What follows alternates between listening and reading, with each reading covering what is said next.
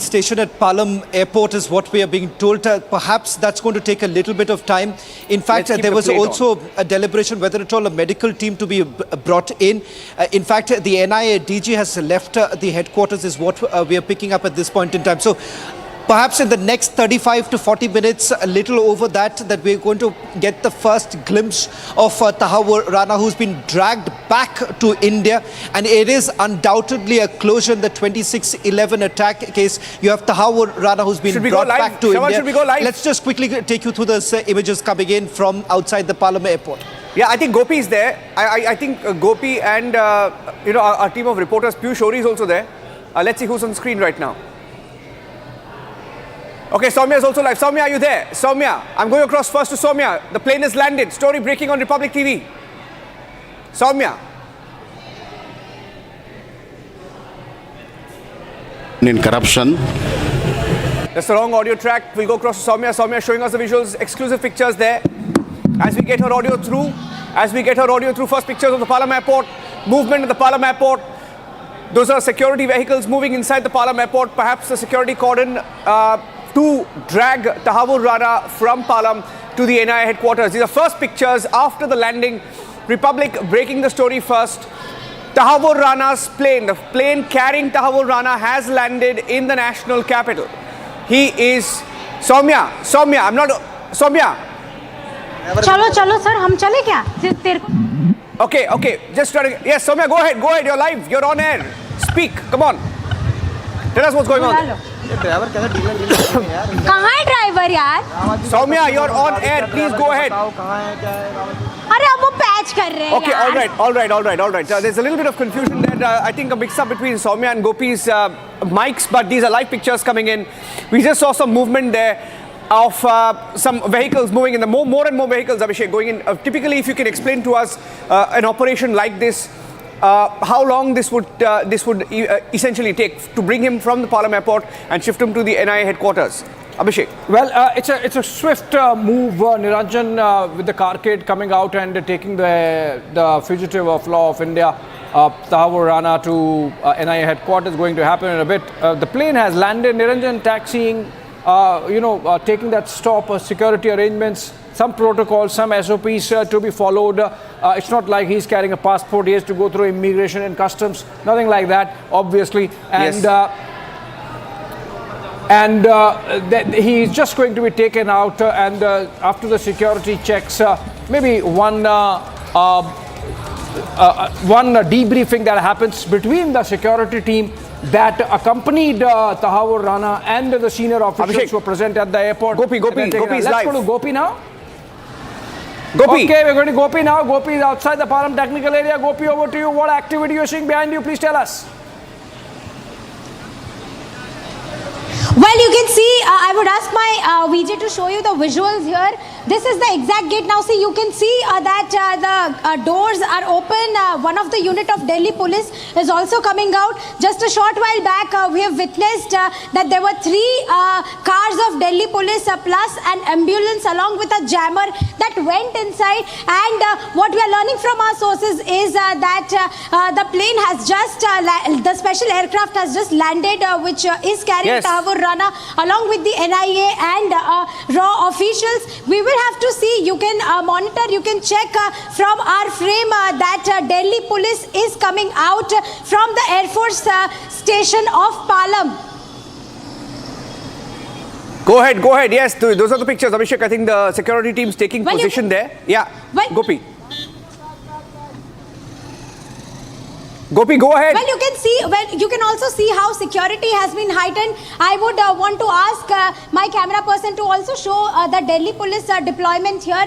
You can see that there is heavy deployment of Delhi police at this moment. You can see there's another car coming out from that in gate of this Air Force station of Palam, while we are waiting them to bring out Tahawwur Rana. What we are learning from our sources is that the special aircraft has landed along with the officials who are accompanying Tahawwur Rana. Let's tell our viewers that from here Tahawwur Rana will be taken to the NIA headquarters, where his medical examination will be done, after which he would be produced at the NIA Special Court, which is stationed at Patiala House. That might happen virtually, or he would be presented. It is yet to be decided, but you can keep checking the visuals. You can see that Delhi police is constantly monitoring and taking stock of the situation here. And look at the deployment of Delhi police here. They are all on alert mode, and there is also a media personnel who are here standing right opposite to the Air Force Station of Palam.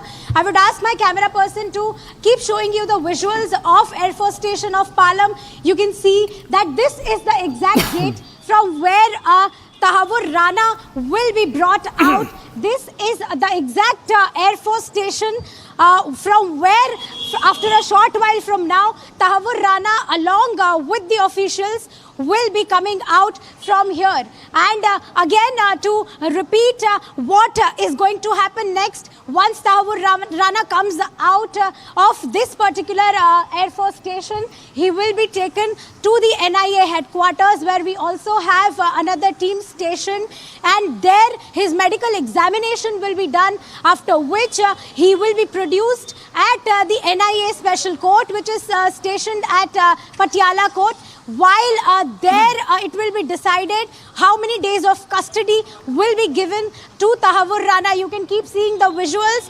Gates are opening and closing constantly. There's constant movement of Delhi police as well as other security officials. We have seen jammers going in, and you can see, look at the deployment of Delhi police here. The stage is all set. They are here to receive Tahawwur Rana and to take him to the destined place, which is the NIA headquarters. Back to you. All right. That's a big development now. You see the activity. We keep full frame to these pictures, even as we tell you what this is. This is essentially Delhi police outer security ring. And we can see some wireless messaging happening. And, yes. They are trying to remove those people present outside so that path is clear. Niranjan, remember there is a 3-layer security ring. So obviously, nobody can reach Tahawwur Rana. It's a strong security cauldron thrown, and the teams are being asked to remove, get out of the area, which means obviously for security reasons, movement has to happen for security reasons. Yes, and even I would request the team to really move out from there. And we can go to another camera, another frame, Niranjan. Yeah, let's go across to Soumya as well. Soumya, Piyush, we have multiple teams. There are multiple teams at the Palam Airport. Anytime now, you're looking at the live pictures. That's the gate. Soumya, take us through what's next. Will he be exiting from that gate we are looking at right now? Will he be brought out of this particular exit? Given the security arrangements. Yes, well, Niranjan, given the security arrangements and how the police as of now is intervening and coordinating with the media personnel and their conveyance here, it is pretty much clear that Tahawwur Rana will be exiting from this particular gate. As we speak, we had one more convoy of the Delhi police entering from this particular gate. Let me give you a brief up. In last 1 hour, there were multiple units of Delhi police along with jammer and an ambulance that had entered inside the Palam Air Base through this particular gate. So as we break this news that particular aircraft which has Tahawwur Rana and the team of the multiple agency that was accompanying him has landed here on the Palam Air Base, we can expect that movement of the convoy coming out of this particular Palam Air Base from this particular gate any moment. Back to you. Yeah, I'm staying with those pictures. I think Akhil also has some movement. Akhil, I saw a live frame there. Live frame, Akhil. Yes, Abhishek, if you see at this, yes, Abhishek, if you see at this point in time, the DG of the NIA, Sadanand Datte, has just arrived. Here you can see his vehicle. His vehicle is just going to get inside the headquarters, NIA headquarters at this point in time. It's very likely, yes, he's the one. Yes, if you see the number. Okay. I'm going back to Palam. You're at the NIA headquarters. Action is at Palam. Stay with me, Akhil. I'm going back to Palam. Okay, Soumya and Gopi, both live with us. Soumya and Gopi. That's the NIA headquarters, NIA chief. They're arriving at the headquarters, going back to Gopi and Soumya for a live shot. Another car entering the Palam Airport as Tahawwur Rana dragged back, the man who plotted, helped pick the locations for the 26/11 attacks. Every location was handpicked by this 2611 butcher of Pakistani origin. Soumya and Gopi, seeing some more movement there. Yes. Yes.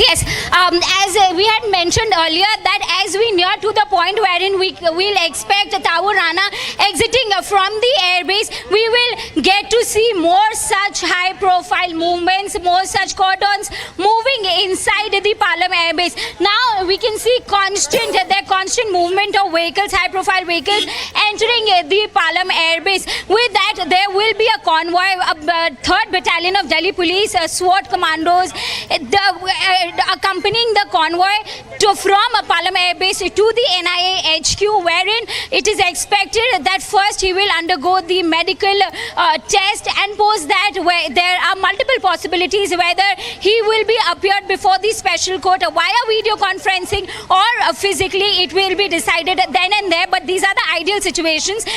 We'll get more clarity as we move ahead with that. Yeah, Back to you. Absolutely. And Gopi, Soumya and Akhil are getting those pictures to us from various frames from at least 2 locations. And Niranjan, these are pictures of Palam technical area.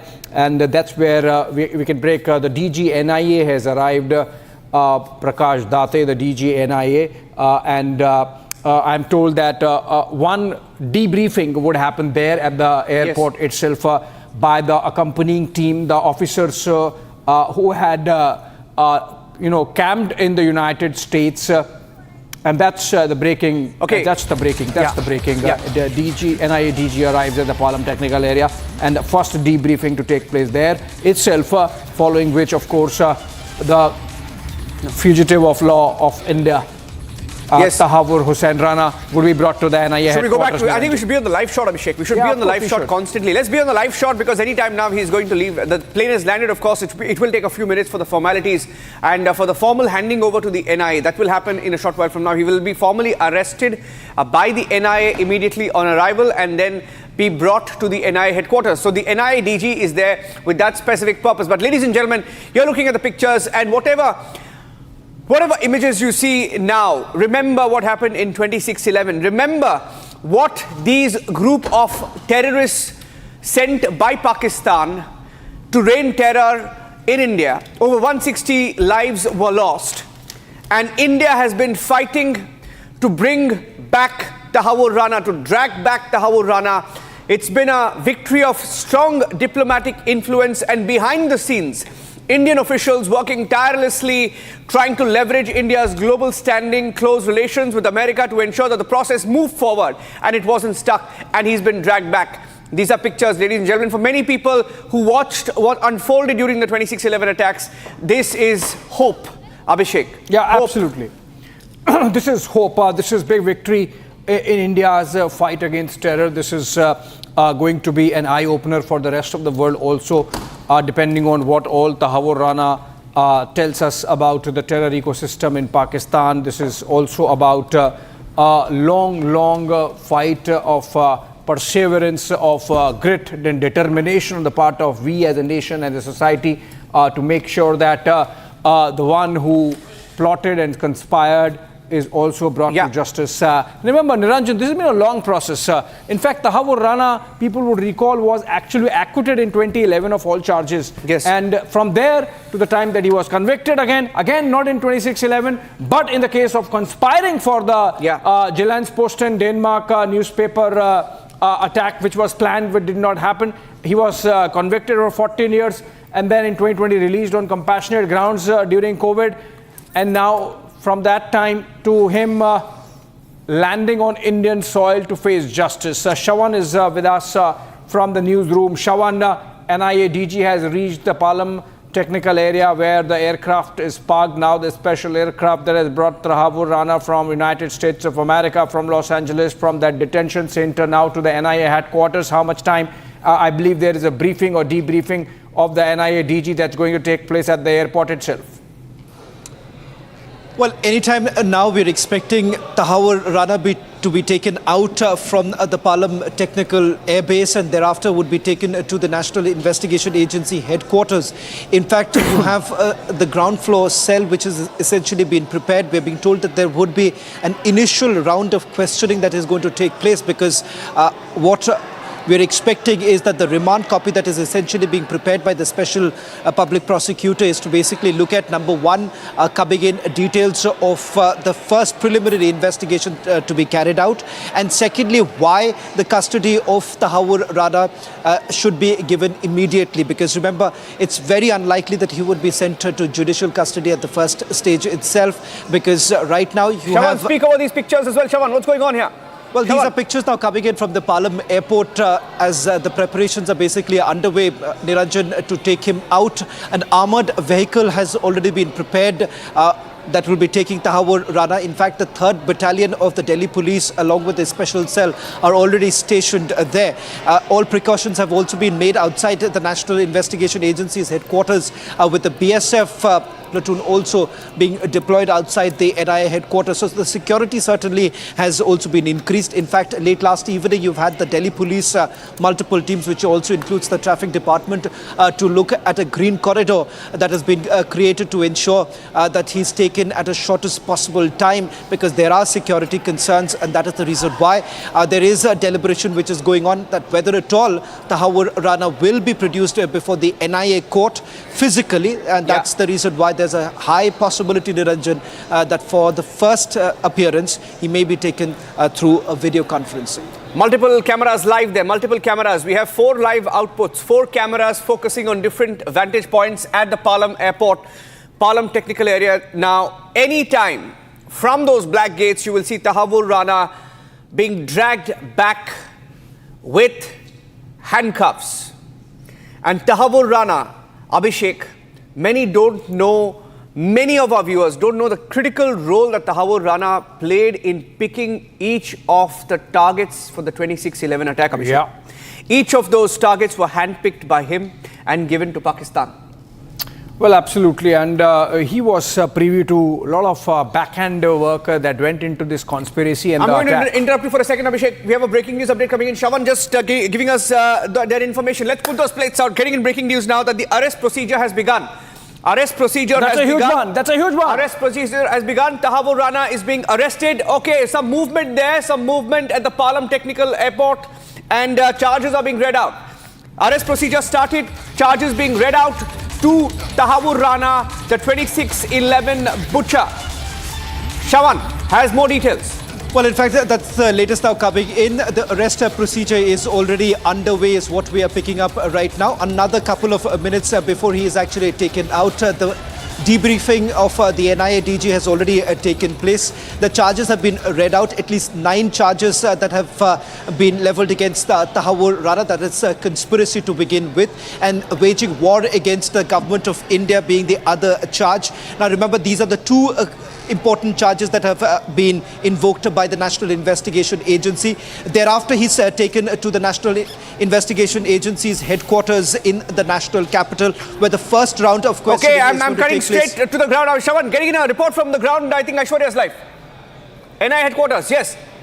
वो भी वहाँ पे fill किया जाएगा, बाकायदा तहव्वुर राना को वो arrest memo दिया जाएगा और अरेस्ट मेमो को तहव्वुर राना को पढ़कर बाकायदा उस पर साइन करना होगा, तो थोड़ा सा टाइम लगेगा। और जिस तरीके के प्रोटोकॉल बनाया है सिक्योरिटी को ध्यान में रखते हुए, चाहे वो मास्क मैन की गाड़ी हो, स्पेशल सेल की टीम हो, स्वैट कमांडो की टीम हो, हर किसी को वहाँ पर तैनात किया गया। और जो एक तरीके से अमेरिकी सुप्रीम कोर्ट में मेडिकल का हवाला उसने दिया था, तो बाकायदा एम्बुलेंस को भी उस काफिले में, उस कॉन्वॉय में तैनात किया जाएगा। तो तकरीबन आधे घंटे से ज़्यादा, 1 घंटे के आसपास का समय रहने वाला, पेपर वर्क वहाँ पर होगा। और उसके बाद ये करना होगा दिल्ली पुलिस को कि किस रूट से टेक्निकल पालम एयरपोर्ट से एनआईए हेडक्वार्टर तक लेकर आना। उसके लिए पर रूट कोई भी हो, जिस तरीके से पूरे के पूरे प्रिपरेशंस किए गए, आप देख सकते हैं दिल्ली पुलिस ऑफिसर्स कह रहे हैं हमको साइड पे आने के लिए, सड़क के बीच में नहीं। लेकिन एक बात साफ है, क्योंकि सिर्फ देश की नहीं बल्कि अंतर्राष्ट्रीय नजरें इस समय तहव्वुर राना के ऊपर होंगी, क्योंकि जैसे जतिन अभी बता रहे थे कि उसने अमेरिकन कोर्ट्स में ये हवाला दिया था कि उसकी सिक्योरिटी को लेके, उसके मेडिकल बुलेटिन को लेके, तो उस सब के मद्देनजर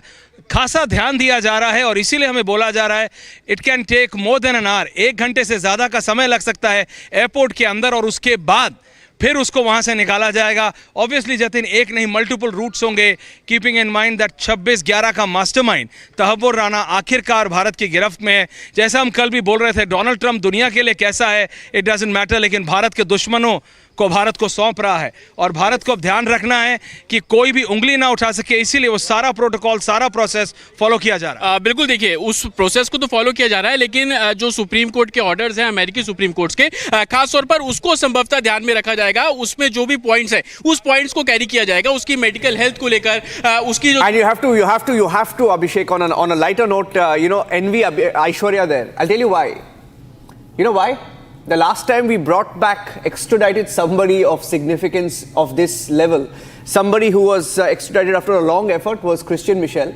And it was Aishwarya, I think it was Aishwarya who asked those questions to Christian Michel. I'll never forget that sequence when Christian Michel was dragged back. Aishwarya was there asking those questions, and I can't wait to see that sequence when Aishwarya will now ask those questions to Tahawwur Rana. I just want to see Tahawwur Rana's face, Abhishek. I can't wait to see his face when he's dragged back. We'll make sure if he asks that question, it's part of the interrogation report of Tahawwur Rana. Yes. No, but it's fantastic. I mean, after Christian, I can only imagine and hope that the manner in which Christian Michel was dragged back and we had a shot, clean shot, the first time we saw him after he was dragged back, brought to India. Yeah. That shot is what we are looking forward to. I don't know, given it's NIA, last time, I'm not sure, I think it was CBI that was looking at that case. It was CBI. Back then, CBI. Now it's the NIA. So I don't know whether we will get that cleaner shot, but we are looking forward. Maybe Shawan will be able to tell us whether we can get that clean shot of Tahawwur Rana. I think all of our viewers watching will just want to see his face. Shawan.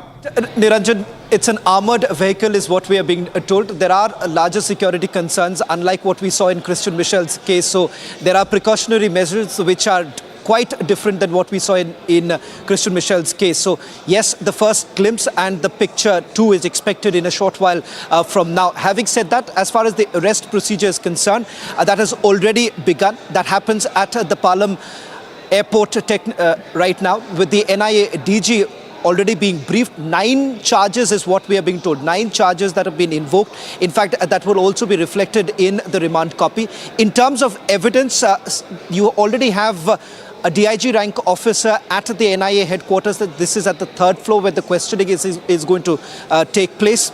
Thereafter, he's produced before the court. Now, that the only change that can take place is with the NIA taking a call that they perhaps will not produce him physically, but video conferencing. Now, that clarity perhaps would come in at a later stage. I want to ask you a question, Shawan, and you rightly mentioned that he would be in an armored vehicle, and that really gives you an idea of the kind of sensitivities involved, the kind of threat perception that's there around this entire exercise. Shawan, why should there be such level of threat against Tahawwur Rana? Obviously, somebody is disturbed, somebody is unnerved, somebody is watching, and who that somebody is, Shawan, is anybody's guess, everybody's guess. Well, in fact, for the first time, Abhishek, you have had Pakistan coming on record.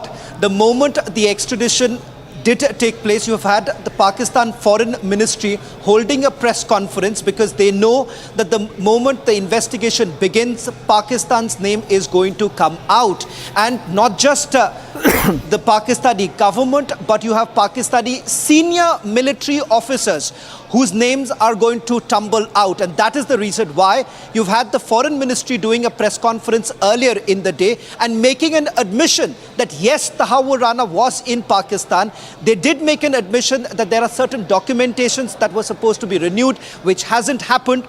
Again, the fact of the matter is that Dawood Gilaini, that's David Coleman Headley, and Tahawwur Rana, they were friends. They were going to a Pakistani school, and that is the reason why you would have Pakistan today completely rattled with this bigger development that has taken place. Absolutely, and that really explains the kind of security apparatus that's been thrown around this development when Tahawwur Rana, who's now been officially arrested. Can I caution you both gentlemen not to also give out the security details as absolutely. Well? Because Absolutely. There's an infamous journalist, Abhishek, and she was infamous mostly for giving away operational details during 26/11. So I know you both, you and Shawan, are very responsible, but I just wanted to say that. Absolutely, point taken, Niranjan, there. But As we speak, the arrest procedure is going on, and Shravan was explaining what it involves, which is that you read the charges and then... Okay, the gates are open, Abhishek. Yeah. The gates are open. I think Shravan and you will be able to give more operational details of what we can expect. The jammers are on. Can see that the frame is getting a little grainy. Indications that the jammer is on. I think that's... Shravan, over to you. The jammers are on. The gates are open. He's being brought out. Well, in fact, the jammers were taken in just a short while Okay, back. we'll remove the exclusive watermark maybe, or replay. Just place that a little above so that we get that shot. Yes, Shravan. Well, in fact, the jammers were taken in a short while back. You have a green corridor that has already been formed by the Delhi police right now. So immediately, the gates are open because he's coming out. In a moment from now. Perhaps you can also try and go across to... Okay, let's go full frame. Let's go full frame. Shravan, we'll go full frame. Keep talking. Go to the reporter on the ground just to get a quick update as to whether at all the convoy is ready to move out, because they've already done a deployment immediately after, because you have the Palam technical base. Soumya. That's Soumya, what's the latest? Is the convoy coming out?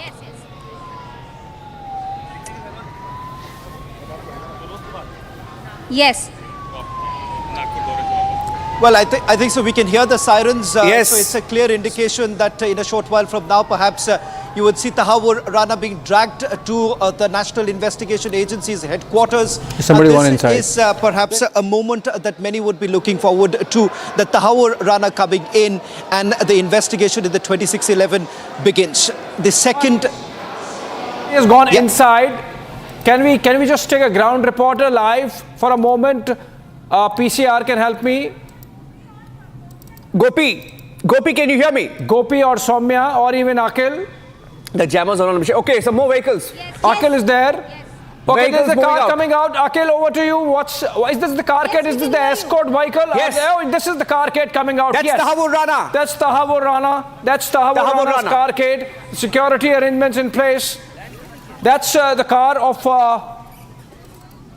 Okay, so the entire carcade essentially, Niranjan, it would be difficult to find out in which vehicle he's going to be. There is an ambulance as well. So he's been brought out. Tahawwur Rana has been dragged back. The first visuals of Tahawwur Rana on your screens, ladies and gentlemen. Tahawwur Rana has been brought out of the Palam airport. The first pictures coming in. Shravan, he will be taken to the NIA headquarters from here, but Tahawwur Rana, the first moving images of Tahawwur Rana being dragged back to Indian soil, on Indian soil, moving to the NIA headquarters. He's been officially arrested by the NIA. Shravan. 7 cars with an ambulance being taken. As we had pointed out, it's the armored vehicle where he is being put. In fact, the jammers that you see, that's why I was saying, very different than what we see. Aishwarya is outside NIA headquarters. Let's just quickly get a word from Aishwarya too. Right.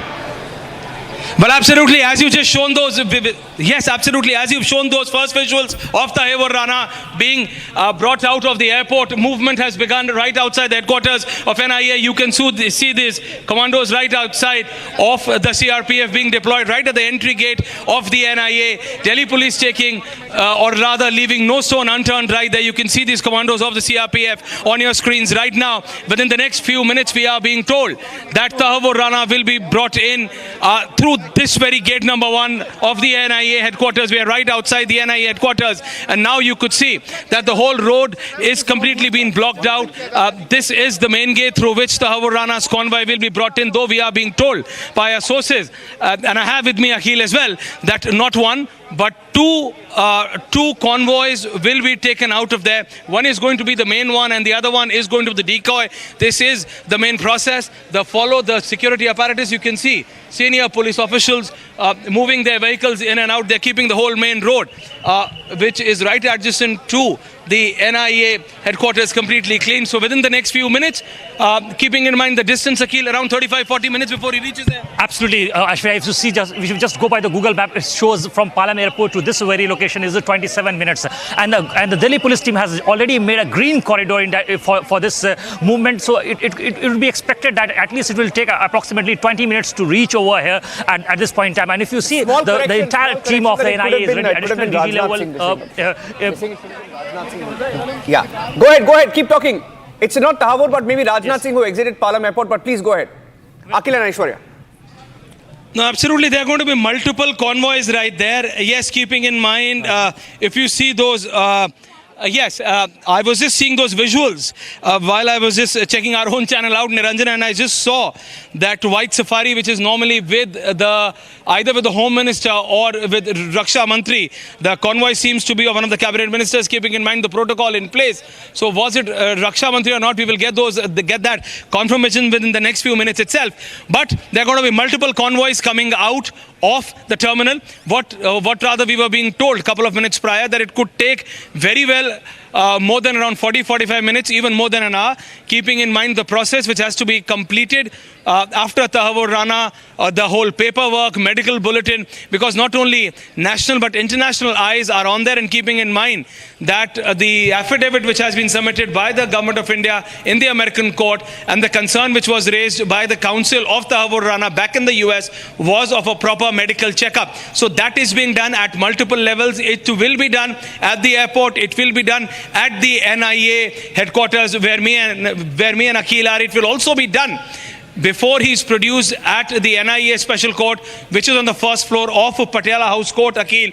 And if that happens through video conference, so you will see not one but two medical checkups being done right behind us, because before he is sent to Tihar, he is going to be kept here for a considerable amount of time. Akhil. Well, absolutely, Ashwin. So, according to our sources, additional DG level and DIG level and 2 SPs. So our team has already been formed, a 4-member team has already been formed in this regard. So once he will be brought in over here, Tahawwur Rana, the wanted terrorist, will be brought in over here. After that, he will be kept on this very ground floor. I would like to request my VJ Anup to show you the visual of this ground floor. There's a special cell where he will be questioned by the NIA officials. So it is very likely that in next 20 to 25 minutes, because if you see the route over here, which is from Palam to the NIA headquarters, is approximately 25 minutes. Well, the route is there, but the process is 17-year wait is over, Niranjan and Shavan. It's no forgetting, no forgiving. Rana's return makes Pakistan quiver. We have to see, because I was just checking some messages that the process is on. The CISF has confirmed that yes, he has landed.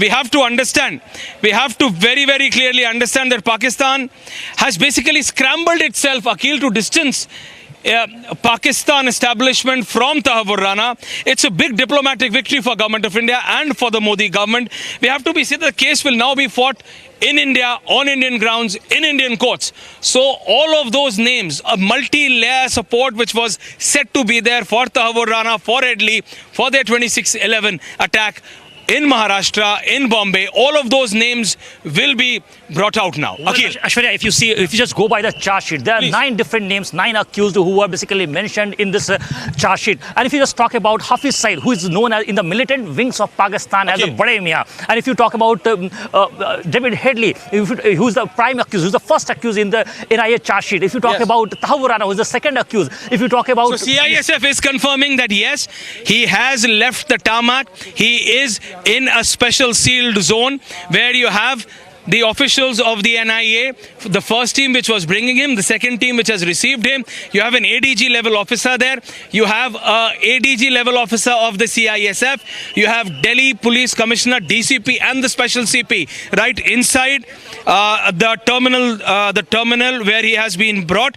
He is off the tarmac. He is in a sealed zone, Akhil. It will take minimum 35 to 40 minutes. And yes, Niranjan, what you were just indicating, that could have been Raksha Mantri. We can confirm that it was a cabinet minister coming out. And not one, but multiple cabinet ministers at the airport, keeping in mind that several forms have to be filled, several things are to be done. And while I'm just requesting CP Singh to move the camera right across let's go full frame. Senior level officers entering the NIA headquarters. So that is just being confirmed to us. Yes, Niranjan, back to you. I'm staying with those pictures. I'm staying with those pictures because, you know, right now the action is at 2 locations. I'm taking the double live window with both Palam Airport, because there is some confusion. It was not Tahawwur Rana who was perhaps moved out. It could have been Rajnath Singh who exited the Palam Airport. So the action still continues. The epicenter as of now is still Palam Airport and NIA headquarters, where Aishwarya, we were discussing on a lighter note a few minutes back that the last time we dragged someone back to India was Christian Michel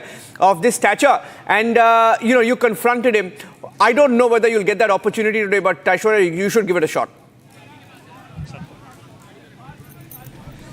Well, absolutely, Niranjan. Once again, showing you the main road which has been completely closed by Delhi police. There are going to be not one but two convoys which are going to be brought in, one from Gate 1 and one from Gate 2. So there are two decoys. One is the main one is the main convoy and the other one is the decoy, keeping in mind the whole security apparatus around him. Yes, we are going to try and confront him, not only me and Akhil both, trying to ask those questions. Yes, Delhi police is keeping a very, very close tab, not only a green corridor, but a complete route-like situation has been created for Tahawwur Rana. He has yet not left from the airport. He's from the he is right within the premises. He has been confirmed. He has been it has been confirmed to us that he's in the premises. He's off the tarmac. He's with ADG level officers of the NIA, Delhi Police and CISF. We are being requested by Delhi Police personnel to leave the road. So we're just going to go on the sidewalk while we bring this information to you. So he's within the premises of the airport. We can confirm you that while Delhi police preps the whole situation here. But as we were just saying, that it's a long wait for the Indian security agencies, Niranjan, that has just completed today. As we just said, a 17-year wait is over. No forgetting, no forgiving at all. Rana's return makes Pakistan quiver, and we are very, very clear. We are very clear that now those names, the layers of the people who have helped the enemies of India, from within, those names, the whole caucus, the whole gang, which was getting support from not only overseas but also from across the border, those names will be propped out now. This is something which Indian security agencies have been waiting for more than 1.5 decades, 17 years to be specific, Akhil. Now those names will be coming out very soon. Akhil. Well, that's right. If you see, for the last 17 years, we have been waiting, and finally the time has come. Because if you see, in the month of November 2009, when both David Headley and Tahawwur Rana were arrested from an airport in Chicago. So at this point in time, after 16 years to be precise, if you see, both in this very case, what we are learning that Tahawwur Rana will be brought in overhead at this very headquarter, where the questioning will begin by a 4-member team which has been formed, which include additional DG level officer and 2 DIG level officer and 1 SP. So those 4-member team will be questioning the main accused and the key conspirator, the wanted terrorist in the 26/11 massacre, in which we have lost 166 people, including 8 American citizens. So at this point in time, it's a very big development coming up from the national capital, in which very soon, in the next 30 minutes or so, we can expect Tahawwur Rana to be held. Okay, there is Soumya, Akhil, Aishwarya. There is a little bit of, and Shavan is also live. While we stay on the pictures, just want to tell our viewers that there is a little bit of confusion on whether he has actually landed. Abhishek, so you're getting some official word on that? So I've been, Niranjan, as you handle the broadcast, I've been talking to some of these sources, and they're telling me that you have to hold your horses and wait for a final confirmation from them. So I think that's what we should be doing. While we have this broadcast coming in from outside Palam airport, from where he's going to be brought out, and we have seen the NIA DG, for example, going in. But so far as confirming it, that Tahawwur Rana is arrested, Tahawwur Rana is in custody, Tahawwur Rana is being brought back, we have to just sort of hold our horses for a bit, is what we are being told. Yeah, so we'll just hold on to that until there's some official word on that, right? Yes, that's what we are being told, that let's just wait for an official word, but that's how it goes from here. Okay. All right. So we'll hold on to that part. I'm going to Soumya till we get an official word on that. Soumya, hearing that there could be some sort of a delay. He hasn't, the plane, we're getting an official word whether the plane has actually landed or not yet. But there continues to be a movement there, given that it is an airport. You just saw the Union Defence Minister, Rajnath Singh, the Raksha Mantri, leaving the Air Force Station at Palam. Soumya, and a few minutes back, we also saw some movement, there, Abhishek, as the police were trying to move the media away from that vantage point to ensure that that particular area is free. Soumya, what sort of movement are you seeing there now? Yes, well, a few minutes before we saw the convoy of Defence Minister Rajnath Singh leaving from this particular gate of Palam Air Base.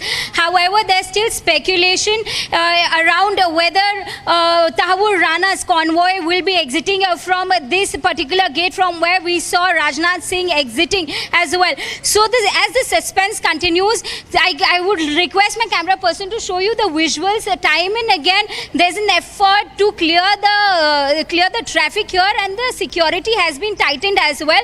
All the media personnel have been asked to not cross a particular point or try to reach from where the convoy will be moving out. So as I mentioned, that as the suspense continues, it is for sure that Tahawwur Rana, as in when the flight lands, he will be exiting from this particular gate only. But of course, we saw several high profile movements with regards to the vehicles. If we talk about entering and exiting from this particular gate of Palam Air Base, so it is just a moment. It is a matter of few moments, or say a few minutes, before we get to see the convoy of Tahawwur Rana finally exiting from this particular gate of Palam Air Base. Take a short break. We're staying with the live coverage. Where only in a few minutes from now we'll take a short break. But as we stay with those pictures, that's a live shot. We're staking out outside the Palam airport for the first visuals of the convoy carrying Tahawwur Rana, the 2611 plotter, that will be broadcast live first on Republic TV. You'll get the details, the pictures first up. And we're getting in some more breaking news updates. We're getting in some more breaking news updates right now. But as you look at these pictures, just look back at how difficult it has been for India to get to this point. We have countered every argument that Tahawwur Rana tried to make to evade being extradited to India. India also explained to America that double jeopardy applies to only specific crimes, not general conduct. And legal arguments alone weren't enough. India's strong diplomatic influence has played a big role in dragging back Tahawwur Rana. Behind the scenes, Indian officials have worked tirelessly, leveraging India's global standing, close ties with America to ensure that the process moved forward and that he didn't get his way. And India's diplomatic presence has played a big role in overcoming challenges. Securing Rana's handover sooner than expected started during the Trump 1 administration, successfully being extradited during Trump 2 administration. Tahawwur Rana was flown out of America last night and is in Indian airspace. Indian airspace is what we are hearing. Combination of solid legal groundwork, strong diplomacy, ensuring that Tahawwur Rana would soon be brought to justice by India in what has been a big victory for the Indian government. A ray of hope for the 2611 survivors and their families who continue to fight Pakistan. The mastermind of the 2611 attacks, Hafiz Saeed, is still a free man. He's still alive and kicking in Pakistan. We'll take a break. Back with the live coverage. Stay tuned.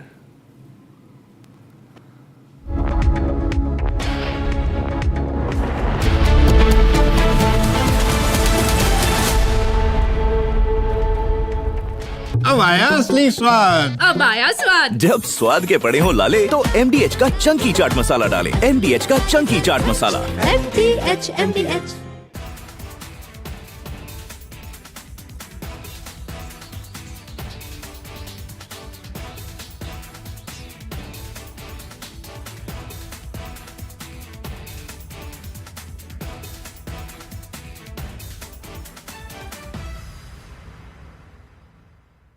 One of the biggest dangers to our country are negative influences, dirty influences.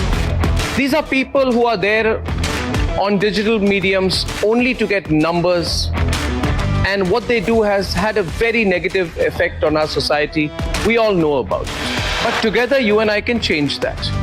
Republic is starting an influencer incubator program where you can be part of creating some world-class content that is nation first. Tahawwur Rana is the person who, along with David Headley and under the guidance of Hafiz Saeed, was the main conspirator of the 26/11 terrorist attack, which was carried out by the ISI and the Lashkar-e-Toiba. He was convicted in America. He served some time in America. Then we told the Americans that we need to get him back. We won an extradition case against him. And the Pakistanis will be very scared about Tahawwur Rana coming here. They know that this is almost as important as Dawood Ibrahim being brought to India, because you've got a man, he has worked to carry out terrorism, he knows the entire terrorist apparatus. This is an ex-Pakistani forces officer. He is very much with the ISI and the Lashkar-e-Toiba. He's going to reveal everything. For all those others working against India's sovereign interests, against our national interest, against our geopolitical interest, we're a big country. We know how to hit hard. And when we want to, we know how to catch you by the scruff of your neck and bring you back. Dawood Ibrahim and Hafiz Saeed could very well be next.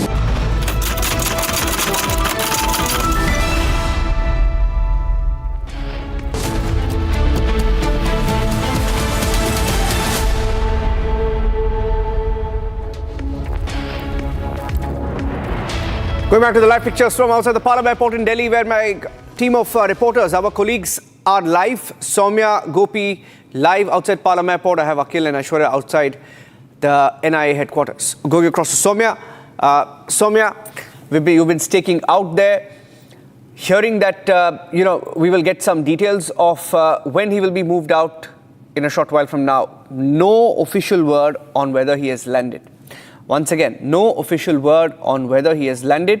But once he lands, what is the process? Soumya and Gopi. Gopi, if you want to take that. Gopi.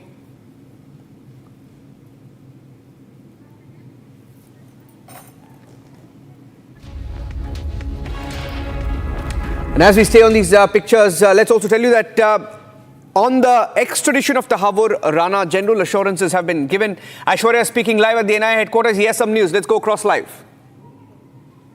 वो परत दर परत खोलेगा, वो नाम लेगा और हमारे पास और जानकारी आ रही है कि अभी भी वो इस समय एयरपोर्ट के अंदर है और लाइफ बस फाइट बस इतनी है कि उसको आज कोर्ट में पेश किया जाएगा कि वीसी से पेश किया जाएगा और तिहाड़ ले जाने से पहले जो मुझे बताया जा रहा है करीबन 1 या 2 दिन वो एनआईए हेडक्वार्टर्स में रह सकता है। जितने दिन की कस्टडी उसको मिलेगी कोर्ट से, जितने दिन की कस्टडी मिलेगी, मैक्सिमम 27 से 30 दिन की कस्टडी एनआईए इस एफआईआर जो कि एनआईए ने दर्ज, ऐसा होगा तो वो 27 से 30 दिन यहीं रहेगा, इसी जगह रहेगा, इसी एनआईए हेडक्वार्टर की तीसरी दफ्तर देख रहे हैं दर्शकों, इस दफ्तर ये जो नेशनल इन्वेस्टिगेटिंग एजेंसी का ऑफिस है, ये नया बनाया ऑफिस है, ये मेन रोड है जिसको बंद कर दिया गया है, यहाँ पे करीबन 27 से 30 दिन रह सकता है। बिल्कुल, अंदर प्रॉपर सेल है, मेडिकल रूम है और तीसरे फ्लोर पर एक प्रॉपर इन्वेस्टिगेशन सेल सेटअप किया गया है और उस सेल में सिर्फ 12 लोग ही जा पाएंगे जो कि इस पूरे केस को एक तरीके से एग्जामिन कर रहे हैं, इन्वेस्टिगेशन कर रहे हैं, जिसमें खुद एनआईए के डीजी शामिल है।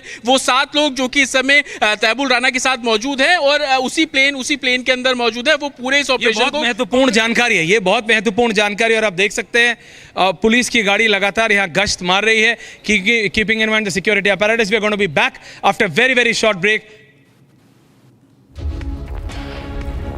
And as we stay with these live pictures outside the NIA headquarters, that's my colleague Aishwarya, and with him, the team of Republic reporters also outside Palam airport, where the first pictures will come in of Tahawwur Rana exiting the Palam airport. That's in a short while from now. We are waiting for the formalities. In fact, we will get to know in a short while from now when he will be brought to the NIA headquarters. So let's go across to Soumya.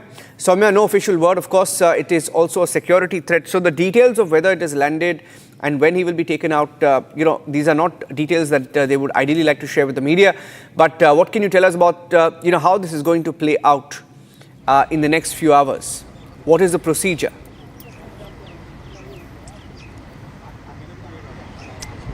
Yes, as we have mentioned earlier multiple times, that once Tahawwur Rana lands here in the Indian soil, of course it's going to be a historic and a diplomatic win for India after almost 17 years of legal wrangling that was happening from Tahawwur Rana's end. Now that when he lands here, that for sure will end, but with that we will see a convoy that will be coming out from this particular gate of Palam airbase. accompanying Tahawwur Rana will be the multi-agency teams who had gone to the US to take over to bring back Tahawwur Rana here in India. With that, we are expected that several senior Delhi police officials and 3rd Battalion of the Delhi Police also accompanying the convoy that will be going right from here to the NIA headquarters in the national capital. So this is what is expected here as far as the movement of Tahawwur Rana's convoy. There will be an armored convoy because safety and security of Tahawwur Rana is of topmost concern as he lands in India. Because remember, an important point, when India secured the extradition of Tahawwur Rana, there were several conditions that were put forth by the US authorities, one being his safety, another being his legal rights, his medical test, and the safety standards of the prisons where he will be lodged at. So these were the conditions. So keeping that in mind, the security concern will always be high as and when Tahawwur Rana exits from this particular gate. Now when he exits, there will be multiple expectations in terms of developments. One thing is for sure that a medical test that is going to be conducted there at the NIA headquarters, but then there's expected whether how he will be produced. Soumya, be with me. I'm getting in an update from the NIA court as well, where Rakshita is right now. I want to go across to her. Before that, we're getting in some breaking news updates as well. Those who were involved in the investigation of the 26/11 attacks, the former NIA chief who charge-sheeted and investigated Tahawwur Rana's role, Loknath Behra, he has just spoken to the media on Tahawwur Rana's extradition. Let's listen in.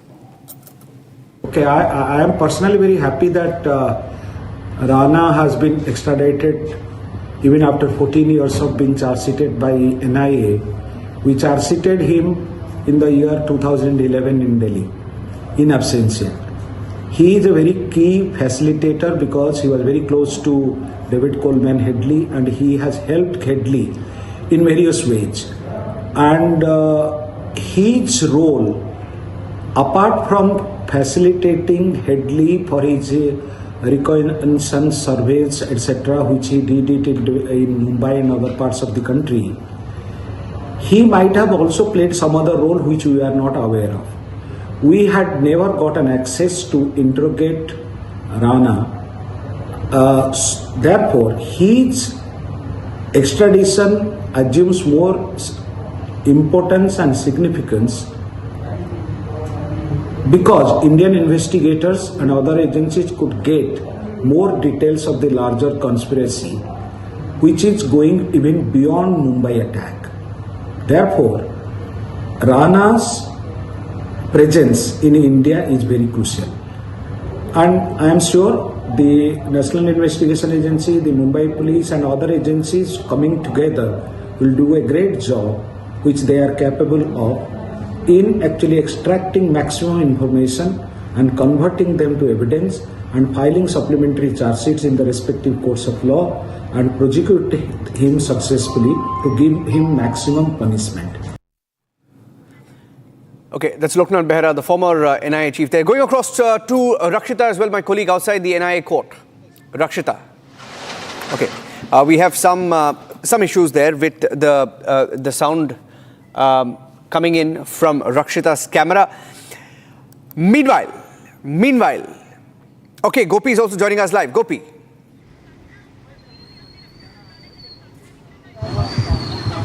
Yeah, so see, as you can see, I'm standing right outside Palam airport, and just a short while back we saw the entire cavalcade of Defence Minister Rajnath Singh had exited from this very gate. While you can also see this is the exact gate of Air Force Station Palam.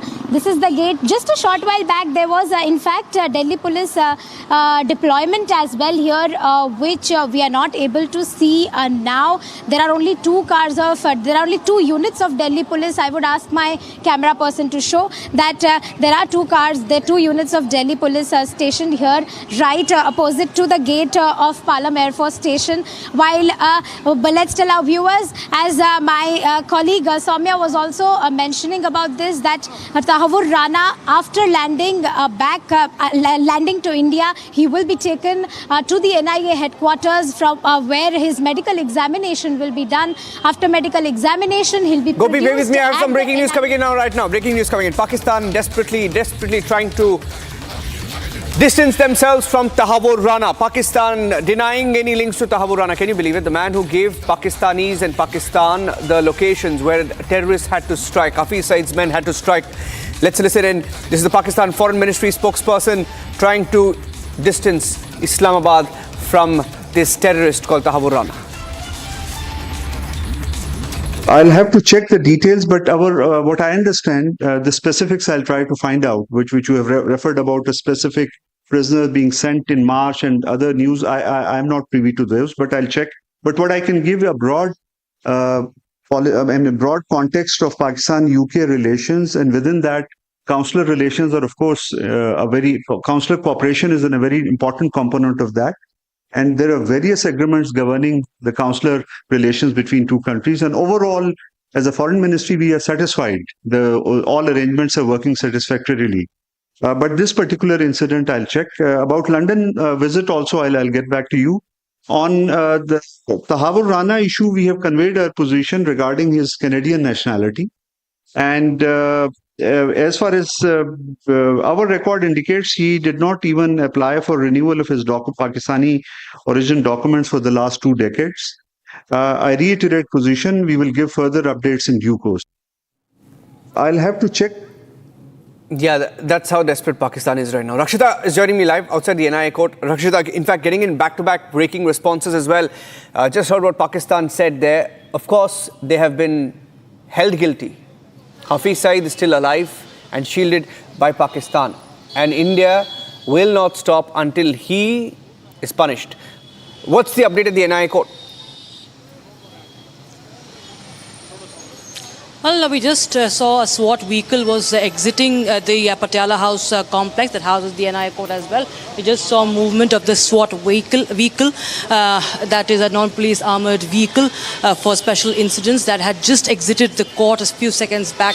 And of course, there is heavy security deployment. There is paramilitary force deployment, male and female security personnel of the Delhi police as well in a large number here inside and outside all the gates of Patiala House court. What we know is that the legal proceedings of the Tahawwur Rana case is expected to take. The court has received the papers in request.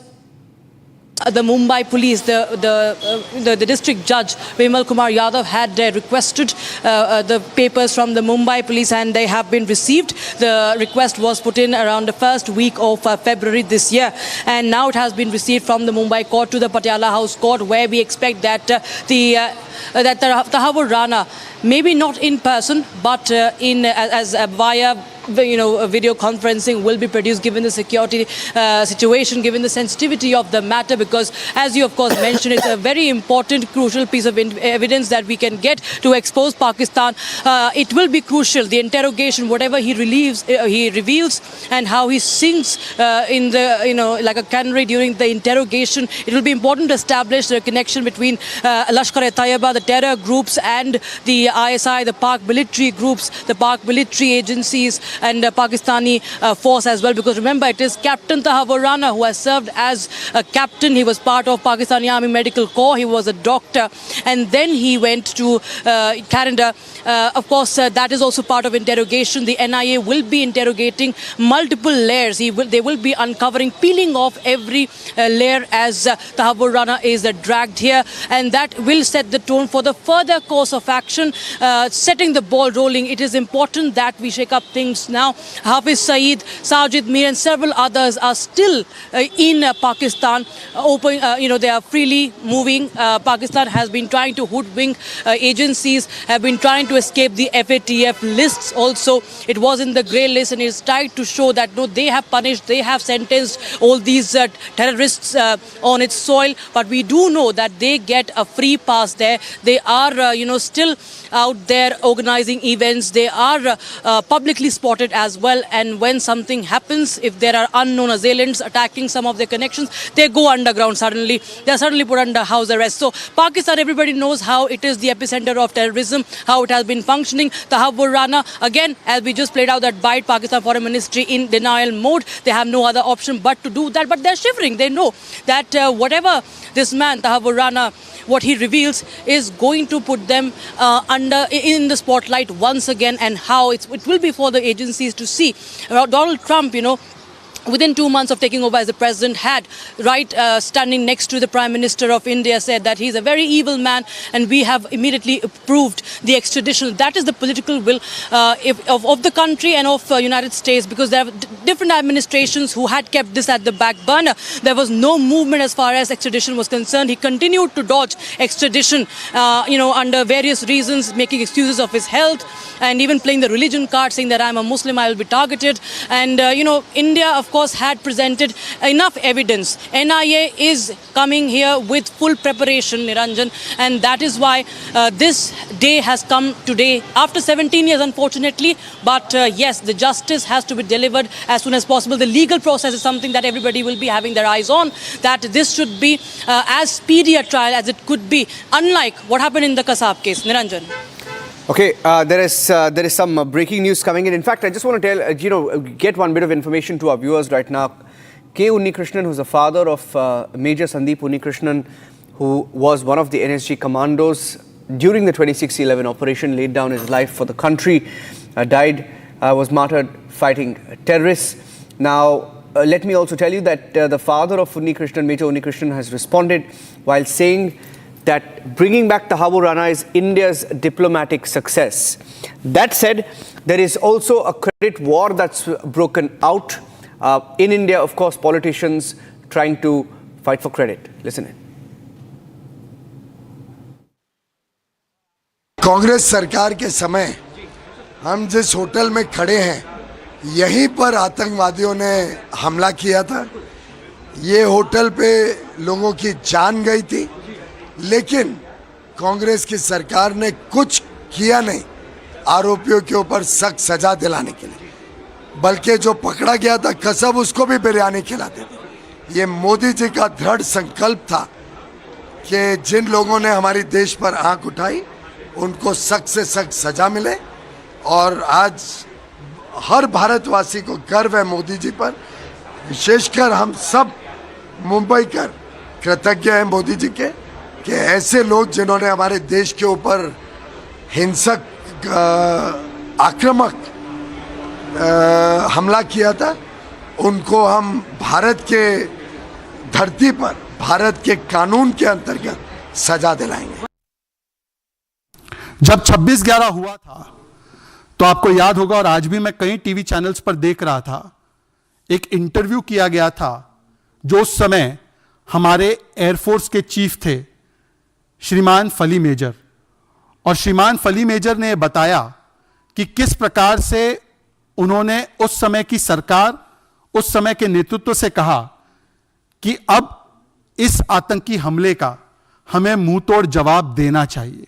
इसका मतलब कि आज जो हम surgical strike या Balakot air strike देखते हैं, उसकी क्षमता करने की क्षमता भारत की सेना, भारत की वायुसेना, भारत की सुरक्षा बलों में तब भी थी, परंतु राजनीतिक इच्छा शक्ति न होने के कारण फली मेजर साहब को, एयरफोर्स को रोका गया और कहा गया कि इस पर हमला करने से, इन कैंपों पर हमला करने से फायदा राजनीतिक रूप से किसी और को चला जाएगा, और इसीलिए यह राजनीतिक फायदा किसी को ना पहुंचे और हमारे वोट बैंक में नुकसान या सेंधमारी ना हो, इसीलिए 26/11 के बाद जो निर्णायक कार्रवाई करनी चाहिए थी उससे भारत के सेना और सुरक्षा बलों को रोका गया। और यह फली मेजर ने भी कही है, और इसी बात की पुष्टि बराक ओबामा साहब की किताब में भी और कांग्रेस के एक वरिष्ठ सांसद के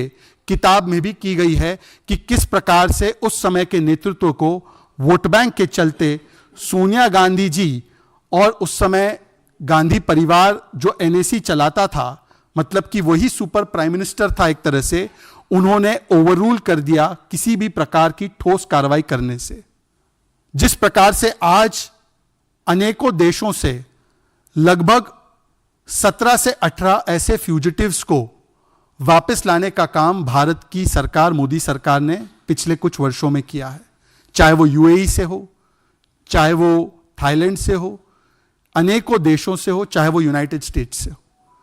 यह भारत की कूटनीतिक जीत का भी, भारत के बढ़ते हुए डिप्लोमेटिक स्टैचर का भी, भारत के ग्रोइंग पॉलिटिकल ग्लोबल इन्फ्लुएंस का भी एक परिचायक है और भारत की एजेंसीज के बीच में इंटर एजेंसी कोऑर्डिनेशन किस प्रकार से आज काम कर रहा है उसका भी एक प्रतिबिंब है।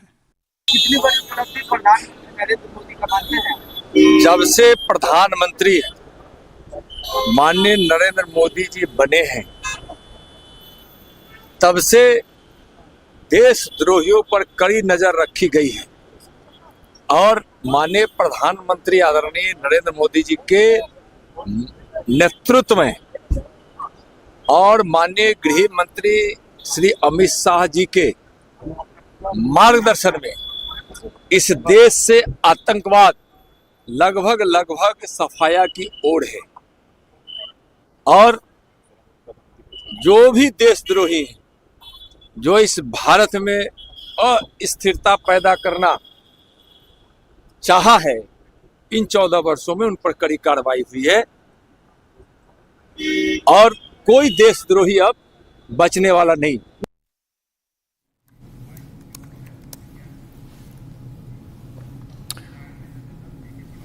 Okay, we have retired Major General A.K. SWAT joining us over the phone. Good afternoon to you, sir. Tahawwur Rana should be with the Indian agencies. In fact, he is with Indian agencies, but he should be landing on Indian soil anytime soon and taken to the NIA headquarters immediately on his arrest, immediately after his arrest. That happens at the airport itself. Mr. Siwach, but there is a long background in which this has a long backdrop in which this is happening, which is that India persisted, persevered, and with grit and determination is finally getting someone who knows the inside details of the 26/11 terror conspiracy back for submitting him to due process of law. What do you expect that India is going to get out of this exercise, given the fact that it's been a good 16, 17 years since the terror attack?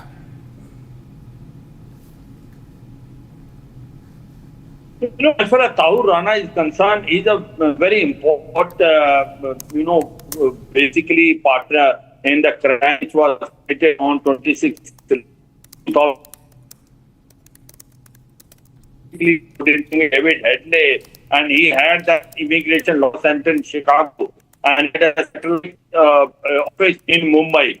All the support is provided by Tahawwur Rana, and he coordinated with David in ensuring that when this operation was taken terrorists, they were interface between the LAT terrorists as well as the ISI optimum which was being functional. As Tahawwur Rana is concerned, he was basically a Canadian citizen of Pakistan origin, but he was in Pakistan Army for 7 years as a doctor. So he was on the payroll of Pakistan ISI, and he is the one who masterminded this operation. And he, along with David Headley, are the one which carried out the justice support. And they, the moment he has come now, he will spill the bean. The truth will prevail, because so far Pakistan has been always claiming that whatever has happened in Mumbai was done by the non-state actors.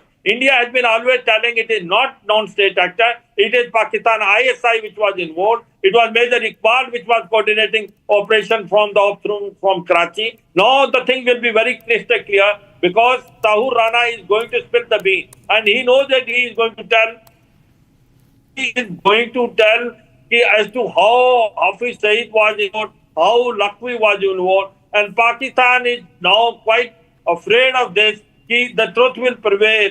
As it is Pakistan. Yes, I think we lost the audio there.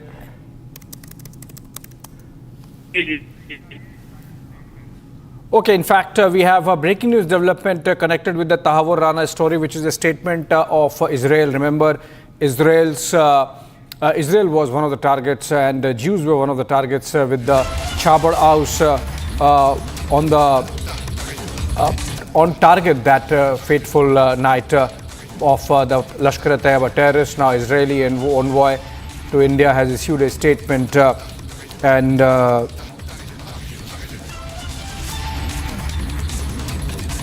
Okay, we in fact have a soundbite coming in of the Israeli ambassador. Let's listen to him. We are encouraged to hear about the extradition to India of one of the perpetrators of the terrible and horrendous terrorist attacks that happened in Mumbai on the 26th of November 2008, which took the lives of more than 170 innocent civilians, including Israelis. I would like to thank the government of India for its persistence in bringing the terrorists to justice. We are encouraged to hear about the extradition to India of one of the perpetrators of the terrible and horrendous terrorist attacks that happened in Mumbai on the 26th of November 2008, which took the lives of more than 170 innocent civilians, including Israelis. I would like to thank the government of India for its persistence in bringing the terrorists to justice. Okay, that was Israel welcoming the extradition of Tahawwur Rana. Obviously, because Israel was targeted in that terror attack as well. The situation as of now remains, insofar as the Palam technical area is concerned, the security is tight, and we are seeing the outer layer of security being taken care of by Delhi police. And Gopi and Soumya are live from outside the area. In fact, I can see Rakshita also. I believe she's at the IGI. I go to Gopi first. Gopi, if you are at Palam Airport, please tell us, do you get a sense that the security is still of the level which is needed when that kind of high security asset is being brought in? Well, in fact, I'll show you the visuals right here. Just a short while back, it was Defence Minister Rajnath Singh who had in fact exited from this very gate, which is the Air Force Station Palam gate. Now, to tell you more, since you have asked about the security measures and if security is heightened, you can see, I will ask my cameraman to just show you. There's only one unit of Delhi police now. Initially, like beginning in the morning, while also in the afternoon, we had seen 3 to 4 units of Delhi police, but they have moved from here. So we are not able to see any of the security measures as of now that are being taken at the Palam airport. But yes, we are yet to confirm from our sources if at what time he will be coming out. If he's coming out from this very airport, he will be coming out from this gate as there's no other exit. While after he comes out from this particular gate, as we have been telling this to our viewers, that he will be taken to the NIA headquarters where his medical examination will be done. And after medical examination is done at the NIA headquarters, he will be taken or he would be produced virtually at the NIA Special Court, which is based in the Patiala court. So this is what we are learning from our sources as of now. We are currently stationed at Palam Air Base, and you can see the visuals. That is the main gate of Palam Technical Air Base. Back to you. Right, we are building up to that moment. There was some confusion because of the landing of the plane of Defence Minister Rajnath Singh, and since the security protocol of the Defence Minister has, the security arrangements are of the highest level of threat perception, that gave us an impression that maybe actually Tahawwur Rana, the special flight carrying Tahawwur Rana, has landed, which seems was not the case, and we stand corrected there, and we are trying to ascertain how long before we are going to see that flight land. Some suggestion is that they were refueling at Dubai at the time that we broke the story of him having landed. That was about an hour back, which means the flight from Dubai to Delhi takes about 2.5, quarter to 3 hours, which means that he should be landing at about 6 p.m. Or 5:30 p.m. We have okay, Rakshita, from where you are reporting, can you tell us if you're getting a sense that okay, you are at the NIA court, because that's still a long time away? Do you see some activity happening which gives an idea of whether how soon we are going to see the proceedings begin? Right now, we just have the security personnel as they were since noon time. There was a build-up of security personnel deployment as well. There were more and more security personnel being deployed just a while back. In just almost 20 minutes ago, we saw a SWAT vehicle moving out, exiting the premises, and we do not know where it has left for, but it did exit the gate because there were a lot of patrolling earlier as well around the entire Patiala House court complex, which also of course has the NIA court, and an NIA judge is expected to hear this case via video conferencing or in person. We do not know yet. That is still a matter of that is under secrecy also, given the fact that it's a highly sensitive issue and a very, very important moment for India. It's a big diplomatic victory, and more importantly, it's about the victory of law. It's the victory for those who have been wronged, who have been killed. It's for those to bring this man to justice, and this is a process that will, of course, should be in the entire country and the entire world will be having its eyes on. The special public prosecutor this time will be Narendra Maan, a similar role to that of Ujjwal Nikam in the Ajmal Kasab case. He has been appointed by the Home Ministry in the Gazette that was released by the Home Ministry. His name was mentioned. He has a strong record of being a government lawyer in several cases, including the 2018 SEC paper leak case as well. And of course, we have the district judge who had in fact approved, who had in fact passed an order to receive the files of this case from the Mumbai court. Those files have been received today, and of course we are waiting for Tahawwur Rana's landing, and thereafter when he's moved to the NIA headquarters, where there is a special cell for his interrogation that has been set up, where he will be kept later on when the court proceedings take place. It will be decided that where will he stay. Is it going to be the high-profile Tihar jail or at the NIA headquarters? That, of course, remains mystery right now. How much of how long the custody will be? Will it be judicial custody or NIA custody? All those questions, Abhishek, still loom. Yeah, obviously all those questions are there, and we are still, as I said, the flight from after refueling at Dubai to New Delhi takes about 2.5 to 2 hours 45 minutes, and roughly the time that we broke the story of him landing because of the confusion, because of Rajnath Singh's plane landing. This was about 2:45, so we are expecting that by 5:30 or thereabout the plane should be landing. We still want a short break, come back on the other side with a rolling coverage of Tahawwur Rana's return, Tahawwur Rana's coming to India and his being subject to process of law in India in the 2611 case.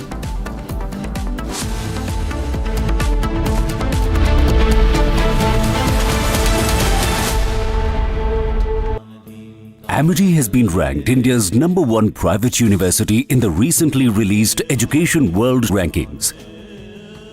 A testimony to Amity's globally benchmarked standards in education. MDH की देगी मिर्च का तड़का, अंग अंग फड़का। MDH की देगी मिर्च।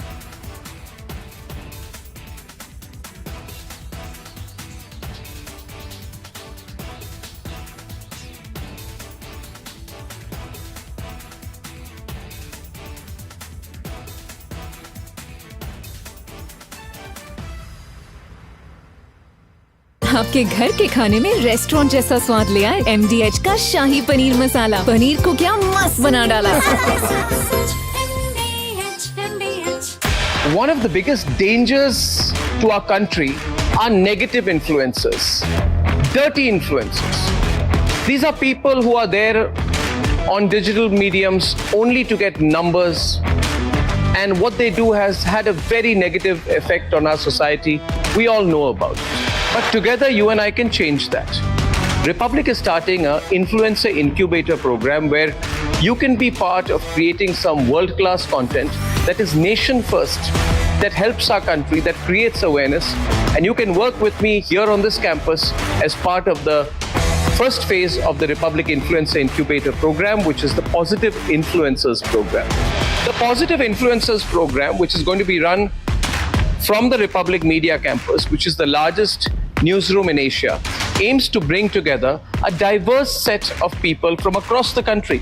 You can work from where you are, you can work with me here on this campus to create content on anything which you feel, if it proliferates, if it spreads, will have a positive. Tahawwur Rana is the person who, along with David Headley and under the guidance of Hafiz Saeed, was the main conspirator of the 26/11 terrorist attack, which was carried out by the ISI and the Lashkar-e-Toiba. He was convicted in America. He served some time in America. Then we told the Americans that we need to get him back. We won an extradition case against him. The Pakistanis will be very scared about Tahawwur Rana coming here. They know that this is almost as important as Dawood Ibrahim being brought to India, because you've got a man, he has worked to carry out terrorism, he knows the entire terrorist apparatus. This is an ex-Pakistani forces officer. He is very much with the ISI and the Lashkar-e-Toiba. He's going to reveal everything. For all those others working against India's sovereign interests, against our national interest, against our geopolitical interest, we're a big country. We know how to hit hard, and when we want to, we know how to catch you by the scruff of your neck and bring you back. Dawood Ibrahim and Hafiz Saeed could very well be next.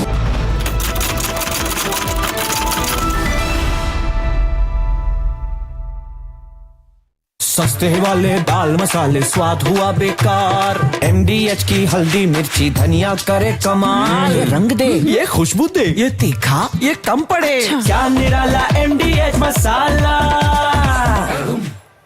This Ori, Ranveer Alabadia, Samay Raina, Apurva Makhija, this dirty influencer brigade are examples of the worst which has happened to one Indian generation. And while others from their generation do the country proud, achieve academic laurels globally, embark on space and AI startups, create and generate jobs, and contribute to the future of Bharat, these Oris, these Samay Rainas, these Ranveer Alabadias make us look away in shame and in disgust.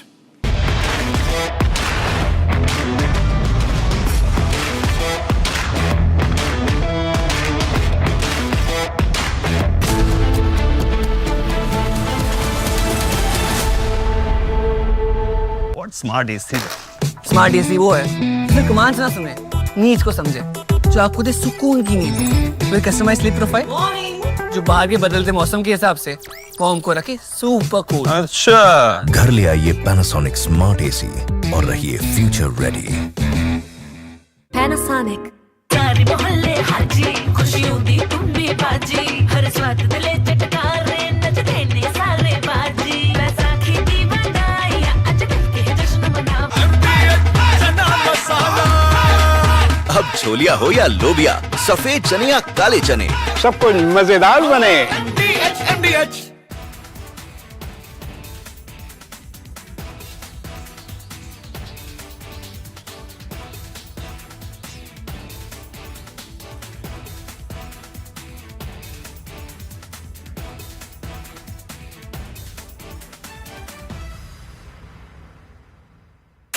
One of the biggest dangers to our country are negative influencers, dirty influencers. These are people who are... Amity has been ranked India's #1 private university in the recently released Education World Rankings. A testimony to Amity's globally benchmarked standards in education. MDH का kitchen king kitchen में हो तो हम सब कुछ बना सकते हैं। बैंगन का भरता, आलू गोभी, भिंडी मसाला और भी बहुत कुछ। MDH. This Ori, Ranveer Alabadia, Samay Raina, Apurva Makhija, this dirty influencer brigade are examples of the worst which has happened to one Indian generation. And while others from their generation do the country proud, achieve academic laurels globally, embark on space and AI startups, create and generate jobs, and contribute to the future of Bharat, these Auris, these Samay Rainas, these Ranveer Alabadiyas make us look away in shame and in disgust.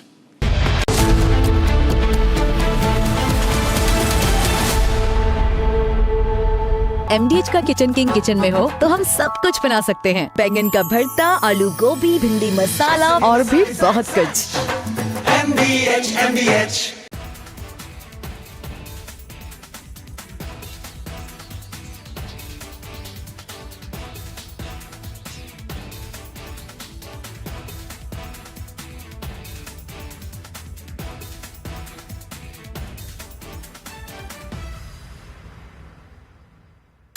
One of the biggest dangers to our country are negative influences, dirty influences. These are people who are there on digital mediums only to get numbers, and what they do has had a very negative effect on our society. We all know about it. But together, you and I can change that. Republic is starting an influencer incubator program where you can be part of creating some world-class content that is nation first, that helps our country, that creates awareness, and you can work with me here on this campus. The Republic Positive Influencer Program, which will be run from the Republic campus here, which is Asia's largest integrated news center. Now we aim to bring diverse set of people from across the country into our campus to create content which will proliferate positive change in the society. You can create content in the fields of health, defense, technology, even politics, science and history. If you have the talent and want the reach, apply now. Be the content creator who changes the conversation. Log on to republicpositiveinfluencer.in now.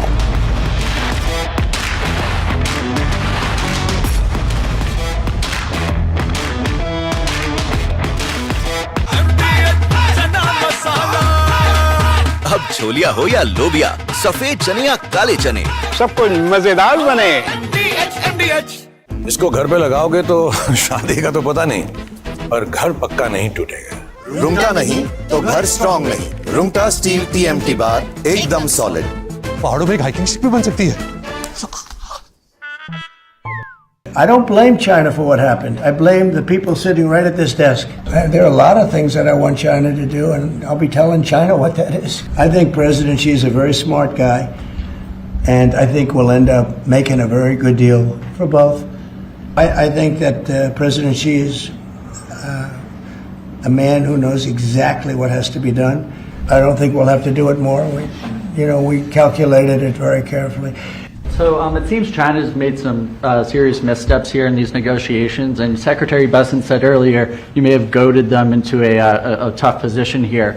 I'm wondering, are you in a way putting together a coalition against China in terms of trade here? No. Well, China.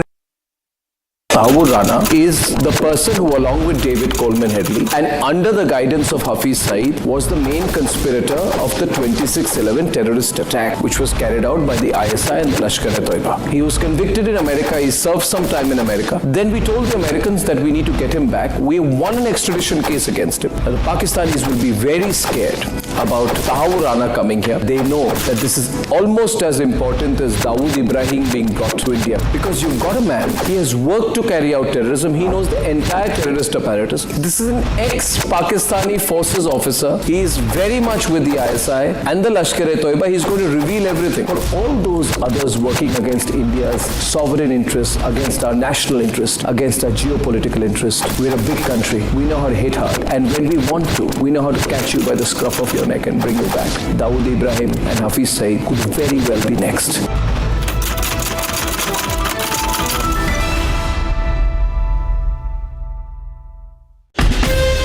From Asia's largest news headquarters,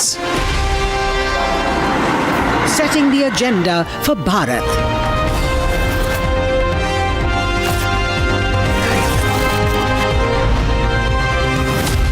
You're watching Republic.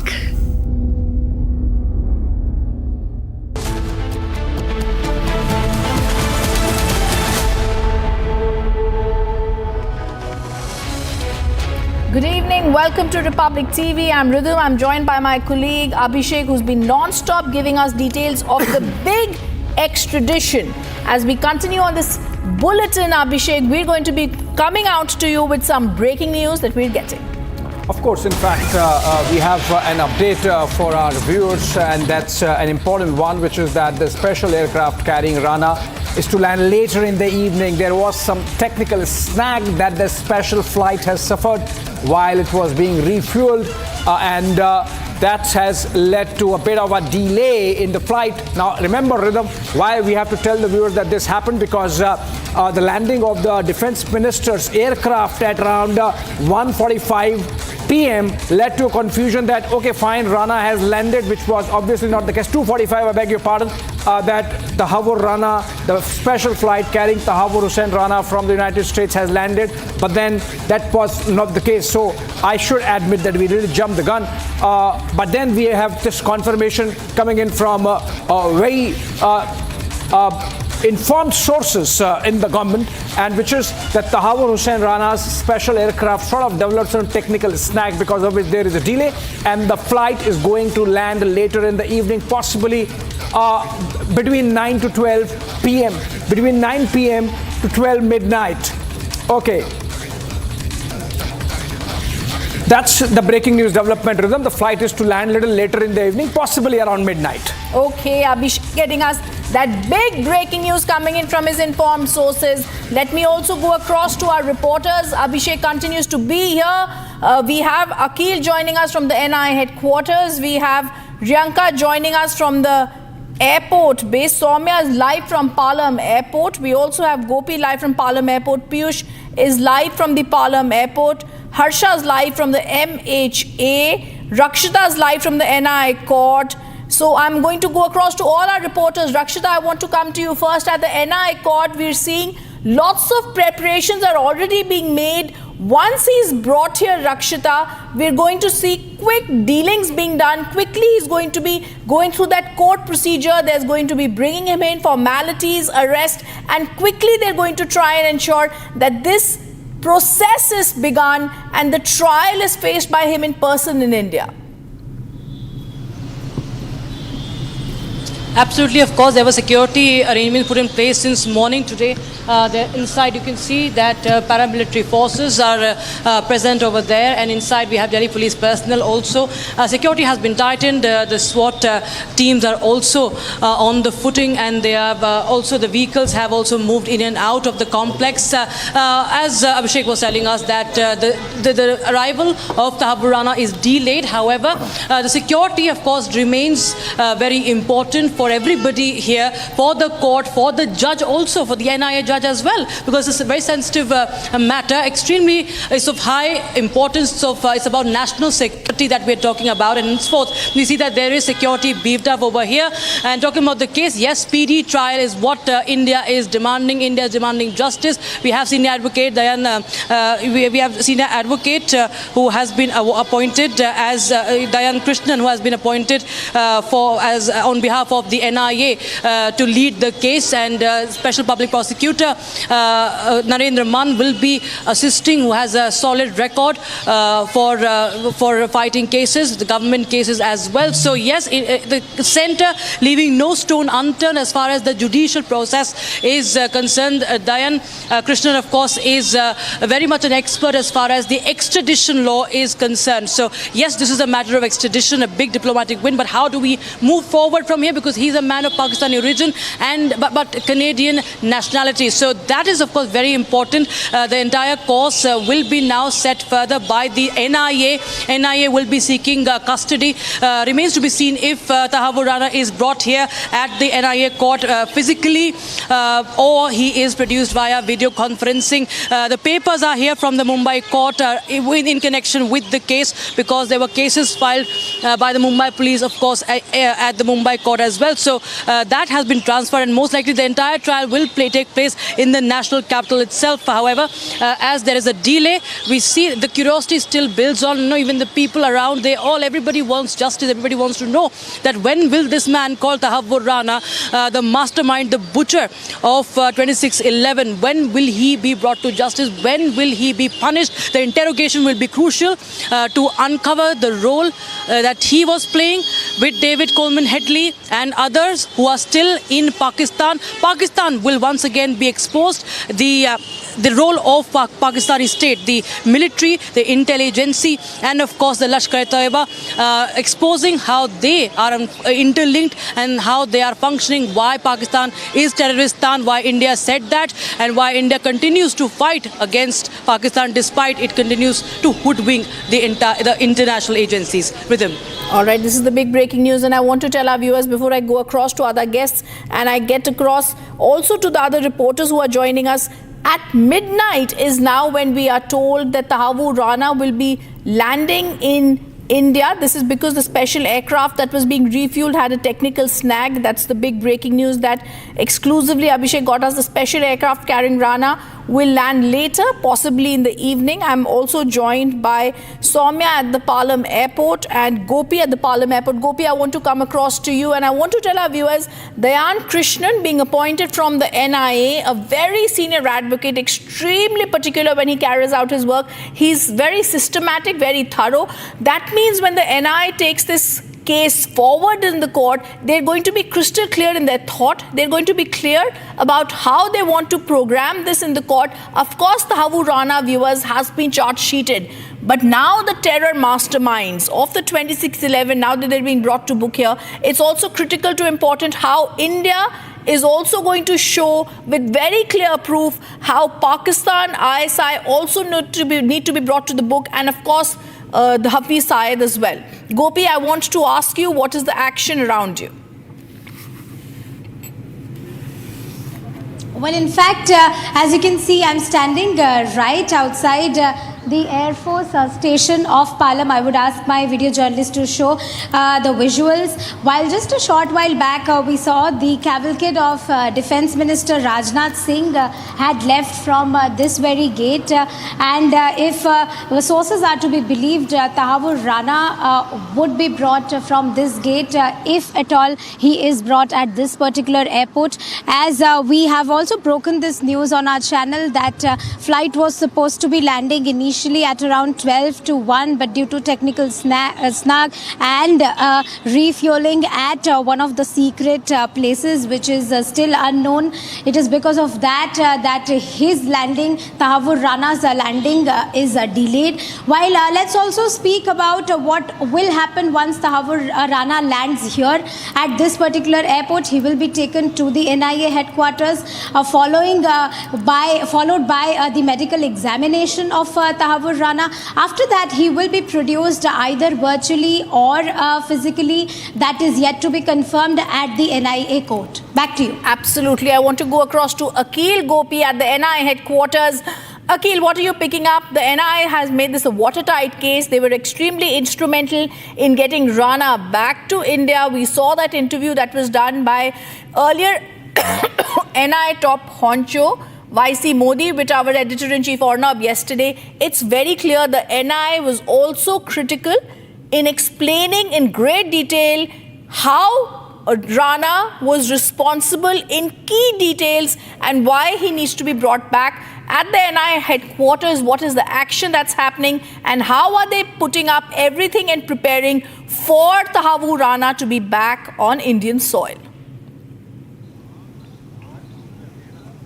Well, that's right, Ridham. If you see what we have seen that last evening when our editor-in-chief, Mr. Arnab Goswami, interviewed Mr. YC Chandra, at that point, YC Modi, he basically in that interview has confirmed this, that we have got well-documented proofs. We have got emails and other details as well, in which it was very well mentioned, it was very well clear that Tahawwur Rana, who is the main conspirator in this case, had direct links with David Headley, Headley, who is another conspirator in this very case. So if you see both of them, both the main accused and the key accused in this case, who was basically seen as the accused number 1 and accused number 2 in the NIA charge sheet, were constantly in touch with Mr. Hafiz Saeed. Because if you see, Hafiz Saeed is a deadly terrorist, a wanted criminal by the Indian authorities.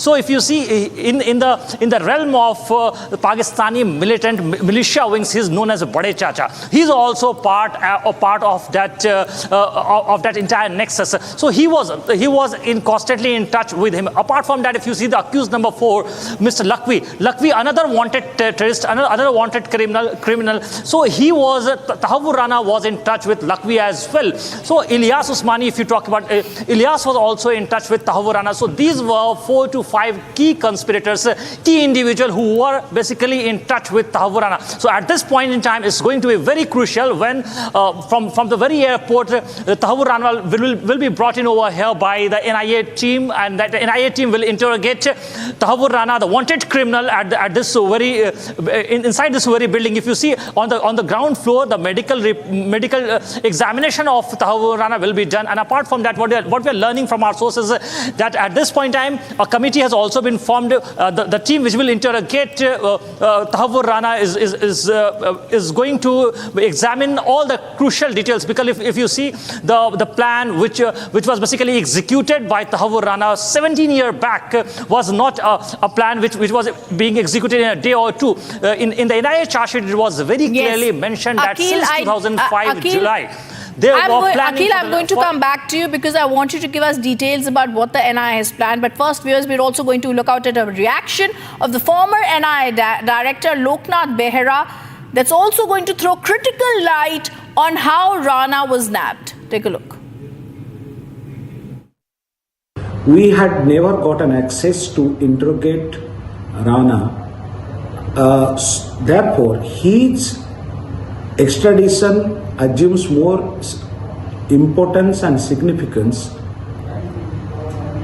because Indian investigators and other agencies could get more details of the larger conspiracy, which is going even beyond Mumbai attack. Therefore, Rana's presence in India is very crucial. And I am sure the National Investigation Agency, the Mumbai Police and other agencies coming together will do a great job, which they are capable of, in actually extracting maximum information and converting them to evidence and filing supplementary charge sheets in the respective courts of law and prosecute him successfully to give him maximum punishment. So critical what he is stating there, and I want to now go across to Soumya, also joining us from the Palam airport. Soumya, if we take a look at everything that's being stated, of course I'm going to be asking you critical details about what will happen, but for viewers also, the start of this interrogation, viewers, is also going to be seen and prepared with intense coordination. In fact, just in a short while ago, we've seen top officials. We've also seen the Home Minister Amit Shah, NSA Ajit Doval, External Affairs Minister S. Jaishankar come together. They huddled in a meeting to finalize the tight security and the interrogation plan for Rana's arrival. He's also going to be likely taken straight to a high security cell, it was stated. Soumya, at the Palam airport, I want to ask you what sort of arrangements have been made for Tahawwur Rana's return back? Yes, time and again, it has been reiterated. Even though it was the few years back, we saw it was actually the cavalcade of Union Minister Rajnath Singh.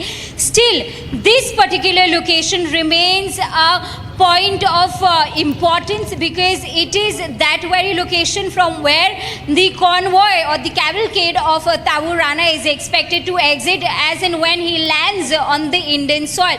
There are few of the important points to note here is that one being the security and safety of Tahawwur Rana will be of utmost concerns of the Indian authorities as and when he lands here on the Indian soil, because remember, it was during when the extradition of Tahawwur Rana or his handover to the Indian authorities was confirmed, there were certain conditions that were put forth by the US authorities, because these were the conditions filed in his pleas, the multiple pleas that Tahawwur Rana has been filing in the US courts for years, ever since the call for extradition has been raised by the Indian authorities. So safety and security is one of the major concerns, which is why once Tahawwur Rana lands here at the Palam Air Base, we'll see a huge cavalcade that will be part of his convoy, that being an armored car as well. With that, we'll have SWAT commandos and the 3rd Battalion of Delhi Police also accompanying the convoy of Tahawwur Rana. And if we talk about what is expected more once he lands here and moves out of the Palam Air Base, for sure, straight he is going to be taken to the NIA headquarters, wherein my colleague has confirmed that first they are going to go ahead with the medical test. That was one of the few conditions that were put forth, and then it will be later on decided whether he will be appearing before the special court physically or via video conference. Post that, NIA will seek a custody for the interrogation, wherein they will be aiming to confront Tahawwur Rana with all the evidences that they have with them as of now. Back to you.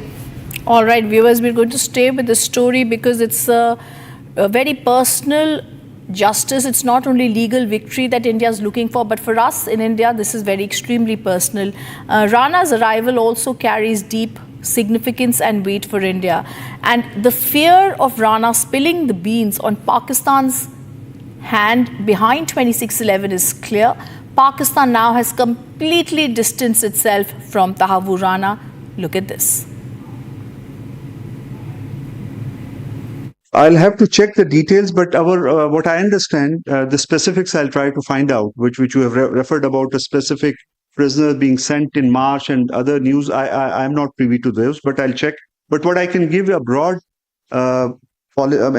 context of Pakistan-UK relations, and within that, consular relations are, of course, consular cooperation is a very important component of that. And there are various agreements governing the consular relations between two countries. And overall, as a foreign ministry, we are satisfied. All arrangements are working satisfactorily. But this particular incident, I'll check. About London visit also, I'll get back to you. On the Tahawwur Rana issue, we have conveyed our position regarding his Canadian nationality.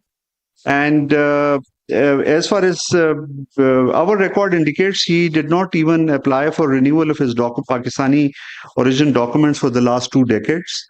I reiterate position. We will give further updates in due course. And I'm now joined by Wing Commander P. Bakshi, retired defense expert, also joining us now. Sir, the first question here, the 60-hour siege left 166 dead. We remember at that time this included several people. It scarred the national psyche. Luxury hotels were reduced at that time to ruins. Ajmal Kasab, yes, India had, but he was just a lone gunman. This is one of the first people that we'll have in our custody that actually knew what was happening. So his critical role here, Wing Commander P. Bakshi, would be to give out names, networks, timelines that connect the dots between the ideologies that started and sparked off in Pakistan, and also indict and show the role of the Pakistan army. Yes, ma'am, you're absolutely right. He will. Tahawwur Rana will lead us to all those points. But more importantly, we will come to know exactly how they are running the organizations, how the training camps are being run, who all were involved, which other international agencies were involved, which other agencies from India which were involved, who were the supporters in India, how did the whole process take place. Just remember, we were caught lacking in a lot of fields. Why it happened? You know, alongside this investigation, we'll come to know that what was our problems. Why didn't we have coordination? Even in the security, even flying the commandos to Bombay. Why did we flounder so much? We waffled so much. This, whether it was anybody was involved, whether there are sleeper cells within our country, other countries, what is the role of the Pakistan army, which Pakistan army cannot hide, ISI, and what is the role? Everything will come out. Their heads are going to roll if we are honest about it. So let me assure you, a very big step has been taken. It is actually a watershed mark into the whole process of investigation against the terrorism. But one thing is there, we will have to be now ready to change a lot of our own thinking, our doctrinal approach. Believe you me, ma'am, we have never spoken about it. There was so much of lack of coordination within our own country. I'm more bothered about that than anything, than Tahawwur Rana. Tahawwur Rana can hang or not hang is not my concern. My concern continues. Why are we lacking in all those? And why Tahawwur Ranas take such an important place? So this is what is going to happen now, ma'am, is going to be very important. We have to now see what, if you know the pictures, what were taking place, the people landing by slithering operations, helicopters, everything, and the army handlers on television, you could hear the Pakistani handlers. All that process will now come to the fore. That investigation will be a very big investigation and not a small one. Absolutely. Key conspirator in the 26/11/2008 Mumbai terror attack, Tahawwur Rana, going to be brought back. It's going to be a watershed moment for counter-terrorism in India. Thank you, Wing Commander P. Bakshi, for joining us on this.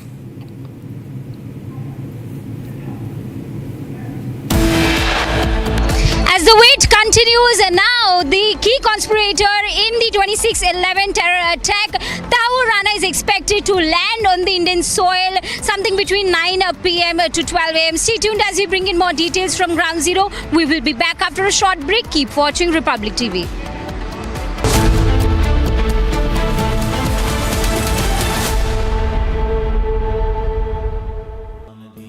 Amity has been ranked India's #1 private university in the recently released Education World Rankings.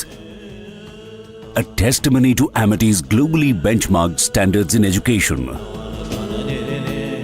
सस्ते वाले दाल मसाले स्वाद हुआ बेकार MDH की हल्दी मिर्ची धनिया करे कमाल ये रंग दे ये खुशबू दे ये तीखा ये कम पड़े क्या निराला MDH मसाला.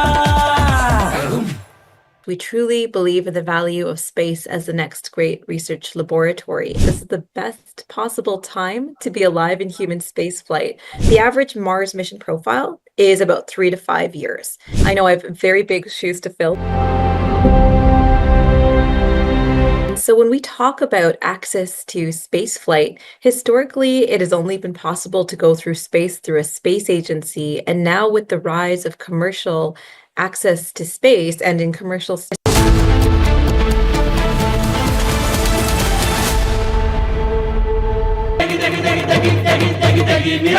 MDH की देगी मीरज देगी मिरज का तड़का अंग अंग फड़का. MDH की देगी Miraj. I don't blame China for what happened. I blame the people sitting right at this desk. There are a lot of things that I want China to do, and I'll be telling China what that is. I think President Xi is a very smart guy, and I think we'll end up making a very good deal for both.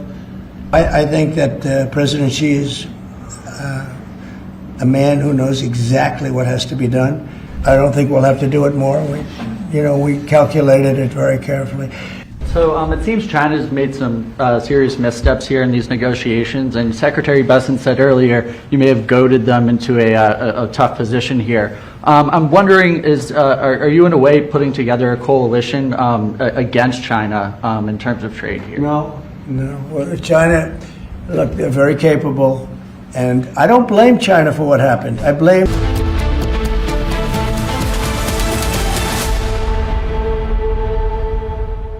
आपके घर के खाने में restaurant जैसा स्वाद ले आए MDH का शाही पनीर मसाला. पनीर को क्या मस्त बना डाला.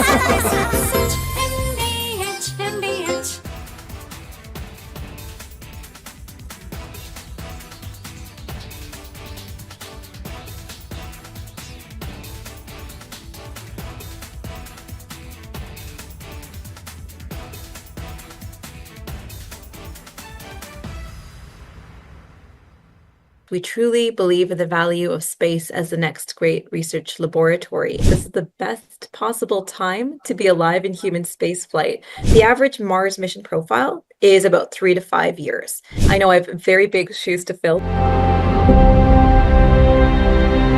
So when we talk about access to spaceflight, historically, it has only been possible to go through space through a space agency. And now with the rise of commercial access to space and in commercial spaceflight, we're seeing multiple paths towards Tahawwur Rana is the person who, along with David Coleman Headley and under the guidance of Hafiz Saeed, was the main conspirator of the 26/11 terrorist attack, which was carried out by the ISI and the Lashkar-e-Toiba. He was convicted in America. He served some time in America. Then we told the Americans that we need to get him back. We won an extradition case against him. Now, the Pakistanis will be very scared about Tahawwur Rana coming here. They know that this is almost as important as Dawood Ibrahim being brought to India, because you've got a man, he has worked to carry out terrorism. He knows the entire terrorist apparatus. This is an ex-Pakistani forces officer. He is very much with the ISI and the Lashkar-e-Toiba. He's going to reveal everything. For all those others working against India's sovereign interests, against our national interest, against our geopolitical interest, we're a big country. We know how to hit hard. And when we want to, we know how to catch you by the scruff of your neck and bring you back. Dawood Ibrahim and Hafiz Saeed could very well be next.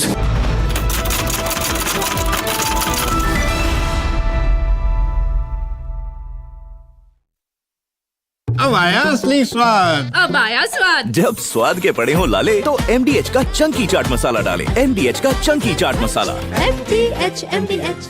We truly believe in the value of space as the next great research laboratory. This is the best possible time to be alive in human spaceflight. The average Mars mission profile is about 3 to 5 years. I know I have very big shoes to fill.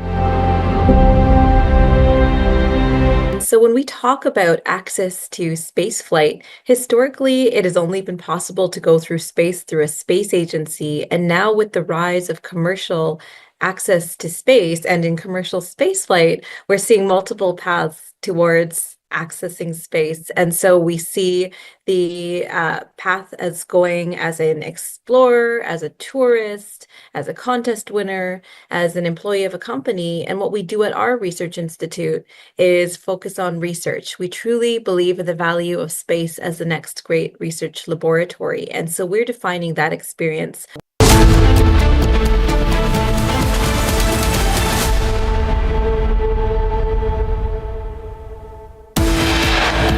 26/11 mastermind Tahawwur Rana dragged back to India.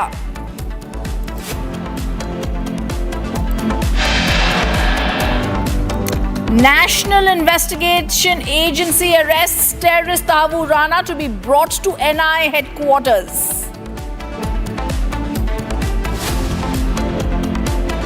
Former NIA director who investigated 26/11 speaks to Republic, welcomes the extradition.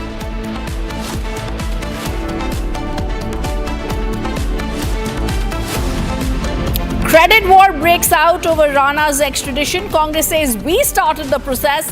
Union Minister Piyush Goyal takes biryani jive. Pakistan dumps Tahawwur Rana, continues and says he's a Canadian citizen argument.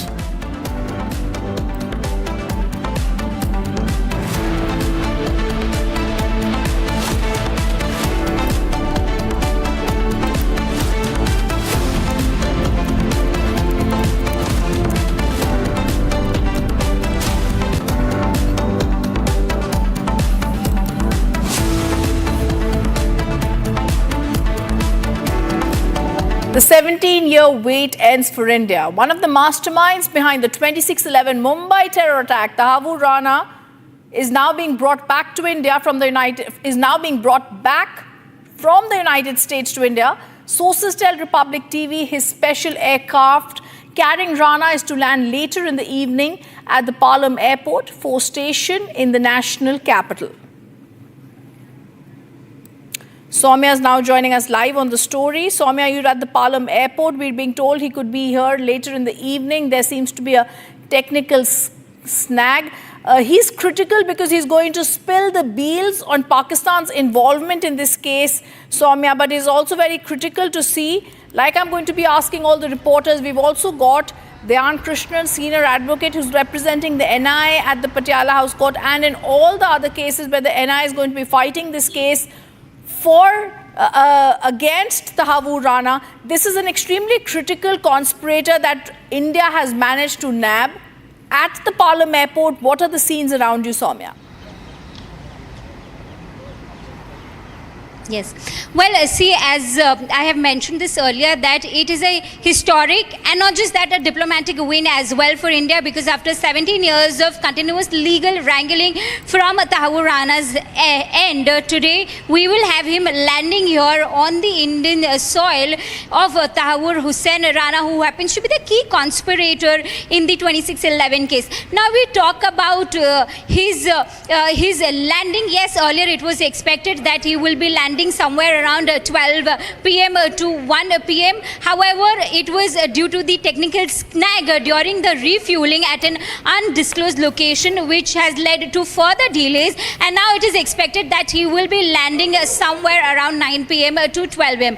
Of course, there was a confusion earlier wherein we saw the cavalcade of Union Minister Rajnath Singh exiting from the Palam airbase. However, even now this particular location, the Palam airbase, continues to be a location of importance, because it is that very location from where it is expected that Tahawwur Rana, as in when he lands here in the national capital with the multi-agency teams who had gone to the United States to bring him back to India, he will be landing here and will be exiting from this particular gate. A lot of heightened security is expected.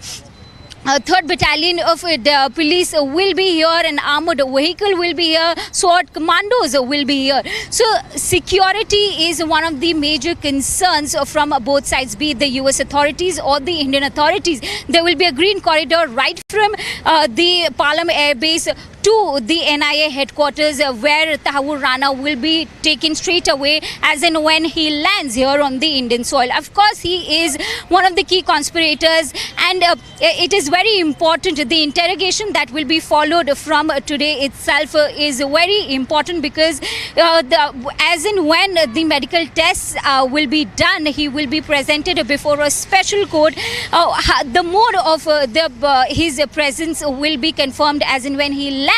However, it is of utmost importance, because that is the way the NIA officials will get a clear picture of the key conspirators, and in that manner they will be able to establish the links between ISI and Pakistan, and that way they will be able to put the diplomatic or the legal pressures on Pakistan. Back to you. Stay with me. Soumya is live at the Palam airport, and my colleague Abhishek also joining us live as we continue to get you the details. So, ladies and gentlemen, there has been some bit of confusion earlier on whether the plane had landed. We had in fact broadcast that the plane had landed. There was confusion, but there is a correction to that. The plane has not landed. It will be landing later this evening. The timing is not known. There is obviously, for operational reasons, for security reasons, a lot of the details are being withheld. And Abhishek is also joining me live right now. And we will have someone very, very special joining us on the broadcast in a short while from now, in just a few minutes. Abhishek, just wanted to also talk about the security in place. Yeah. Right? In such an operation. And I read somewhere, Abhishek, and you were sharing some details, you were speaking to your sources, something about a technical snag on the plane. Yeah, what I can tell you. Yeah, so this needs some explanation, Niranjan, bear with me. So this is a charter flight that's bringing Tahawwur Rana with our officers on board. So he's in custody. He's officially to be arrested once he lands. Now the confusion, for viewers need to understand why the confusion happened, and we are sorry for that. But the confusion happened because roughly the same time when it was expected, around 3 p.m. that the special flight would land, the plane of Defense Minister Rajnath Singh landed, and the convoy came, and then because of the kind of security arrangements that were put in place, we thought that, let me complete that, we thought that this is the flight of Tahawwur Rana, but it was not. We are told by sources that there is a technical snag because of which the flight is stuck. It should land between 9 and 12 p.m. tonight itself. 12 a.m., sorry. Between 9 p.m. and 12 a.m. tonight itself. We have someone very special joining us. In fact, he was... I remember the days after the 2611 attacks, he used to come on television every single day almost, and a very, very testing time. It's been a very difficult journey also for Mr. K. Unnikrishnan and his family. Mr. Unnikrishnan is the father of martyr Major Sandeep Unnikrishnan. Major Sandeep Unnikrishnan, a braveheart who fought the terrorists sent by Pakistan during the 26/11 attacks. He was at the Taj Hotel. And I have Mr. Unnikrishnan. Sir, thank you for joining us, first of all. It's been a very, very long journey for you. You know, for the victims and the survivors, I wouldn't call them victims, but for the survivors of the 26/11 attacks, the fight for justice will continue until every last terrorist who carried out, planned, executed this attack is brought to book and even sent to the gallows. What does bringing back Tahawwur Rana mean to you, sir? So I have seen your footage now itself. No, see, Pakistan has already started anti-propaganda saying that, no, see, he has not renewed his documents. But they forget that, no, see, for renew a document, no, see, he should be originally from that country. So that they are forgetting. And any criminal like this, no, see, they don't need any document. So this has been the attitude of our neighbor all along, and they will continue that. But we are not bothered about that. But we got a very good link who was responsible actually, and who was responsible for getting. See, the thing itself is that he made 231 calls to Headley while he was in India. So that much. So it was not an easy task to get into India, but for the public, including me, so we were thinking that so easily 10 people came to Mumbai and made all this thing like that. They had done a very, very, very meticulous planning, and this fellow Rana was the prime among them. So we got a good catch, even though after a little delay. But let us see, see how it's. But punishment and all, it's a different question. No, that may not be possible. We may have to give him back. First of all, so he is not in our custody. 26/11 attackers, see, just like that. See, they are not 26/11 attackers. We have caught them red-handed, and they were our praise. But this is something else. See, he is being brought with 101 agreement conditions of the agreements, and it's not possible to punish him just like that. But we can prove to the world that see, what we have been telling is right. And from the official side, it is the agency side. See, they would have been trying all the while. So we have been telling that 17 years, 16, 17 years. See, these people were not sitting idle. So they were exploiting the way how to get to that, and then they have reached their goal, at least temporarily. My colleague Abhishek is also here, Mr. Unnikrishnan, and he has a question for you. Abhishek. Yeah, sir, my question to you is, now that finally Tahawwur Rana is coming, of course, David Coleman Headley cannot, because of the plea bargain he has struck with the American authorities. And as someone who has gone through the ordeal very personally, there is so much of personal connect with what happened in that episode with you. Do you believe that India should make sure that Tahawwur Rana gets capital punishment? No, this is not a personal achievement or anything. I don't consider this as anything like that. As a country, so we, the Indians, we Indians. No, I meant you suffered personally. We are convinced that so we were not sitting idle.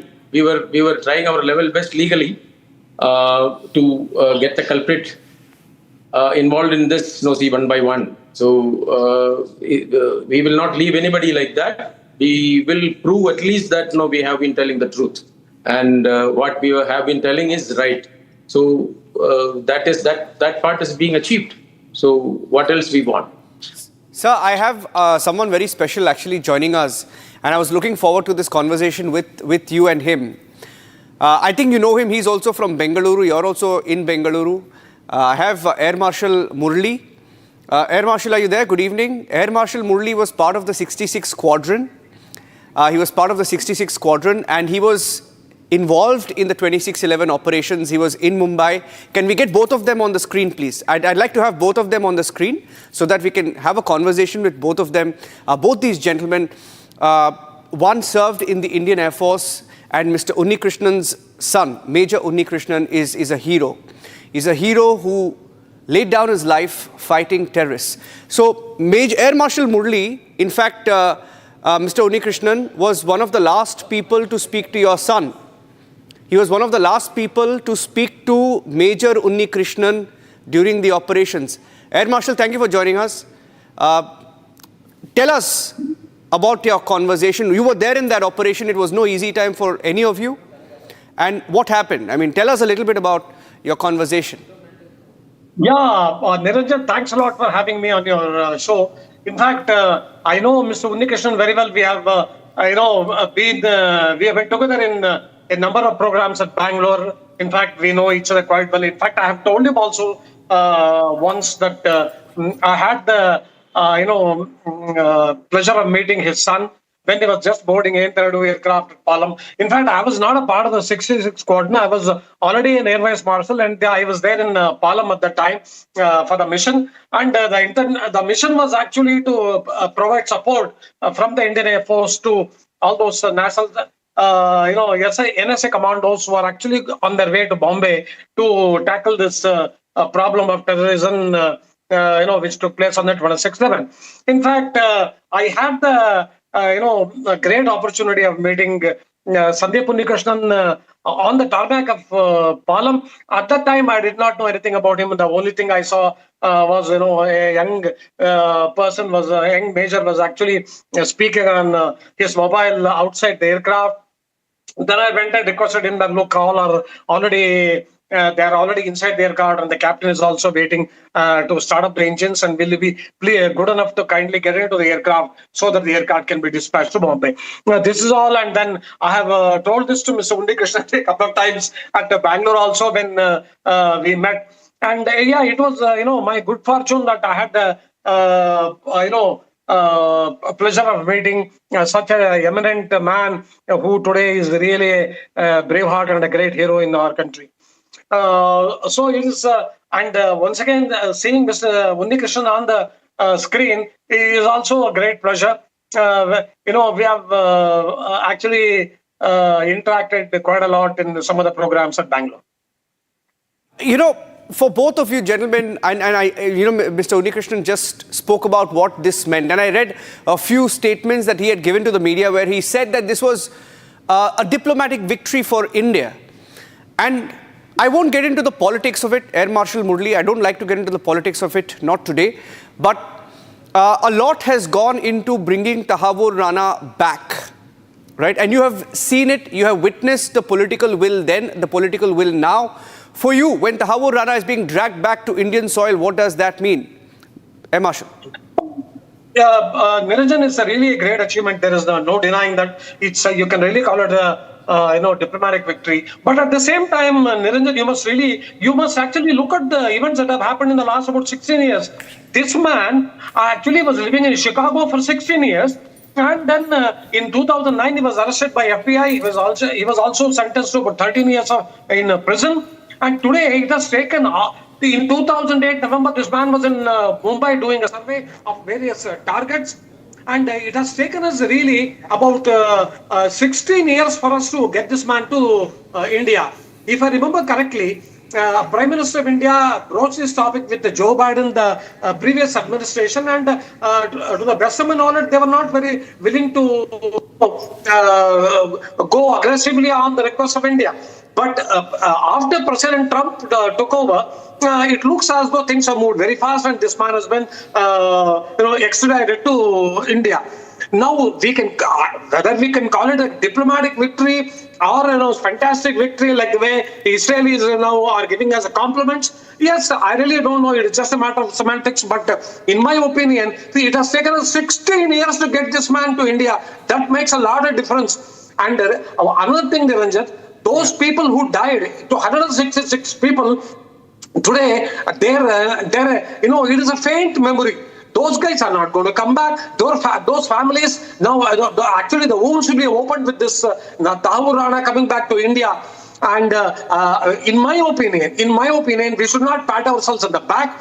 Yes, if we are able to get some information about terror funding and also the sleeper cells that are active in India is well and good. If not, do not really waste time on trying to get information from Tahawwur Rana. Do a fast-track trial. Today you got enough evidence, witnesses and what have you, and then give him a capital punishment and send this message to the whole world that, look, sweetheart, you actually wage a war against Indian nation state. This is what is going to happen to you. Abhishek, I think, has a question for Mr. Unnikrishnan. Abhishek. Yeah, I mean... Yeah, Niranjan, back to you. Yeah. My colleague Abhishek has a question for Mr. Unnikrishnan. Yes, Abhishek. Yeah, my question is, Mr. Unnikrishnan,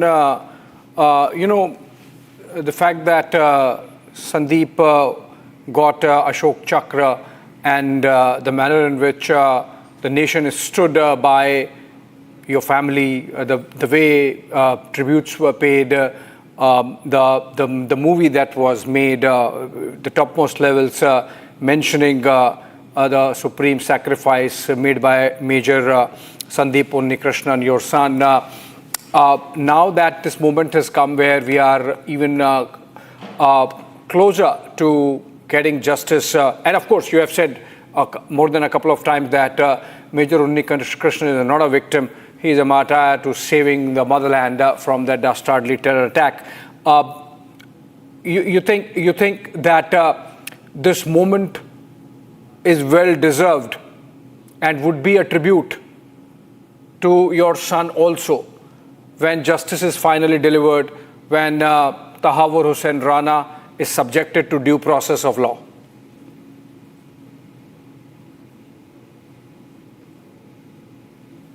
Sir, can you unmute yourself? Yeah, go ahead, sir. It's not a closure. I think this is a milestone in our achievement, and see the support which the government gives to the officials and the agencies involved is excellent. So we have no complaint about anybody for that matter should not have any complaint that we have not done enough or something like that. We can easily say that we forget things in a decade's time, but this about reaching the second decade. Still, no, so we are not leaving them. So we will go after them as much as we can and as vigorously as we could. So that itself should be a encouragement. But closure is too far away for any international cases. No, see the closure we will not be able to get it at all sometimes. And in this case also, you may not get a closure absolutely. The absolute closure is not possible in such cases. See, now itself, Pakistan has started telling that, for the last 2 decades, he has not renewed his papers. So that does not mean that he is not a Pakistani. So there are records that he was a Pakistani defense official. They made him as a deserted official. So I don't think, they cannot escape from that. But I don't know, that is the fate. That is our fate, actually. We have the worst enemy, something like that. In some cases, people used to say that we don't even have a decent enemy in Pakistan. Yeah. My last question to you, Mr. Unnikrishnan, do you want to see our government drag back Hafiz Saeed? Will it stop until that happens? Of course. So Sandeep himself, when he was alive, he was actually, I should not name him. He has been telling that, there was a relative of that aircraft, that is, I don't remember the number and name of that, in Tashkent. At that time, the relative in Delhi was crying, crying foul, saying that we should surrender to them and then get back our these things. Then he has been telling that the terrorist whom we caught is so costly. If you leave them, he can make havoc. His words were right. The same fellow, he is responsible for that. He is responsible for, but thank God, he is not so active now because of his health conditions. I don't name him again. No, see, I hate to pronounce his name. So Hafiz Saeed is not a easy target. They will never allow you to get him near that. But as you said, no, as you asked me, definitely I wish he should be punished, and then he should be brought to book, and then he should not commit any other crime, not in India, anywhere else. No, see, that should not happen. That is my wish. It may not be fulfilled, I know that, but people like him, no, see, I don't know, see, which religion supports him. Very, very, very, very strong point that you're making there. But I would say, and Abhishek covers, national security, and he covers the PMO. Something that he said, Abhishek, that he doesn't know whether in this lifetime Hafiz Saeed will be punished. But you may know a thing or two about whether the government is keen on getting him or getting to him. What's the thinking there? If you want to just maybe make a last point to Mr. Unnikrishnan on Hafiz Saeed. Look at the difficulties, Niranjan. I mean, of course, everyone wants that Hafiz Saeed should be punished. Everyone wants that Sajid Mir should be punished. Everyone wants that Major Iqbal should be punished. Everyone wants that Zakir Rahman Lakhvi must be punished. But then remember, Tahawwur Rana, who was in custody of the United States since 2009. We're getting him in 2025, 17 years later.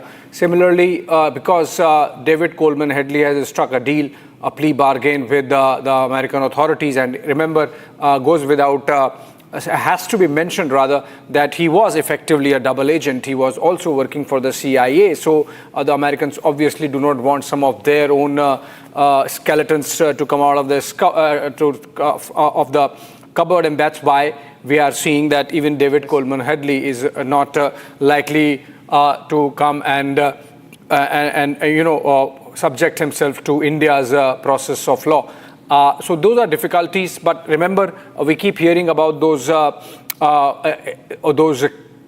eliminations that keep happening in Pakistan, Niranjan.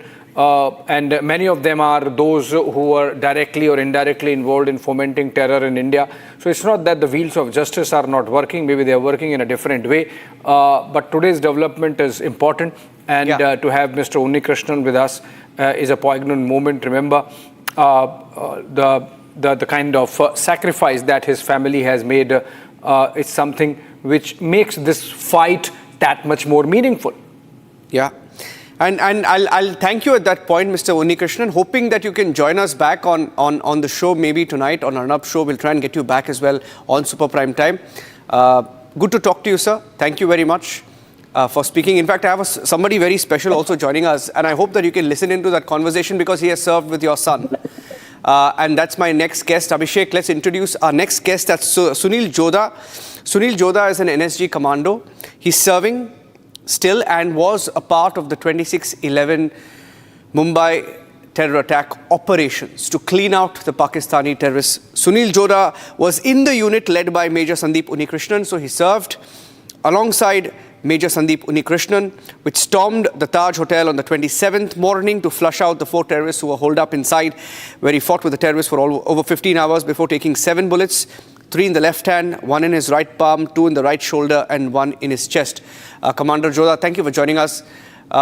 When you look at, we don't have the pictures yet of him landing or in Indian custody, but when you heard of this news, what came to your mind? What went through your mind? आपका थोड़ा unmute कर सकते हैं Sunil ji, unmute कीजिए, आपका muted है, आपका zoom में है शायद। शुक्रिया सर, सबसे पहले मैं आपका धन्यवाद करना चाहता हूं और रिपब्लिक टीवी जी का, जिसको आज आपके टीवी के माध्यम से पूरे भारत देश में जो राणा आतंकवादी को भारत में लाया गया है, उसके जिसने पूरे ही उस आतंकवादी का ये पूरा जिम्मा लिया था और ये पूरे भारत देश में दहशत फैलाई थी। आज हमारे भारत देश में उसको हमारे जो भारत की सरकार है, मोदी सरकार, उसको यहाँ लाया गया है और निर्दोष जिन्होंने अपनी जान गंवाई है उनको आज न्याय मिलेगा। या जो हुआ था तब 26/11 अटैक्स, जब आप थे वहाँ पे ताज होटल पे, सुनील जी, ये जो टारगेट्स इन्होंने चूज की थी, इनका जो टारगेट्स जो उनको लिख के दिया था, चूज करके दिया था मैप पे, वो था तहावुर राना। तहावुर राना का काम था ये लोकेशंस उनको देने का। ये इनका प्लानिंग कैसा था? What was their plan? किस प्लान को लेकर आए थे वो मुंबई?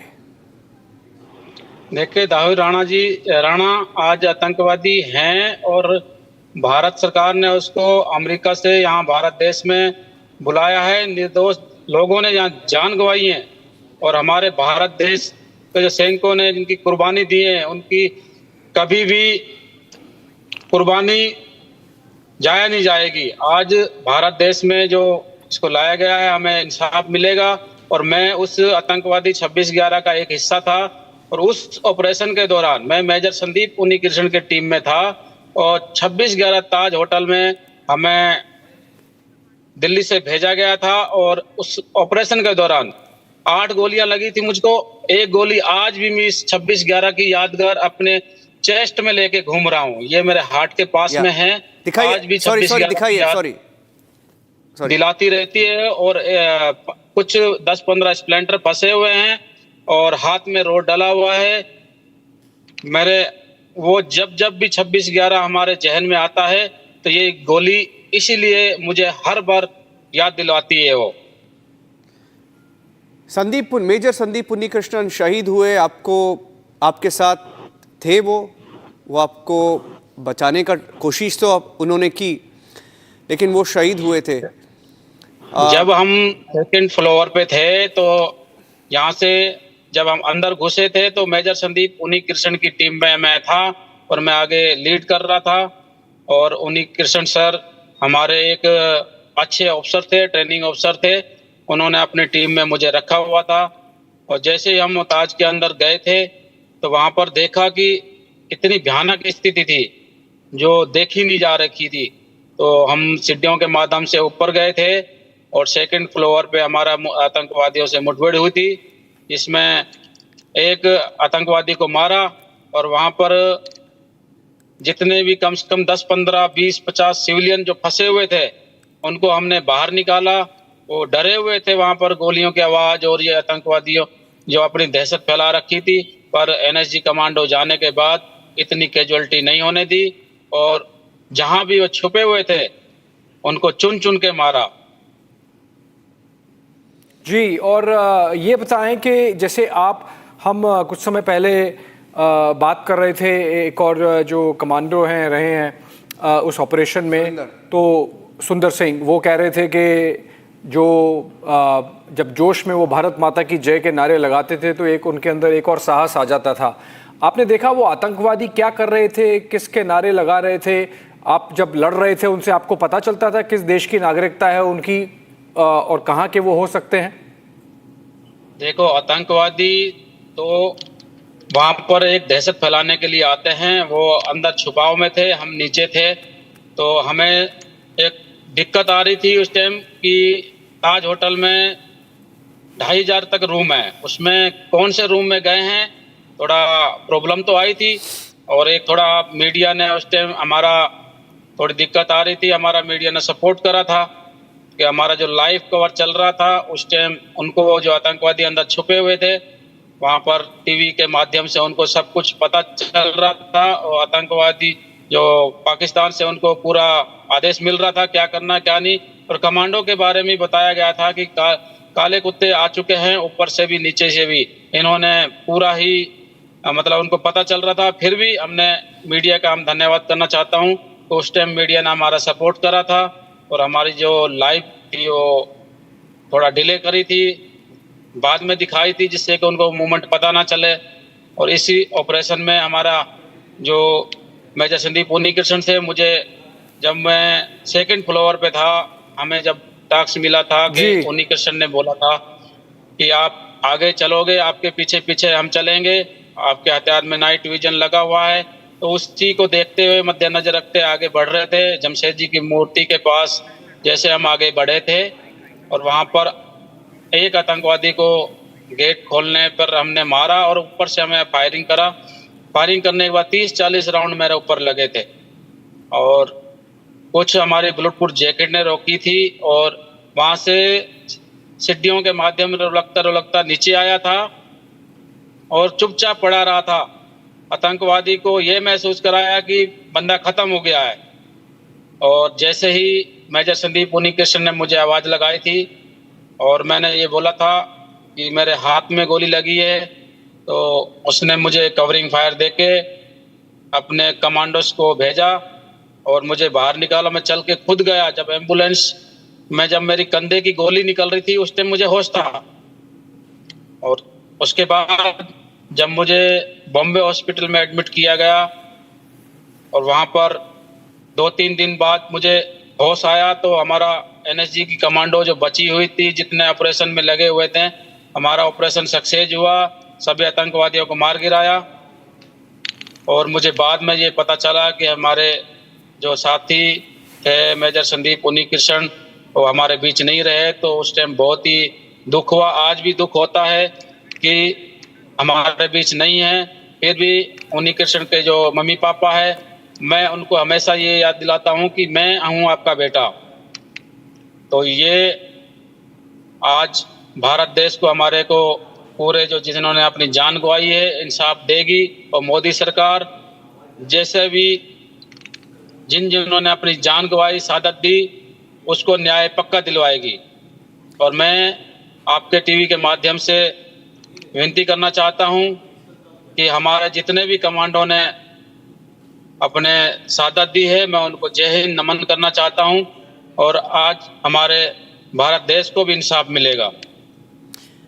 ये आपके जो मेरा लास्ट क्वेश्चन है आपके लिए, मेरा आखिरी क्वेश्चन है, ये जो आप विजुअल्स था अभी NSG commandos in action, if you can play those visuals on the screen of the NSG commandos on in action during the 26/11 operations. इतने साल में sir of the NSG commandos please, ये जो विजुअल है, ये शायद चबद हाउस पे था ये विजुअल, लेकिन ये जो ऑपरेशन कितना मुश्किल था आपके लिए? आप 4 लोग थे टीम पे, राइट? थोड़ा हमारे दर्शकों को बताइए कि आपका चैलेंजेस जो था उस टाइम पे, उसके बारे में। देखो, इस कमांडो के लिए कोई ऑपरेशन मुश्किल नहीं होता है और मुश्किल को ही कामयाब बनाना एक कमांडो का काम होता है, क्योंकि हमें उसी ऑपरेशन की ट्रेनिंग दी जाती है।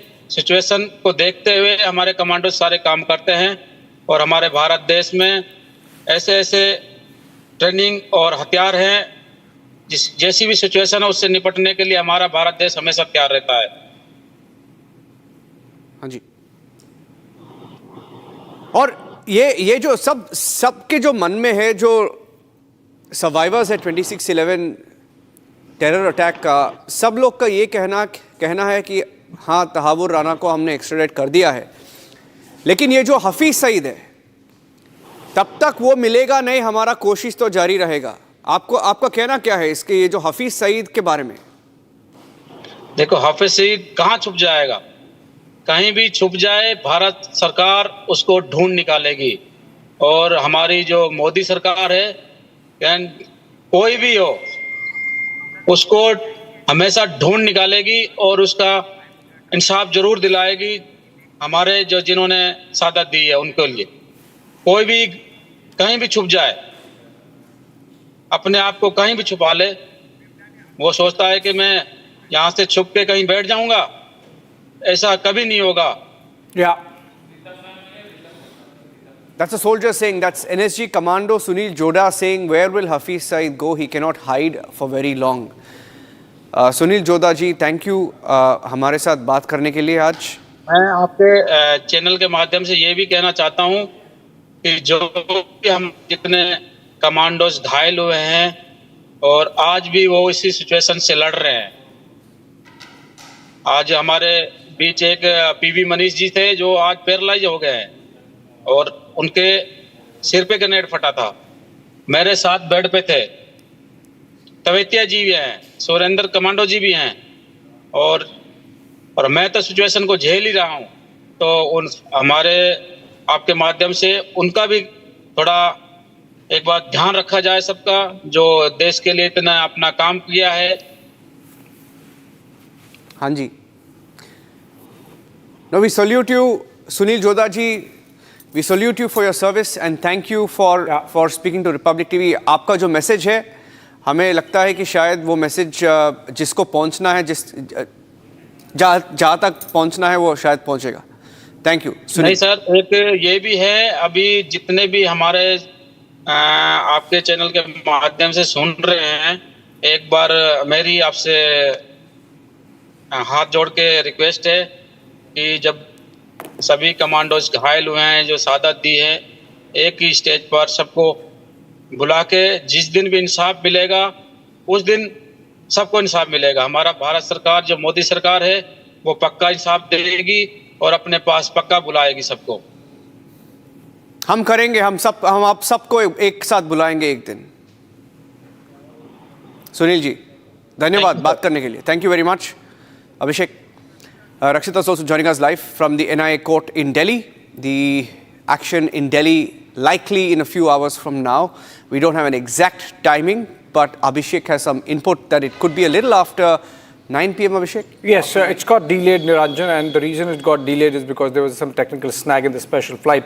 Yeah. It's a charter, and but then we are in control, and he should be landing anytime after 9 p.m., possibly towards closer to the midnight, and that's what we are getting to here, which means that we'll need to wait for a while more before that fugitive of law of India is brought to India and subjected to due process of law. Rakshita is there, I believe, from outside NIA court. Yes. So Rakshita, the information that we have clearly means that insofar as producing Tahawwur Rana before a court of law is concerned, happens tomorrow, not today.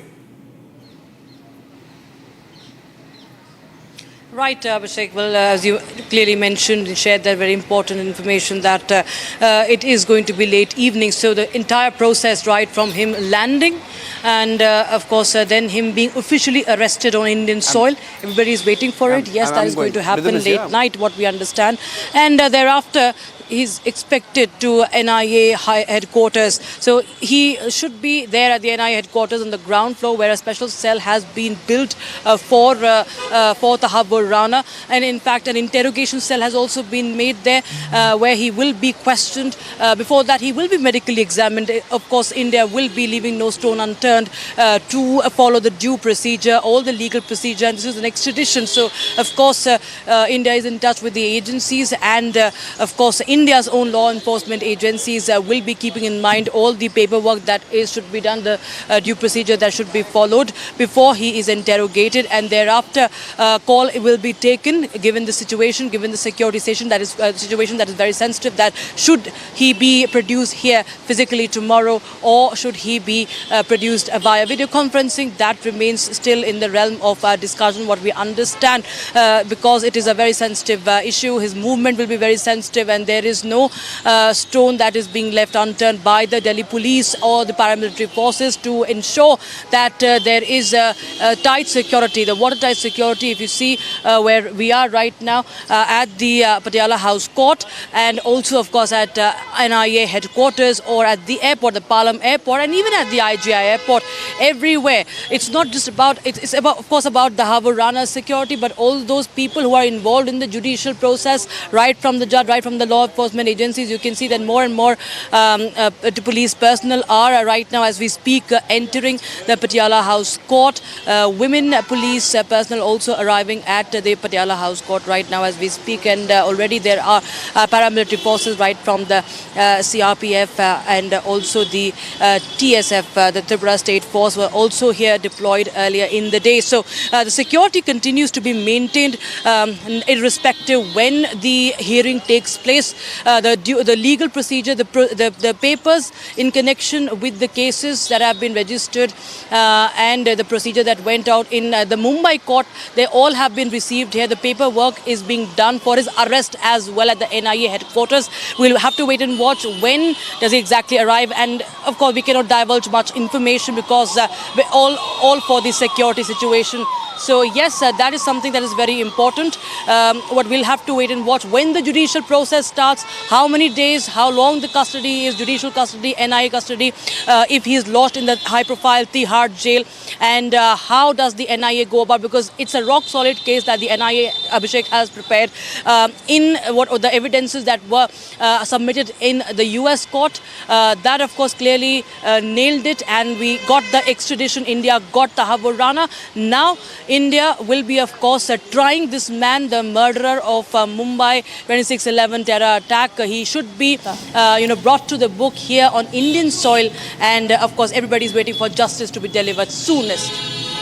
All right, Rakshita at the Patiala House Court. I'm also joined by Akhil at the NIA headquarters. Akhil, we were speaking yesterday, we were speaking earlier today as well, where we were now being told, viewers, before I go across to Akhil, and we're going to be seeing how Rana is going to be landing in the evening, that the charge sheet that has been prepared, according to the dossier that had been prepared by the NIA, viewers, also mentioned others.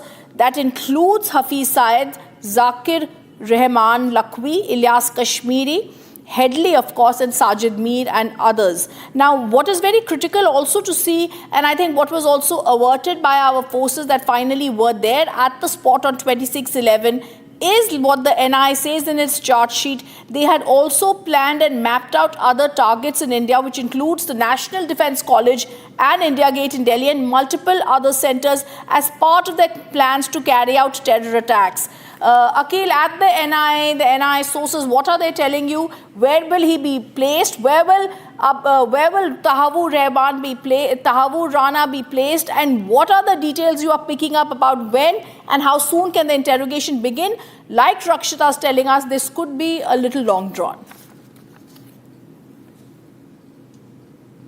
Well, Rhythm, if you see at this point in time, it's getting a bit late because of the technical snag in the flight which is being taken from the United States to over here. So at this point in time, behind me, you can see the visuals over here at the NIA headquarters, so where what we can see that all the security measures are still in place. And if you can see this, we are just standing at the crossroad of this Lodi road. Here you can see at the T-point intersection. From there only, the road has been blocked. It has been completely chalked out. Here you can see Delhi police barricading has already been done. And towards my right, I would like to request my VJ Anup to share you the visuals from this very side. Towards my right, if you can see from this side, from the JLN Stadium side, the blockading has already been done. So the entire security apparatus of the Delhi police team personnel are here. Apart from that, if you see Delhi police senior official from the traffic department as well over here.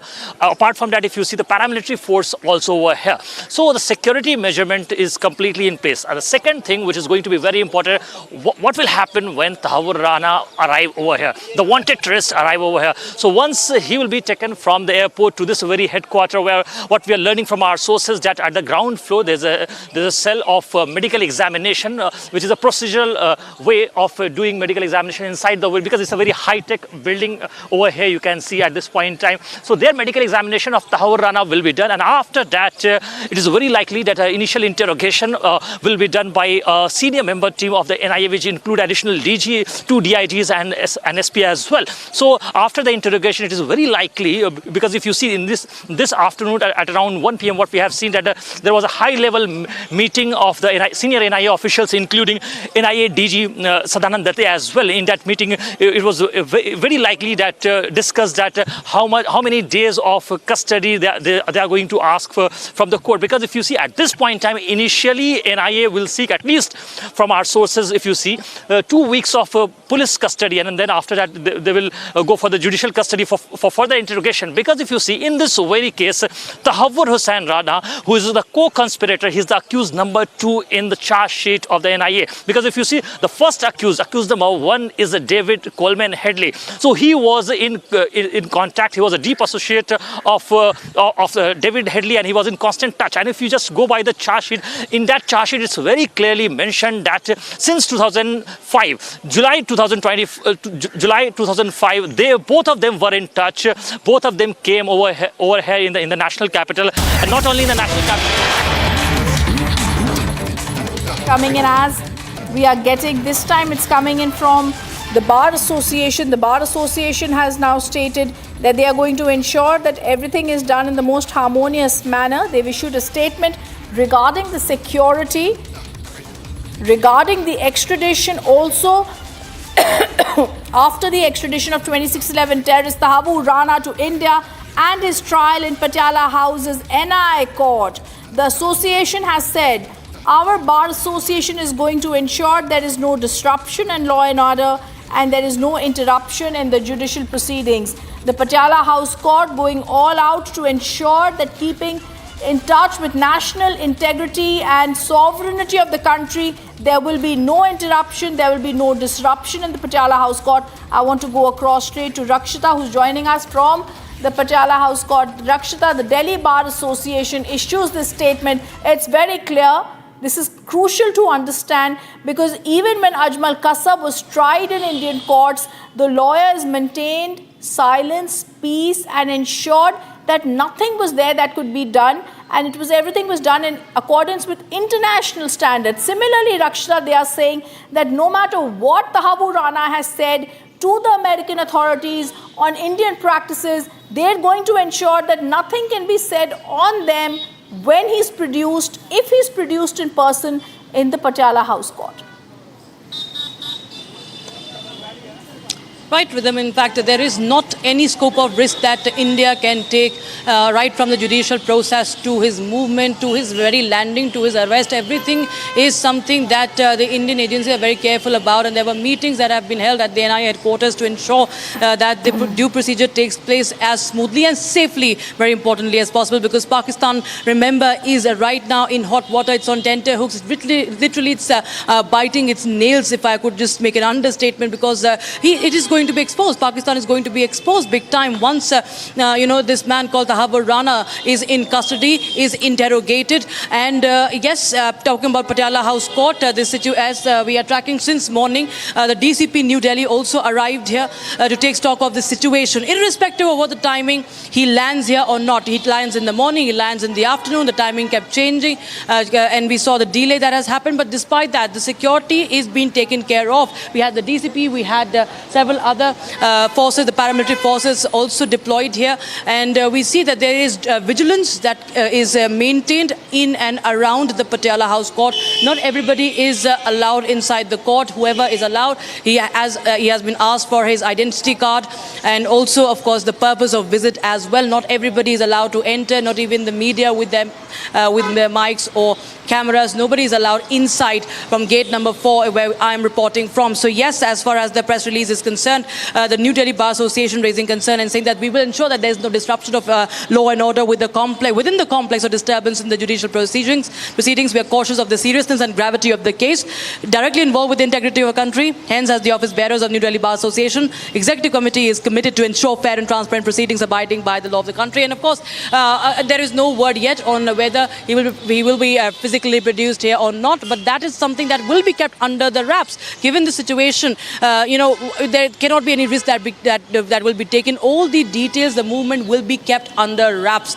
and that is in the interest of national security. And henceforth, we see that right from the police to the law enforcement agencies, the Bar Association, the courts, and of course the forces, they are all working together as a unit so that this man is safely brought in here and is tried in the court, and justice is delivered after 17 long years. It's a long wait. There have been many efforts that have been that have stalled, that these efforts have been stalled. But now we see that finally this man will be tried and justice should be delivered. 4 years it took for Ajmal Kasab to be hanged. Let's see how fast the process is as far as the judiciary is concerned. This case is concerned. The NIA, of course, leaving no stone unturned. Rhythm.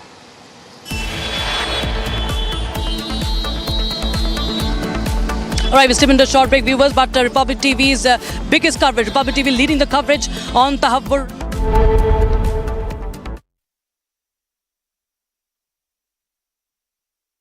अब आया असली स्वाद। अब आया स्वाद। जब स्वाद के पड़े हो लाले तो MDH का चंकी चाट मसाला डालें। MDH का chunky chaat masala. MDH। This Ori, Ranveer Alabadia, Samay Raina, Apurva Makhija, this dirty influencer brigade are examples of the worst which has happened to one Indian generation. And while others from their generation do the country proud, achieve academic laurels globally, embark on space and AI startups, create and generate jobs, and contribute to the future of Bharat, these Auris, these Samay Rainas, these Ranveer Alabadias make us look away in shame and in disgust.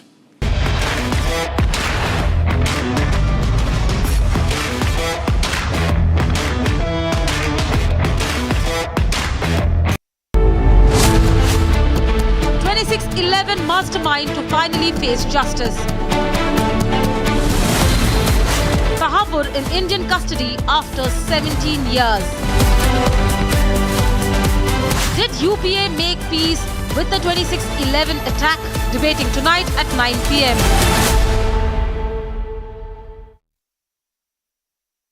सस्ते वाले दाल मसाले स्वाद हुआ बेकार MDH की हल्दी मिर्ची धनिया करे कमाल ये रंग दे ये खुशबू दे ये तीखा ये कम पड़े क्या निराला MDH masala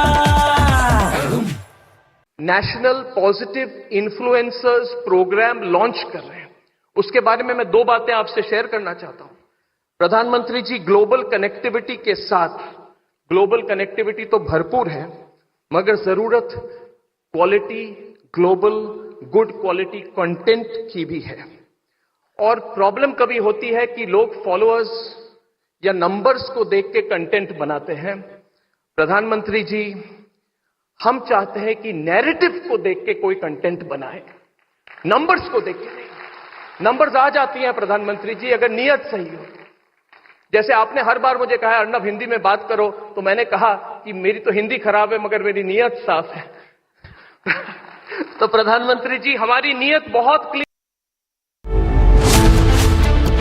26/11 mastermind to finally face justice. Tahawwur in Indian custody after 17 years. Did UPA make peace with the 26/11 attack? Debating tonight at 9 p.m.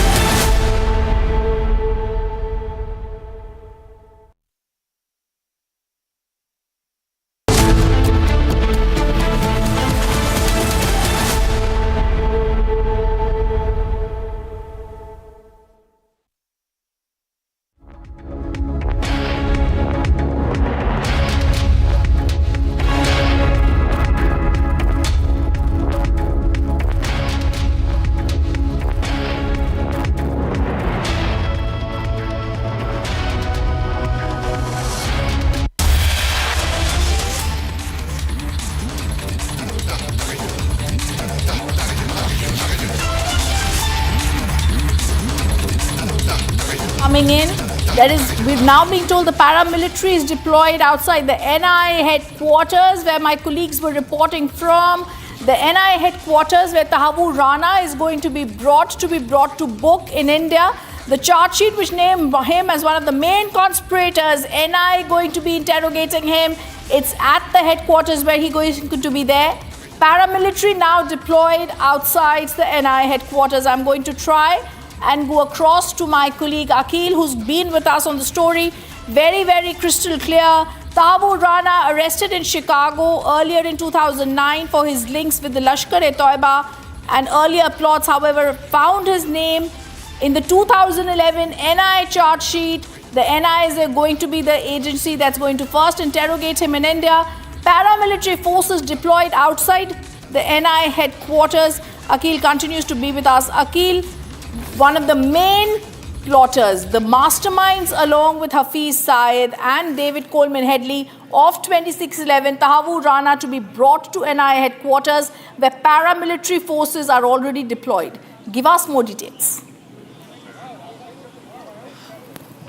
Well, that's right, Ridham. If you see since morning what we have been witnessing, that there's been a tight security over here at just outside the NIA headquarters. So behind me you can see the visuals over here. The NIA officials have been constantly going inside and coming out from this very headquarters. And apart from that, if you just talk about the outside visuals, here you can see towards my left as well, barely few media you will find over here. And apart from that, you will find the security forces, paramilitary forces have been deployed over here, apart from the Delhi police cops. So at this point in time, if you can see, I would like to little bit move forward and show you the visual towards my left. Here you can see at the Lodi Road intersection point, at the T point of that Lodi Road, the barricading has completely been done by the Delhi police team. And towards my right side, if you see, towards the side of the JLNS Stadium, from Jawaharlal Nehru Stadium, towards my right, if you see, there has also been the barricading over that side. So this entire road has been blocked for the normal commuters, for the travelers, for the passerbys. Here you can see the metro station of JLNS Stadium, the gate number 2 of which is just opens outside the NIA headquarters, is already locked. So since morning, what we have been witnessing, that this door has already been locked. So no one can, the external person, external individuals can come over here. So at this point in time, the Delhi police team, the paramilitary forces team, basically taking a strict action, a strict measure basically over here, so that once Tahawwur Rana will be brought in from the airport to this very place, and if you see, a green corridor has already been built by the Delhi police team. So it is very likely, because if you see, normally when we go to the Palam airport from this very place, on GPS it shows approximately 27 minutes. So just because of the green corridor, it is very likely that within 15 minutes, the security forces and the battalion, 5th battalion of the Delhi police force, which is going to be the part of this cavalcade, will bring Tahawwur Rana, the wanted criminal, over here in the next few hours. And it is very likely that late in the evening, he will be brought in over here. And after that, the next process will begin, which is very likely that interrogation will begin also. And in that case, if you see, the medical examination was also being done. And apart from that, if you see, then he will be produced in the court.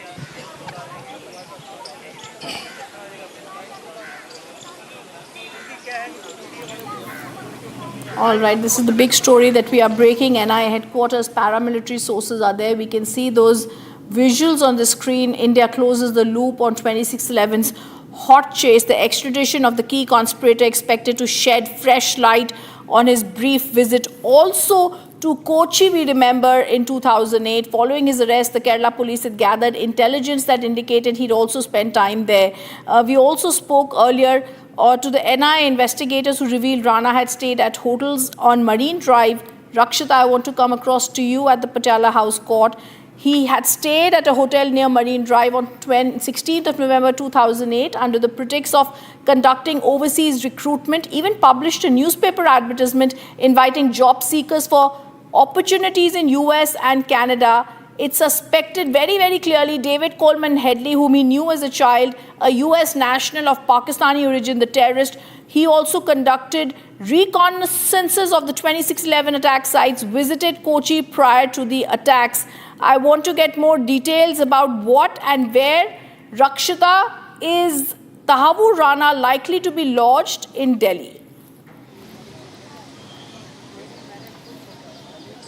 Absolutely, of course. As far as him being lodged here is concerned, yes, it's a very high profile and high security case that pertains to national security. And indeed, he should be, what we understand as per reports, that he should be lodged either at the NIA headquarters in a special cell or at the high profile Tihar jail, that is the largest prison complex in South Asia and has a very advanced security system in place. It is a model jail. So we understand that he should be lodged there. That, of course, remains to be seen once the court hears the matter. The NIA court, which I am standing outside, the Patiala House Court complex, that will be deciding as to what happens next. But yes, everybody is waiting for the arrival and arrest of Tahawwur Rana on Indian soil. And given the fact that how he was operating in India, yes, that is something which will be investigated and interrogated. Of course, India has several leads, that he had an immigration firm here in Mumbai. And as you said, that he had also invited vacancies. He all was making a cover so that he looks very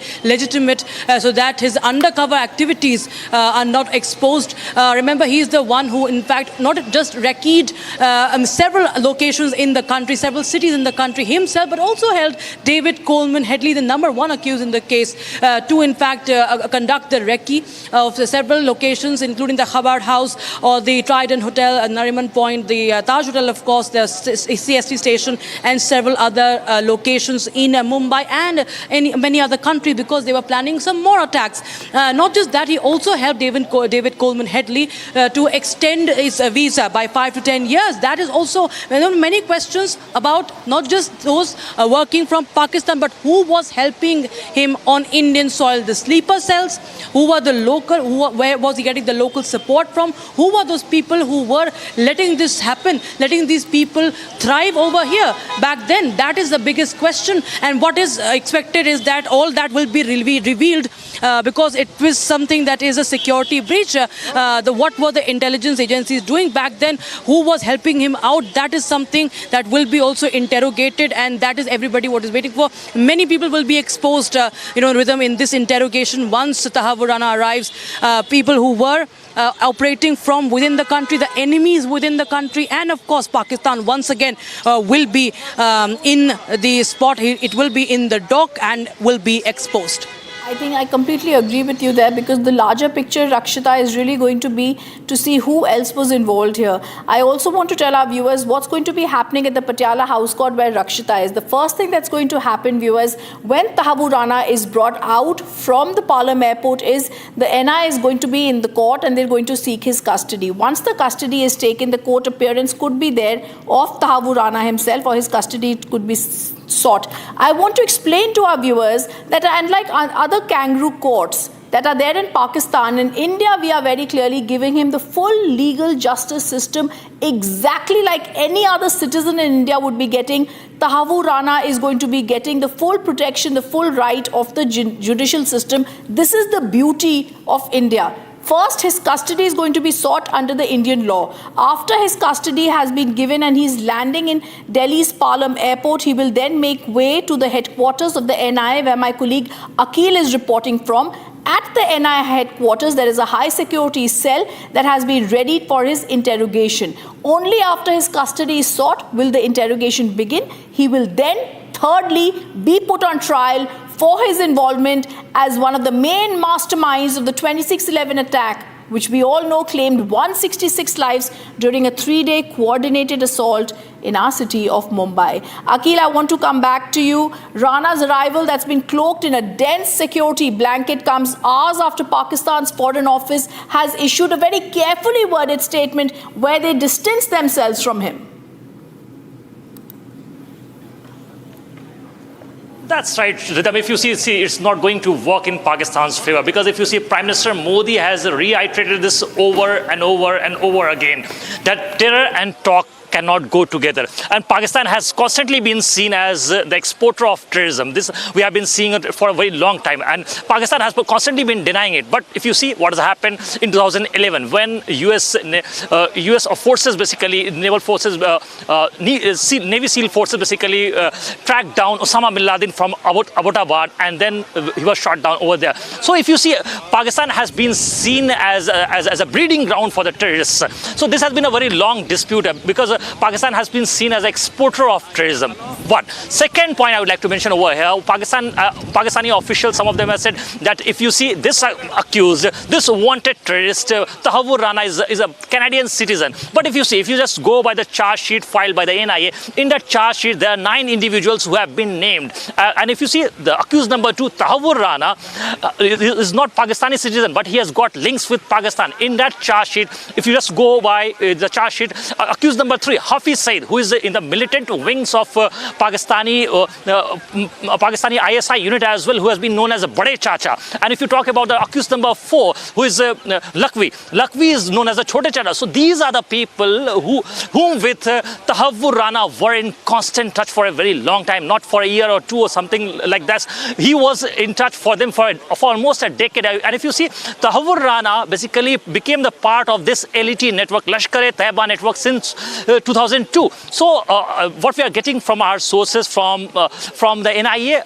if you see last evening what we have seen, that while speaking to our editor-in-chief in an exclusive interview with Arnab Goswami, NIA DG has confirmed this, YC Modi has confirmed this, that we have got dossier after dossier, we have got confirmation, we have got legal documents to show that there were different emails that were emails transactions were there, and if in those mails it's very clear that Tahawwur Rana were in constantly touch with the ISI handlers. So these are the documents that we have. So in the court, what we are expecting that once Tahawwur Rana will be produced in the court before the law, then things will be clearer, because India has got the larger point to keep over there. Because if you see at this point in time, not only Tahawwur Rana or David Coleman Headley, there were other individuals, include Kashmiri, Ilyas Kashmiri, who is the accused number 9 in this very case.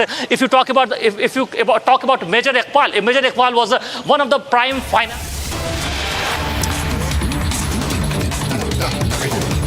Let me also take you through the breaking news now coming in, as we are moments away from Tahawwur Rana being dragged back to India. There are preparations that are basically underway outside at the National Investigation Agency headquarters. In fact, we are being told that the anti-riot vehicles have also been deployed outside at the NIA headquarters, where my colleague Akhil was basically reporting from. Let me just quickly take you through what we know so far. There was some amount of confusion with regards to the landing of the special aircraft that is carrying Tahawwur Rana, but there is some clarity now coming in. The reason for the delay in the landing has been because of a technical snag, and that was at the refueling stop, and that is the reason why there has been a considerable delay for the flight to land here in the national capital. The latest information now coming in that Tahawwur Rana would be landing roughly around later in the evening. The exact time is not known at this point in time. We'll try and see if we can go across to Akhil, who is joining us on this broadcast, getting us the latest details. And in a short while from now, I'm going to take you through the details of the extradition. Akhil, I just spoke to a top NIA source a short while back. They are saying that they're going to share the details in a short while from now. That's an indication that he hasn't landed. He hasn't been brought back to Delhi. That's going to happen anytime later in the evening. What's the situation outside the NIA headquarters? And for all our viewers who are tuning in right now, give us the layout of what is it like in the NIA headquarters right now? What are the preparations that are underway? Because for the NIA, this is undoubtedly a big catch. That's right, Shawan. At this point in time, if you see, Shawan, anti-riots vehicle has been brought in just outside the NIA headquarters. Towards my right, if you can see, from the JLN Stadium side, the entire barricading has been done. This road has been completely blocked and choked by the security officials from the Delhi Police Traffic Department. So at this point in time, you can see in the front direction that anti-riot vehicles have been brought in over here. Apart from that, what we are seeing that the paramilitary forces have been beefed up. That it's very likely that within the next 3 to 4 hours, it's very much expected that Tahawwur Rana, the wanted criminal, the wanted terrorist, will be brought back to the national capital. Well, thank you very much, Akhil, for joining us on this broadcast and getting us the latest details. We'll keep coming back to you as my colleague Akhil getting us a minute-to-minute update from the National Investigation Agency headquarters.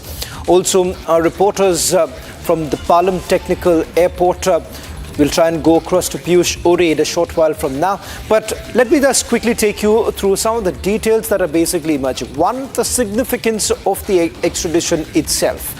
And how exactly has the government really secured this? Ladies and gentlemen, it was no easy task for the government to bring back a Tahawwur Rana. Not to forget that during the UPA regime, David Coleman Headley was actually pardoned by the US government. In fact, it turns out that David Coleman Headley was a double agent.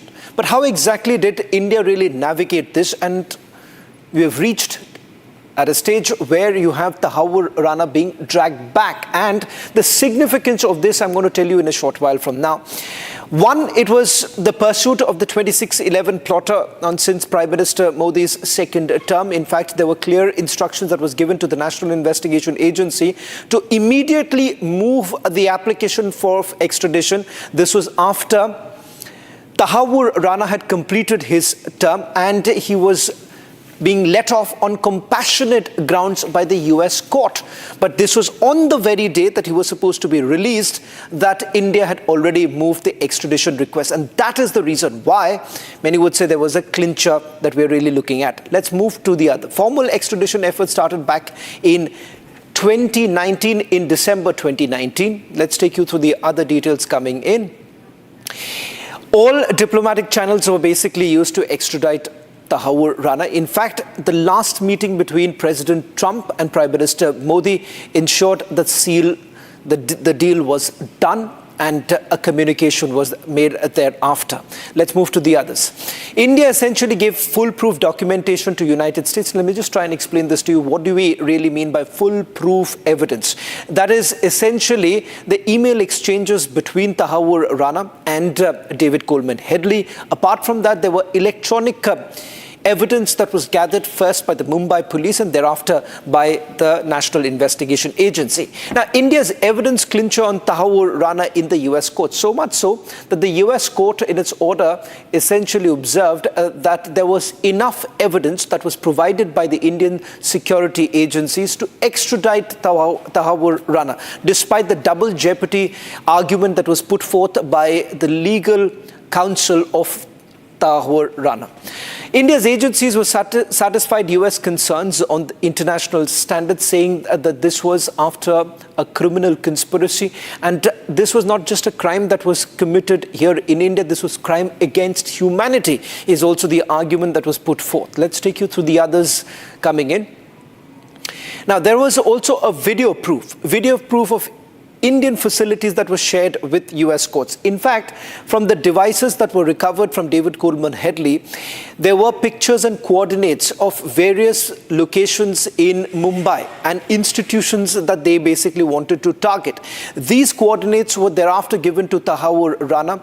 In fact, they were also shared with the Lashkar-e-Toiba. And that's how the 26/11 attack was masterminded by Tahawwur Rana and Lashkar-e-Toiba. Let's take you through the others. Trump first confirmed Rana's handover in 2020. This was during the Prime Minister's visit to the United States of America. That's when President Trump had confirmed that he had given the green signal for Tahawwur Rana's extradition. So this undoubtedly was a momentous occasion, given the fact that India's efforts gained momentum under Trump 2.0. This was the last visit that the Prime Minister made, and then a confirmation was actually given. During Prime Minister Modi's US visit, Trump basically confirmed the extradition in February 2025. Let's move on. These are the details of how exactly the Modi government basically pursued Tahawwur Rana and ensured that he's dragged back, and in moments from now, Tahawwur Rana would be taken to the National Investigation Agency's headquarters here in the national capital. So what's going to happen thereafter? Once he is taken out in an armored vehicle, because those preparations have already been undertaken, and thereafter, once he reaches the NIA headquarters, we're given to understand the first round of questioning is going to take place. We're not very sure whether at all he's going to be produced before the court even today, or that could happen sometime tomorrow or late evening through video conferencing. Let me just quickly now take you through some of the charges that Tahawwur Rana basically faces. In fact, the moment he lands here, he would be taken through the charges that were brought in. In fact, we were given to understand that this has already happened, but there's a clarification coming in that these charges haven't been read out to Tahawwur Rana. There are about 9 charges that we're talking about. First is criminal conspiracy, accused of conspiring with Headley. Let's move quickly. Let's move to charge number 2. That's committing terrorist attacks, provided logistical support to the Lashkar-e-Toiba. This was in consultation with David Coleman Headley, that Tahawwur Rana was providing the logistical support to LET. Charge number 3, helped them to carry out the 2008 attacks. Charge number, can we just move a little quickly, please? 166 people killed in the 26/11 attack, and that was charge number 3. Murder, 6 Americans were also killed in the attack. Let's move to charge number 4. That's providing fake documents, helped Headley obtain an Indian visa, that too for 5 years. Let's take you through the other charges. Used fraudulent documents for the visa, because remember, he was running an immigration service, and using that, the visa was given to him. Charge number 5, facilitating reconnaissance, that's helping Headley to carry out a recce in Taj Hotel. Not just Taj Hotel, there were several other locations also. There were several other coordinates that were also shared. Identified the hotspots for the blast, looking at particularly the impact that the blast would actually have. That was the consideration that they've had. Facilitating the reconnaissance. Let's move to the others. Now, these are the main charges. There are few other charges that have also been invoked, but remember, those are not the ones that were considered by the US courts too. These are some of the details that we are picking up right now, getting you the latest details. If we can also get a live presence coming in from the Palam airport and also the NIA headquarters in a short while from now. My colleague Rakshita was also joining us from outside the NIA court. But before we do that and get you a sense of what's really happening on the ground, here are some of the reactions coming in, because there was also a political turn that took place, with the government basically hitting out at the UPA, saying that during the UPA era, you had the lone accused in this particular case, who was taken into custody by the Mumbai police, Ajmal Kasab, was actually fed with biryani.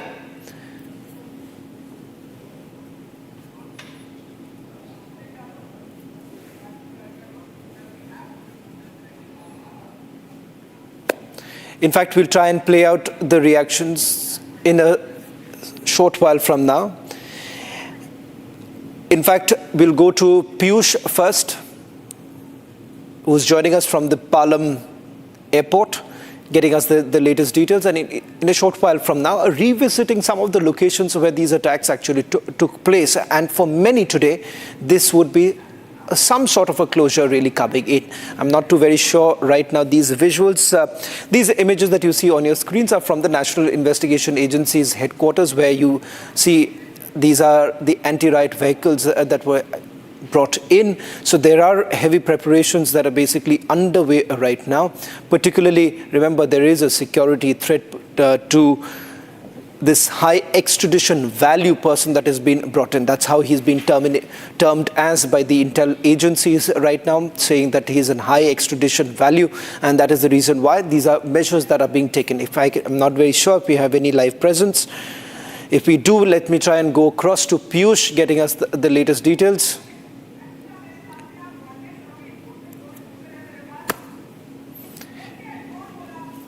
I think we'll try and reconnect with Piyush in a short while from now. What you see right now on your screen is these are images now coming in from the NIA court. Remember, in the NIA court, there too we would be perhaps in a short while from now getting in the latest details that the trial record details have already been shared with the NIA court, 2611 trial records. In fact, these security has also been increased in the Patiala House Court. The dog squad has basically been brought in, but these are essentially preparations that the security agencies are making, if at all the NIA essentially takes a decision that they need to perhaps produce Tahawwur Rana in the court. Let me first get a quick update from Piyush, who's joining us on this broadcast. Piyush, what's the latest that you're picking up? Is there any clarity as to when the flight, the special aircraft, would land in the Palam airbase? So extremely quickly, Shravan, and while I speak, I would just request my video journalist to just show the visuals over here. When exactly is Tahawwur Rana expected to come out from this airbase? This somehow is not being told to us officially. However, there are speculations that it might be perhaps after 7 p.m. because there are several formalities now which are involved as far his completion of immigration formalities are concerned, and several other legal formalities also that need to be completed. So as there have been visuals that have been presented to you by my video journalist Vijay Manish, we have been witnessing that there have been several vehicles of Delhi police and other vehicles of the central agency that have been moving to and fro inside and outside this Palam technical area, which comes under the Indian Air Force. So taking into consideration that we are making a terrorist who has been involved in 2611 Mumbai terror plot concerned, he's coming out from this airbase. All the security measures are being put in place, and because there is a lot of security measures that are in place for this purpose itself, there has been no official confirmation of when exactly is Tahawwur Rana exactly going to be made come out. But yes, there are speculations that perhaps after 1900 hours, perhaps there can be some movement in which vehicles that might bring Tahawwur Rana come out from the very base from where we are reporting. Back in the studio.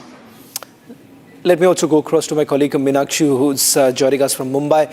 Meenakshi, in fact, you spoke to then Special Public Prosecutor Ujjwal Nikam, as well as a few others. The survivors, of course, they've all narrated the fact that there is a clear closure that they're looking forward to. But the other important aspect, will the Mumbai police really step in? Because the initial investigation was actually carried out by the Mumbai police's crime branch. Is the Mumbai police essentially planning to perhaps move some application, if not now, at a later stage?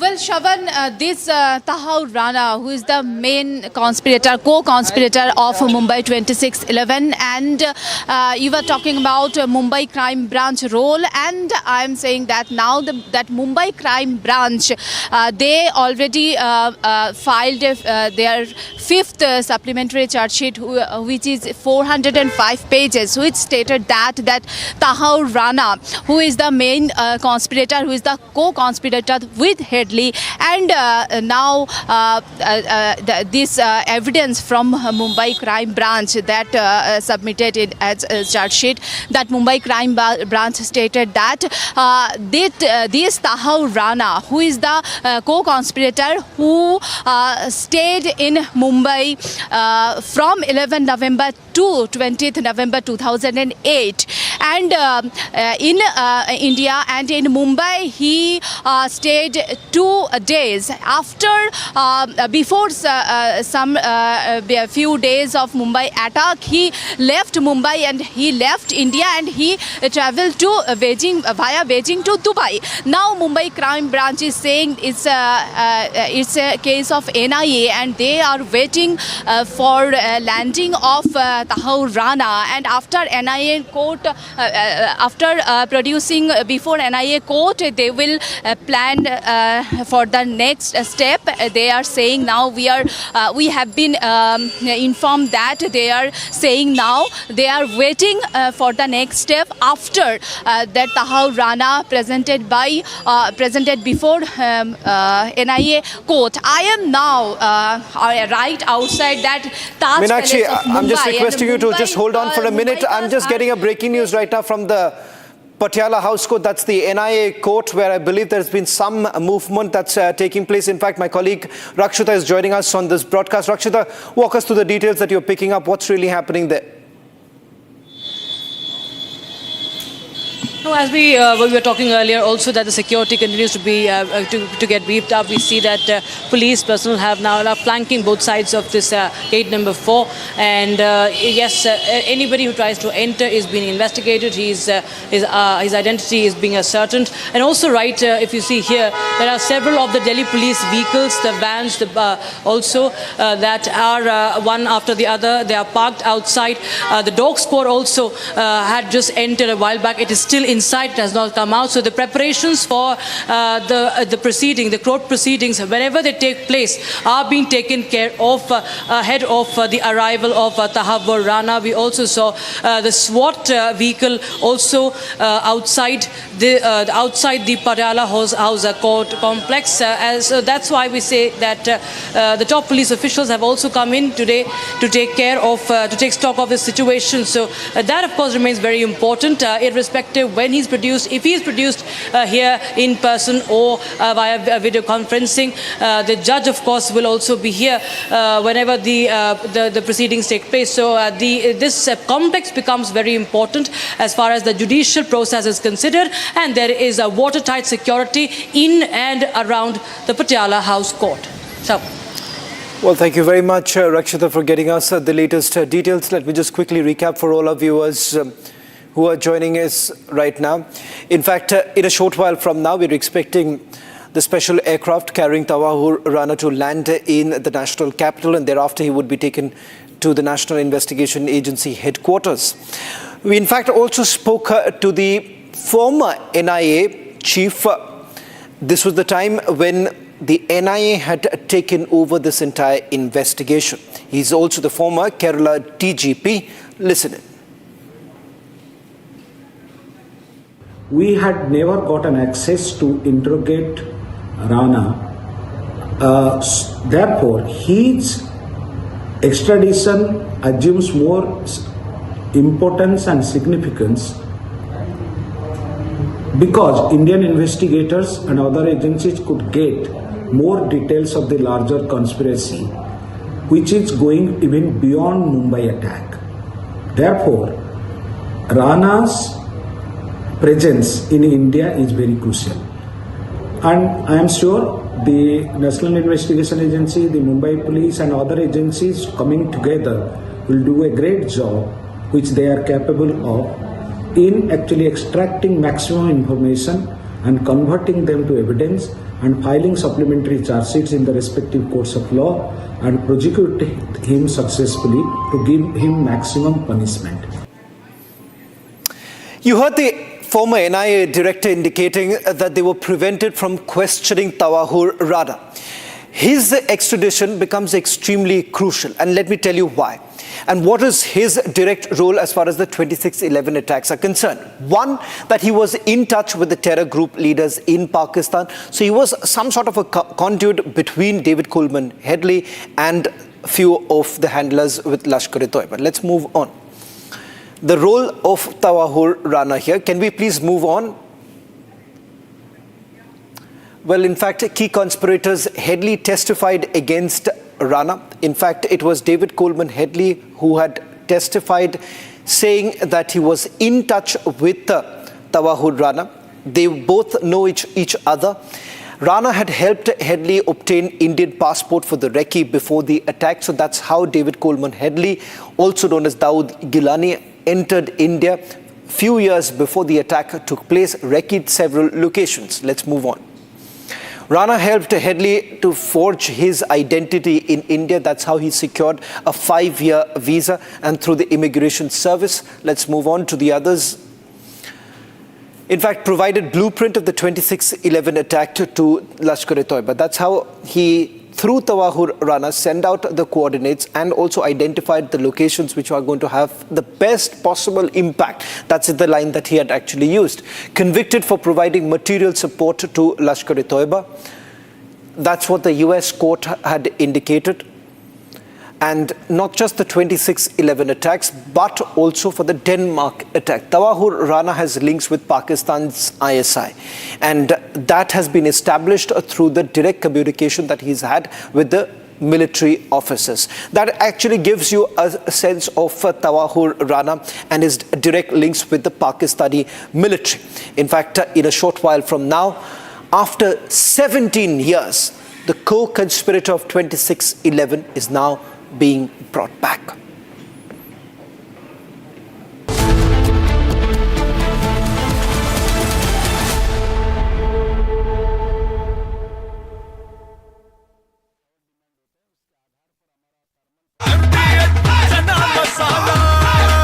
अब छोलिया हो या लोबिया, सफेद चने या काले चने, सब कुछ मजेदार बने। That also gives me the license to guarantee you brilliance on behalf of IIHM. This Ori, Ranveer Alabadia, Samay Raina, Apurva Makhija, this dirty influencer brigade are examples of the worst which has happened to one Indian generation. And while others from their generation do the country proud, achieve academic laurels globally, embark on space and AI startups, create and generate jobs, and contribute to the future of Bharat, these Oris, these Samay Rainas, these Ranveer Alabadias make us look away in shame and in disgust.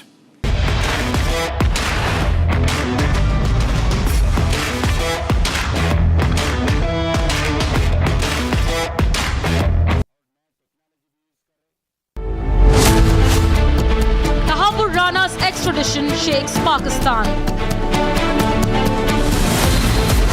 Pakistan desperately tries to distance from Rana. Pakistan's terror face now nowhere to hide. Debating tonight at 8 p.m.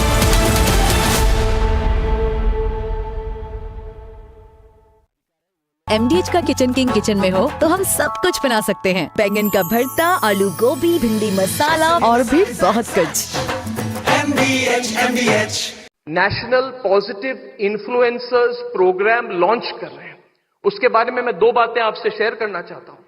प्रधानमंत्री जी, global connectivity के साथ, global connectivity तो भरपूर है, मगर जरूरत quality, global good quality content की भी है। और प्रॉब्लम कभी होती है कि लोग फॉलोअर्स या नंबर्स को देख के कंटेंट बनाते हैं। प्रधानमंत्री जी, हम चाहते हैं कि नैरेटिव को देख के कोई कंटेंट बनाए, नंबर्स को देख के नहीं। नंबर्स आ जाती हैं प्रधानमंत्री जी अगर नीयत सही हो। जैसे आपने हर बार मुझे कहा, अर्नब हिंदी में From Asia's largest news headquarters, setting the agenda for Bharat.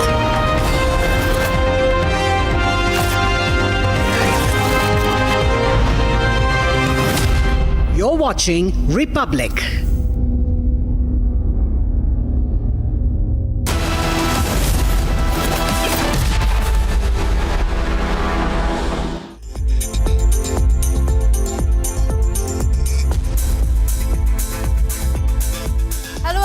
Watching 6 Stories at 6 with me, Tanisha Awasthi. Ladies and gentlemen, it is the biggest win for India. The 2611 mastermind, Tahawwur Rana, is finally being dragged back to India.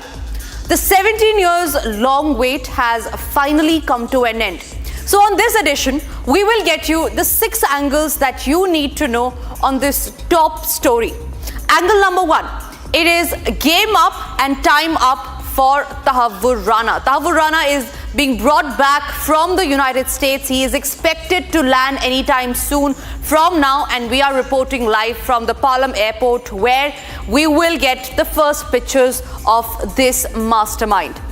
Now, angle number 2 that we're tracking is how Pakistan is scrambling and is going all out to distance themselves from Tahawwur Rana and have now essentially dumped Tahawwur Rana, the 2611 mastermind. Moving on, we will get you the man live on the broadcast who shot Ajmal Kasab's aide. Also, once the road is cleared, once Tahawwur Rana lands in India, what is next? What is the next procedure that is in line that will be followed? We'll get you all the inside details on that as well. And as always, a credit war has now broken out, with the BJP taking on the Congress and saying that the UPA went soft on terror during that era. And finally, all the details that you need to know on when is Tahawwur Rana landing, where exactly will he be taken after that, and his plane, remember, has detected a technical snag because of which his landing has been delayed. We'll get you all the inside story on that as well. First up, let's start with angle number 1. The 2611 plotter Tahawwur Rana is being dragged back to India. With his arrival at the Palam Air Force Base in Delhi, the terrorist will be arrested by the National Investigation Agency then and there. Now, he is scheduled to be taken to the NIA headquarters following his official arrest that will be done today under the strict watch of SWAT commandos. He is slated for a medical examination as well, followed by being produced in the NIA Special Court, where Narendra Man, the appointed public prosecutor, will hear his case. Viewers, this is not just about details of the case. This is also not just about the crackdown on terror. This is about the families of victims that await a closure. The families of those killed in action awaiting for Tahawwur Rana to be brought to his due justice. This is India's fight back over the redemption that the country saw on the horrific November 26th of 2008. Remember, Republic is tracking all the details. Piyush, my colleague, is reporting live from the Palam airport. Piyush, first and foremost, take us through what are the arrangements that have been done at the Palam airbase, because what we learn is that from where you are standing is that very exact place from where we will be watching Tahawwur Rana, the 2611 mastermind, leave for the NIA headquarters.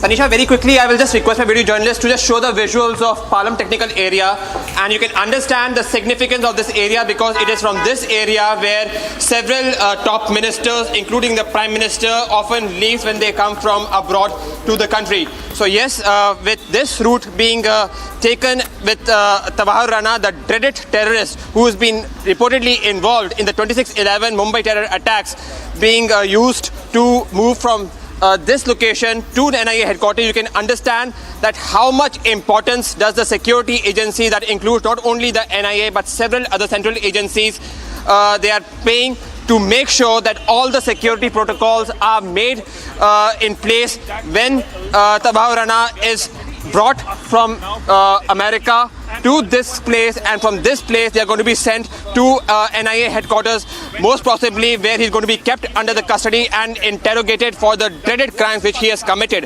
Having said that, taking into consideration that there are several security measures that are involved, one has also been witnessing that there has been no official confirmation of what time exactly is the Tahawwur Rana now exactly going to be coming out from Palam technical area. It was believed to begin with that he would be coming at around 1200 hours. It did not happen that time.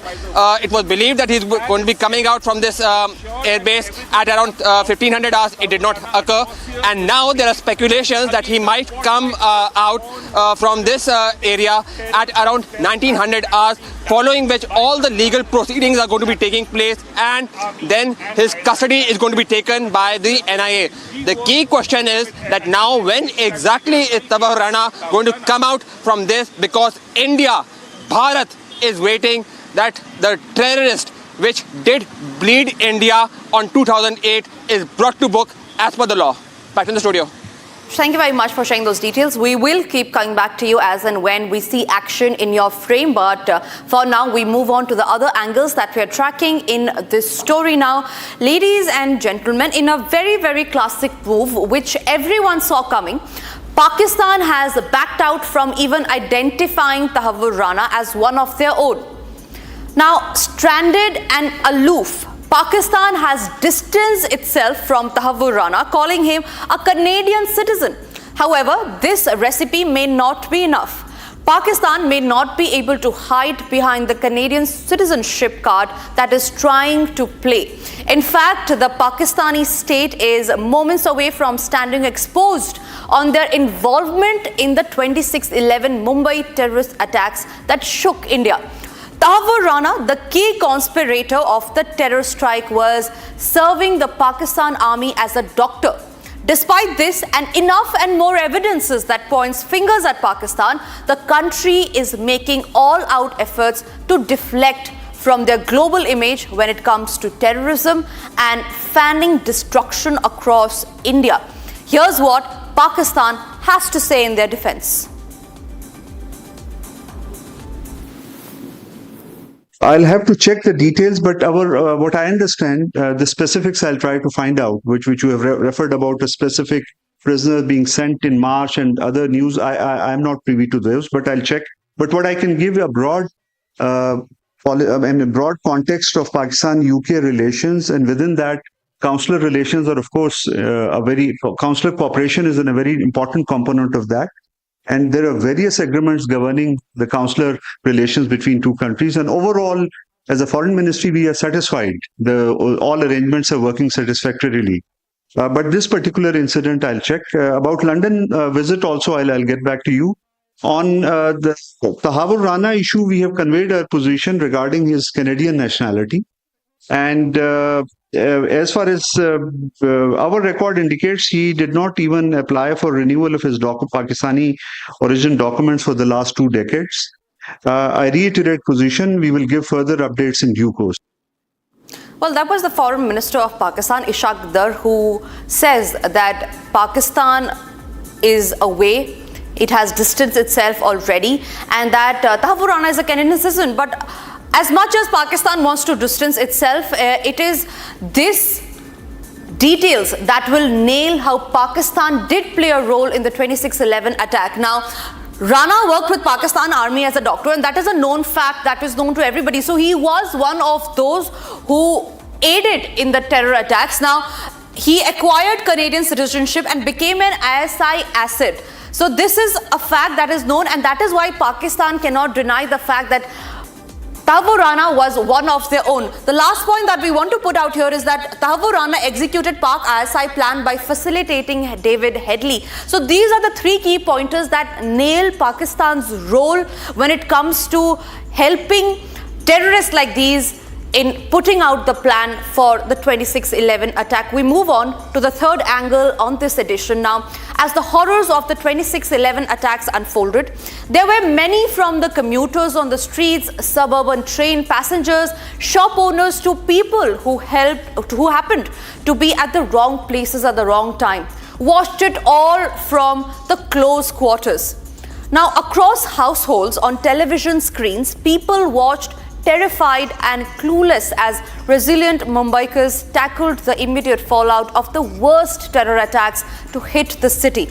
Visuals of locals throwing caution to the winds and catching hold of the heavily armed Ajmal Kasab as he left fly from his automatic weapon are still fresh in many minds.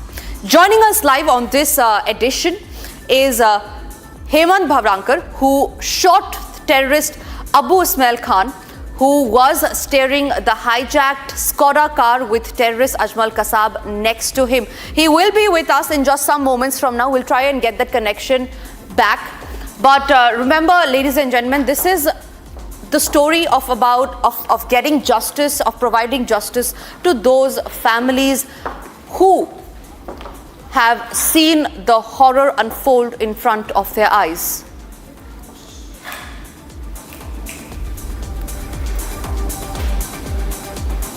All right, we're still trying to get our connection sorted with Hemant, but taking you through what actually happened. The shots that you see on your screen is that of Ajmal Kasab.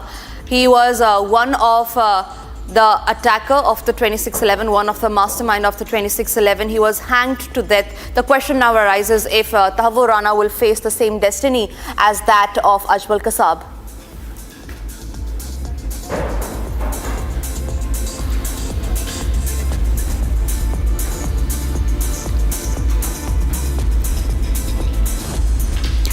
Now, the 17-year quest for top 26/11 attacks plotter Tahawwur Hussain Rana is set to end today, as a special plane with him and the NIA team will land shortly in the national capital.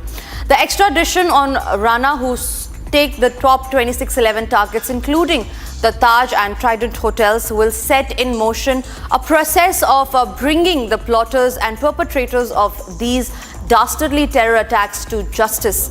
As Tahawwur Rana starts ratting out on his handlers, the Pakistan Army and the ISI, the chorus to go after the masterminds Hafiz Saeed and Zakir Rahman Lakhvi is getting louder. Even as Pakistan makes desperate attempts to disown their deep state asset and 26/11 plotter, Rana's deposition could well hold the key to fulfilling the centre's pledge to bringing the masterminds in a Pakistani military establishment to justice.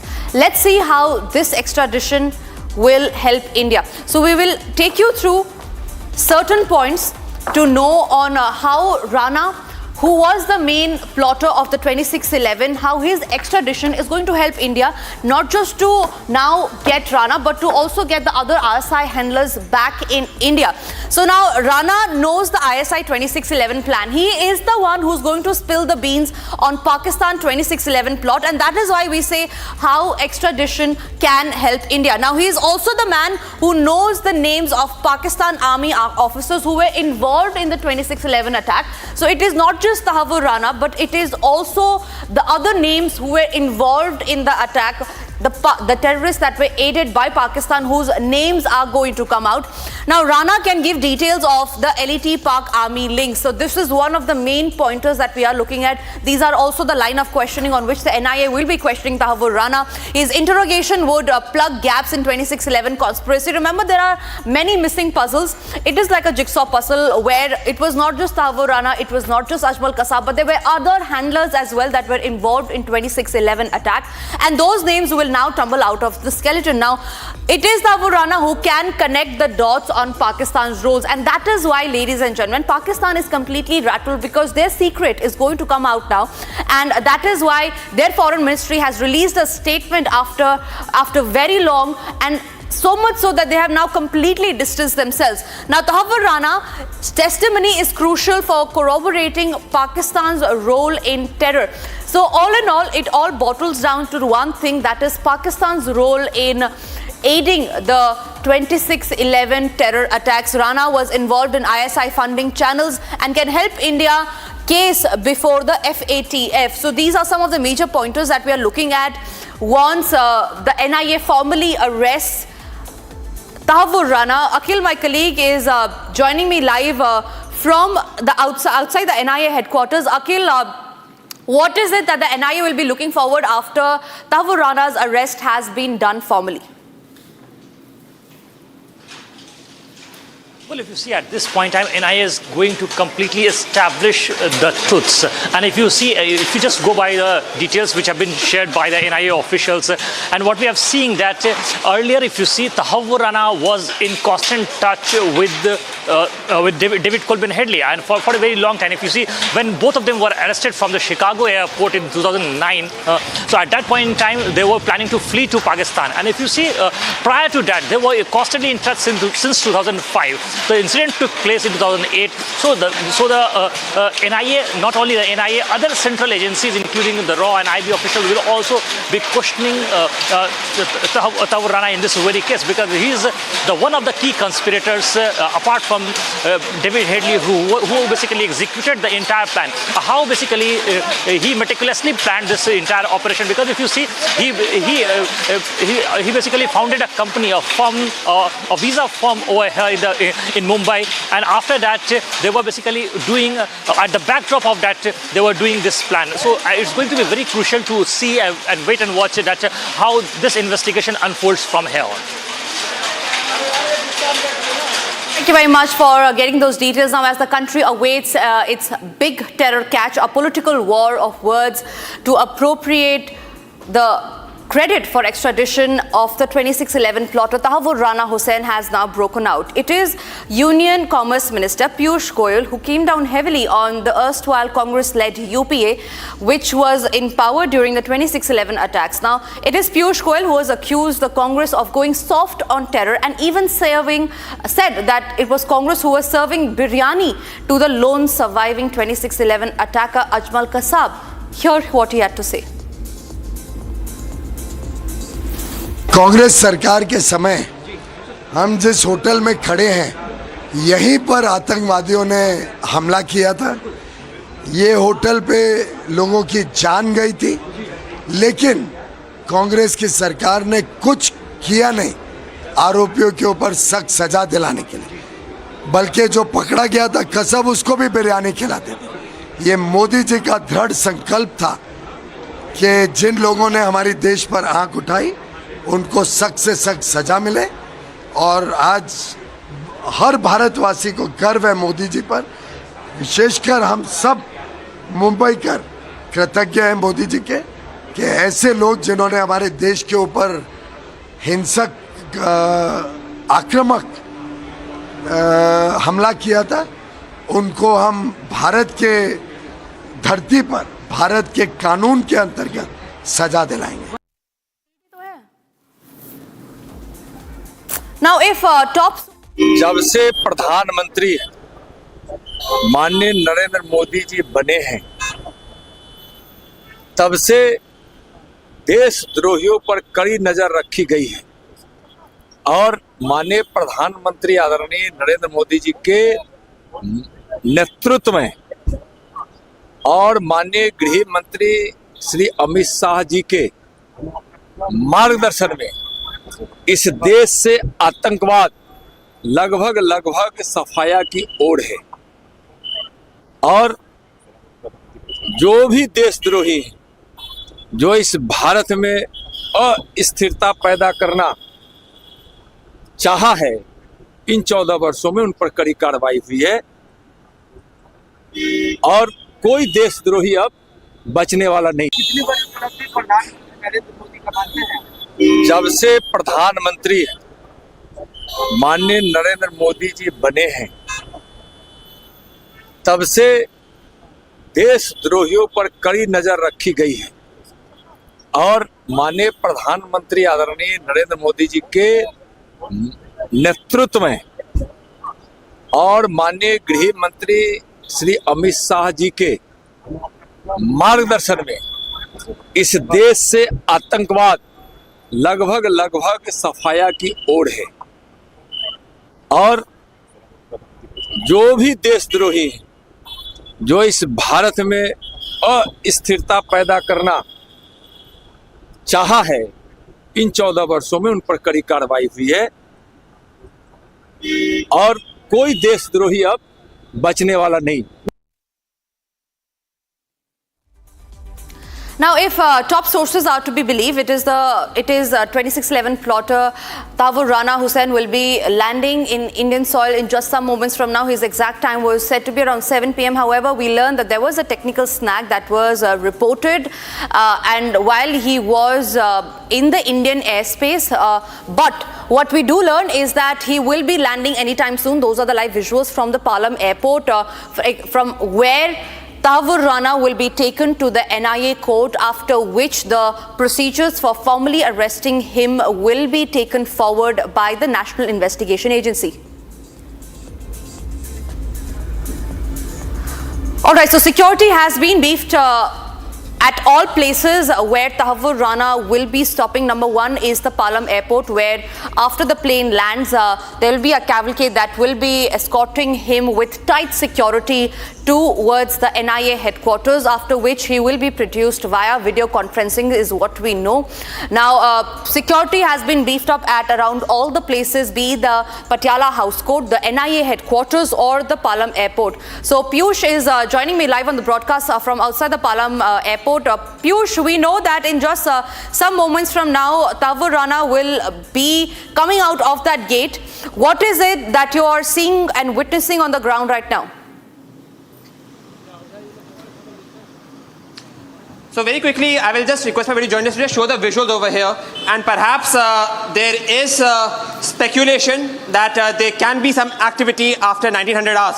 Having said that, taking into consideration that there is a lot of security measures which are at play, it was first believed that Tahawwur Rana would come out of the Palam technical area, the area from where we are reporting, at around 1200 hours. It did not happen that time. Then it was believed that he's going to come after 1500 hours. That also did not occur. And now there are speculations that following the formalities that results in immigration formalities to be completed, the legal formalities to be completed, there are chances that there can be some activities after 1900 hours. Having said that, taking into consideration that there is a lot of security protocols at play, and we have been witnessing from the very morning that there has been a lot of movement of vehicles of central agencies and Delhi police in and out of this area, there is still no confirmation. There is still no official confirmation, I would say, that at what time perhaps Tahawwur Rana is going to come out of the gate from where we are reporting. Having said that, it is one thing very certain that when he's going to come out of this gate, there are going to be legal proceedings that will take place, and from there, the NIA is going to be taking the custody of Tahawwur Rana, and from there, the investigation of establishing his role in the 2611 terror Mumbai attack is going to take place. Back in the studio. Right, Piyush, thank you very much for getting those details. We'll keep a close watch on that. The biggest reporting team is on ground zero, from the Palam airport to the NIA headquarters to even the Patiala house court. That's all, viewers, that we could pack in this edition of 6 Stories at 6. Don't go anywhere, because we are continuing with our live and rolling coverage from all the key points where Tahawwur Rana will be there. And any moment from now, we will get you the first visuals of Tahawwur Rana, who will be landing in India very soon. Thank you very much for watching.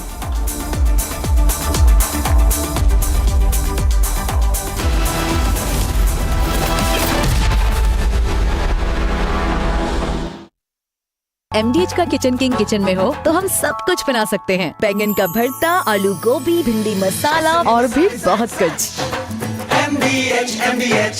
This Ori, Ranveer Alabadia, Samay Raina, Apurva Makhija, this dirty influencer brigade are examples of the worst which has happened to one Indian generation.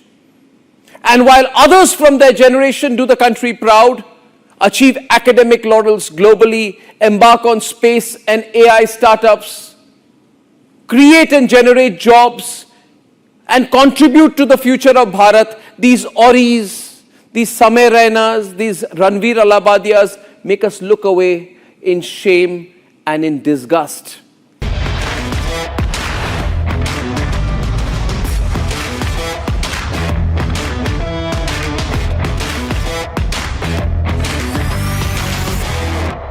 National positive influencers programme launch कर रहे हैं। उसके बारे में मैं दो बातें आपसे शेयर करना चाहता हूं।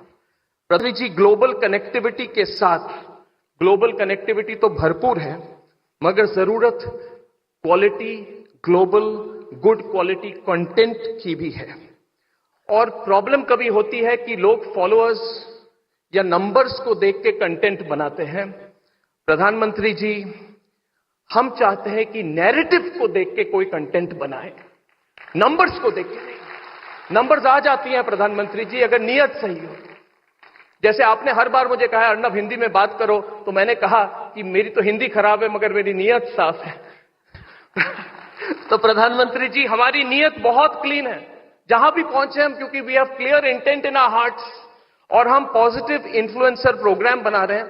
अंडर दिस प्रोग्राम 4 हफ्ते बाद हम 100 पॉजिटिव इन्फ्लुएंसर्स को रिपब्लिक मीडिया नेटवर्क के कैंपस में लाके उन्हें रिसोर्सेज देंगे, उन्हें फाइनेंशियल सपोर्ट देंगे। Tahawwur Rana's extradition shakes Pakistan. Pakistan desperately tries to distance from Rana. Pakistan's terror face now nowhere to hide, debating tonight at 8 p.m.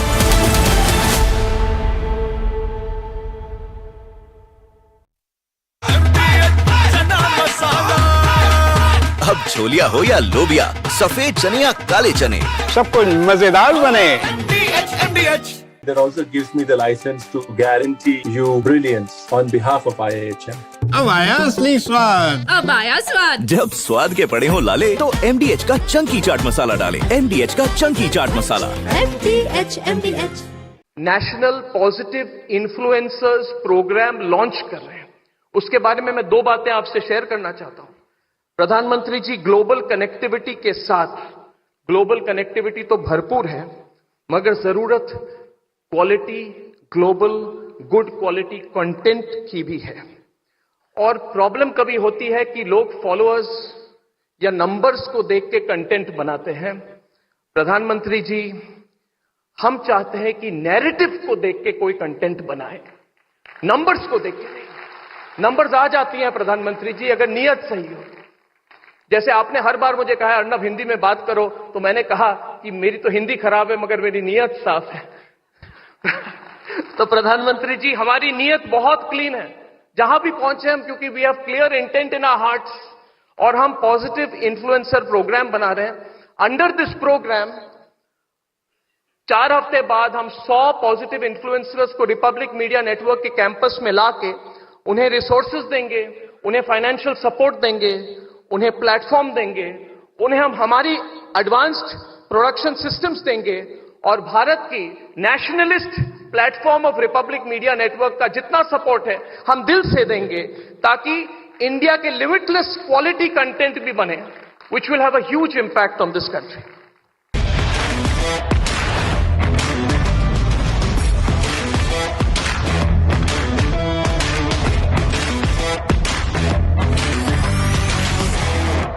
Clean up the digital garbage heap with OTT platforms, YouTube comedians, and so-called dirty influencers running. Tahawwur Rana's extradition shakes Pakistan. Pakistan desperately tries to distance from Rana. Pakistan's terror face now nowhere to hide, debating tonight at 8 p.m.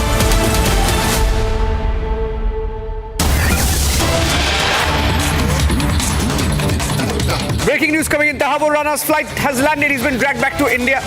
And we're getting in breaking news right now. We had a little bit of a confusion this afternoon But now we have an official word that Tahawwur Rana's flight has landed. The plane carrying Tahawwur Rana has landed in Delhi's Palam airport. That's the breaking news coming in. Ladies and gentlemen, the 17-year-old wait has ended. The 17-year wait has ended, and the 26/11 plotter, Tahawwur Rana, has been dragged back. We are going straight to our team of reporters on the ground.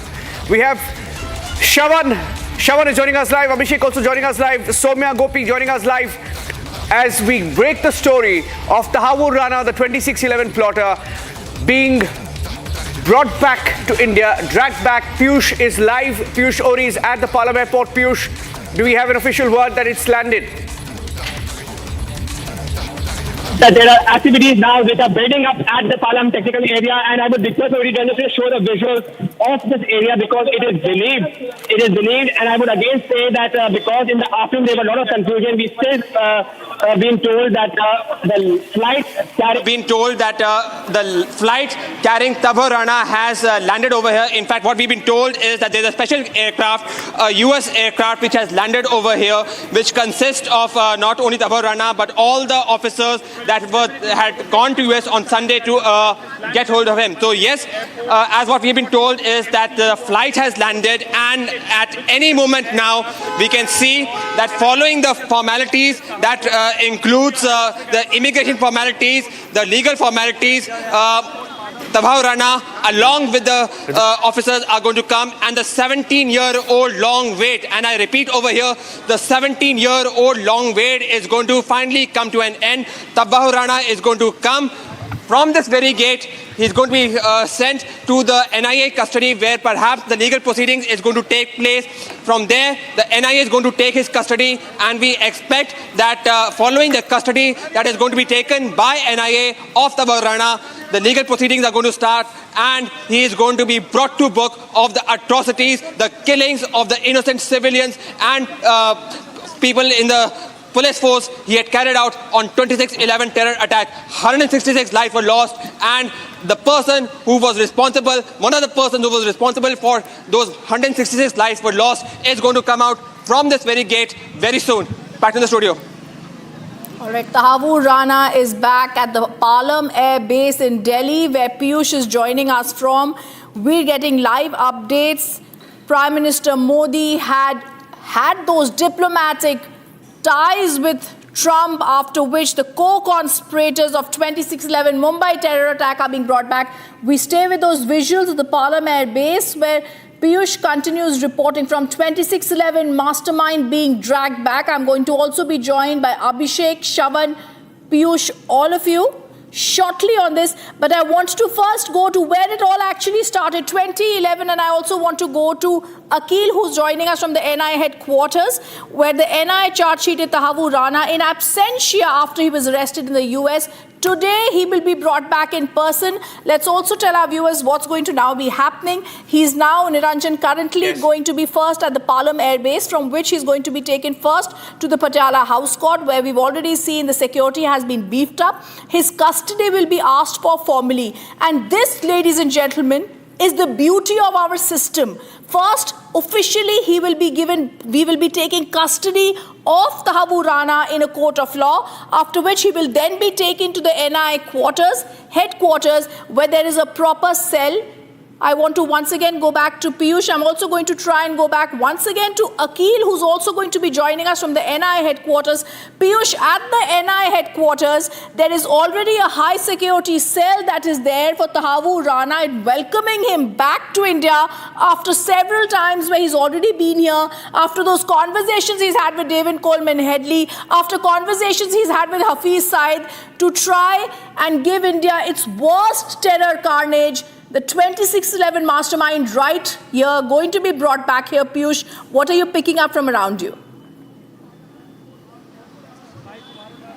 Rhythm, you mentioned a very important point, and while I speak, I would just request my video journalists to just show the visuals over here, because it is from this very gate that perhaps we can see very soon the cavalcade that may accompany the dreaded terrorist Tahawwur Rana might come. Now, you mentioned that it is the beauty of our system, it is the beauty of our democracy, and it is the robustness of our legal system that despite this person who has been reportedly involved in carrying out and plotting the 26/11 terror attack, he is going to be brought back after a lengthy process of extradition.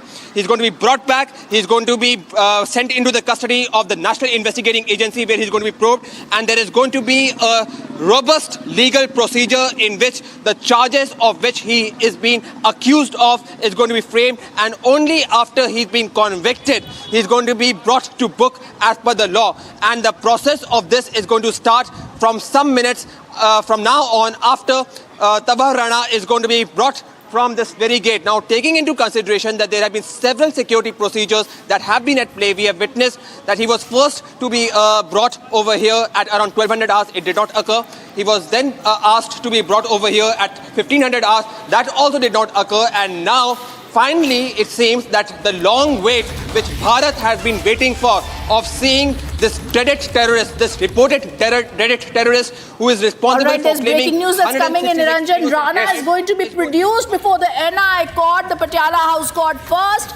That's the big breaking news. I also want to go across to Rakshita, who's joining Shravan, Niranjan, Abhishek, and me on the story. Back-to-back breaking news that's coming in. We're also getting to know Tahawwur Rana dragged back in Gulfstream 550 aircraft. If Abhishek can also be, Shravan can also be. Shravan, give us more details. Well, in fact, Rhythm, the latest that we're getting in right now is the NIA is just carrying on with the debriefing that's essentially going on. We're waiting for an official confirmation to come in from the NIA, which is yet to come in. More details to emerge in a short while from now, as I believe that some of the officers are still in a meeting. In fact, Abhishek is also getting in some more details from the NSA's office with regards to whether at all it's going to happen in the next few minutes. We're just trying to get in some more details. As of now, and in terms of the procedure, they're going to be taken directly to the NIA headquarters. Not very sure at this point in time whether at all he's going to be produced before the court tonight, because the deliberation that happened in the NIA headquarters today was to present him through video conferencing. Okay, I'm also being told, Shravan and Niranjan, that he has already reached India. The plane has landed. Yes. His medicals will be taken at the airport. His arrest memo can also be signed at the airport. And the big breaking news, as also if I can get Abhishek on it, and if Rakshita is joining us from the Patiala House Court. Okay, there's a breaking news update, Rhythm. That medical will be done. He will be directly taken to the Patiala House Court as expected. The NIA team that will be taking custody of him from the Palam airbase, Niranjan, Yes. going to take him to the Patiala House Court. Yes. And Shravan is also joining us with some more details. Okay, there is some more news that he's gathering. I think Abhishek is also joining us live. But there is a very, very interesting statement that I've just picked up. And I just want to tell both Rhythm and Shravan the statement that's just come in. Rakshita's live. Okay, we'll go across Rhythm. Yeah, Rhythm, you want to go? At the Patiala House Court, Rakshita, if you can take and tell us what's happening, because this is where he's going to be taken for his custody. That's going to be asked at the NIA court. We're also picking up, as we're getting you these details, that this is the place where they're going to ask not only for his custody, and now that he's been coming back here, they're also going to get his checkup done, after which he's going to be brought right here to the Patiala House Court, Rakshita. Well, as we speak, yes, that is the big information that we're getting, very important piece of information that we're getting, that his medical examination could be done at the Palam airport and he'll be straight brought to the Patiala House Court. As we speak right now, you can see the police briefing is going on. DCP New Delhi, Devesh Kumar Mahila is right now here. He was taking stock of the situation outside. He was asking for the ropes around here where the media is present to be tightened and raised, and they should be in place. And then he went inside. He's still talking to many of the officers and the constables who are present of the Delhi police. There are many of the female police personnel, the women police personnel and male police personnel who have been added here. And we see, if we zoom inside, that the DCP is still having conversations as to how beef up this entire area, the security, how it has to be beefed up the moment Tahawwur Rana is brought here straight away. That is the big breaking news we're getting in right now. Gulfstream 550 aircraft getting back Tahawwur Rana. He's being dragged back here on Indian soil, and he will be tried here at this Patiala House Court, the NIA court at the Patiala House complex. Just a second. There is, in fact, we don't want to make the same mistake again. So stay with me, Rakshita, because we were told that the flight carrying Tahawwur Rana had landed at the Palam airbase a short while back. But we are now hearing that there is still some doubt on that. Now, I'm not sure whether it's part of some security protocol that they don't want to share the details, but officially we don't have a confirmation. So I think we won't stick our neck out and say that yet, even though there are some reports that it has landed. But I want to go across to Rhythm, because Rhythm, you've covered the entire aftermath of 26/11, Rhythm, and we know how long the wheels of justice take. Now, for someone like Tahawwur Rana, we have had a diplomatic battle to bring him back, and of course a very, very strong legal fight. How strong has this legal fight been, Rhythm, to bring him back? Because he played a double jeopardy card, and it hasn't worked. And a double jeopardy card did not work. We stay with those visuals at the Palam Air Base, where we are looking to see the first visuals of Tahawwur Rana when he lands in India. But let's tell our viewers, legally, Senior Advocate Dayan Krishnan appeared and led India's arguments in the US court for his extradition. He is now going to be leading the NIA's case and prosecution in Delhi. We all know that Rana was a close co-conspirator and a key main conspirator with David Headley of the 26/11. Mr. Krishnan, who also associated with the extradition proceedings since 15 years, will give assistance to the Special Public Prosecutor Narendra Mann, who's there. He's a seasoned criminal lawyer and also represented the CBI earlier in the Delhi High Court. This is extremely critical to understand that this is the most important decision, and the most important decision of his extradition came, we remember, in 2023, Niranjan, when the first judgment came from the Magistrates Court in the US District Court of Central District of California, when the extradition proceedings were confirmed. And that was when the wheels of justice started coming and becoming in our favor. It was a spirited legal fight between Krishnan and I believe Paul Garlick, I remember, was there at that time as QC, who was representing Rana. He argued, like you said, it was a case of double jeopardy. The submissions were spoken of. However, a crucial milestone came for the Indian government, when Rana's appeal was dismissed by the US District Judge again in 2023. Following that dismissal, he moved the US Appeals Court. That was another setback, because that too was rejected. And finally, we are seeing the day when he's going to be brought back to India. We've, of course, also, Niranjan, seen that we've also seen the big political face-off that's already brewing even before Tahawwur Rana's brought back here, where Congress is trying to claim credit for the 26/11 terrorists' extradition. Very, very interesting statement, Rhythm. And while we wait on more clarity, I think Shawan has some breaking news. I'm going across to him. Shawan. Well, in fact, the National Investigation Agency has just put out a statement which makes no mention as of now whether the flight has landed.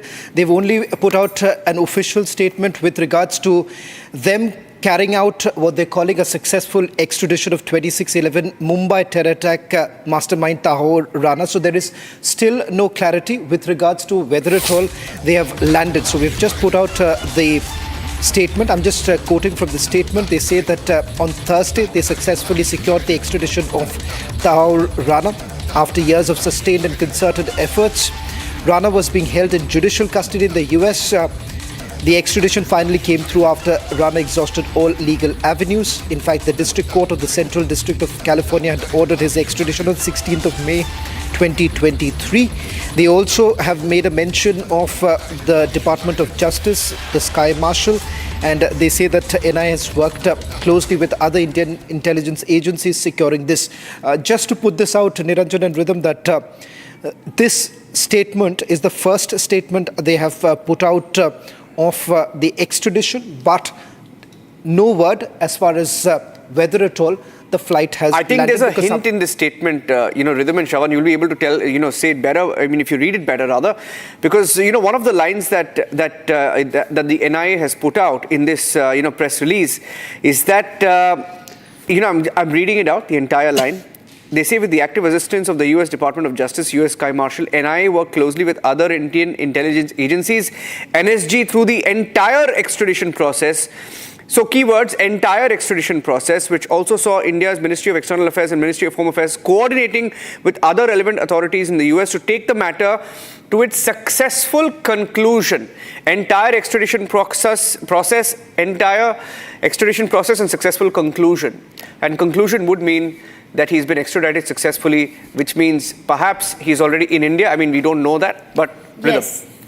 Absolutely, and I think as Shravan was giving out that breaking news, and Shravan, if you could also take us through the rest of the details that are put out in that statement from the NIA. All right, he's also possibly having a word with his sources, but we also stay with the other news that's coming in at this moment. We're getting lots of reporters, Niranjan, on the field giving us details. I also want to go to one bit of news that's coming in from the Patiala House Court, where I think there is already some action that's brewing, where the DCP Devesh Mahala has arrived.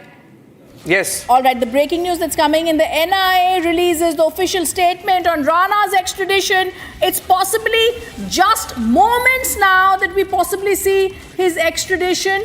The NIA says we worked closely with Indian intelligence agencies. The NIA says Rana's extradition, the NIA puts out an official statement right there.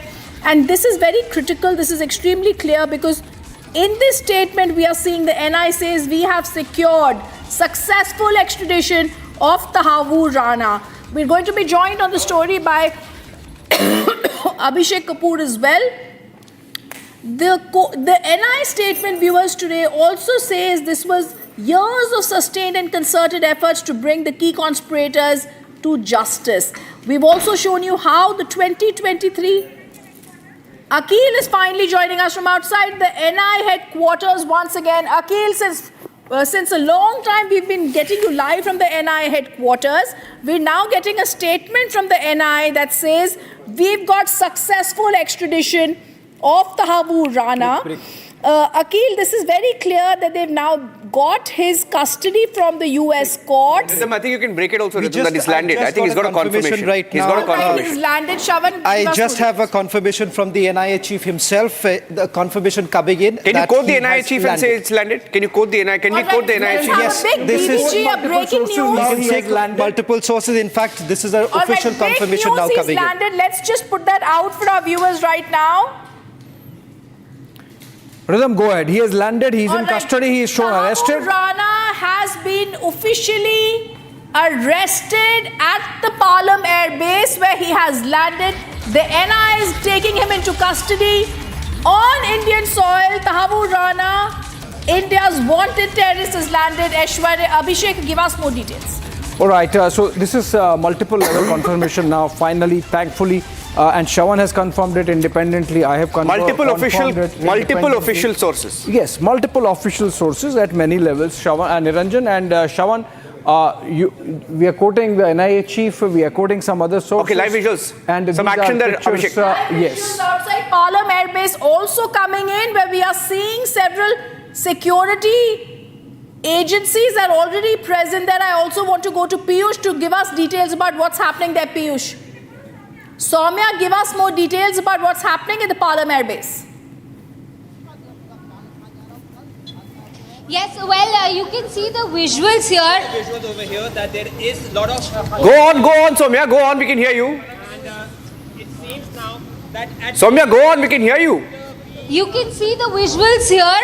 We can see the visuals here as we have just got the confirmations on multiple levels that Tahawwur Rana has landed on the Indian soil. It is a matter of few minutes that we can expect him on his convoy exiting from this particular location. As mentioned earlier, there will be a huge convoy that's going to be a part of that vehicle, in which we will be able to get a glimpse of India's most wanted wanted terrorist Tahawwur Rana.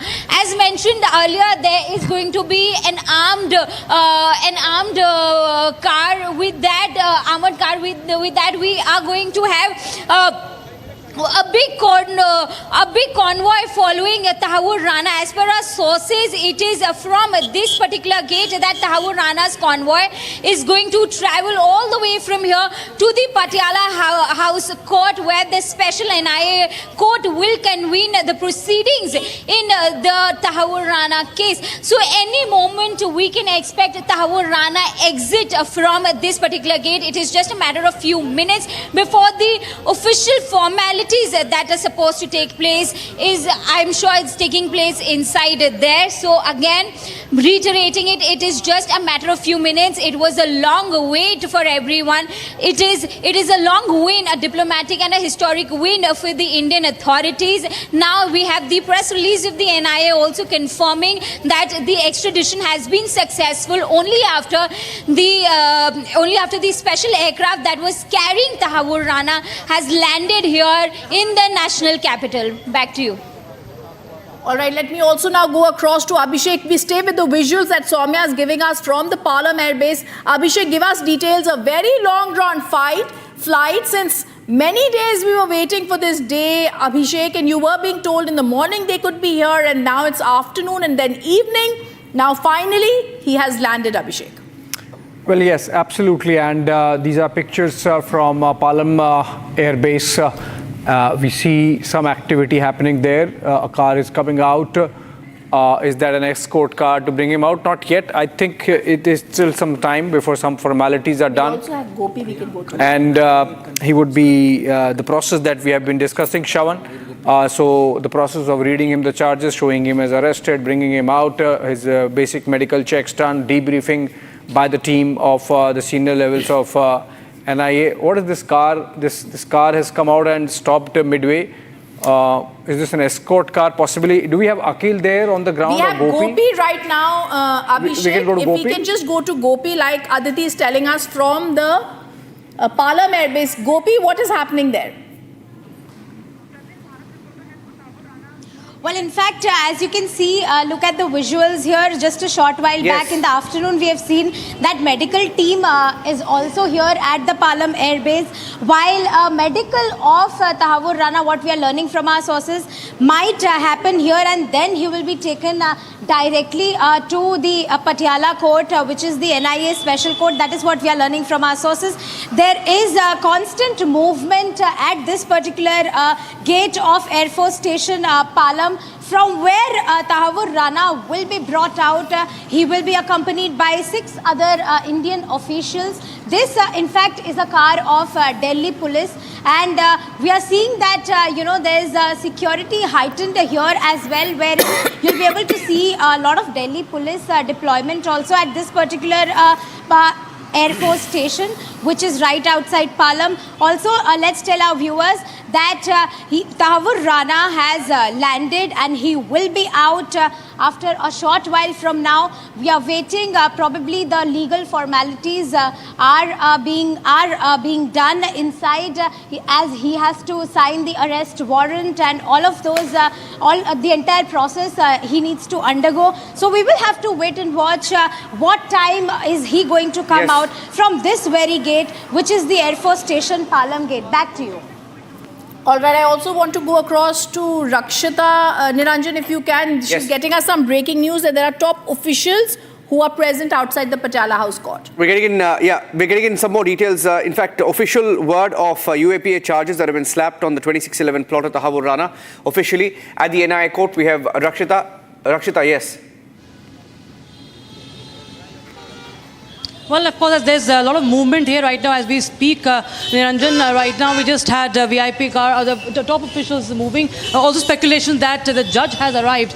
We still cannot confirm really, but yes, there has been a top official movement inside the court just a few seconds back. And of course, you can see the heavy police deployment. It has increased more than what it was in the day, all throughout the day.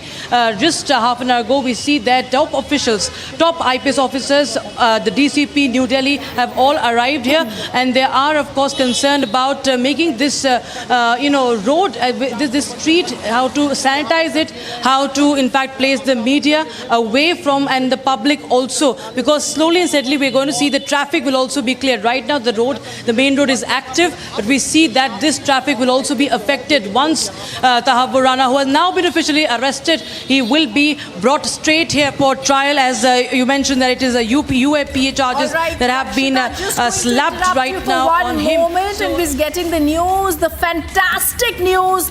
NI formally arrests Tahawwur Rana. The UAPA now charges have been slapped on the 2611 mastermind. Remember, we've been telling our viewers and the Anand Krishnan, who appeared earlier for the NIA in the extradition proceedings, also going to be the NIA's counsel in this case. Formal arrest under UAPA charges against Tahawwur Rana. He's now been officially arrested. Abhishek, this becomes so massively significant because now, like you said, those conversations and the dossier, the charge sheet of the NI of 2011 on which Tahawwur Rana's name came first, he is now going to be booked for all those things. We'll finally know the role of Pakistan as well.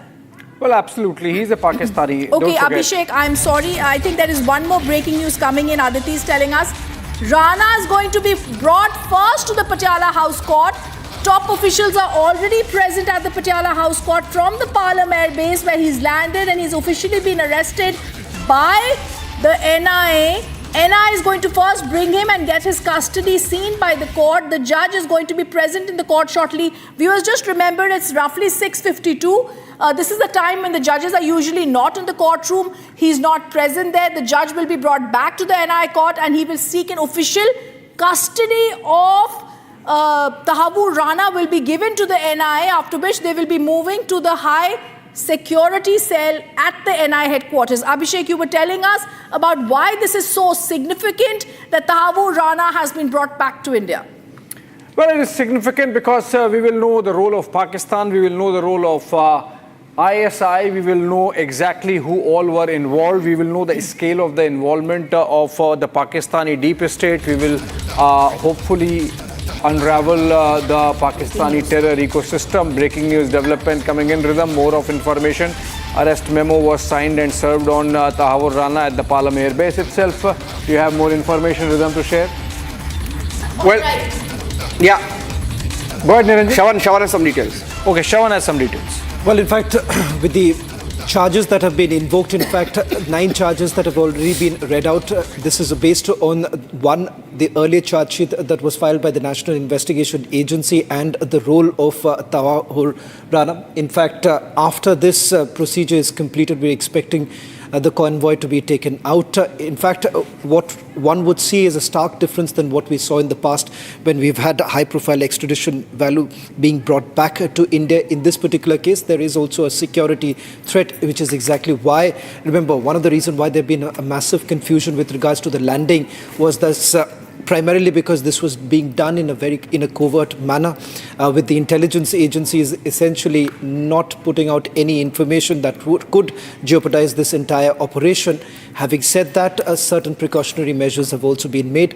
What you would see in the next few minutes is that once he is out, once he's taken out by the NIA team, there's a convoy and an armored vehicle that would be taken through a green corridor to the Patiala House Court. Okay. Absolutely. Okay, Gopi is also joining us live outside the Palam Airport. Gopi is outside the Palam Airport. Soumya is outside the Palam Airport. And I'm getting in some more reactions right now. Israel ambassador to India has just expressed his support for the extradition of Tahawwur Rana and has commended India's persistence in bringing the terrorists to justice. Many Israelis also lost their lives in the 26/11 attack. Okay, Gopi, live update from there. At the Palam Airport. Well, see, I'm showing you the live visuals from this very airport. This is the Air Force station of Palam, from where Tahawwur Rana will be brought outside. This is the exact gate from where he'll be brought out. What we are learning from our sources is that there is a possibility that he will be taken directly to the Patiala court. We have also been seeing that there has been movement outside the NIA court as well, special court as well. While what what we are also learning from our sources is that it is the American Gulfstream G550 which is carrying Tahawwur Rana along with the 6 other officials, Indian officials from NIA and RAW. So this is what we are learning from our sources. This is the exact gate. All eyes would be there. Tahawwur Rana would be brought from this very gate after a short while from now. While previously we were telling our viewers that there is a possibility that he would be taken to the NIA headquarters, but now we are learning from our sources that he might directly be taken to the court. Back to you. Some more details, breaking details with Rhythm. Rhythm has some details. All right, Palam Air Base, where Gopi is reporting from. I'm also going to try and go back to Rakshita. Rakshita, you might be having some more news for us.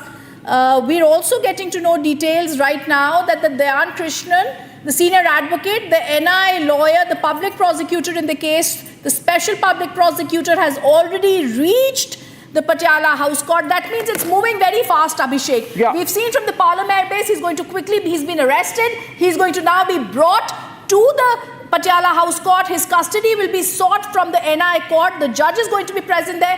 Dhyan Krishnan, the senior advocate, who's usually either in the Supreme Court or the High Court, makes a come down to the lower court, the Delhi lower court. He's present there. That means swiftly, in a moment of minutes, he's going to be here. We have the first pictures with him. We'll just play those pictures out. The NIA legal team arriving at the Patiala House Court. The pictures are with us. All right, fantastic. This pictures are with us. Anytime now. Talking about that is Dhyan Krishnan, who's currently on the screen, and we can get those visuals. We can play it. Those are exclusive pictures. The person in the gentleman in the middle is Dhyan Krishnan, who's appearing right there. He is there along with advocates Sanjeev Shishadri and Sridhar Kale, who've also represented India in those extradition proceedings in the United States earlier. This is the big breaking news right here. It's moving with fast-paced developments right now. Tahawwur Rana lands in India, arrested by the NI, being brought to the Patiala House Court. Senior advocate, NI Special Public Prosecutor Dhyan Krishnan present there at the Patiala House Court, a very seasoned criminal lawyer. Special Prosecutor Narendra Man also present at the Patiala House Court. And this seems almost like it's time for justice, Abhishek. We should keep those pictures on. Those visuals we can clearly see. Okay, live pictures. Rhythm, are you getting some more breaking news updates? I'm also right now being told that how was this battle fought, Abhishek? We remember, Shavan, if I can come to you, 2023 first, it was the first judgment from the magistrates court where we saw that extradition proceeding. I think that was the big triumph for us in 2023 when his extradition proceedings first were rejected, and the gentleman in the middle, Dhyan Krishnan, for the NI, was actually responsible for that, after which he tried to file an appeal. It failed. He then had, I believe, Paul Garlick, the QC was against him, after which it went to a higher court, and finally the US Department of Justice accepted the government of India's request for the extradition, Shavan, of Tahawwur Rana.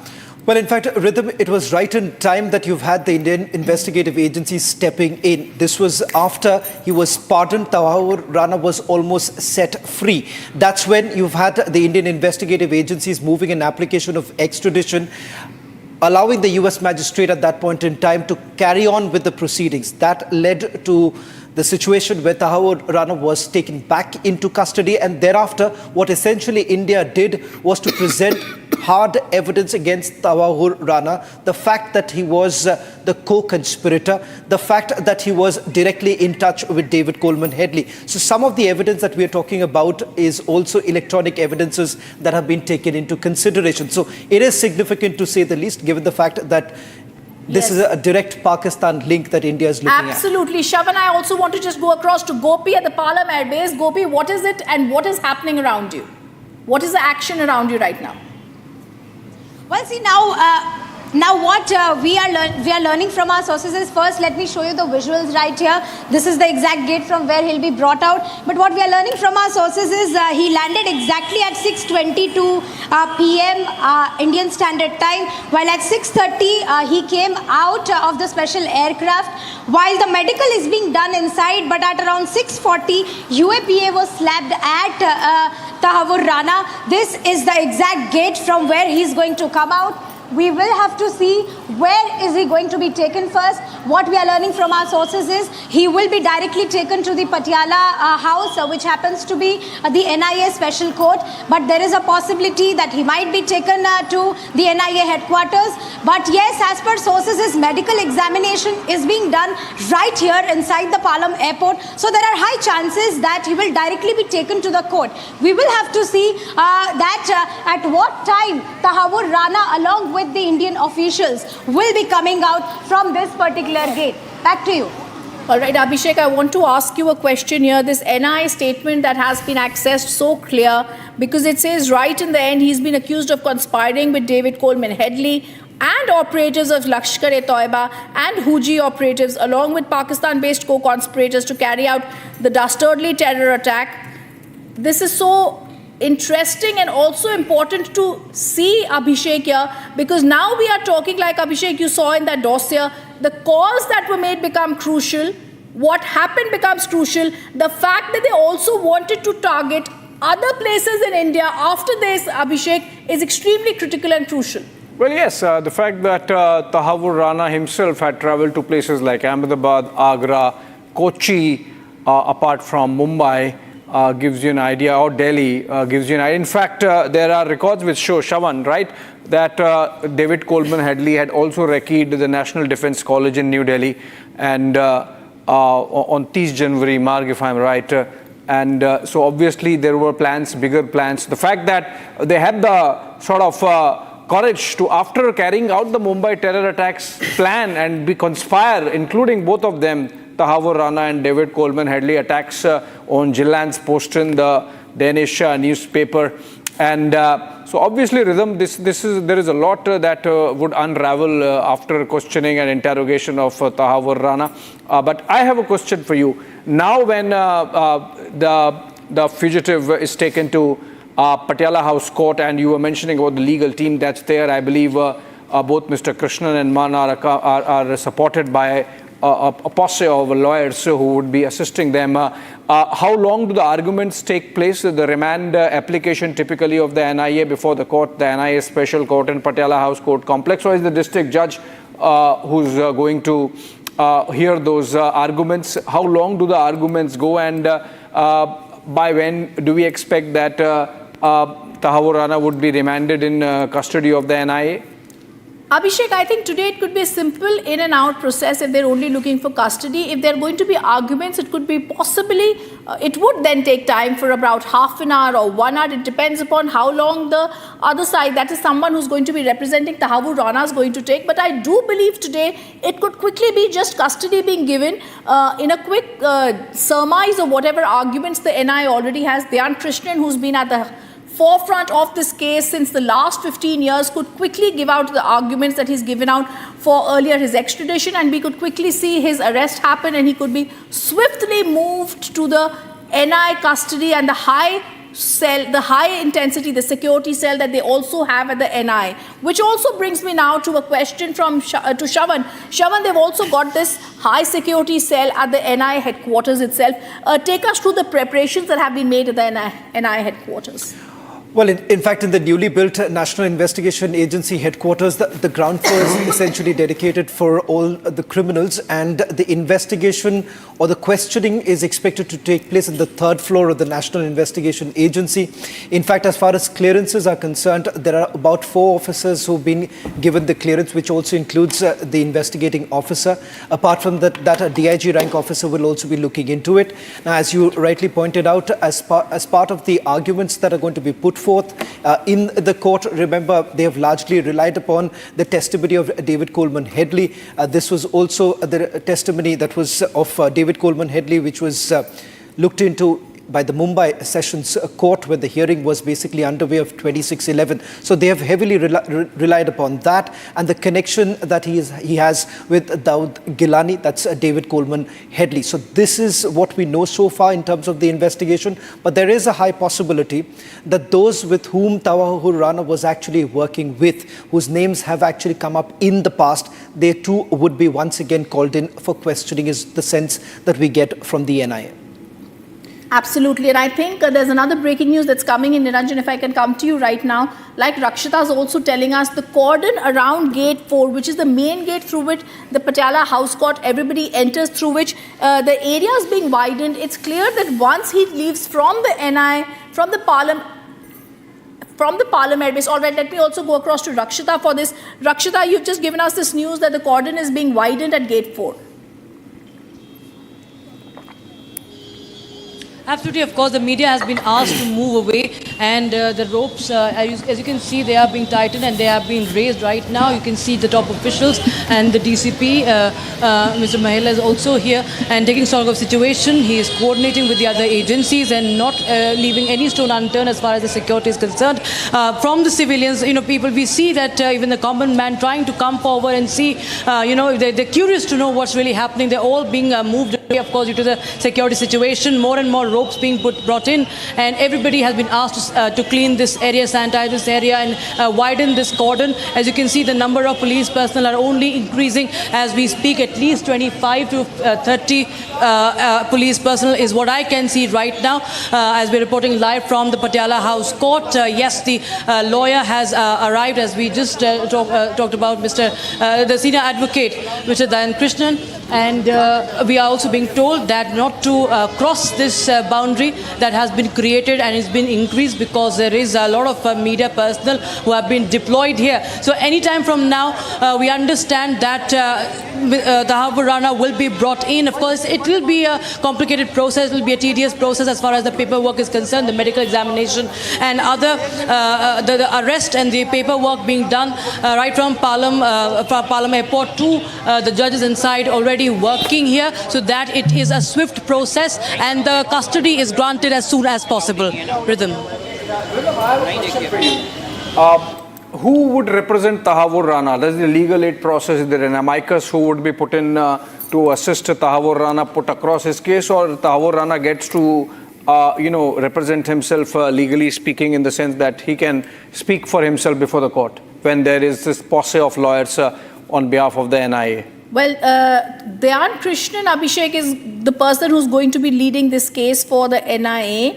Even for Tahawwur Rana, just like Ajmal Kasab, there is a lawyer that has been appointed by the court, and that particular lawyer shall be giving arguments that are given out by Tahawwur Rana to him. So right. Yes, like always, we in India do not believe in kangaroo courts like happens in Pakistan, like in the Kulbhushan Sudhir Jadhav case, where no lawyers were given to him, nobody gave him legal advice. In India, lawyers are provided to each and every person who's appearing before the Indian courts. Tahawwur Rana will have his own counsel here. We're also getting more breaking news that's also coming in, Abhishek, Niranjan and Shawan. We've got the Bar Association statement here, and I'm going to first go back to the Palam Air Base, where we're going to stay with Gopi. Soumya is also there from the Palam Air Base. Soumya, we're now being told the medical checkup is, and all those formalities that are taking place, the arrest formalities, the medical formalities, which are also a part of arrest, are taking place at the Palam Air Base. Yes, sir. Yes, sir. Right, sir. Yes, well, see, earlier there were multiple speculation as in when Tahawwur Rana lands here on the Indian soil, he will be taken directly to the NIA headquarters, wherein the medical checkups and then the procedures of presenting him in front of the special NIA court will take place. Now, as per our sources and as per the recent developments, it is now that he has landed on the Indian soil, and we already have a team of doctors who have entered inside the Palam Air Base, and the medical checkups are already taking a place there. And if we get in more details as to how it is going to pan out for Tahawwur Rana from right here, he's going to move straight to the Patiala House Court, wherein the NIA Special Court will convene. We have the lawyers and the judges who have already arrived there. There is going to be a green corridor in a place. There will be an armored vehicle, a full convoy that is going to take Tahawwur Rana from this particular Palam Air Base to the Patiala House Court. Remember, we have been reiterating this fact, the fact that this particular location remains of utmost importance because it is from this particular gate that we will get the first visuals of Tahawwur Rana and the convoy and the multi-agency team that brought Tahawwur Rana back here on the Indian soil. Back to you. Absolutely. And we are staying full frame with these pictures. This is the most momentous occasion in India's fight against terror, and the fact that someone who planned and plotted and conspired and was actively involved in the minutest details of the 26/11 Mumbai terror attacks, someone who facilitated David Headley and all the recce and surveillance, someone who himself got involved. In fact, he was in India for about 10 days before the terror attack, just ahead of the terror attack. He left India a week before. Abhishek, in fact, Aditi is telling us we can also speak over the fact that the gates of the Palam airbase have opened up. Yes, I said that. So we are staying with the full frame with these pictures. And now first Niranjan car coming also out. wants to- Niranjan, you think this is the escort car? Abhishek, you'll be able to tell us more about the security detail. Abhishek, you and Shawan, I think, should tell us the cars are rolling out. The carcade coming is that the out. convoy? That seems like the carcade coming out. Yes. This seems like the carcade coming out. Shavan? Shavan, this seems like the carcade. Yes, this seems like the carcade coming out. 1, 2, 3. You can count 4. I can count 4. I can count 4. There are one more. There seems like a carcade coming out. Let's tell our viewers this seems seats. like someone else. This seems like someone else. Not okay, that's the not chief yet. of defense False alarm. staff. Like Don't make the same mistake, Abhishek. Rajnath Singh. That was Rajnath Singh in the afternoon. This was a CDS. Yes. Okay, let's tell our viewers there's more breaking news coming in from on the story as the medical is happening. And the doors are getting shut again. Soumya continues to be with us, Abhishek. NI sources confirm it will be today only, and I want to go across to Piyush Ori for this breaking if we can. He's confirmed that NI sources say it will be today only that Tahawwur Rana is going to be produced in the court, and from there his custody will be taken by the law enforcement officials, that is the NIA, after which he shall be with them. Piyush Ori has to, is Piyush Ori? Piyush, if you can give us more details. So yes, this is confirmed now, Rhythm, that NIA who are privy to him being interrogated so far and who are right now making sure that all the legal formalities are being completed have in a way told us that it is only going to be today that Tahawwur Rana is going to be brought to court either virtually or physically. That is still that is still being seen. But yes, today only Tahawwur Rana is going to be brought to court where NIA is going to be seeking his custody, and from there they will try to interrogate him and frame the charges of which he has been accused of. And from there, based on the charges that have been framed at him, the NIA is going to build a strong case and then build a strong case as per the law. So yes, troubled times there for Tahawwur Rana. And while I speak, again, visuals over here where all the formalities as far as Tahawwur Rana, like the legal formalities, the immigration formalities, the medical formalities, that's what we've been told, is right now being undertaken. And from there, today only the NIA is going to expedite the process of sending him to court and taking his custody. Back in the studio. Okay, I also want to bring in Niranjan. Niranjan, we've seen very clearly that Pakistan has distanced itself from Tahawwur Rana, the terrorist, after seeing his role in which 166 people were slaughtered on Indian soil. Rana has been extradited back. This is a major and massive diplomatic win for India. Yeah. However, the Ministry of Foreign Affairs in Pakistan has stated that they don't allow dual citizenship and he's not an Pakistani citizen. Rhythm, I was just going through this press release from 2011. In 2011 and in the years after the attack between 2008 and 2011, the government, then the UPA government, had shared information, and I'm telling you what they had shared with the US court, that Headley had obtained Tahawwur Rana's consent to open an office of First World Immigration Services as cover for his activities in India. It was Tahawwur Rana who advised Headley on how to obtain a visa for travel in India. It was Headley and Tahawwur Rana who reviewed how Headley had done surveillance of the targets that were attacked in Mumbai. Evidence was also produced that Tahawwur Rana told Headley that the terrorists involved, and this is most important, evidence was also produced that Tahawwur Rana told Headley that terrorists involved in the Mumbai attacks should receive Pakistan's highest military honors posthumously. There was evidence that we showed of state role, Pakistan's state role in the planning and execution of the 26/11 attacks with them. All right, there's more breaking news that's coming in, and I want to go across to it. More cars coming out. Shavan. More cars are coming out. Tahawwur Rana has been arrested under the following sections. He's been arrested under 120B, that's criminal conspiracy, 121, 121A, 302, 468, 477 and other sections of the UAPA Act. The NIA had registered the case on 11th November 2009. 16 years later, Tahawwur Rana arrested, brought back to India, dragged here. Niranjan and Abhishek were giving us these details. Shavan, we also want to ask you the NIA. This has been, and Shavan, yesterday our editor-in-chief Arnab Goswami had that conversation with earlier NIA honcho YC Modi, where he was very simple, but he spoke about the way and the method in which the NIA had quietly given a lot of support to bring back the extradition and to ensure the diplomatic, the legal, the formalities to be concluded, the extradition of Tahawwur Rana. Well, in fact, it was all about timing, Rhythm, because had it not been for the application of extradition that was moved, it would have really caused trouble for the investigative agencies had he been let off by the US court. And that is the reason why the NIA essentially harping on the fact that they were able to produce the evidence right on time. And even before he was let off, the US magistrate signed the order and he was arrested once again.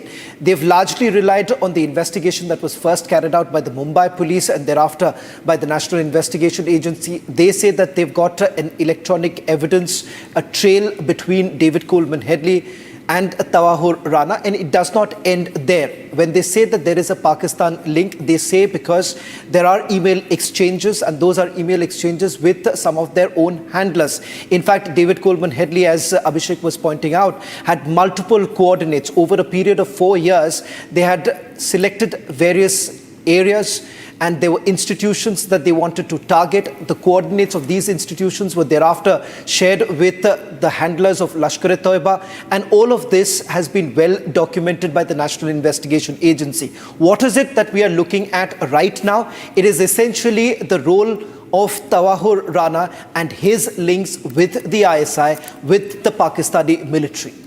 Absolutely. And Shravan, we're also going to stay with those pictures at the Palam Air Base. The CDS convoy has moved out, and next the convoy of bringing back Tahawwur Rana is going to be moving out of the Palam Air Base. It's going to be first going, like we've said, to the Patiala House Court, after which it will be finding its final, he's going to be finding his final residing place today at the NI headquarters. Tahawwur Rana's trial, they're going to be ensuring that there is going to be complete harmony, the Bar Association has set out. Soumya, I want to come to you. We've seen a convoy of the CDS has left, and after which, moments from now, Tahawwur Rana is going to be moving out of the Palam Air Base. Yes, well, Rhythm, as correctly mentioned by you, it is just a matter of few moments. Now, from few moments from now on, we can expect the convoy of Tahawwur Rana exiting from this particular gate of the Palam Air Base. Let's take our viewers through a few of the latest updates or latest developments, so as to say, that has been taking place from last few minutes here at the Palam Air Base. At 6:22, that particular special charter aircraft of the US authorities landed here on the Indian soil, on which we had Tahawwur Rana on board with the multiple agency team members who had gone to the US to bring back Tahawwur Rana here on the Indian soil. With that, we had then the medical team entering the Palam Air Base to conduct the medical checkups that was supposed to happen earlier at the NIA headquarters. And then we had the formal arrest of Tahawwur Rana taking place here inside the Palam Air Base under various sections of the UAPA. So it's a matter of next few moments only. We can see the convoy of Tahawwur Rana with assisting him other armored vehicles and SWAT commandos and battalion vehicles helping him to reach there at the Patiala House Court, where we already have the judges and the lawyers waiting there for the special NIA court to convene. Back to you. The plotter is going to pay for his crimes, and I'm going to tell our viewers what he's going to be charged with. He's being charged with murder. 302 of the IPC. Rhythm, I don't understand why is it not BNSS and IPC? Is it because it's the crime took place? And the charge sheet has been under the earlier law, so it's not going to be retrospective. That's the reason. Right. So that's the reason why we're still reading IPC into it. Okay. So Abhishek, the main words, and I think murder, of course, 166 people murdered, slaughtered. He's going to be charged with murder. He's going to be charged with 468 forgery of documents. We remember how he had made documents for David Headley, also trying to show that there was a hotel documents that they had with them. 471 crime of using forged documents. Section 16, 18, 20 of the UAPA Terrorist Act.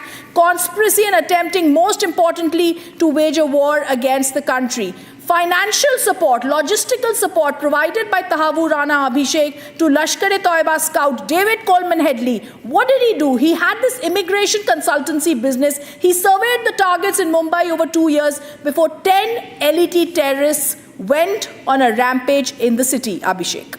Well, yes, and the fact that we have someone now who's privy to all the planning stage decisions that would have gone into making 26/11 happen in Rawalpindi, in Appara, and the details of everyone involved. In fact, I was reading a nugget, Rhythm, that even Osama bin Laden was privy to some aspects of 26/11, and that really gives you an idea of the scale of planning that would have gone into it. Not only that, the brazenness with which ISI would have executed 26/11 terror attacks. So, Shravan, you have more information coming in, then we can, otherwise we can go to the pictures full frame again. Abhishek, and there are some reporters. reports that are coming in because the Palam Technical Airport has multiple gates. There is a possibility that he could have been taken out from another gate. We are trying to just verify that information because remember, the moment he is taken out, there's a green corridor that has been created for him to be taken. Initially, it was supposed to be, he was supposed to be taken to the National Investigation. Okay, there's a breaking news update, Shravan, There's a breaking news update on that. He was supposed to be taken to the NIA headquarters as per the earlier plan, but there was a delay because of the flight landing that took some time. So there is a possibility that they may take him directly to the NIA court and secure his custody. That's the latest now, Niranjan coming in. Some possibility that he could have been taken out from another gate. Yeah, we have the details of which gate he's been taken out of, Shravan. Delhi police team, airport cargo terminal number 4, cargo terminal gate number 4. There is another gate. Yeah, he's been taken out. So he's left the Palam airport, Shravan. I'm not too sure. I've not been able to check that. Probably I'll also perhaps just get on my phone and just get that official confirmation that whether he's been taken out, because this entire arrangement is now being handled by another unit. And how long is this journey, Shravan? It's roughly about 25 minutes that you're looking at if you flatly look at the green corridor. A little more than that, perhaps. 14 kilometers. If he's taken to the National Investigation Agency headquarters, it's about 20-25 minutes. The court would be another 5 minutes more or so. Okay, let me also tell our viewers, Niranjan, and I want to get you here, barricading is also being done at the Patiala House Court. You know, this usually happens, and this is the procedure that is taking place at the Patiala House Court. The moment the people are about to come in, the accused is going to be brought to the Patiala House Court. All the courts, the first, there is this control and that's done, and then the barricading is done. So I think it reads with the information, Niranjan, that you are picking up. It's possible he's been taken out of another gate. Yes. And like we're being told by Aditi, it could be possible that it's around 14 to 14 kilometers. 14 kilometers, and very soon we could possibly see the judges at the Patiala House Court. Yes. Dhyan Krishnan and the judge and the lawyers are present there. So very soon Tahawwur Rana could be inside the Patiala House Court to face justice, where Rakshita is joining us from. Rakshita? Yeah. Well, as you can see right behind me, the barricading has been increased. You can see the barricades have been put in after the ropes were tightened and increased. There you can see police personnel there outside on the main road also managing the traffic. The traffic police is also there at the main road right now. You can see there are the top officials one by one arriving here at gate number 4 of Patiala House Court. This is, remember, a very heavy traffic timing. If you see, these are the office hours when you have a lot of traffic inflow, but that is being controlled and the area is being sanitized. If you see this entire stretch, this entire entrance is being sanitized, and all the media personnel have been asked to stay behind these barricades, not to cross these ropes. More and more barricades have been put up till the stretch there, where some vehicles have also been parked of the media. The police vehicles are also there, and one after the other we see that the suspense is only building up as to when do we expect the police personnel, the police officials, of course, not revealing the exact information as to when do we expect, do we really expect him here or not, and if we do, then when will he be arriving here. Of course, it is part of the security protocol that it cannot be revealed, but yes, what we see is there is a massive movement of the security officials here, the police vehicles, the police vans also here arriving, and the top officials, including the DCP, is taking lead of the entire security situation and checking each and every footstep. At least whatever is happening 100 to 200 meters away from here is being monitored by the top IPS officers here in the national capital at the gate number 4 of the Patiala House Court. Yeah. And gate number 4 of the cargo terminal of Palam to gate number 4 of the Patiala House Court. That's how Tahawwur Rana's journey, the last leg of the journey, which began at the Los Angeles Detention Center, is panning out now. Shravan, can we now confirm that he's actually left? Because it seems so that it won't take this much time really for him to get out, even if the proceedings It's unlikely, Abhishek, but I haven't yet got an official confirmation coming in, because this entire process of taking him out from there to the court or to the headquarters is being handled by another unit altogether. And that's the reason why there's a battalion unit that has been brought in, which is basically coordinating it. At the Palam airbase, the initial plan was that a medical checkup would have been done, and a thorough checkup later. An arrangement has also been done at the headquarters itself. Things have changed. The plan has completely changed because of the considerable delay in the landing of the special aircraft. So we're waiting for some more information to come in, but there is certainly a very high possibility that he may have already been taken out. Shravan, just checking, Shravan. Okay, Rakshita, there's some action at the NIA court. Yes, Rakshita. If they have left, then it's possible that they will be arriving there anytime now. Rakshita, over to you. We haven't been able to exactly recognize who they were, but there were some officials that have come in, and we'll try and understand who have come in. He will represent Tahawwur. Yes, go ahead. What we understand is that a lawyer who will represent Tahawwur Rana, a lawyer who will represent Tahawwur Rana likely has just entered. What we are hearing right now, standing outside. There are speculations, of course, who have come in. One of them is Mr. Piyush. He was introducing himself to the police personnel, and he just entered. He is likely to represent Tahawwur Rana. Of course, as we were talking about, Abhishek was asking Rhythm about as well, that who will be representing Tahawwur Rana. That, of course, is the speculation, and we just saw movement there. Some more officials also in one of the vehicles who had entered. So that's the big breaking news we have right now. A lot of movement, back-to-back, action-packed moments right now, what we are witnessing right behind us. More and more police vehicles also coming in as we speak right now. So there you have more security being deployed, and the officials, the lawyers, and reportedly the lawyer who will represent Tahawwur Rana has also arrived at the Patiala House Court in Ranjan. Yeah, there are some parties already asking for a fair trial. They want a fair trial to Tahawwur Rana. And I mean, the same parties are today saying that a kangaroo court cannot decide on the fate of Tahawwur Rana. This is akin to giving biryani to Kasab, right, Rhythm? Oh, yes, absolutely. And I want to actually put out the irony of what the law minister of that time is saying about how he's so delighted, whereas actually the Congress didn't do much when this was happening. But there is also a breaking news that is coming in on the story as we are speaking. The Home Minister has appointed Narendra Man as special public prosecutor. We're also told all the media personnel are at the main gate. He will be taken out after 8 p.m. is also what is being stated. All right, so lots of information that's coming in that we are picking up here, but I also want to... So he's not, Rhythm, you're saying he's not come out of the Palam airport yet? Okay, that could be a possibility. And also I want to understand, Rhythm, you would know better. I mean, if such is the threat perception around this high-value asset, why not just do video conference from the NIA? Exactly, I was about to ask that. Is there an option? So, you know what,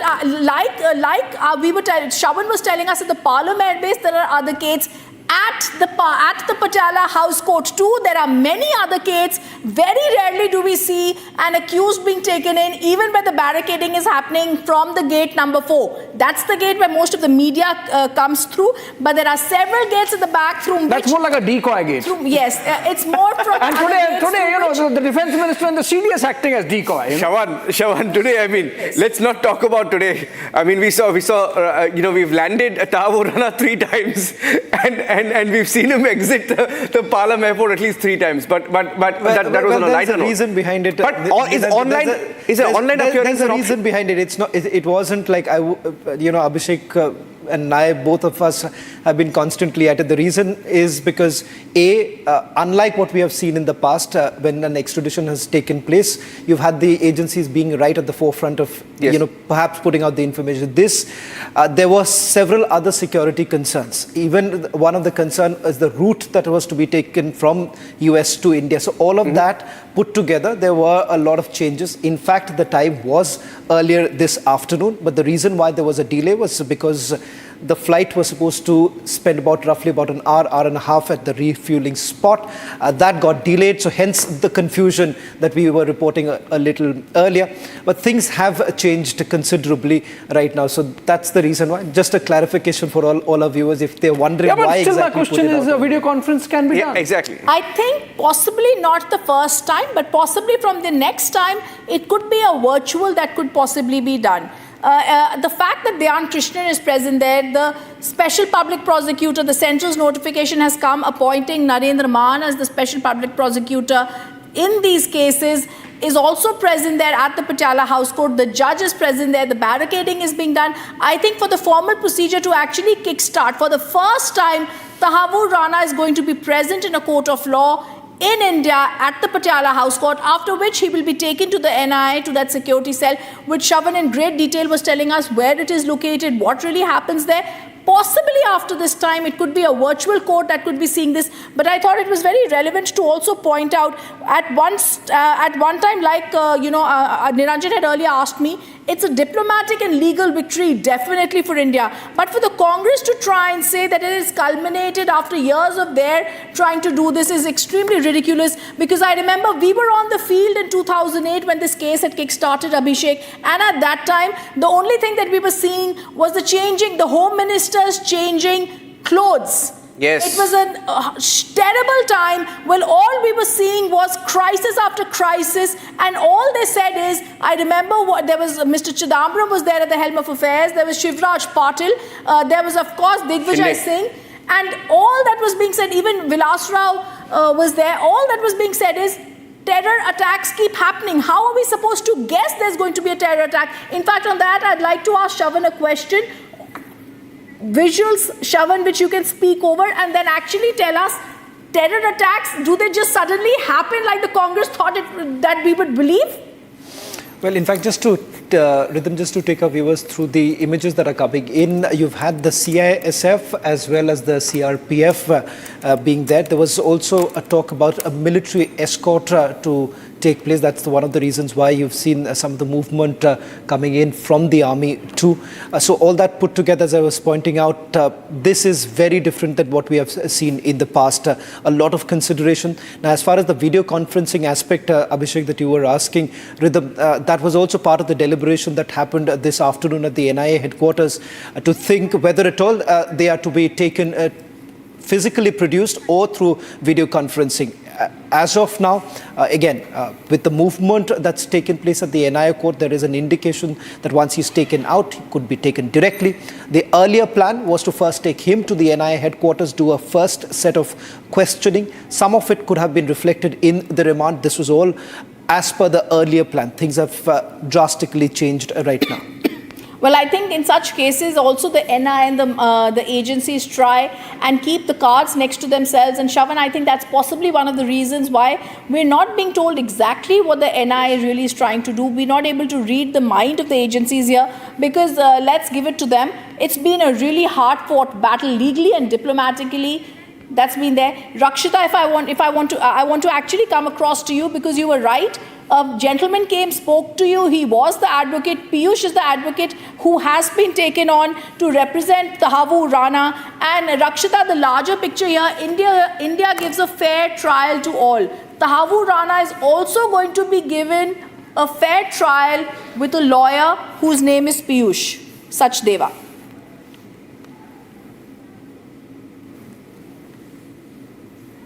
To the media, to the police personnel there, and just as in the case of Ajmal Kasab, he was represented by lawyer Abbas Kazmi for the 26/11 Mumbai terror attack case. Advocate Piyush Sachdeva of the Delhi Legal Services will be representing 26/11 Mumbai attack accused Tahawwur Rana. He has arrived just a while back, a few minutes ago. He just entered the Patiala House Court complex, and of course, as you mentioned, that is the India's legal system, that it gives a fair hearing to everyone accused of whichever crime. Of course, we do know that what the fate of Tahawwur Rana is going to be, because we see the charges against him that have been pressed onto right from the UAPA, section 16, 18, 20 of the UAPA, that is a terrorist act, when someone can be designated as a terrorist after the amendment of the act in 2019. It has become more easier, and it's a very, very dangerous charge against Tahawwur Rana now. 120B criminal conspiracy, 121 attempting to wage war, 121A conspiracy, 302 as you mentioned murder, also 468 forgery of documents, and 471 crime of using a poor document. So the NIA has its entire evidence, the pile of evidence prepared, and as we speak there is more, of course, I think movement. Oh, there's a convoy, there's some movement of police personnel, and the traffic police is also there. All right.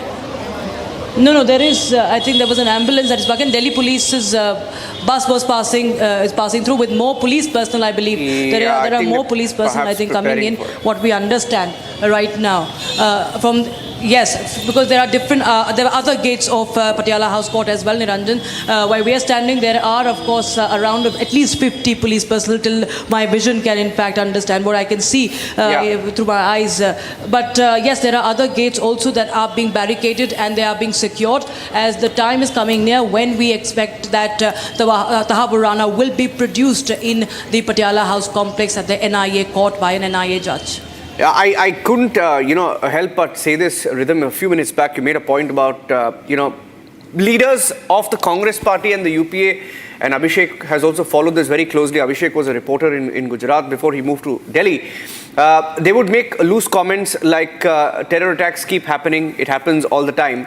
And you remember Digvijay Singh of the Congress party, and he was confronted by the Union Home Minister Amit Shah in Parliament a few days back on a loose comment he had made about 26/11, trying to link it to right wing and the RSS and give Pakistan a clean chit. And the same Digvijay Singh, Abhishek, because it's important that we talk about this, we can't hide it. Congress party, Digvijay Singh went on record time and again making this term up called saffron terror, trying to link RSS, trying to link right wing to the 26/11 attacks. Hafiz Saeed picked up on that comment, Abhishek. Yeah. Remember, Hafiz Saeed picked up on that comment saying that RSS was linked to 26/11 and that Pakistan had nothing to do with it. And from there to bring Tahawwur Rana back today, it's been nothing short of a miracle. In fact, I saw I just posted a snapshot of the press release put out in 2011, Abhishek, where he was acquitted by the US court. UPA government did not react violently like they should have. Instead said, NIA will think about whether we will now file a charge sheet. Yeah. I think it's ridiculous that we're actually saying this when Congress stalwart Abhishek, Shravan And Niranjan has actually come out with a statement, when there's a trial for Rana, he should be given legal rights. Do they even realize that legal rights? He's been given representation in India. He already has been given his legal rights. First thing we've done is already given him a lawyer. Yeah. That means he's going to be getting audi altum partum, which is the rule of fair hearing. Yeah. That's possibly one of the reasons, Abhishek, like you asked me, why are they not making it virtual? We are making it known to the democratic world that in India, we don't do these kangaroo courts like in Pakistan. Yeah. This is not some wishy-washy court. We're not going to put him in a corner. This is being watched by the media, not only in India, but across the world, where he'll be taken from our airbase to our court, where the judge is sitting there, the senior advocates are present, the lawyer for Tahawwur Rana is present, and the Congress needs to know that this is today not a situation for them to say that he needs to be given his legal rights. Yeah. The fact that he's in an India court of law with a lawyer, by us, and brought back by Dhyan Krishnan, and I believe the NIA and the agency shows that his legal rights are being followed, Abhishek.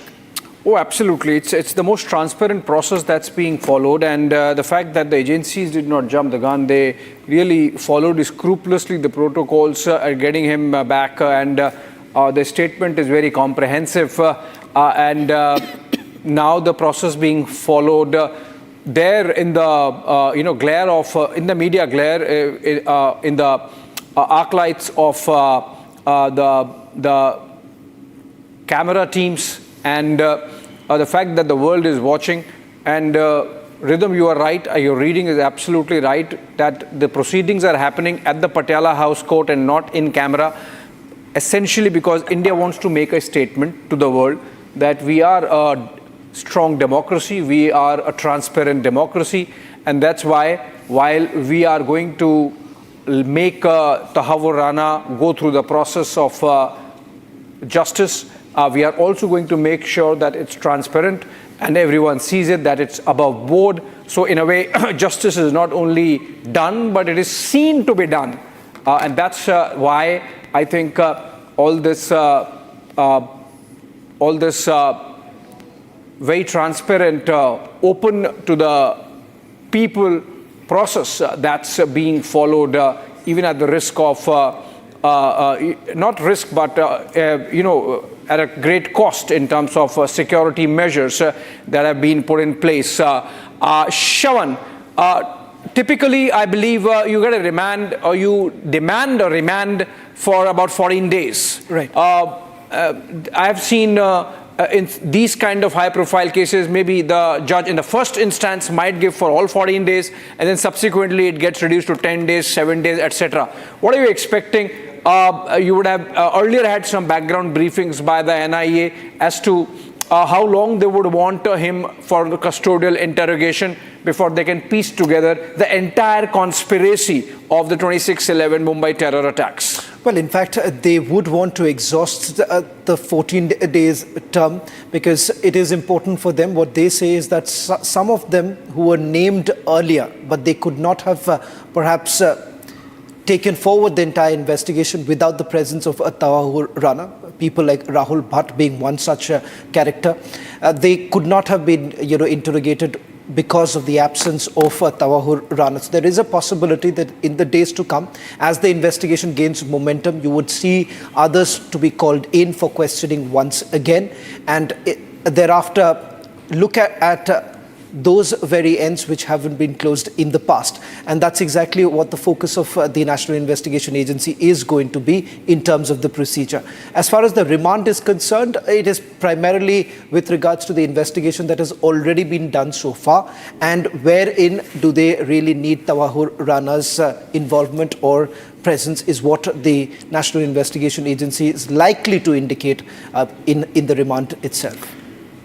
Yeah, and it gets worse, Rhythm and Shravan and Abhishek, because I just went through the full statement. He has compared, this trial of Tahawwur Rana, Prithviraj Chavan, says just like Kasab, you should make sure that even Tahawwur Rana gets a fair trial in India. And I just want to remind also our viewers, there were 2 or 3 moments in the last 14 to 15 years when the Congress party has faced intense scrutiny on its attempt to try and link the 26/11 attacks to right wing, to call it a right wing attack. In fact, there was an author called Aziz Barni, who even released a book called 26/11 RSS Ki Sazish. And on stage with him, while a book called 26/11 RSS Ki Sazish was released, it was Digvijay Singh, Congress leader, who was on stage with him holding copies of that book. And this man called Aziz Barni, who tried to blame the RSS and give a clean sheet to Pakistan, was even given a chance to be a part of then Prime Minister Manmohan Singh, the late Prime Minister Manmohan Singh's official delegation in several years under the UPA government. So that's the scale of cover-up that Congress party and some in the Congress party attempted to do on the issue of 26/11, and it's all on record. Abhishek. Well, yes, and in fact, there is a lot of documentation. In fact, I was going through one of the plea bargain documents of David Coleman Headley Niranjan, and it's topical that we mention it because as part of his plea bargain, he has clearly mentioned that Tahawwur Rana knew everything of the plan of Mumbai terror attack. So this a defense that Rana has been peddling, that he only provided David Coleman Headley with some facade of travel and for the travel agency because he was just facilitating David Coleman Headley's travels is not true. He was fully involved, he was fully aware, and that comes out from Headley's statement as part of the plea bargain before the Chicago court, Chicago District Court, where Headley bought bought himself out of being hanged in the US justice system. We keep getting those pictures of a car keeps coming out, but not David Coleman Headley. And if we can get more dope on Shawan, it seems he's still there at the airport because it won't take that long a time to reach Patiala House Court had he really left. And so obviously he's not there at the NIA headquarters, so he's still inside. So as Rhythm had brought out there was some medical checks that were going on. So you think it's that process going on? Well, in fact, the process which was supposed to be done at the NIA headquarters, part of it is now being conducted at the airport itself. I'm assuming this part I cannot confirm at this point in time as to they're doing it because they want to take him directly to the court or not. But what we're being told is that the process was still underway. In fact, it is the same very gate that we're expecting. That's what the Delhi police is now indicating. It's the same very gate from where he would be taken out. Perhaps sometime around 8 o'clock is what we are picking up right now, Abhishek. And the process which they would have done at the headquarters is what they are doing right now at the Palam Air Base. Okay, so the statement I was talking about, Niranjan, this, for the benefit of viewers, just one snippet which really unravels Tahawwur Rana's Lashkar connections also. So he's saying, this is the statement of Daud Jilani, alias David Coleman Headley, or vice versa before the Chicago court. This is after receiving Rana's approval, defendant travelled back to Pakistan and met with Lashkar members A and D. Among others, on several occasions, defendant advised them that Rana had agreed to use the First World immigration as cover for his activities, which means Tahawwur Rana was doing a to and fro between Lashkar-e-Taiba and David Coleman Headley, and that he was absolutely integral. More information coming in. Can we go to those pictures again if there is more information so that we keep our viewers up to date of the latest? The doors shut again. Is the carcade now getting ready to come out? Okay, so there's movement there at the Palam Air Base. Anytime now, we are hearing that he could be leaving the airport. In fact, one of our reporters also gave out that information. I think it was Piyush who said that it is at 8 p.m. when he will be leaving the airport. Abhishek, I think Soumya has more. Soumya is right outside the gates of the Palam Air Base. Soumya, you've been staking out there for many hours now. What's it looking like?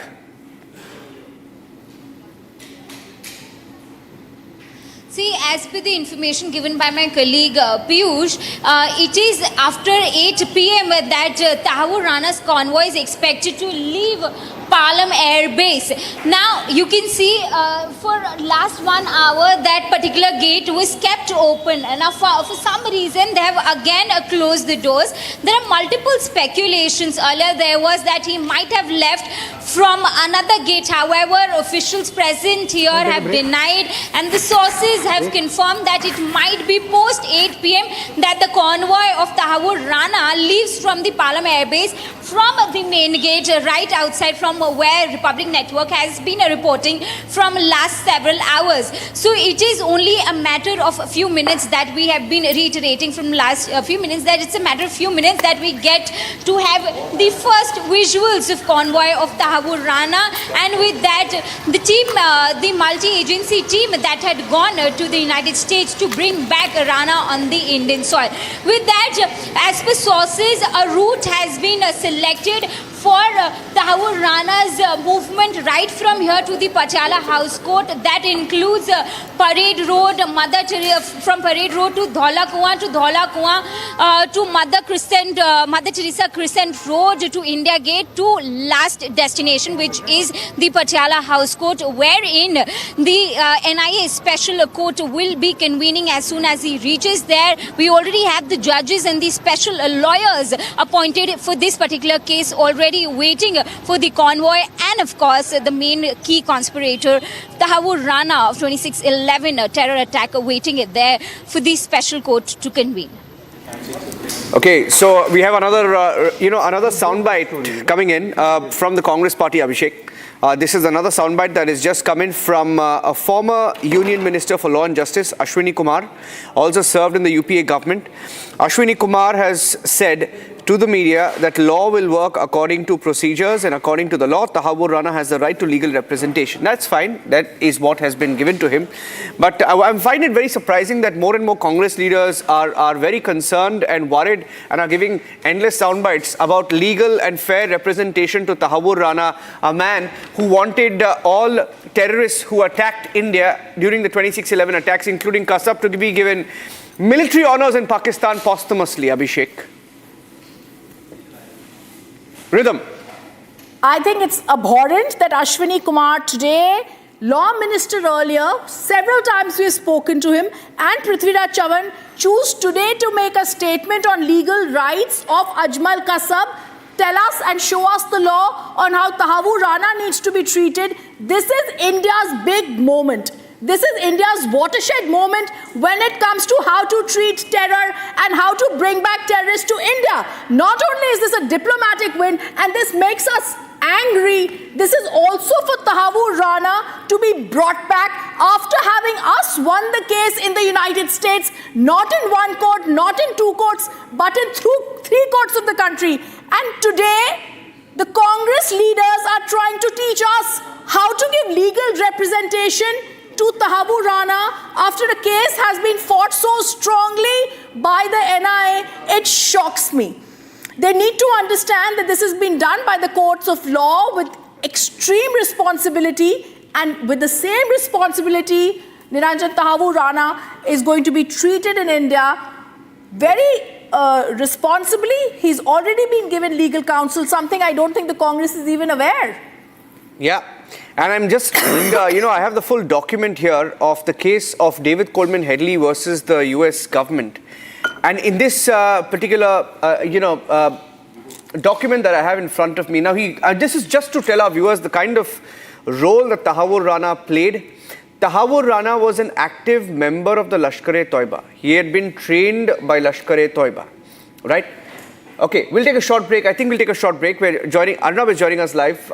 It's Super Prime Time Max, the debate with Arnab in just a few minutes. We'll take a break, and then we are going non-stop until we get the first pictures of Tahawwur Rana and until that hearing ends and he's taken to the NIA court. Oh, by the way, we are hearing that there are 12 special officers. Now, we don't know who these 12 special officers are, but there are some reports that for Tahawwur Rana, there's a high security NIA cell, and that only a special 12, referred to as a special 12, have access to Tahawwur Rana and that cell. Okay, that's a gate that's opened and being closed again as a bike goes in and out. I don't know whether those gates will actually be used by Tahawwur Rana to bring him out today. That's my sense. We take a break. Back with the live coverage. We're going non-stop. Stay tuned.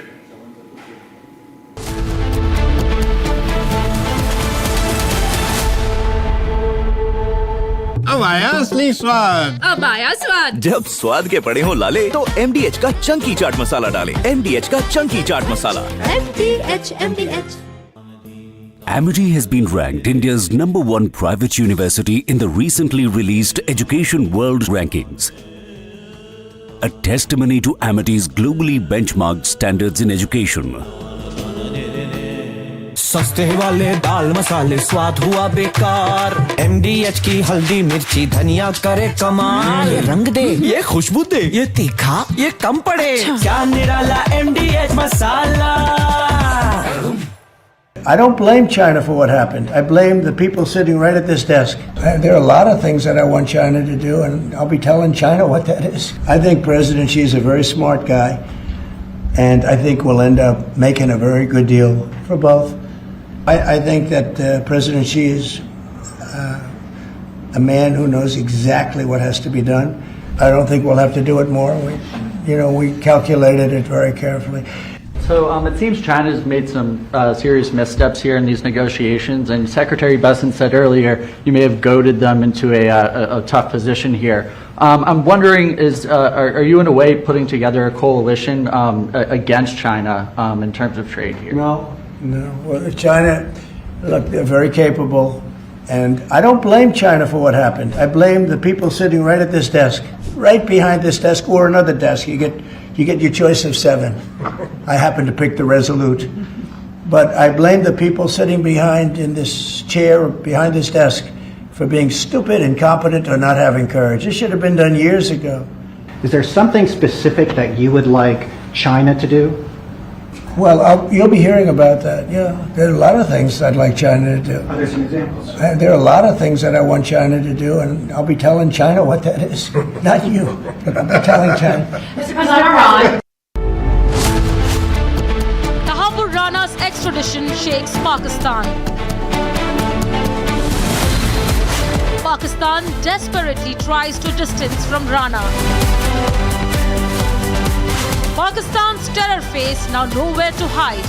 Debating tonight at 8 p.m.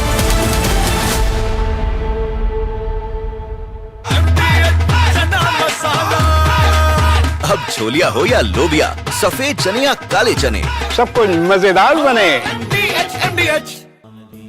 Amity has been ranked India's #1 private university in the recently released Education World Rankings.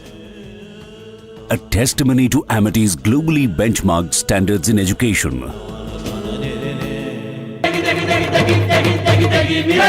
MDH की देगी मिर्च, देगी मिर्च का तड़का, अंग अंग फड़का। MDH की देगी मिर्च।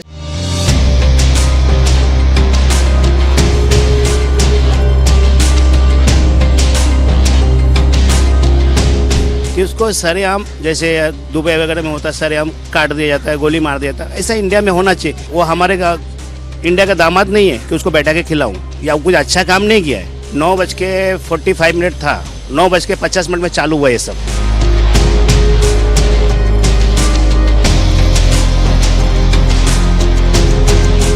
देखा तो आवाज़ बढ़ते जा रही, पब्लिक इधर से उधर भाग रहे, कुछ समझ में ना। वहाँ पे 1-2 पुलिस वाला था, किधर के पता नहीं चला। फिर कस कस के चिल्लाने लगा, भागो बम फट रहा, भागो बम फट रहा, रेलवे छोड़ के भागो, अपनी जान बचाओ।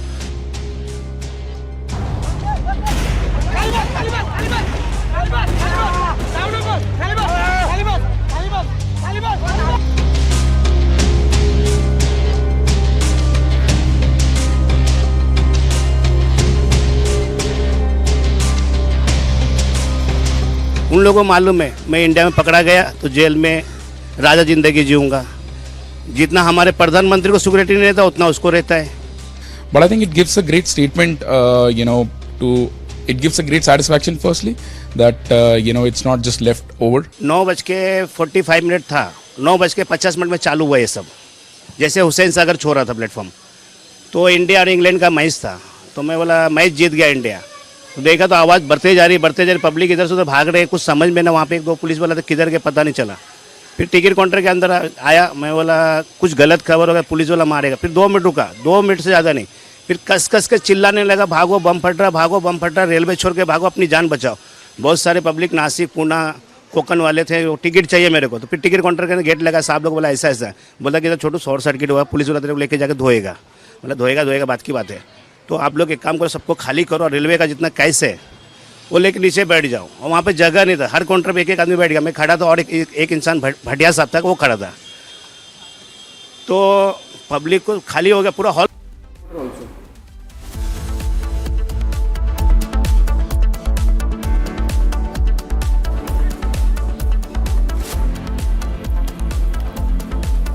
Live pictures coming in from the Palam airbase. Abhishek, we were just getting some details of whether there's a possibility that he's taken out of another gate. We were told that it's airport cargo terminal gate 4. We don't know whether that has actually happened, Shawat. Is that the only reason why there is a delay is because some of the procedure that was supposed to take place at the NIA headquarters is currently happening at the Palam airport. The details now coming in from the Delhi police is that from this particular gate around 8 o'clock he's likely to be taken out. They have communicated to the legal team that about 8:30 is what they're looking at reaching at the court. That's the latest now coming in, and the only reason why you're looking at all these changes is because of the delay in the aircraft landing. So we are expecting from this very gate, perhaps they would be taking him out anytime now. All right, so we are staying with the pictures, and I think it's an occasion where the country is watching, the nation is watching, and Okay, I think we have an issue with your mic there, Abhishek. We're just going to come back to you, but there is a 36-page document, Abhishek. If anybody has any doubt, including some in the Congress party who I'm forced to mention Congress. I don't like to talk about them because they want a fair trial. There is a 36-page document rhythm. There is some breaking news coming in. Okay, we have some development before I go across to the plea bargain. Copy. Patiala House Court, there's some action there. Yes. There's a Delhi police van. Rakshita is live with us. Rakshita, tell us more. At the Patiala House Court, we can see a van is there. At the Patiala House Court, this is mostly a van that is also there, that is kept for safety if any untoward incident happens. Rakshita, give us more details.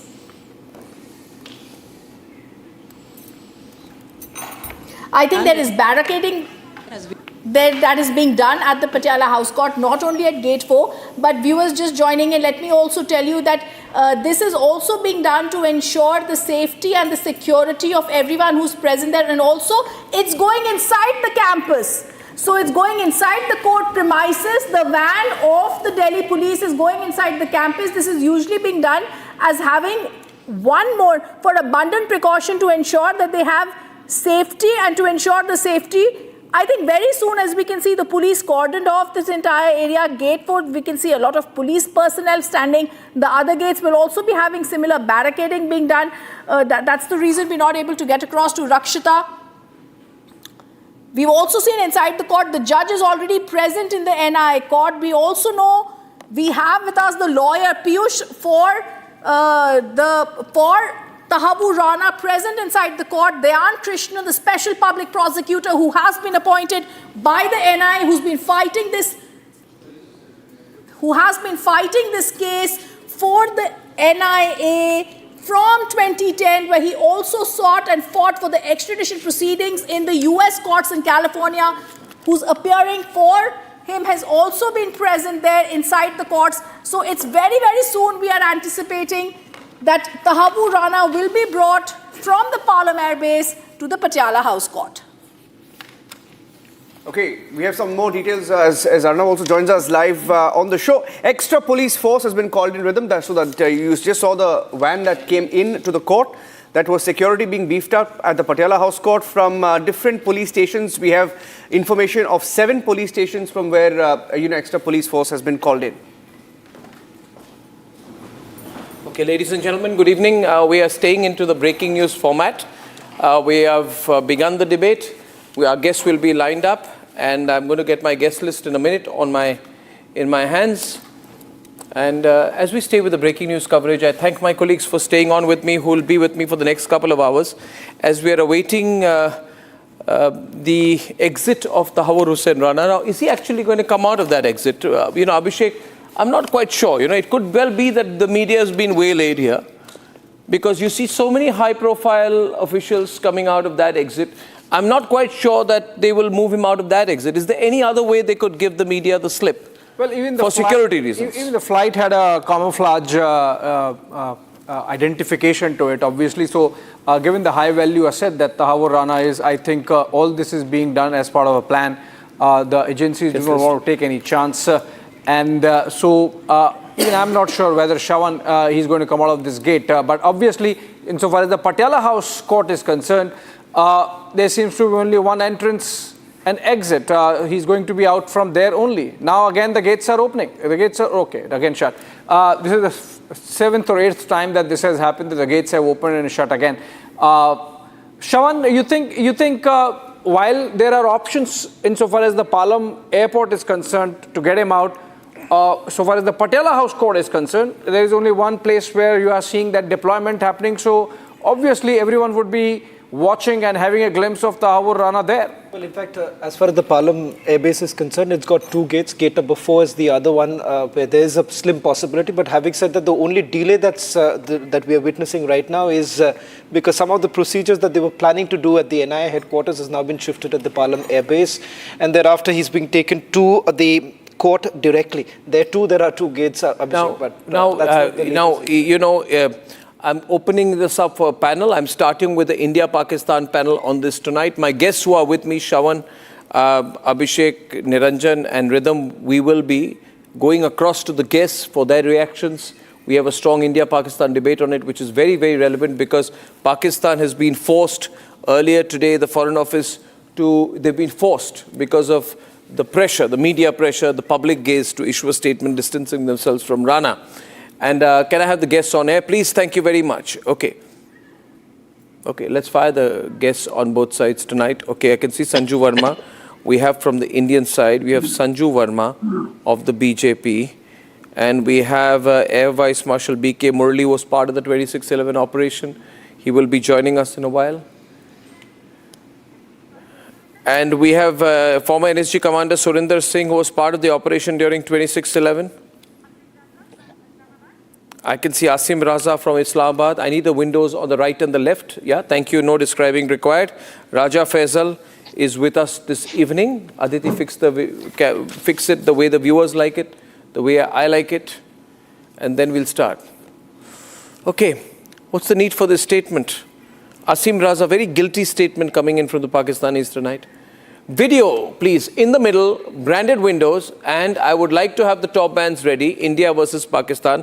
Producers, do I have to give another instruction tonight? Okay, now what's the need for this very guilty statement? We are very sorry, but Tahawwur Rana had a Pakistani passport, then he did not renew his documents. We would like to distance ourselves from Tahawwur Rana. His Canadian nationality is more important. Please don't blame us. And what was the need for the statement? What was the need for the statement? Thank you very much, Thank you very much. This is not the case for the Pakistan, which is blamed by your side. Basically, once you're getting a nationality of any country like Canada, a Canadian nationality or American nationality, the citizen is handed over to you from the American court. This is not the way that you can blame Pakistan for this. This is simply a case of Canadian national. Top band. No, but why did you issue the statement? Sanju Verma, why did you issue the statement? Sanju. Thank you. Arnab, first and foremost, I want to make one thing very clear.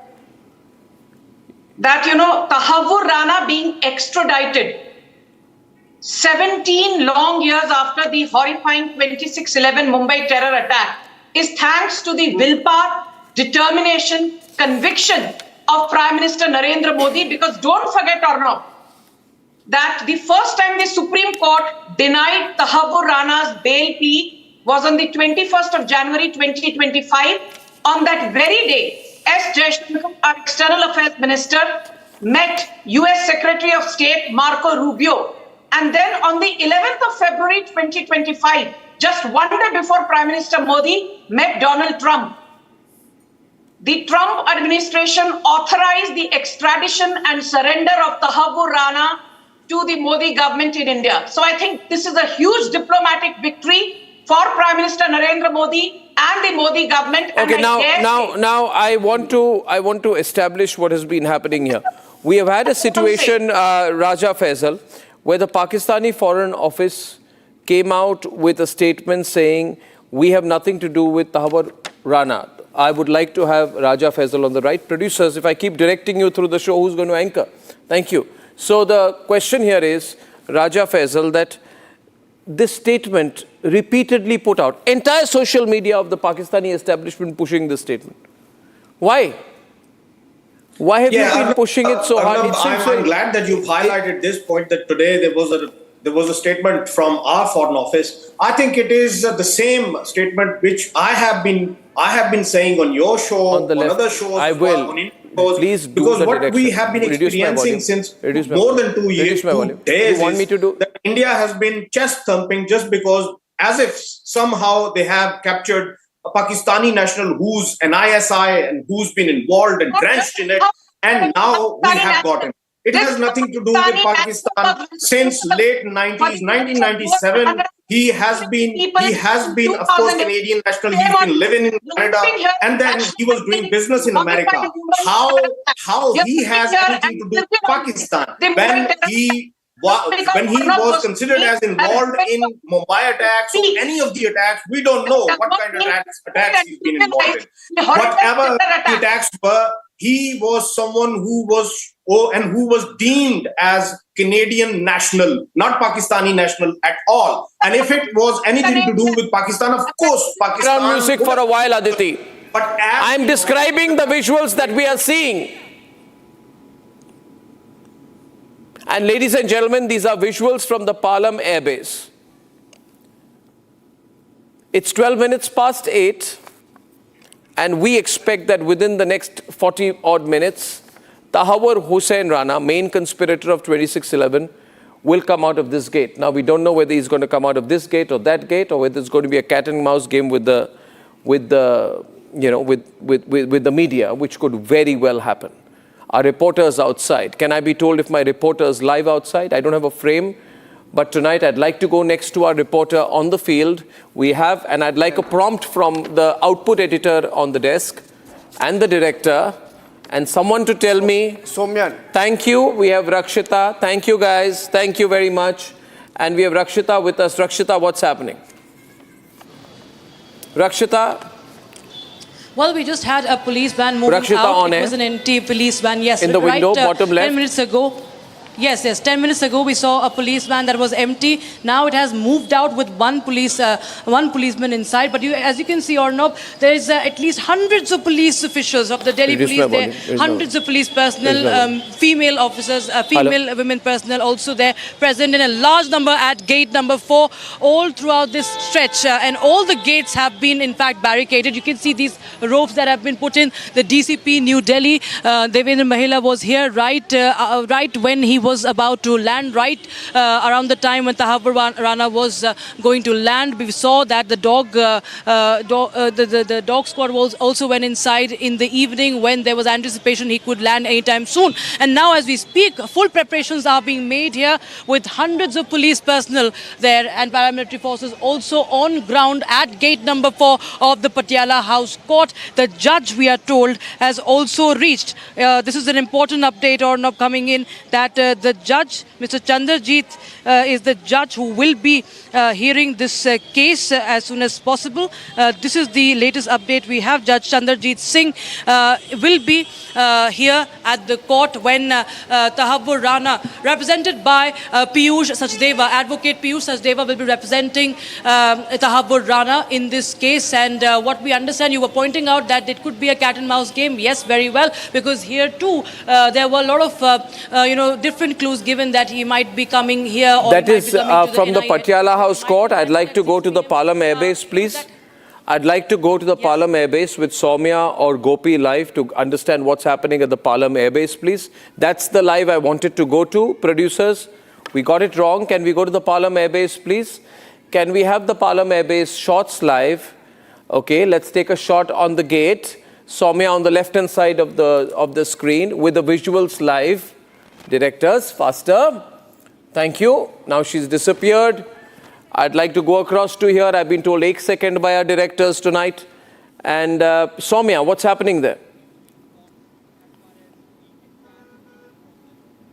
Yes, well, as per our sources, it was earlier that it will be any time post 8 p.m. that we can expect Tahawwur Rana Top band, banded and windows, the convoy top exiting right, from this location, particular black gate. This gate has been of utmost importance. We have Full seen frame. earlier today Full frame. Union Cabinet Minister Full Rajnath frame, Singh shots. exiting from here. Then Full we have frame, the thank CDS you. exiting Top from band, here. location now established. We I'll keep can directing. expect any moment from now Tahawwur Rana exiting from this particular gate. Remember, there were few developments in last 2 hours. At 6:22 p.m. we had Tahawwur Rana landing here and on the Abhishek Indian in a small soil. window on the bottom left. He Abhishek, deported the flight.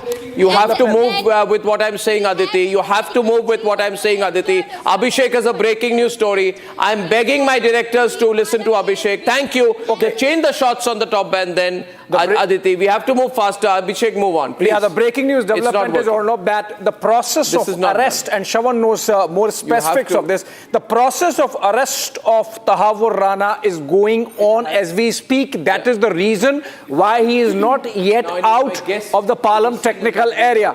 I have just got a message that the process of arrest of Tahawwur Rana is going on as we speak. The moment it is over, immediately he would be on the carpet and the carpet would start for the court. Shawan, if you can get more details, the specifics is essentially. No, let's go back to our guests out there. The reason why he's not out yet is Abhishek, we'll go to that because I think our PCR needs some attention on the visuals playing. We need to move faster on the visuals. Let me see the visuals play on air, please, for a while. Directors, can we display those visuals from both locations tonight? We've got the Palam Air Base. We've got the NIA court. We'd like to show both the shots tonight. This is live coverage, directors. This is live coverage. It's not done on 6 windows. And yeah, we're going to have both locations live. And we are waiting for the moment. Ladies and gentlemen, through the day, Pakistan has made many clumsy attempts to distance itself from Tahawwur Rana. I think it reeks of desperation and betrays some deep sense of growing anxiety. This is as much of a white lie, Raja Faisal, as saying that they did not know where Osama bin Laden was, while he was living a super-duper life within an army cantonment. The army put him up inside an army cantonment in Abbottabad. So the Pakistani army are liars, and defenders of the Pakistani army are in their trap, like Raja Faisal tonight. And that's why he's going to put a sudden outcry. This is a preemptive defense. The fact is, ladies and gentlemen, the kind of pressure Republic has put on these Pakistanis is only because of one reason.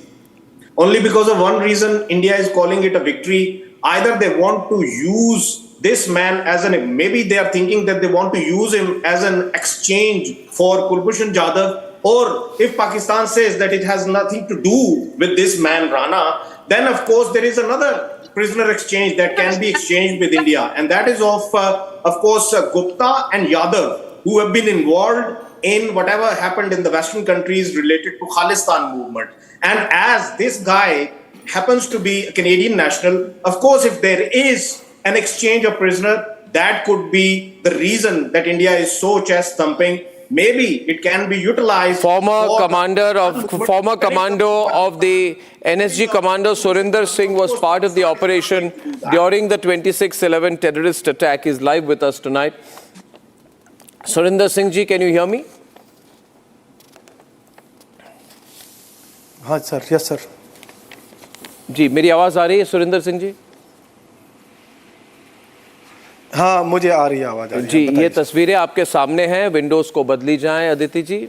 और सुरिंदर जी, मेरा सवाल आपसे ये है कि आज पाकिस्तानी जितने हैं वो कह रहे हैं कि इसका हमारे साथ कोई लेना देना नहीं है। सारे दिन इन्होंने स्टेटमेंट पे स्टेटमेंट, करीब 100 ट्वीट्स इन्होंने किए हैं कि तहव्वुर राना को हमारे साथ लिंक मत कीजिए। आप खुद कमांडो थे उस ऑपरेशन में, आपको क्या लगता है आज? नहीं, आज ये जो है ना देश के लिए बहुत बड़ा जो है ना एक खुशी का माहौल है, क्योंकि इतना बड़ा जो हमला हुआ, उस हमले के अंदर जो मास्टरमाइंड था, वो मास्टरमाइंड आज हिंदुस्तान की सरजमी के ऊपर आया है। और ये जब संभव हो पाया है जब देश के प्रधानमंत्री नरेंद्र भाई मोदी जी और देश के गृह मंत्री अमित शाह जी ने निर्णय लिया, और मीडिया ट्रायल ने लगातार 2008 से जो ना इस हमले के ऊपर पूरी नज़र बनाए रखी और दिखाते रहे। और मेजर ये ताहव्वुर राना जो है, ये आर्मी के अंदर डॉक्टर भी था, इसका पूरा हर आदमी जानता है। और ये ISI का एजेंट के तौर पे भी इसने हिंदुस्तान में रह के काम किया है। Let him speak, अभिषेक। पूरे देश के अंदर भ्रमण किया इन्होंने, हर उसके अंदर जाके, चाहे वो हापुड़ हो, लखनऊ हो, मथुरा हो, आगरा हो, सब जगह इन्होंने प्लानिंग किया। और इस हमले को लॉन्च करने से लेके आखिरी गोली चलने तक इसकी पूरी नज़र थी। वो उन लोगों को गाइड करने के अंदर भी शामिल था। और इसको पकड़ने से ये रहेगा कि परत दर परत हर चीज़ की परत खुलेगी। बहुत सारे जो इनके स्लीपर सेल हैं, किन लोगों के पास रुके, कौन लोग रहे, पता है कि उसमें क्या रिजल्ट निकला था? उसमें तमाम चीज़ों का जो है ना यहाँ पे निकल के आएगा। और यहाँ अमेरिका के साथ से लेके आना बहुत बड़ी चीज़ है। अजय, एक minute, put me on the left window with the India view, please. Thank you. Yeah, I just wanted to window. Thank you. Raja Faisal ji, Raja Faisal, Raja Faisal. Put Raja, put Yaqub. I like two Pakistanis on air right now, one on the left and one on the right. Thank you very much for that. And now, Mr. Abdul Samad Yaqub ji, I want to give you reason after reason. I'll give you some reason. I don't agree with this statement, please. Just I can't see him, and the person who is speaking is not on air right now. This is a scripted statement. This is just a rhetoric, nothing else. I don't think so. Like you're talking about, he's a captain. In order to take them on, Aditi, you'll have to put me with them with no disturbance. Me with the Pakistanis. Thank you very much, directors. Make it easy for me to anchor this program tonight. Surendraji is not right now speaking to them, and therefore it will be much more convenient, Aditi, since I can then anchor the program if you make the windows appropriately. Thank you. And Asim, listen to me. Yeah. Don't get excited, first of all, okay? This man was a member of the Pakistani security forces. He was in the Pakistani army with the rank of captain. You know, you people, you are such doglebaz people that you use a person and you refuse to identify him. Only a Pakistani can say that I don't know another Pakistani, because you have a use and throw policy. This man has worn the Pakistani army uniform. He's been born a Pakistani citizen, has been a Pakistani citizen most of his life. He served in the Pakistani army, and like the people who died in Kargil, whose bodies you refuse to take back, and like Kasab, all you Pakistanis are saying he's not a Pakistani today. He is not served in the Pakistani army. Exactly. Has he or has he not? No, with what face? With what face do you make these comments on air? It's not proven yet, and it is not proven yet. It is not proven that he was in the Pakistani army. It is not proven. They have nowhere to hide. First pictures. First pictures, can I have the visuals on air? First pictures. 1 minute, we're having pictures. 1 minute. First pictures, then Abhishek, you'll have to specify what the first pictures are of. First pictures of Tahawwur Rana are not. Where are they? First pictures of Tahawwur Rana, I've just put it in the group. Okay, we got the first picture of Tahawwur Rana. Can we put it in together, please? Immediately. Pictures of Tahawwur We are Rana. getting first pictures of Tahawwur Rana. It cannot happen with 5 windows on air, Aditi. It will be with you, but doesn't mean you resort to go back to the 7 window. Okay, you can. Put the pictures of Tahawwur Rana. Zoom into this. Well, the jib camera guys have to move. Zoom into this. The first picture. We got the first pictures of Tahawwur Rana, ladies and gentlemen. Can you zoom in, please? You don't move the entire jib. You move into the camera. Zoom in. Yeah, there you go. That's the first picture. That's the first exclusive picture. I'm trying to. Can we get that picture on air soon? There you go. You do not go to the long shot again.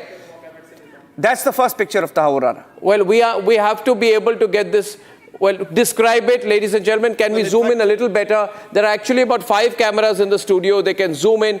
Can we put the first pictures on air by taking this visual and putting it on? Ladies and gentlemen, we have to move faster. I'm requesting our production team at this very critical moment. Only Republic has the first pictures of Tahawwur Rana. And there it is, ladies and gentlemen. These are the first pictures of Tahawwur Rana. Abhishek, describe the pictures out here that you're seeing. We do not go to any other visuals. We stay with those pictures, Aditi. And to the news desk, we stay with these pictures. And now Shravan, Niranjan, Rhythm and Abhishek have to kindly wake up and describe what we are seeing on air. Over to you, Abhishek. All right, these are first pictures of Tahawwur Rana, that man in brown, top to bottom with beard, looking the other side seems with to have white a white hair. beard. We are seeing a white beard. Yes, that's Tahawwur Rana, yeah, with balding white hair on his head. And he's accompanied, NIA sleuths are holding him tight. Shravan, more details if you have. Well, in fact, the NIA just released the picture. This was just moments after he was landed. In fact, you have 3 of the senior officers of the NIA. They're part of the investigating team. And Tahawwur Rana, 62-year-old Tahawwur Rana, the picture. We have several visuals right now. We have long visuals. We have a better shot. I think our production team can pull out those visuals. We've got 3 and sets we've got of 3 sets of visuals. What I'm seeing in these visuals is that there is this man who's in these brown overalls. He's looking quite old, right? He looks like he's got a little bit of a bald patch behind him. No, we're not taking this off the phone. Thank you, Aditi, for the advice. Yeah, and we are staying with this. There are 3 people holding him. All 3 of them have NIA written behind them. And this picture is taken from the back, and this man is wearing a sort of a grey, Tahawwur Rana is wearing a grey inner with a brown overall, and he is dressed pretty much like a convict out here. In fact, and we're getting more, I think, ladies. We have an updated statement, Arnab, from NIA. Okay, update, louder, Niranjan, louder. Another updated statement from the NIA, putting out a press release right now. NIA is saying they have formally arrested 26/11 Mumbai terror attack conspirator Tahawwur Rana on arrival at the IGIA, not Palam, IGIA in New Delhi. That's the Palam airport. So they have confirmed that he's been formally arrested. This is the first statement that has come out after he was arrested, confirming that he is now in NIA custody. Shravan, well, in fact, this is the picture. This is the picture the moment after they landed. In fact, he was taken straight out of the Metropolitan Detention Center. In fact, these were the same clothes that he was wearing, and he's been brought directly from there. All the Pakistanis watching this program tonight, will watch these pictures and see what we are going to do to them. And the sad part with the Pakistanis is he's a Pakistani man. And he's a Pakistani captain, remember, ladies and gentlemen, Pakistani army captain, Pakistan army captain Tahawwur Rana, a terrorist from a terrorist country who was behind 26/11, is held back and literally brought by the scruff of his neck by India's National Investigating Agency. Abdul Samad Yaqub, your thoughts today, please. All of Pakistan will be watching these pictures. You can't censor these pictures. A lot of people watching this from Pakistan on YouTube and everywhere, and they are saying that, why don't our channels show these pictures? So that we want to remove terrorism, we must see what India does to our terrorists. Abdul Samad Yaqub, your thoughts, please. This is live breaking news. The first pictures of Tahawwur Hussain Rana. Mr. Yaqub. Well, the response, the official response from the MOFA or from the Ministry of the Foreign Affairs for me is a laughing stock, nothing more than a laughing stock. I mean, I was surprised when I read the clarification from the Ministry of the Foreign Affairs. I mean, negating someone who is very much Pakistani. And I believe when the Mumbai attack took place, he was Pakistani at that time in 2008. And now, for me, it's like routine. In routine, is the Raja Faisal on the bottom left. Thank you. The agencies use them on your own, and lose them, and then discard them. They have discarded him, disowned him. I mean, come on, show some grace. At least don't deny that. He was not a Pakistani citizen. He was a very much Pakistani citizen. I don't know why they are trying to defend someone. I mean, at one side, even my friend Raja Faisal is disowning him that he's not Pakistani. Okay, I mean, you can defend at this level that he's a non-state actor. I agree. Although I am skeptic on this matter, that the state actor or non-state actor don't want to get into this debate. David Headley himself, he would have been in Pakistan, right? He didn't need to get another nationality. If he was a Pakistani, like you are a Pakistani, you're living in Pakistan. Even if you go outside of the Pakistan, still you will remain Pakistan because was the one who wrote a book about the Mumbai attacks, and he revealed so much facts, irrefutable facts about the Mumbai attacks. And do you know what happened to the Sayyid Salim Shehzad? He was later abducted. He got abducted. ISI abducted him, and then he found dead after a brutal torture. He found dead in the canals of the Punjab. I've been told now by Gopi and Rhythm, we are hearing right now, that he has already left. He's on his way to the NIA court, which means he's out of the airport. And obviously, Gopi is standing there outside. First, I'd like to go across to Gopi, to our reporter, to someone from the desk who will tell me kindly in my ear whether we have a reporter shot live, because I can't see it here in the studio. Okay, Soumya, have you seen which exit route are you at? And can you tell me what you see around you?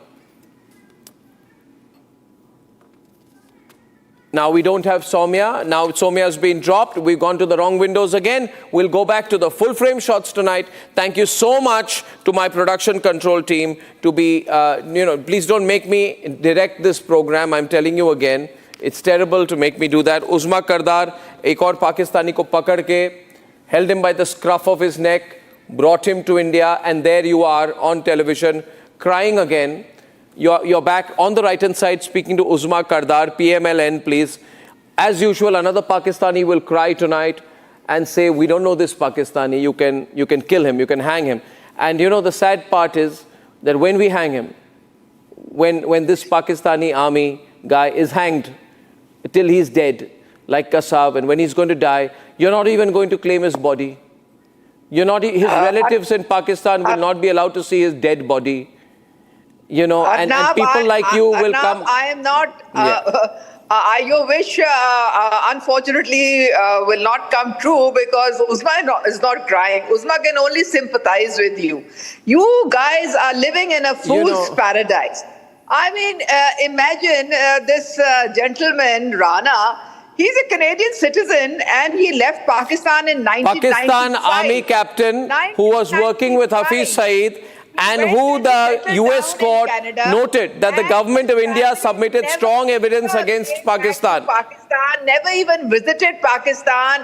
They did not renew their Pakistan citizenship or get all the transcripts of David Headley's testimony to the Northern District Court of Illinois, submitted by the Indian government based on hard evidence, call recordings by the FBI, and a conversation transcript found during the investigation proved without doubt the direct hand of the Pakistani establishment, ISI and the army. Shame on you. Shame on people like you who losers of 1971 to come and still be in denial tonight. Shame on you. In Pakistan, शर्म आनी चाहिए आप जैसे लोगों को कि आज भी इधर आके कह रहे हैं ये पाकिस्तानी को मार दो, हमारा कोई लेना देना नहीं है उसके साथ.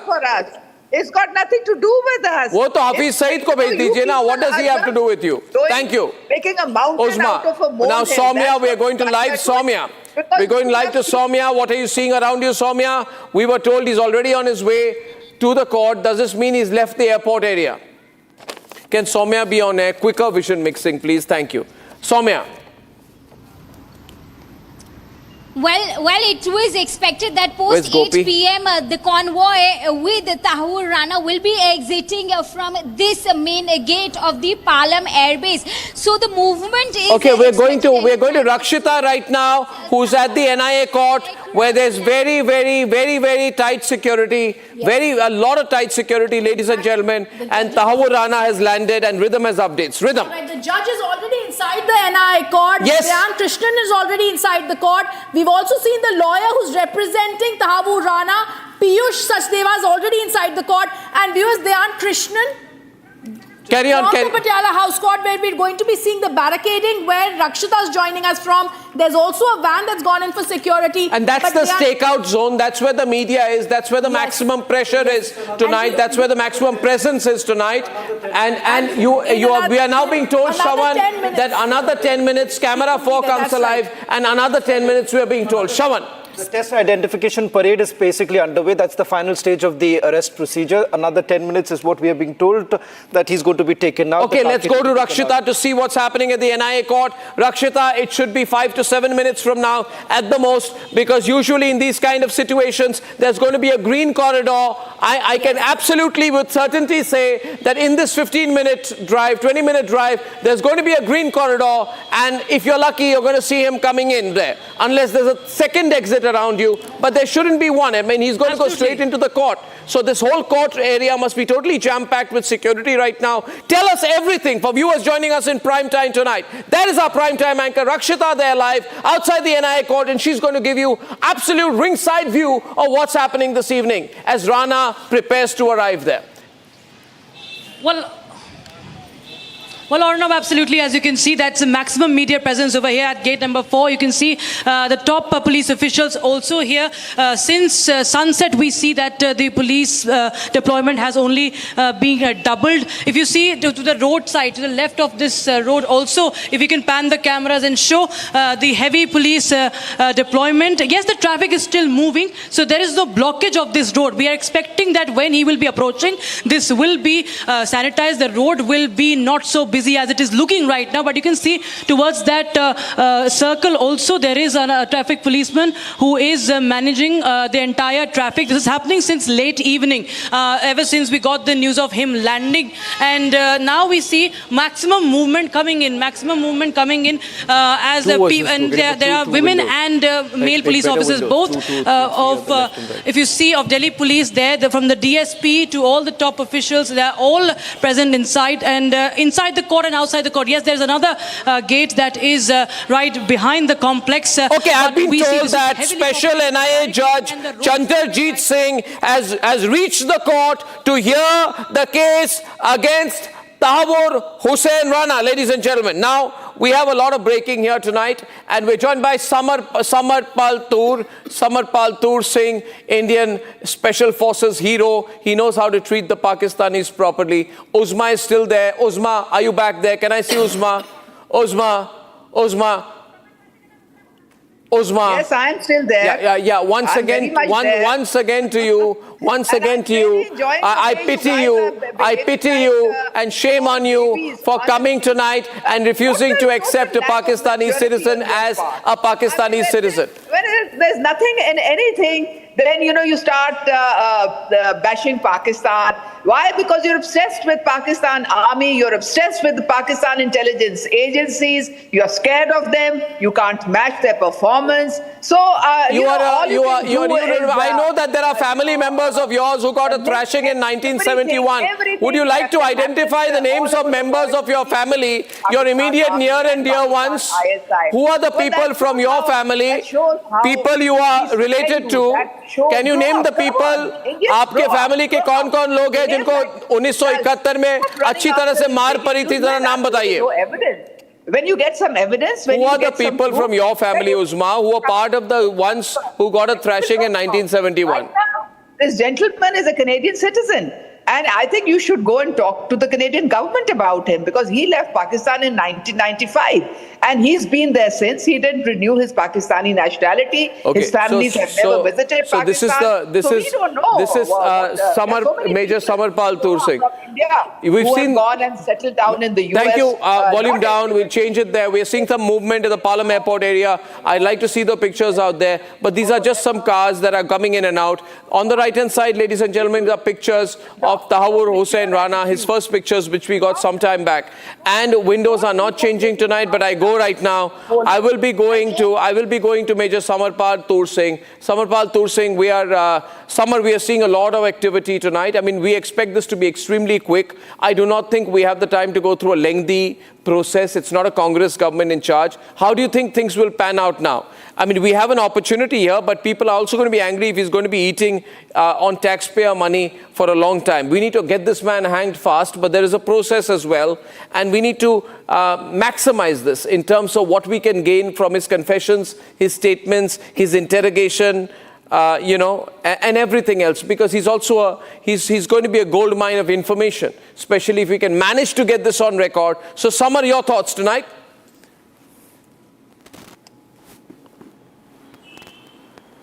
Samar, again, okay, silence from the PCR. I do not hear. I do not see guests on the right-hand side either, so it becomes difficult. I'm sort of anchoring in the blind. Thank you so much. I'm going to Air Vice Marshal B.K. Murli. The windows on the right. Thank you, if you please. Air Vice Marshal B.K. Murli was part of the 26/11 operation. He was the last person who spoke to Major Sandeep Unikrishnan. And he's therefore a very significant witness of this incident. You're seeing these denials. You got Uzma. She's sort of a practiced Pakistani politician in absolute denial tonight. Air Marshal B.K. Murli, your thoughts as we are getting this man in our lockup? Your behavior. Look at the way you people are carrying on. I think the only thing you need to worry about is that your taxpayers' money is going to be spent on this gentleman. So you should worry about that. Don't worry, we spent our taxpayer money feeding 93,000 Pakistani cowards, one of whom was from your family. Which of your family member was... One of your family members was also fed by us. Would you like to name him? Would you like to name the person? We know that... Do you want to name the person from your family who you are directly related to, who was in our custody? Your army is nowhere near. You are suffering from post-traumatic stress disorder. 1 minute. Let me deal with her for a minute. They've been caught on Canadian soil. They've been caught on British soil. She's ashamed of the person from her family. India is exporting terrorism all over the world. Yeah. So you need to answer these questions. You need to answer how we caught an Indian spy who was your naval officer in Balochistan. What the hell was he doing in Balochistan? What was he was just involved in terrorist activities. Have you found anybody on your soil from Pakistan? No, you don't. You find somebody, a Canadian citizen who has been sent from the US, and my God, you are trumpeting it all over your channels. Don't you have anything better to do? Don't you have any other issues that you can, talk about your people, talk about their issues, talk about the way you are abusing human rights in Kashmir, and maybe you can give them back their rights. Talk about the atrocities you are committing in Nagaland. Nobody even wants to stay with you anymore. And look at the Khalistan movement. You are killing Sikhs all over the world. The Sikh leadership, Guru Gurpant saying this, he said that openly, it's very clear that the Jafar Express terrorist attack was something designed by India, because that's how they operate. You have become proxies. You are exporting terrorism all over the world. So you need to answer these questions, and you need to put your own house in order rather than wasting your time and just what is the jubilation all about? I fail to understand. Can you tell me the name of your family member who was in our custody in 1971? You guys should not waste your energy. Okay. Air Marshal B.K. Murli, I'd like to go to you first. I'm not wasting my energy on you right now, Uzma. Air Marshal B.K. Murli, this denial is getting louder. Obviously, it wouldn't have been there had there not been any evidence, because this man was working very, very closely with David Coleman Headley. I mean, they were left and right hand working to carry out the 26/11 operation. Air Marshal Murli. Air Marshal Murli. Who just talk in the air. Thanks a lot, Arnab. Thanks a lot, Arnab. I've been listening to the lady very patiently. I really don't know what she is talking about. I think she is barking up the wrong tree. She is bringing red herrings. Now she should be talking about Tahawwur Rana, who actually was born in Pakistan and then disappeared to Canada to take a citizenship. Anyway, notwithstanding that, it is a very, as far as we are concerned, this man who actually perpetrated the Bombay terror has been caught. 166 people were killed because of this man, and now we have got him in, and we have dragged him. On the right, please. Thank you very much. Continuing to direct the program tonight. Thank you. Yeah. Continue, Marshal Murli. I'm just directing. Yeah. Evidence first. And then thank you. Thank you very much, Arnab. I said Raja Faisal on the right. You're not hearing me. But you're not hearing me. One Rana one Rana will really not going to make much of a difference, because there are many other big fishes we are still out in the large, like, you know, actually the mastermind in chief, you know, that Hafiz Saeed is at large, then Zakirul Lakwi is at large, then Major Iqbal is at large, then Bennett Coleman, that Headley, David Headley is at large. He is the man who came to India so many times, and he was funded by Major Iqbal, and the terror funding was done by him. You know, actually, instead of talking about what all is happening in our country, the lady who just spoke just now should be worried about what is going to come out of this man's mouth when the NIA interrogates him.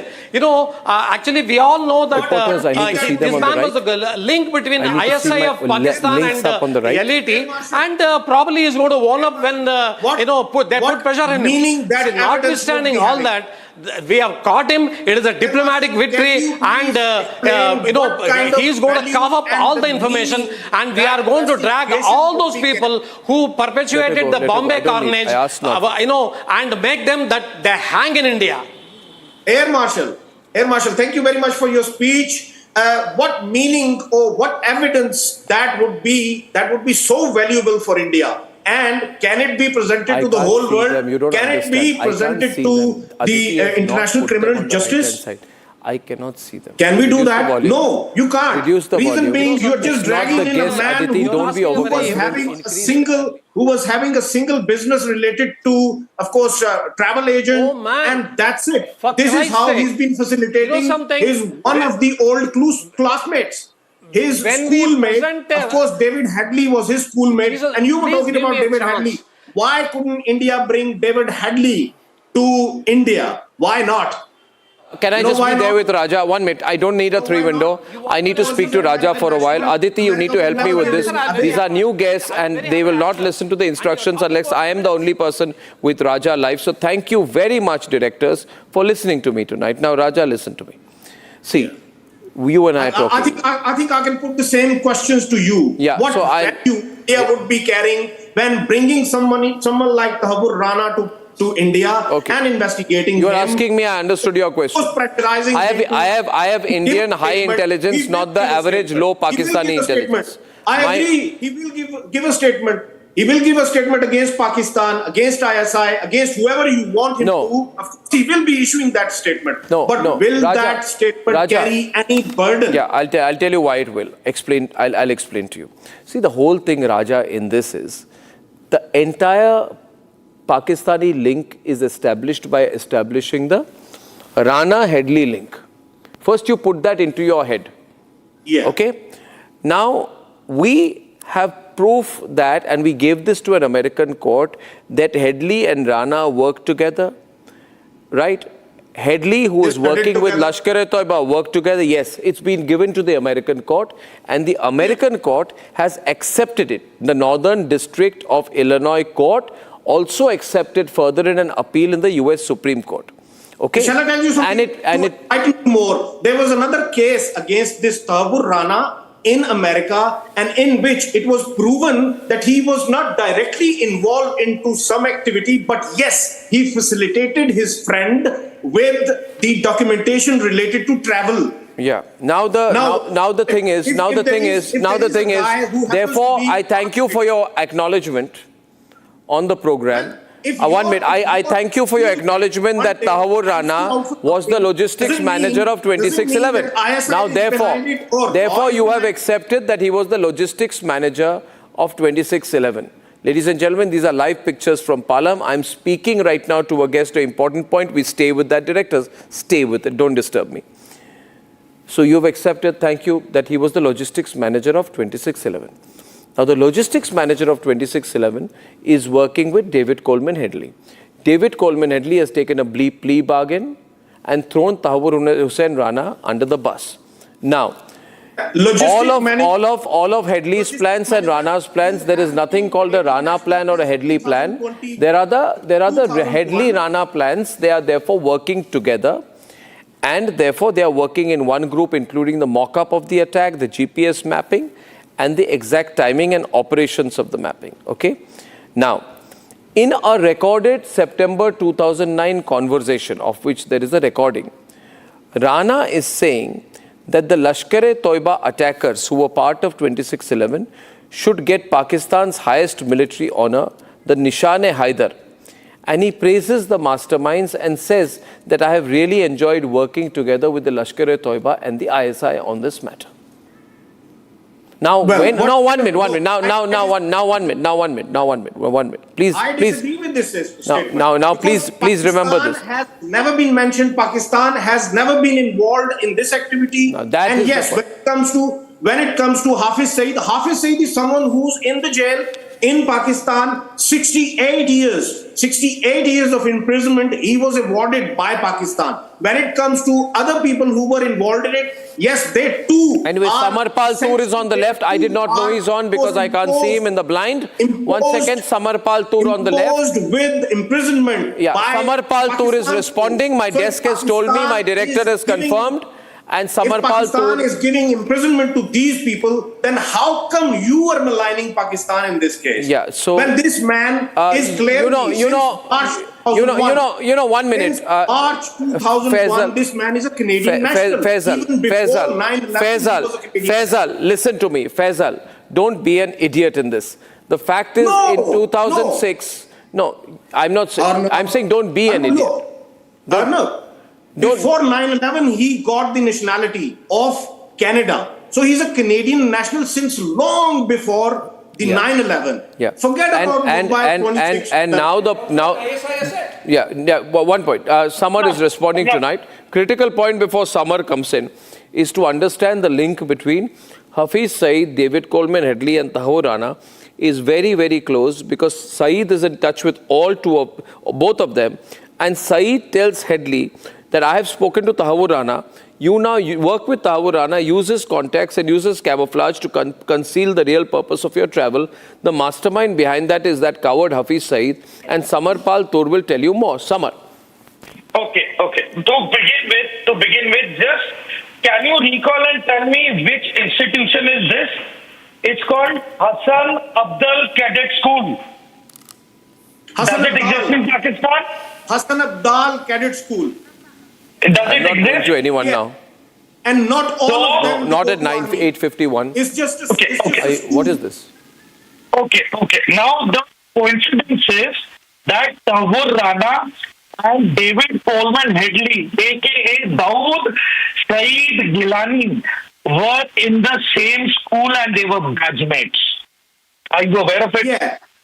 And what does it suggest?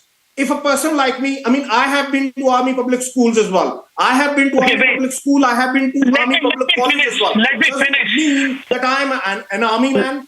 Doesn't mean that I'm a journalist. Let me finish, sir. I'm just putting up. Okay, after this, they knew each other since childhood. They grew up.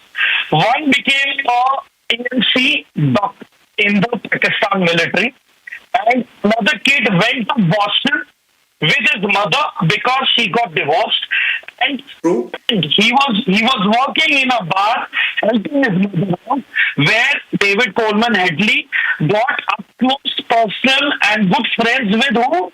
Drug dealers, drug cartels. That is where his trouble began in the US and his relationship with the DEA. Whereas Captain Rana, he was a Pakistan Army officer posted at Siachen. He contracted HAPO, that is high altitude pulmonary edema.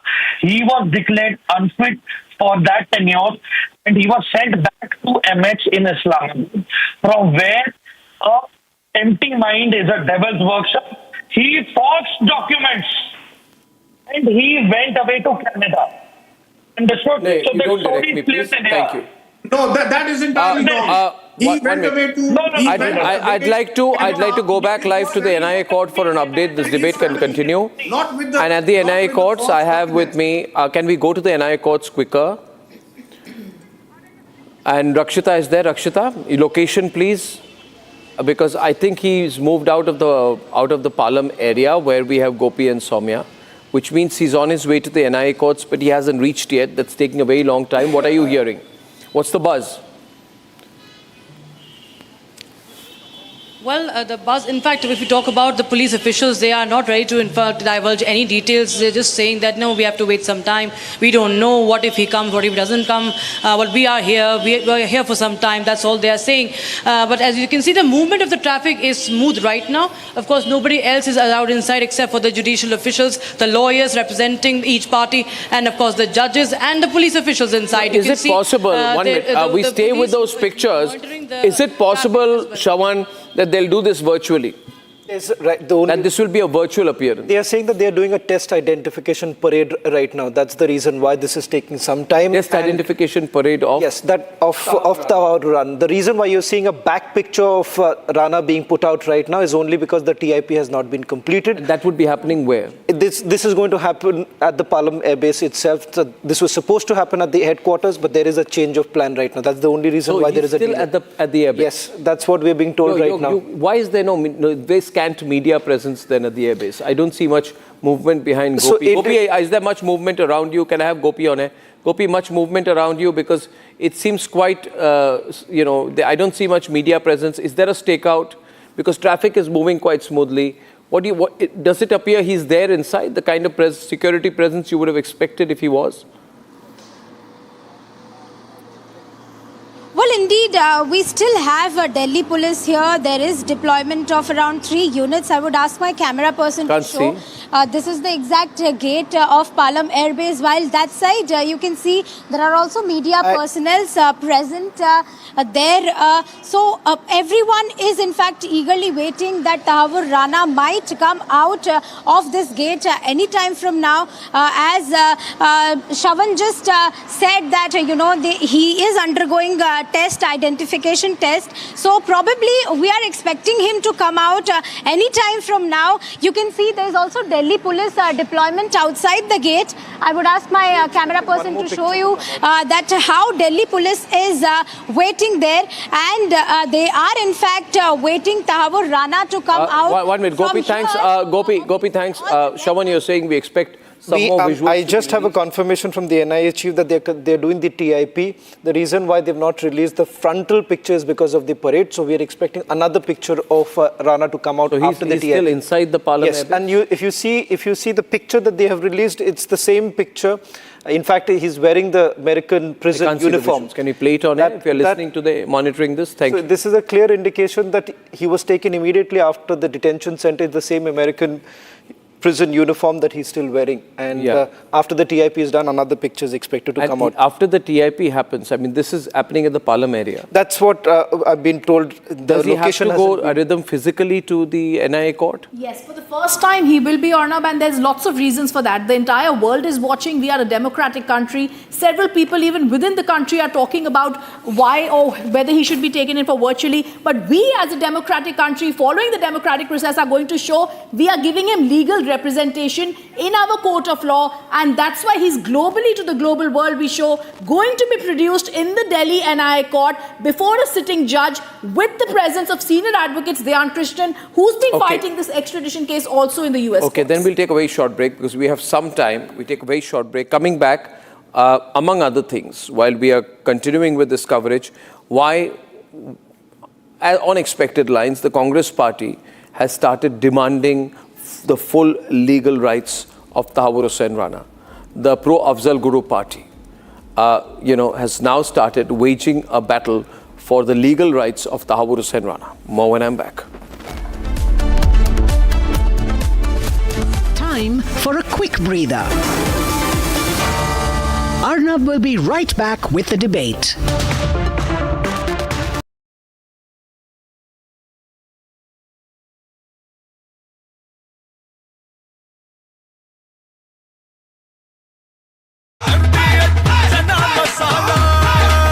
अब छोलिया हो या लोबिया, सफेद चने या काले चने, सब कुछ मजेदार बने।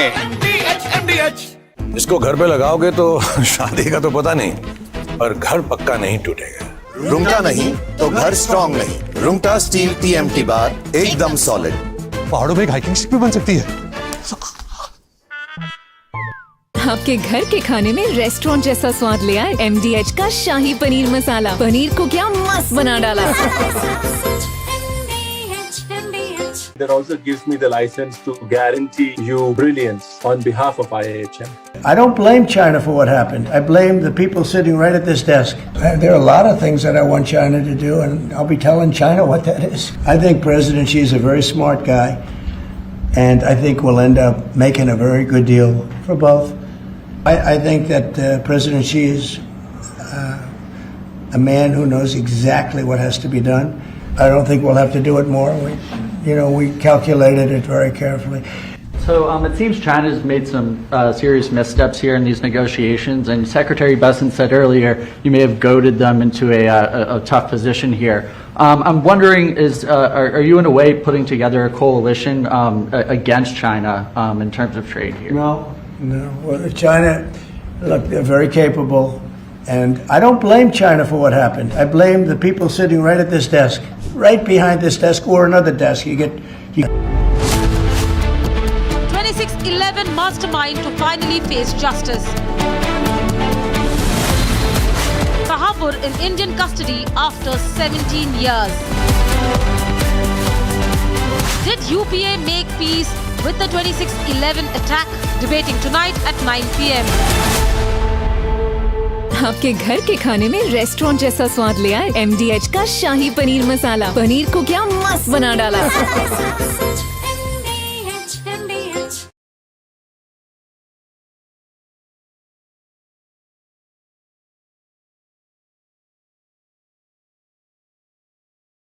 अब आया असली स्वाद। अब आया स्वाद। जब स्वाद के पड़े हो लाले तो MDH का चंकी चाट मसाला डालें। MDH का चंकी चाट मसाला।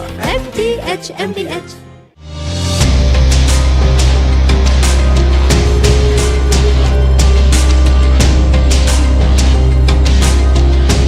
कि उसको सरेआम, जैसे दुबई वगैरह में होता है, सरेआम काट दिया जाता है, गोली मार दिया जाता है, ऐसा इंडिया में होना चाहिए।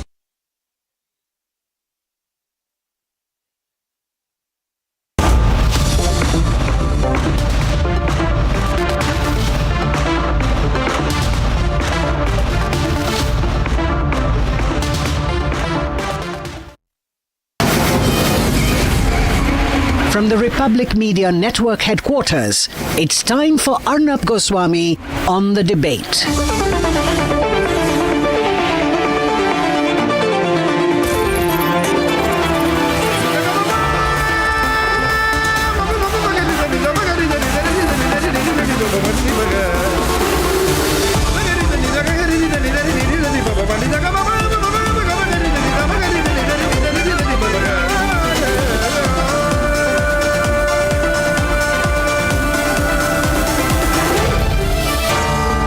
Arnab Goswami on the debate.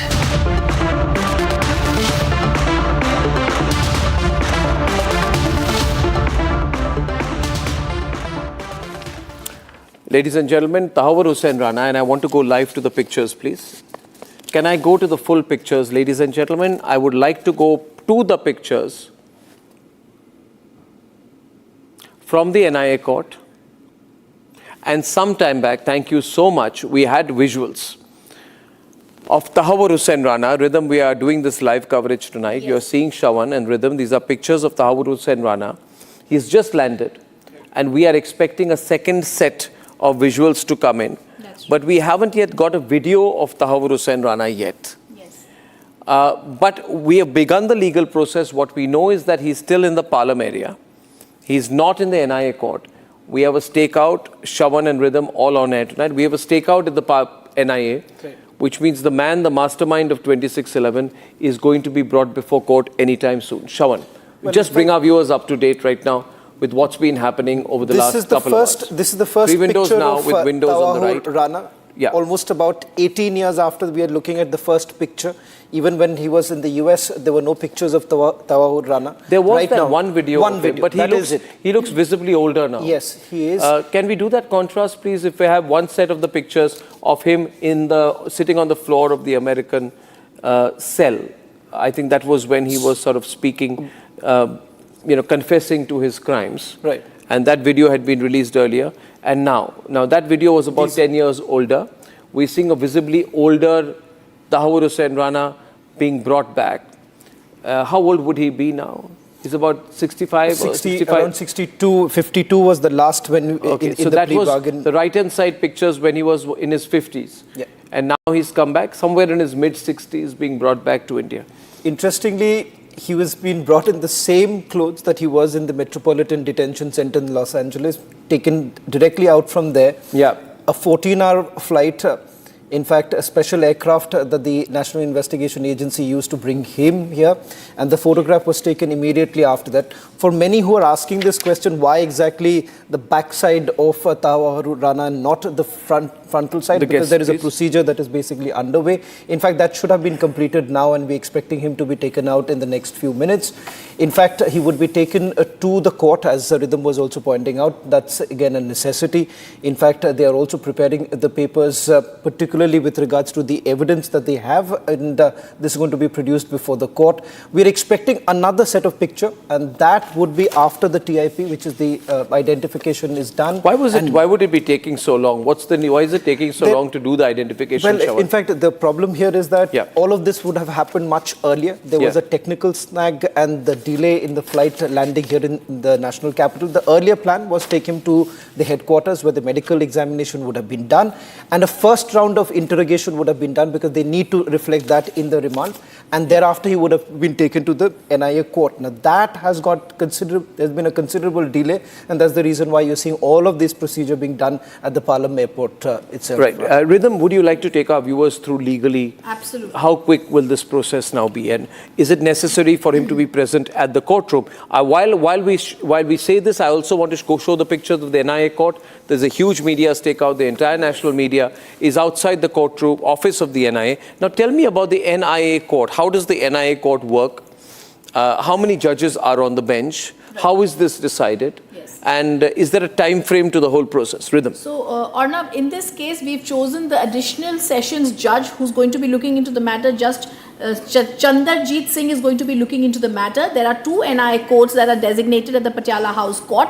Both of them, one of the judges is going to be looking into the matter. This was already decided. The judge is present inside the court. We also know that the senior advocate, Dhyan Krishnan, who's going to be appearing for the NIA as the special public prosecutor, along with Narendra Maan, are present inside the court. Also present inside the court is Piyush Sachdeva, who's going to be representing Tahawwur Rana. This is extremely interesting, and this is also a reply to all the Congress people as well as others who are stating that there is legal representation that needs to be given to Tahawwur Rana, which already is being given. My first guest before I go into our debate this evening is Mr. K. Unikrishnan. He's father of, Martyr Major Sandeep Unikrishnan, the brave soldier of the NSG who died fighting terrorists, gave up his life fighting terrorists during the 26/11 terror attacks. Mr. Unikrishnan, good evening. This is one considerable move ahead in this entire and long process. We have been speaking over many years. I remember speaking to you in 2008, and it's now been almost 17 years since to that day. More than 16 years, Mr. Unikrishnan. You believe that this is going to be one significant move towards justice, because eventually it's about pinning the real conspirator down. I mean, it cannot be about the individual Tahawwur Rana. It's about the entire Pakistani establishment and the system that sent the killers. Yes, Arnab, you said that. See, this is going to be a very significant milestone, and it will have definitely impact on the whole of the case, and we Indians expect something great from this, the exposure from Rana. Mr. Unikrishnan, when you look back, do you believe this could have been done earlier? I mean, this is obviously the result of hard diplomacy, but in the process, David Headley has got a plea bargain. Hafiz Saeed is still a free man in Pakistan. So is this a little too late? Of course it is late, but I don't accuse anybody for that matter, because from my part, I know the international law has its own course, and it will definitely take a lot of time.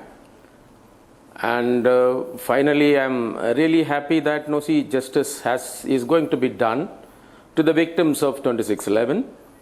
And let us hope everything goes well. Yes, absolutely. You've been very, very stoic through the whole process. And, you know, you made a very important statement. Your son is a hero, not a victim. As a father, your thoughts this evening. We've spoken about this once or twice in the past. Mr. Unnikrishnan. Yeah. So that's right, sir. The thing is that everybody thinks that, see, Sandeep and Sandeep's family is the victim. So the real victims are the people, those who have the innocents, see, those who have lost their life for no mistake of them. And see, you can say that their only mistake was they were Indians. Absolutely. Mr. Unnikrishnan, I'd like to thank you for this moment, and I will come back to you as and when this progresses, because I don't want you to be part of the political debate, but you are a very, very, very strong man. You are an absolute nationalist. You've been very stoic and strong through the whole process. And I remember talking to you right after 26/11. And you haven't changed a bit. You're only gone stronger by the day. You're a role model, Mr. Unnikrishnan. You and your son, the whole family have been role models for the country. Yeah. Thank you, sir. Thank you, sir. Nice. Thank you, sir. Ladies and gentlemen, there has been an alarming comment from the Congress party, which, by the way, and I want to welcome my guest this evening. Can you help me with the guest rhythm? Yes. Because my list is not with me. Okay, we have Tuhin Sinha. Yes. We have Utsav Benz, who's Special Public Prosecutor for the NCB. Sangeet Ragi versus Kapil Madan of the Congress. Pula Rao Shyam Meka. And we have Rishi Malhotra, who's Senior Advocate. And he's been part of the Abu Salem complete investigation process. I'm told he's defending Tahawwur Rana in this case. Let's see how he does that. Now, Kapil, did you hear this, Sangeet Ragi, that the Congress party is making a very strong case saying that we must protect the legal rights of Tahawwur Hussain Rana? The Congress party has said, the Congress party, should be breaking news, ladies and gentlemen. Congress party defends the legal rights of Tahawwur Rana. And Rhythm, you have the exact statement also with you, I think. Yes. Can you share that with me? Yes, absolutely. I will. There are two statements that have come in Arnab, and I'm going to share both of them with you. Yeah. There is one statement that has come in from Prithviraj Chavan, and there is one statement from Ashwini Kumar that is supporting what Prithviraj Chavan has said. So I'm both of them with you. From Chidambaram. Pramod Tiwari. Yeah. Yes, Sangeet Ragi, the Congress party has said that we demand a just and proper trial under Indian laws, like that for Kasab. There should be a similar proper trial. He must. At the very outset, I would say it is shameful on part of Congress to make such kind of a statement, issue such kind of a statement at all. And in fact, what Mr. Chidambaram said, that it was started during the during the UPA era. Why they couldn't get Richard Headley? No, their exact point is very important. He said that he is confessing that it is because of the mature and sincere diplomacy. Mr. Chidambaram, who exercised I would like to diplomacy? Sangeet Ragi ji. Because of Narendra Modi. Sangeet Ragi ji, I would like to tell our viewers that this is the chameleon-like, dangerous pro-Pakistan Congress party. Yes, they have absolutely. said that Rana has not even confessed to his crime. Pro-terrorist. Arnav, I am more interested in knowing who is the Indian handler. Who is the Indian handler, and particularly from the establishment of the Congress party or the UPA regime? They have, in fact, the viewers, Congress says, the Congress party says that Tahawwur Rana should be given full legal rights.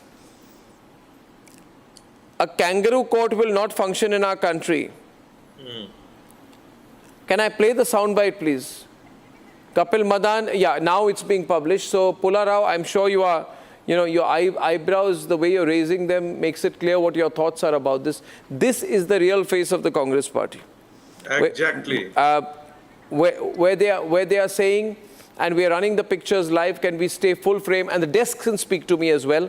This is the huge deployment outside the NIA court, where we still expect Tahawwur Rana to be brought tonight.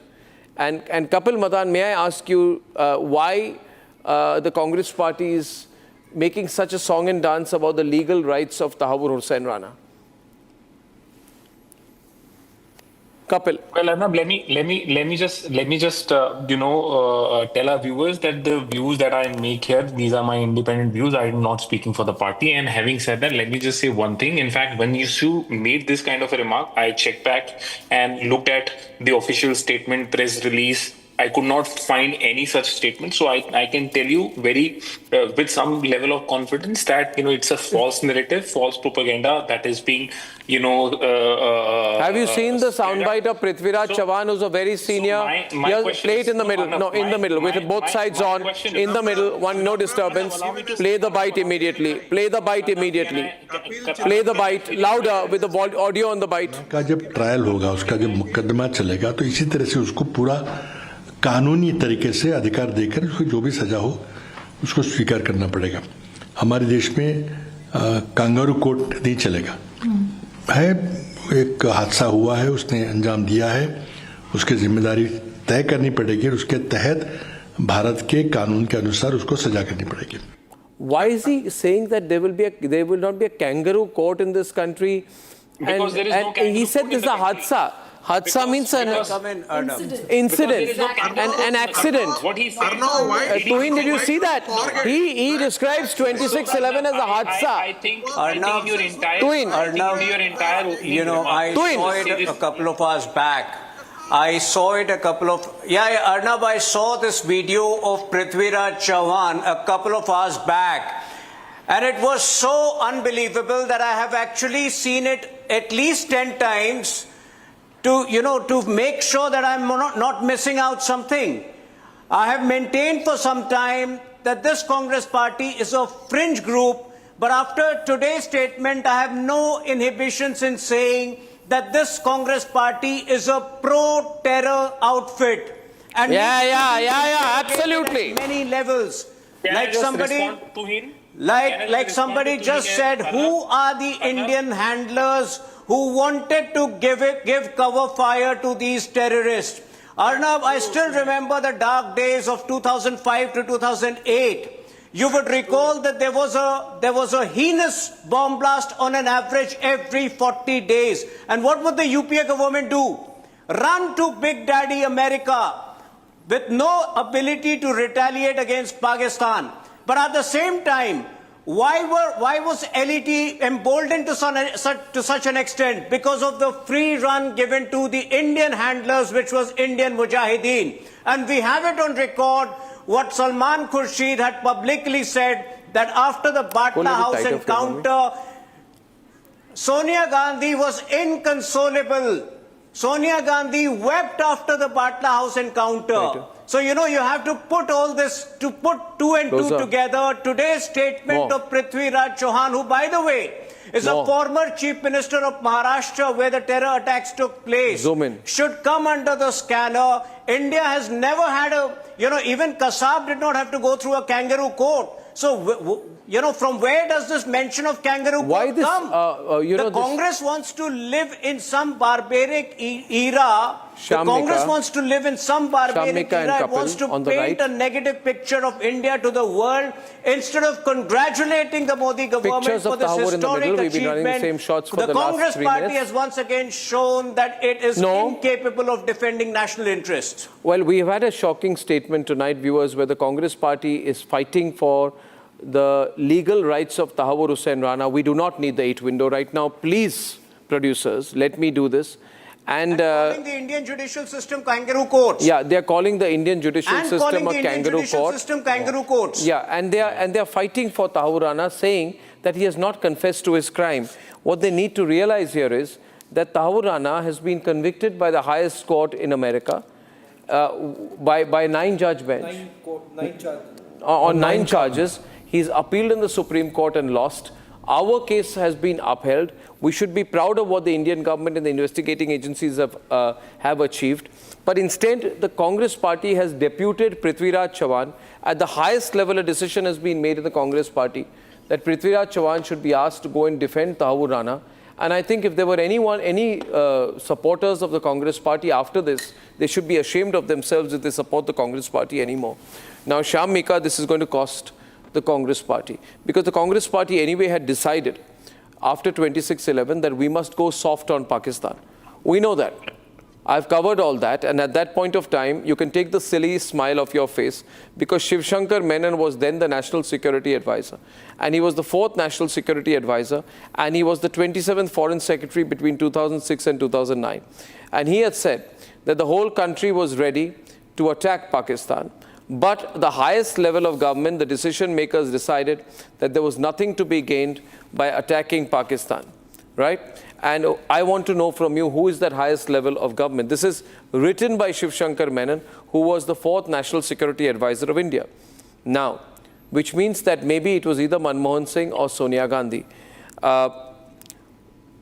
Who decided? Above the Foreign Secretary, above the Foreign Minister, above the NSA, above the Dry Services Chief, above the PMO. It can only be the NAC, which is the National Advisory Council, chaired by Sonia Gandhi, which decided, and which is the same group that demanded proof of the Balakot strikes, which means we have reason to believe that Sonia Gandhi decided that we must not attack Pakistan. All of this is out here now. And who is Prithviraj Chavan close to? He's part of the Sonia Gandhi club. He's extremely close to Sonia Gandhi, has a direct line with Sonia Gandhi, which means even tonight, Sonia Gandhi is working hard to defend Pakistan. I'm not basically everybody knows that Sonia I don't know any congressman. It was not Manmohan Singh. Yeah, Shyam. Arnab, basically, what are you trying to say?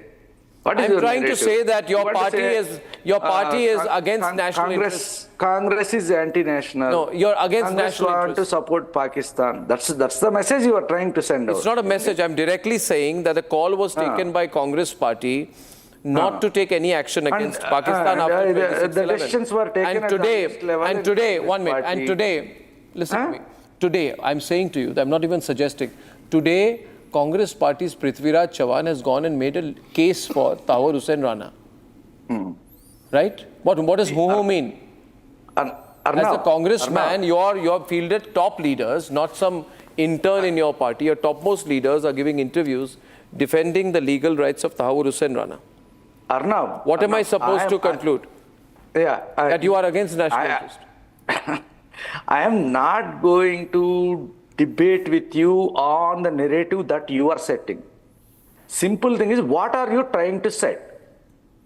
Your narrative is, we should be shameful to say, we should be ashamed to say that half of our country is anti-nationals, pro-Pakistan. What kind of a people are half our country?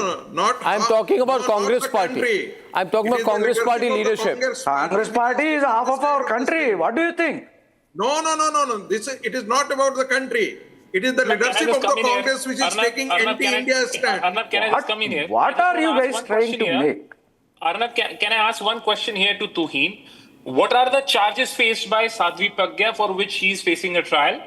She was your MP. She has, perhaps Tuhil Sinha has also shared stage with her. What are the charges? This is Is she I can't hear Tuhin. There's got to be better tell me audio. something. Aditi, I can keep hearing you on every camera. Tuhin, Arnab, this is Tuhin, आपकी नेता है. उनके this ऊपर is charges के another बारे में आपको पता vicious क्या है? attempt. Arnab, this is another vicious attempt to provide cover fire, to provide buffer to Tahawwur Rana. This is another brazen attempt by the Congress party to provide cover fire to Tahawwur Rana. This will not be accepted. There is no comparison with Tahawwur Rana, the mastermind of 26/11, and Sadhvi Pragya, against whom none of the charges could be probed.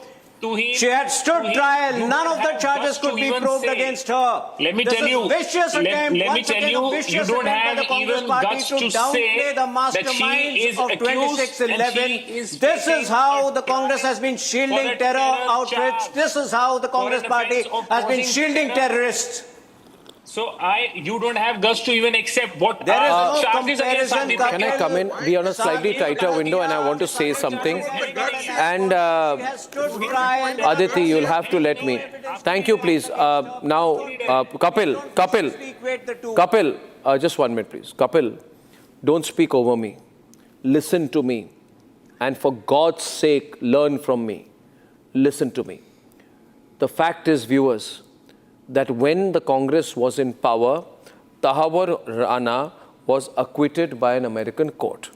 Now, the acquittal by the American court happens because the Congress party decided to go soft on Pakistan, did not want to bring Tahawwur Rana to India, because getting Tahawwur Rana to India would mean going after Pakistan.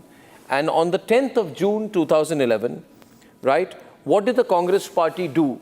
Congress government, the weak Congress government of the weak ex-Prime Minister, the late Manmohan Singh, the weak Manmohan Singh, leading a weak government of Sonia Gandhi. They said, we are disappointed with the US court acquitting Tahawwur Rana of involvement in the 26/11 attacks. That's all they did. They did nothing else. Remember, they did nothing else. They said nothing else, Rhythm. They just said, we are disappointed. 1 minute. We are disappointed, they said. We are disappointed.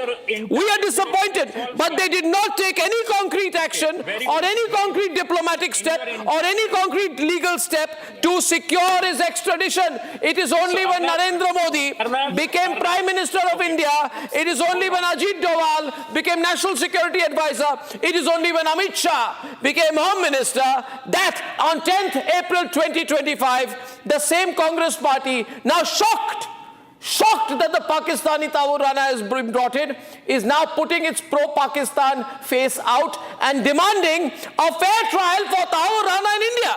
Yes. This party is now saying to me, are you calling us anti-national? Viewers, what would you call a party that is demanding a fair trial for the 26/11 conspirator? Shame on the Congress party for doing so. And shame on the Congress party for saying, we demand a fair trial just like there was for Kasab. Look at the sympathy the Congress has for Kasab, for Tahawwur Rana, for Afzal Guru, for Yaqub Memon, for the JNU gang, for the Tukre group, for the pro-Maoists, for the urban Naxals. That's why the country has voted the Congress party out. You're a pro-Tahawwur Rana. We'll give him a fair trial. Why do you have to do advocacy for him? We'll give him a fair trial. Why? Do you doubt the Indian legal system? No, ask him, Sangeet Ragi, why they doubt. Do we need a lecture from Sonia Gandhi, Antonia de Maino's party about a fair trial in our country? I don't have doubt. Prithviraj Chauhan is talking the language of Pakistan. Rubbish. And I don't call it Indian National Congress. It is Italian National Congress. Remember it, they are damaging the national interest. And open the lines, ladies and gentlemen. I want to hear what the people say about the Congress party's indirect support for Rana. Can put this kind of a question, what Mr. Prithviraj Chauhan has your put. narrative. And look at the language. Do you expect me to fall into your narrative? Come on. Look. When you were in power, you refused to act on Rana. You lost the case. When Modi is in power, we won the case and dragged him back. Do you understand English?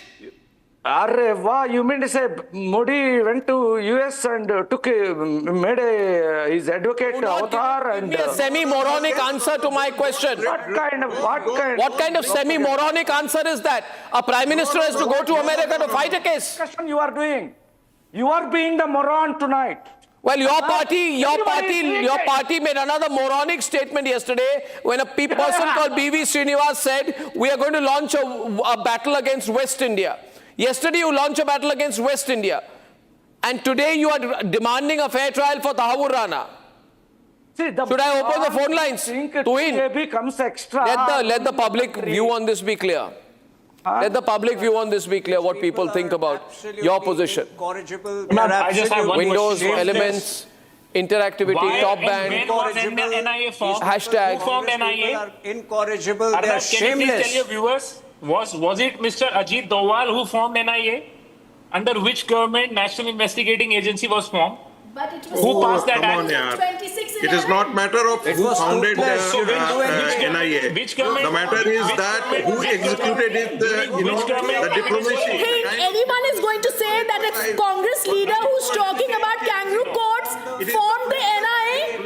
From who in the NIA actually won it in 2023 in the US courts? Yeah. It was Dayan Krishnan who appeared for the NIA, who appeared for the extradition proceedings against Tahawwur Rana in the US California courts in May 2023. Brilliant rhythm, brilliant. The second was in August. That's rhythm in action tonight. And the Congress party, pulverized by rhythm's logic, is having to defending Tahawwur Rana. And ladies and gentlemen, don't forgive. On what evidence? He Yes. argued on what evidence? When was that evidence 2025 collected? we got the final This victory. is a 4 good courts time. we won in US. Are you trying to say? She's not trying to evidence say, was she's not saying collected by it. NIA? Stop repeating yourself. When the Indian government came, fresh evidence was collected, fresh investigation was I'm done, trying to and thereafter say it's gone. that this is an evidence absolute- was this is put absolute- before the US court This is- only in 2023 when the NIA Before I open the lines, because Shravan, I'm under pressure from people who are so angry tonight. They are so angry. You're angry. You're calling me. I'll share something with you which will make you more angry. And why do I do this? I remember Tuhin breaking the news about the attacks which were first seen as a gang war. And I remember anchoring for about 96 hours non-stop.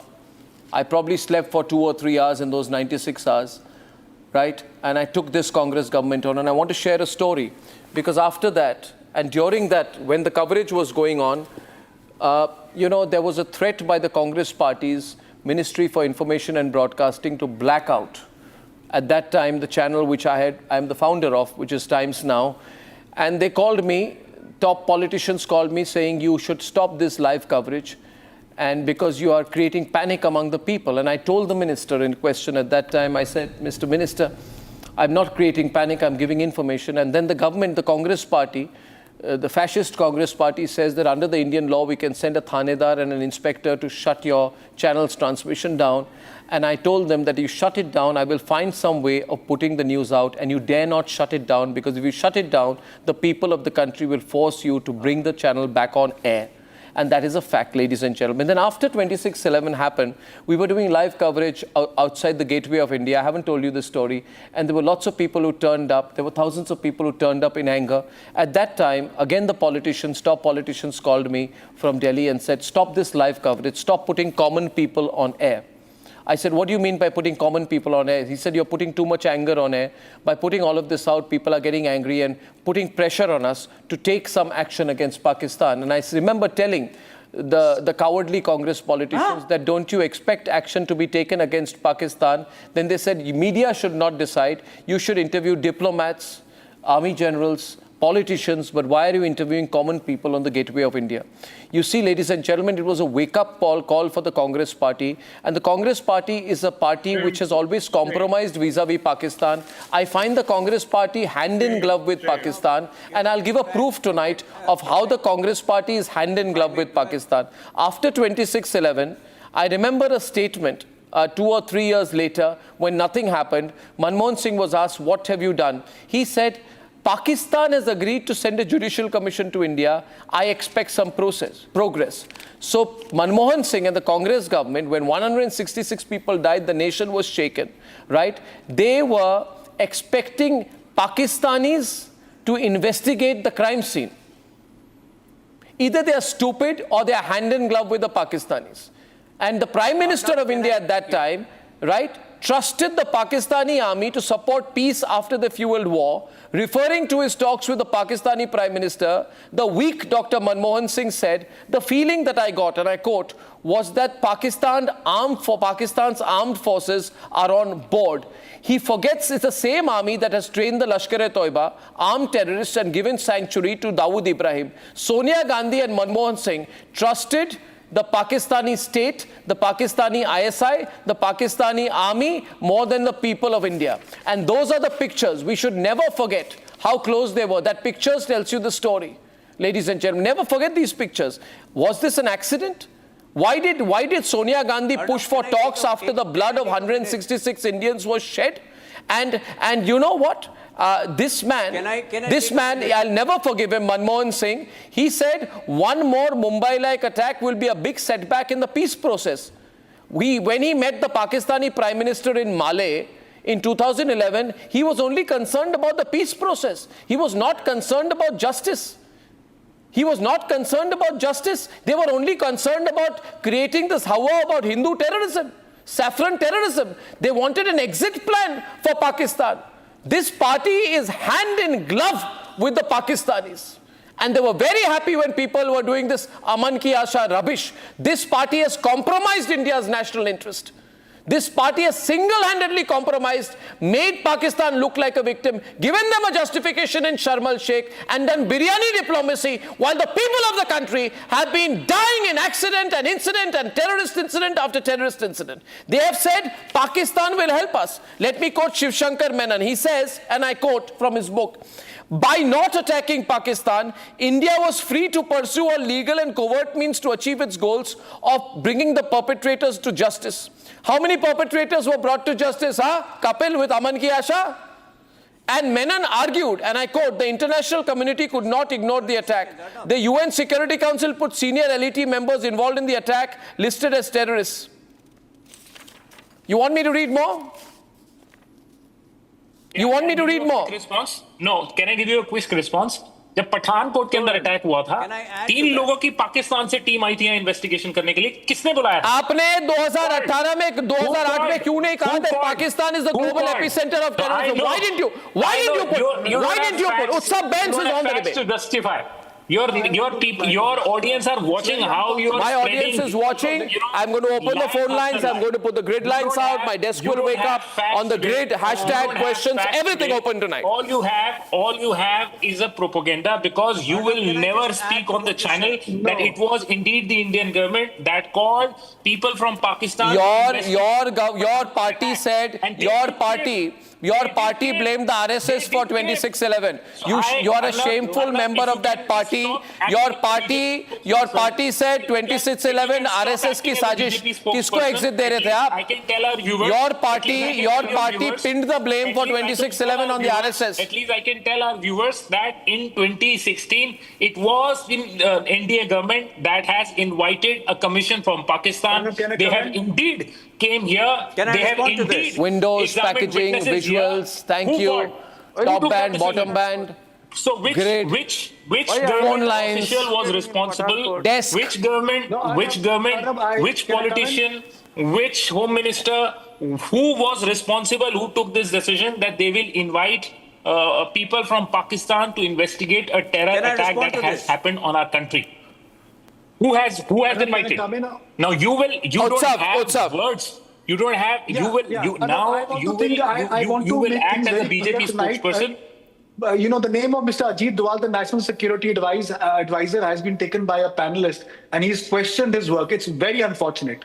It is very unfortunate. He's a patriot. He has done great service to our nation, from going after Dawood Ibrahim and going after terrorists. And, all the major anti-terror operations in this country have happened under the leadership of Mr. Ajit Doval. The country is proud of him. It's very unfortunate. In no nation would you have a national security advisor being questioned like this. I take strong objection to Mr. Ajit Doval's name being criticized on a national TV channel. It's very unfortunate. Don't bring in the army. Don't bring in the National Security Services. Don't bring in the RAW, the Intelligence Bureau, in any kind of the latest visual debate. It's very unfortunate. Point number 2. Now, with regards to this case, I have been the lawyer for the victims in the 2611 case. Arnab, what they have gone through. We fought for 10 years. They were poor eyewitness against Ajmal Kasab, For 10 years, we fought to get our economically weaker section flat in Mumbai. It is only after the Bombay High Court passed a landmark judgment which forced the government to give her a roof over her head. And this little child was the sole eyewitness against Ajmal Kasab. That is the situation. And you know how happy the victims are today. For so many years, as a lawyer for these victims, we were questioning why Tahawwur Rana and David Headley have not been brought back to India. This is a great day for India.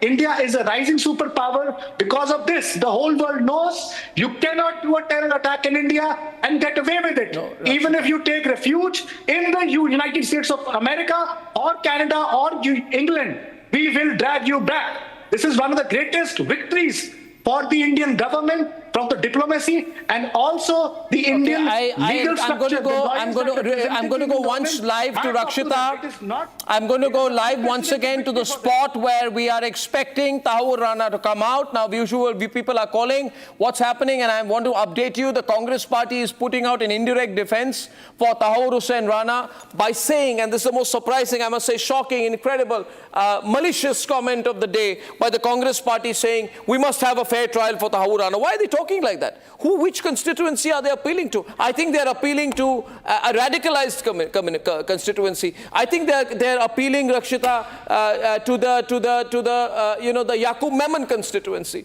to the Afzal Guru constituency, to the Sarjil Imam constituency, because that is the core constituency of the Congress party now. Rakshita, what's happening there at the NIA courts? Over to you. It's all right. Thank you. Absolutely. Well, on the political side, we see that Congress providing cover fire to the terrorists. But here we have heavy police deployment continues. The traffic is normal. The traffic is moving very normally. But yes, the security is right now. The top officers are also on ground. They're at the forefront, in fact. They're on the front lines outside gate number 4 of Patiala House Court, where we are reporting from. The judges, the lawyers are inside. Lawyers, the special public prosecutor, and also Mr. Dayan Krishnan is also inside. And the lawyer for the terrorist Tahawwur Rana is also inside, Mr. Piyush Sachdeva. And as we speak, there is, of course, a lot of curiosity as to when will be the time when that man called Tahawwur Rana will be coming inside this road. He will be now entering the gate number 4. Okay, we have an update. 1 second, rhythm with Shawan. Shawan, out here. We have an update from inside. In fact, there are certain extradition conditions which are being fulfilled, and that's the reason why there is a delay. The TIP is expected to be completed. We have not got any information from there as yet, but we are looking at all of this to be completed in a short while from now, and once that happens, he's taken to the NIA court. Inordinately long time this whole process is taking. There is an why extradition is that? condition. There are certain. Is there something else going on? There is an extradition condition that they have been put out. Are you sure this is not a virtual hearing going on out from there itself? They wouldn't do that. Why would he not be presented virtually why would he not be presented virtually from the Palam to the NIA court? Well, in fact, the communication was actually sent out to the special public prosecutor who's reached the NIA court. He's already present there. There was a communication that had gone in. And there is an extradition condition. We don't know what are the exact conditions that have been put out by the US court. That's the reason why they're taking some time. Yeah, and viewers, never forget, it's the Congress party which blamed the RSS for 26/11. It's the Congress party which created a bogey of Hindu terrorism. It's the Congress party which, even after Ajmal Kasab was hanged in 2012, made no concrete global effort to go after his handlers in Pakistan. And please remember that under the Congress party, this is what happened. On the left-hand side, pictures of Manmohan Singh with the pro-Pakistan, pro-terrorist Yasin Malik. And in the Congress party's time, Yasin Malik with Hafiz Saeed on a hunger strike in Pakistan. This is the closeness. Look at this picture. Do you need any other proof, Rhythm? This shows you the connections of the Congress party.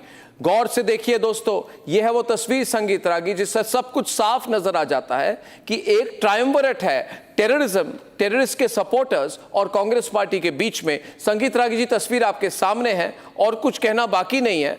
यही ऐसी ecosystem चल रही थी और यही ecosystem को आज बहुत जोर की 10,000 वोल्ट की शॉक लगी है। आफ्टर टुडेज इंसिडेंट गलतफहमी नहीं है। With the DV on the left. With the pictures bottom left and right. खड़ी है आज के दिन में। I have no doubt at all that this Congress party is Italian Congress party. The visuals have to be both together Indian National Congress. With the window in the middle. Italian National Congress, and it is working against the Indian interest. It is compromising the Indian interest, and I am more interested in knowing who was the Indian handler. Was it within the UPA government, close to the UPA regime? Was somebody within the UPA government, UPA system, who was handler from Indian side which allowed this thing to happen, massacre of 166 people and attacks at different places. And सबसे बड़ी बात ये है, viewers, that there was a lot of pressure, but Congress party said even after 26/11, they said, no, we will not cut trade ties with Pakistan. They said that Pakistan is not responsible. They did not even downgrade diplomatic relations with Pakistan. They left it untouched. The politicians of the Congress party continued to go for iftar parties at the Pakistan High Commission. Right? And these then Narendra Modi went for eating biryani. The Narendra Modi government, on the other hand, made Pakistan pay diplomatically, isolating it at SAR, calling out terror at UN forums, revoking the most favored nation status. How he responded back to Pakistan is well known to the world. Meaningless diatribe you are launching. Anyway, I don't. Rishi Malhotra, how do you see Rishi Malhotra?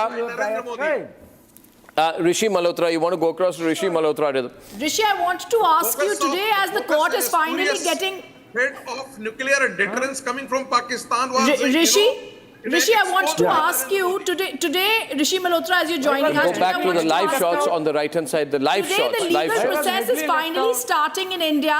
Not on a 7 window. We're going to now see him in the NIA court. What's going to happen is his custody is going to be sought. He's been formally arrested. After his custody sought, he's going to be produced in the NIA court, after which he's going to be interrogated in the NIA cell, in the NIA headquarters. From here, where do you see this case going off? You see, one has to set the nuances of extradition law, which is very technical. Since I have handed Abu Salim, who was extradited from Portugal, so I can share a bit of knowledge and expertise on extradition law. The law is that when you are extradited from any foreign country, like in this case it was USA, whatever the offenses the USA court has specified, the concerned offender or the fugitive has to be tried only for those offenses. If you are tried or convicted for an offense which is not being permitted by the USA court, it could result in re-extradition or deporting back the concerned fugitive. So one has to be very careful. The government has to so be we are not careful. 1 minute. Rishi, I don't understand the argument. Listen to me. We are not accusing him of stealing 1 kilo of butter from a grocery shop. We are accusing him of terrorism. So I don't know what your argument is there. My argument is nothing. I am just specifying what is the law. I understand your argument is nothing, but you're only elaborating the fact that your argument is nothing. The law is that he has to be tried only for those offences for which permission has been granted by US court. You cannot try. These are all technical arguments, you know. Okay, viewers, I want to remind you, we have callers. Rajan is calling in from Pune. Rajan, hi. Rajan, hi. Callers on air, question on air, QR code on air, Rajan on air. Rajan from Pune, are you there, please? No, Rajan is not on air right now. Okay, we'll fix it with our vision mixer again. In a while, Pula Rao, you're listening quiet tonight. Any comments ahead of... unmute yourself, please, Pula. Unmute yourself, please, Pula. That we welcome it. And seeing Major Unikrishna's father there has really raised all our spirits of his bravery. But why are you trivializing it by going and dragging all these things? It's a great day for India. Why not look on the positive aspects? A man came back after 16 years. We're lucky he was alive there and he was brought back. That Chaban said that Chaban is the same guy who hasn't got an appointment with Rahul Gandhi for 5 years. He has been lamenting on that publicly. But why? What weight does he have? What is he? I think it's a good day for India. It's a great day for India. It's a great day for the government. Everybody should share it, not one man. And we should look forward. Why trivialize it? Why trivialize it, Mr. Tohet? Look forward. Look forward and say this is a step forward. Of course we are looking forward. Of course we are looking forward, and I can assure you that Tahawwur Rana's extradition is going to lead to many more terrorists being brought into the country. But the Congress party should stop trivializing these extraditions. He's asking who is Prithviraj Chauhan. Prithviraj Chauhan is the ex-chief minister of Maharashtra, where the terror attacks took place. In fact, he became the chief minister. He became the chief minister after the media. I haven't got an appointment. He cries every day. He is on outside. Say, any congressman can come on and say something. Let's not trivialize him. Let's not glorify him. It's a great achievement. Shame on the Congress party. Shame on the Congress party for suggesting that Indian courts are kangaroo courts. Arnab, I just want to take a moment to go a little. He's nobody to say that. He's no one to say that. And I want to just remind you. I want to just remind you. 1 minute. Let's look forward. Don't trivialize this. It is the country's victory. Do you know the first thing they had done? They had removed POTA. They had withdrawn POTA.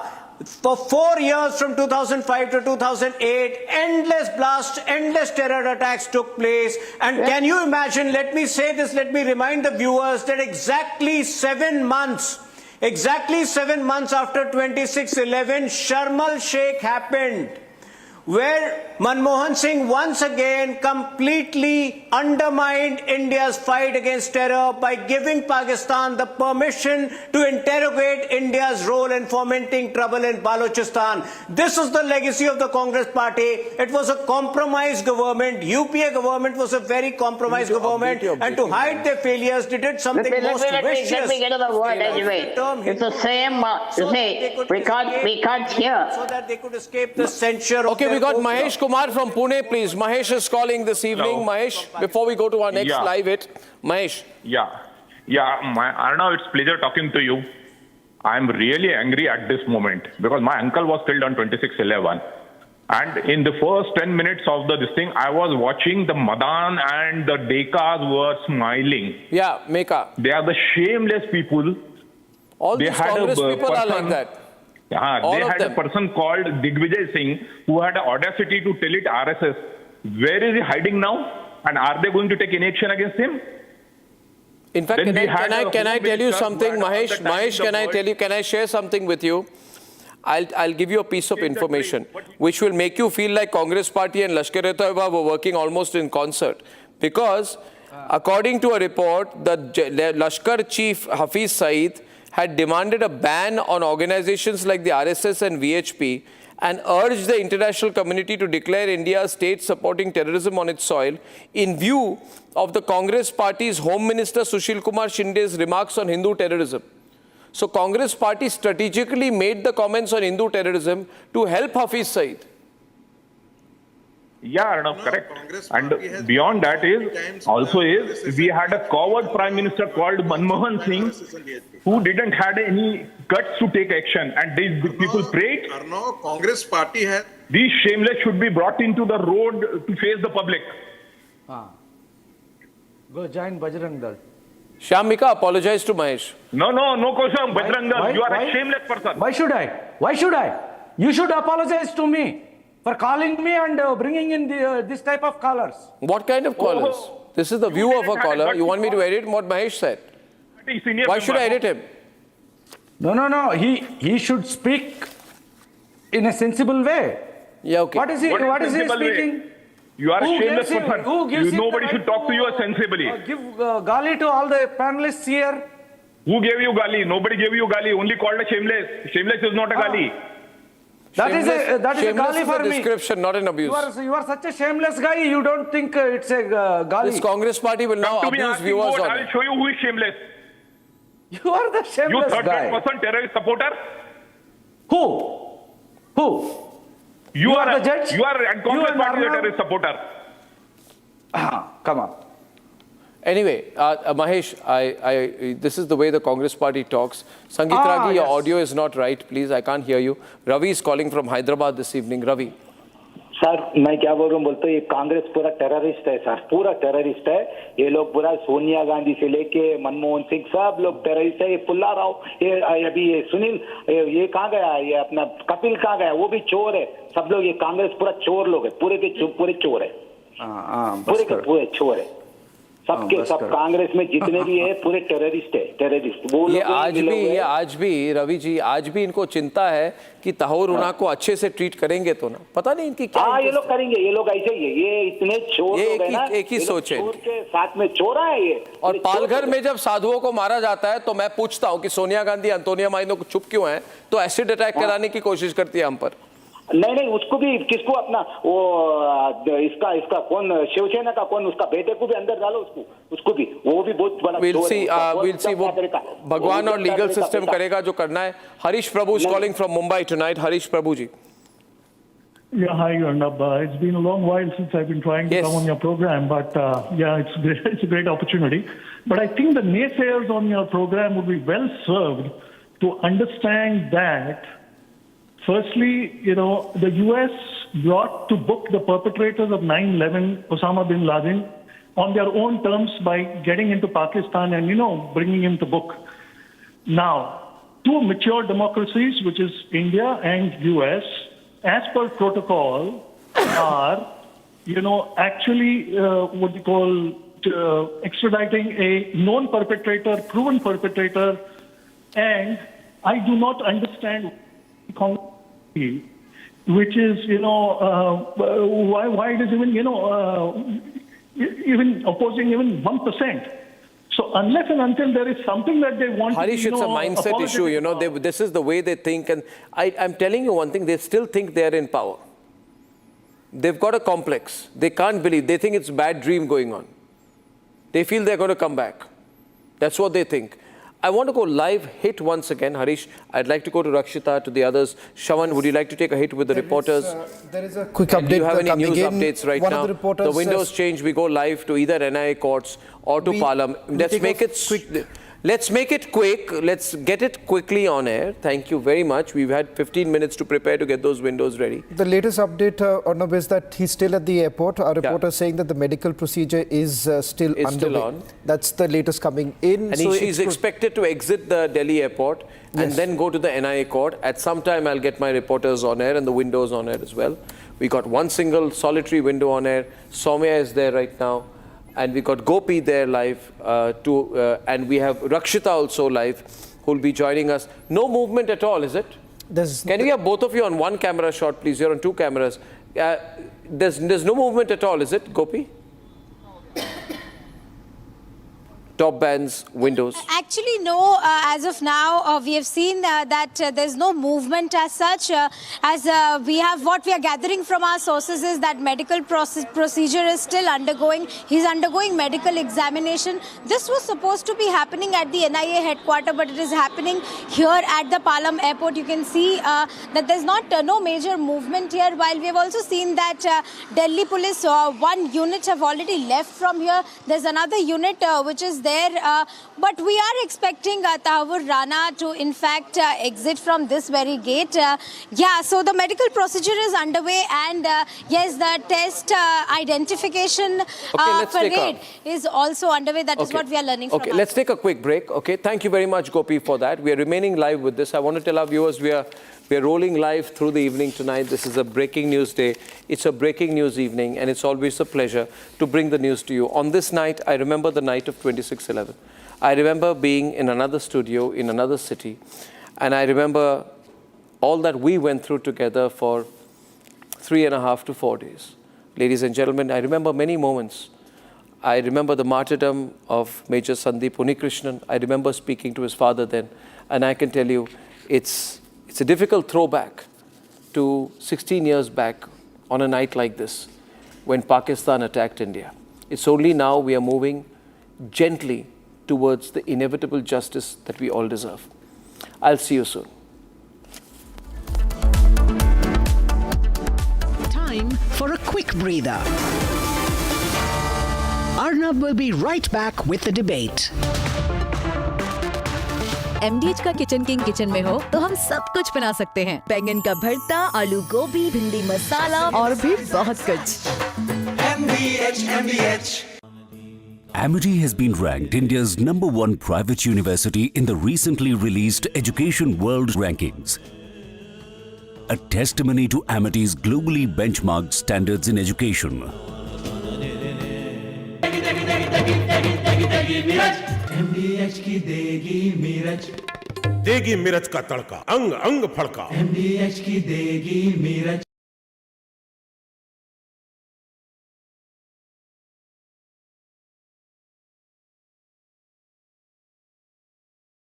सस्ते वाले दाल मसाले स्वाद हुआ बेकार, MDH की हल्दी मिर्ची धनिया करे कमाल, ये रंग दे ये खुशबू दे ये तीखा ये कम पड़े, क्या निराला MDH masala.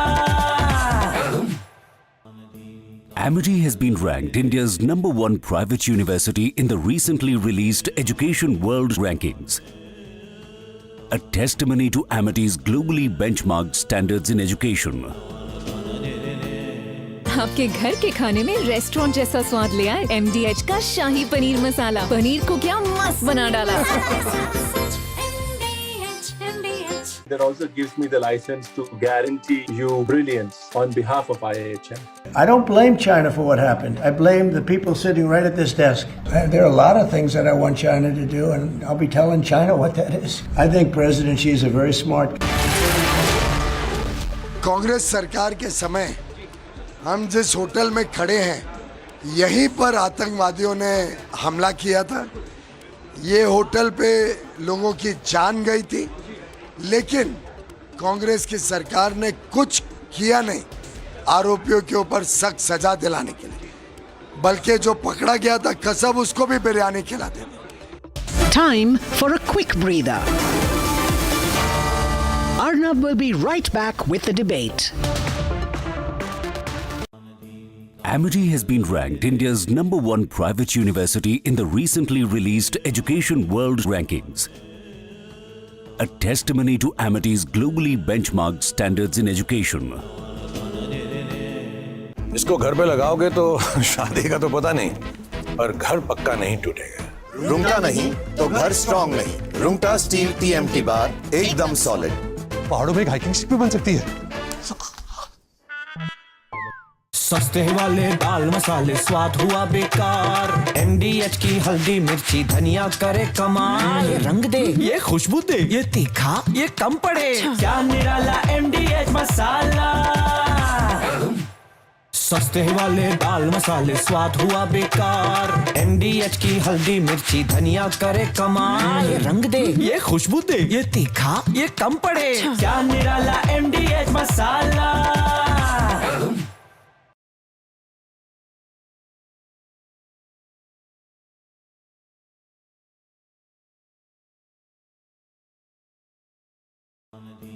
Amity has been ranked India's #1 private university in the recently released Education World Rankings.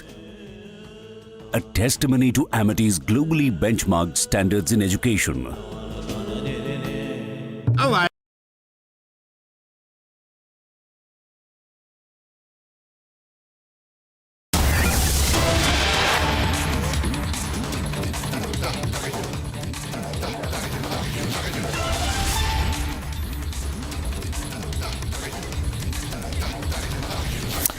Well, in fact, these are the latest visuals now coming in from outside the Palam airport. We'll also try and see if we can get the frame coming in from the National Investigation Agency's headquarters. In fact, as we speak, Tahawwur Rana has been taken out. He has been taken out. The traffic has been stopped. In fact, we're being told that another gate from where he has been taken out and the traffic has been diverted. In fact, Soumya is joining us on this broadcast. Soumya, what's the latest you're picking up? Has he been taken out from a different gate? Yes, well, you can see the traffic has been stopped here. However, there is no movement from this particular gate. As per sources, the exit happened from altogether a different gate. There was no movement. We have been standing here since several hours. However, there has been no movement here. You can see the visuals. The roads have been cleared off completely. The distance has been made. One side of the road has been cleared off completely. So there's a possibility that the convoy of Tahawwur Rana has exited from altogether a different gate of Palam Air Base, and it is expected to reach the Patiala House Court in next few minutes, because remember, it is going to be a complete green corridor at a 16-kilometer stretch. The traffic lights are going to turn green. The convoy is taking the route from Parade Road to Dhola Kuan to the Mother Teresa Crescent Road to India Gate, and to the final destination, the Patiala House Court, wherein the NIA... Soumya, if he's been taken out right now, he's been taken out is what we are getting to know. So another 20-25 minutes, he'll be taken to the NIA court. Can we also go across to Rakshita for a quick update? Viewers, what you see is the main gate of the Palam Air Base, but in fact, a confirmation now coming in from the Delhi police that he's been taken out from another gate. That's the latest coming in. Rakshita, just a quick update from you. Is there any taking place at the NIA court? Well, we do see some movement. I don't know. We see some police officials moving inside. I do not see any vehicle, but yes, there is a police whistle that I can hear, and everybody is on alert right now. We'll try and go deep into the visuals. We'll try and zoom. I request my camera person Surendra Shah to please zoom in. In fact, he's been taken by the green corridor right now. There is some movement. Yeah. So there is some... it's a 14-kilometer green corridor. Can we just quickly get that visual coming in from the Palam Air Base also, because I believe the traffic has been diverted. It's a 14-kilometer Niranjan green corridor that has been created, which essentially would mean that another 15 to 20 minutes. So just a quick update for all our viewers who are tuning in right now. Late night developments taking place. Landed around 6:20 this evening. Tahawwur Rana dragged back to India, and now along with the NIA officers, after an elaborate arrest procedure that was done. In fact, all charges were read out to Rana. Apart from that, the medical process was done and a test identification parade was done at the Palam Air Base. A decision was taken thereafter that he would be taken to the NIA court. In fact, we are expecting him to be brought to the NIA court in a short while from now. A green corridor, Niranjan, being made right now, with these visuals now coming in from the NIA court, where we are expecting in a short while from now the procedure is going to begin after he is produced in the court. You have the public prosecutor in this particular case already present in the court. We'll try and take you through the latest details also coming in. If we can get a quick word from Rakshita. Rakshita, I believe that the legal team of the NIA is already there in the court. What more details are you picking up? Which court number will the case be heard in?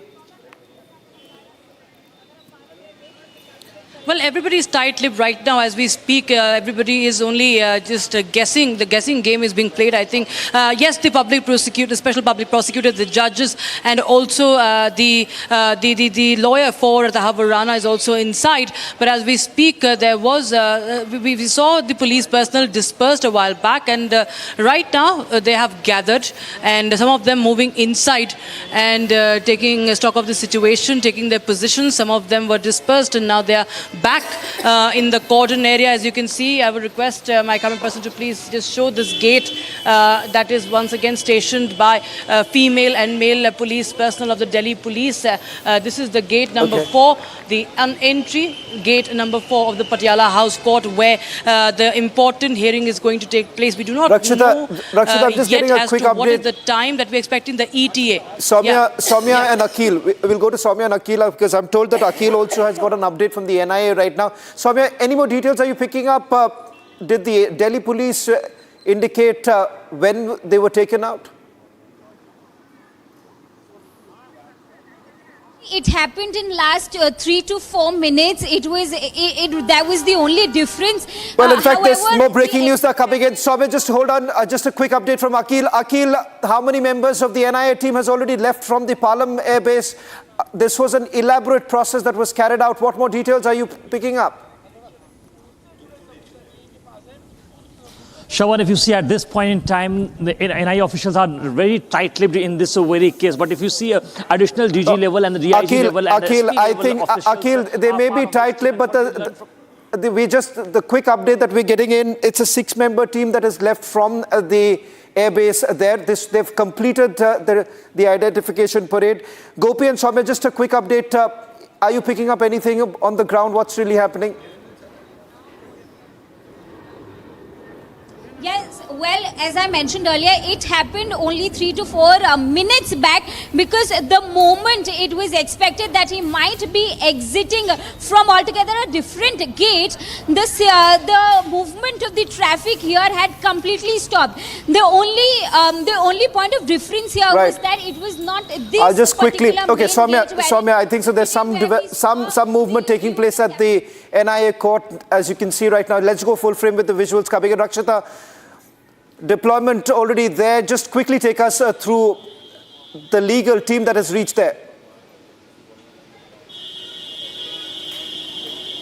Yes, well, as we were speaking about the judge, Mr. Chandrajit Singh, he's already inside, and the NIA judge, and also we have the special public prosecutor Narendra Man, and also Mr. Dayan Krishnan also inside, who will be leading the case. He has been very much involved in the extradition process, in the extradition case of Tahawwur Rana, and right now as we speak, the top officials of the Delhi police and the police personnel are right here outside the gate number 4. There is the movement, the traffic movement is smooth as we see. We understand that 14 kilometers of green ground has been built, and he has been taken out from the secret gate, anticipating that in the next 20 to 25 minutes we could be seeing. However, there's no word Rakshita, from the police personnel. They are very tight-lipped, of course, given the security situation. While we do that, just a quick update also from Rhythm right now. Our legal editor is also joining us. Let's tell our viewers right now what Rakshita is saying. Tahawwur Rana is going to be present at the NI court in person, which means he's been taken out of the Palam airport. He's now on that green belt that is going towards the NI court. And viewers, at this time, at 22:09, roughly in 10 minutes from now, so possibly around 22:10, 22:20, we're going to see Tahawwur Rana facing the music in an Indian court of law, which means his custody is officially going to be granted to the NIA. And this is being done for everyone to see, including the Congress, including the Pakistanis. We don't run a kangaroo court. That media that you can see outside, the police personnel that you can see outside the NI court, that clearly shows just one thing. This is India. This is the world's largest democracy at play. The NI court, where we are seeing roughly action to soon happen, Shravan and Niranjan. Well, in fact, he'll be presented before the court. As far as the remand is concerned, Rhythm, with more details coming in, I'll just bring in Akhil right now. Akhil, any word on what perhaps are they putting in the remand right now in terms of the evidence that they have, and what is it that they're indicating? Do we know how many days are they really seeking? Well, Shravan, if you see at this point in time, according to our NIA sources, it is very likely that NIA is going to seek at least 25 to 30 days remand. But it is yet to be seen that if you see at this point in time, how many days of police custody being granted to the NIA at this point in time in the special court. Right. Okay, getting some more breaking news. Shravan, 14 kilometer green corridor.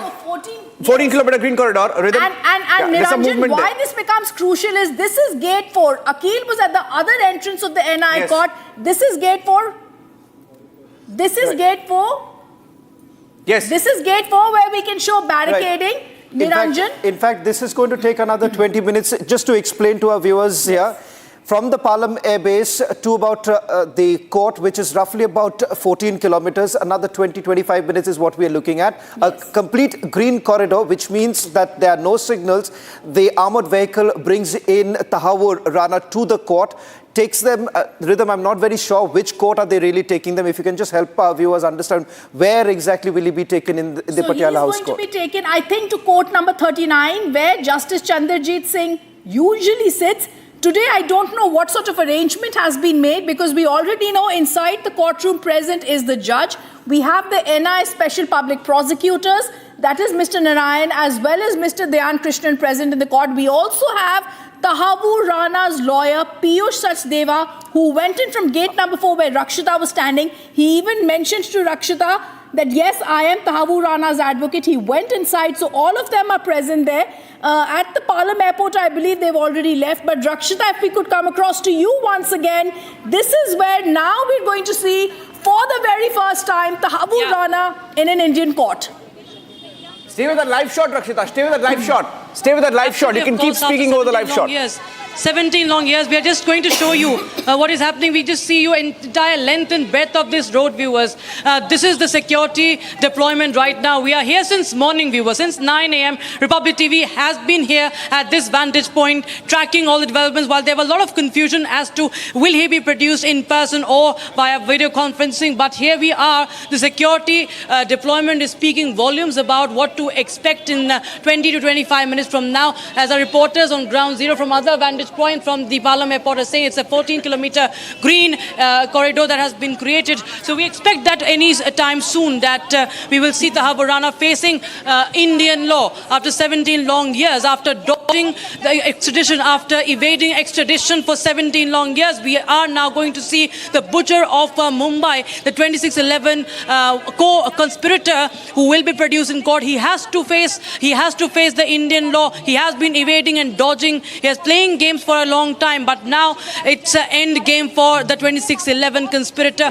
We will be waiting, of course, as to when this moment arrives, that we will be able to see him across these barricades, when the vehicle, because he has been taken out from a secret exit from the airport, as we were tracking with our network of reporters. We expect him to come. We expect to catch a glimpse of that convoy, and if at all, of course, he will be fully covered. He will be surrounded by heavy security in a bulletproof vehicle, because this is a very crucial development. Extradition means a whole lot for this 2611 Mumbai attack case, and Pakistan will be exposed once he starts speaking, once he starts exposing Pakistan when he's interrogated. NIA court judge Chandrajit Singh is inside, Special Public Prosecutor Narendra Maan and Dhyan Krishnan, who is leading this extradition case, and he will be assisted by the Special Public Prosecutor.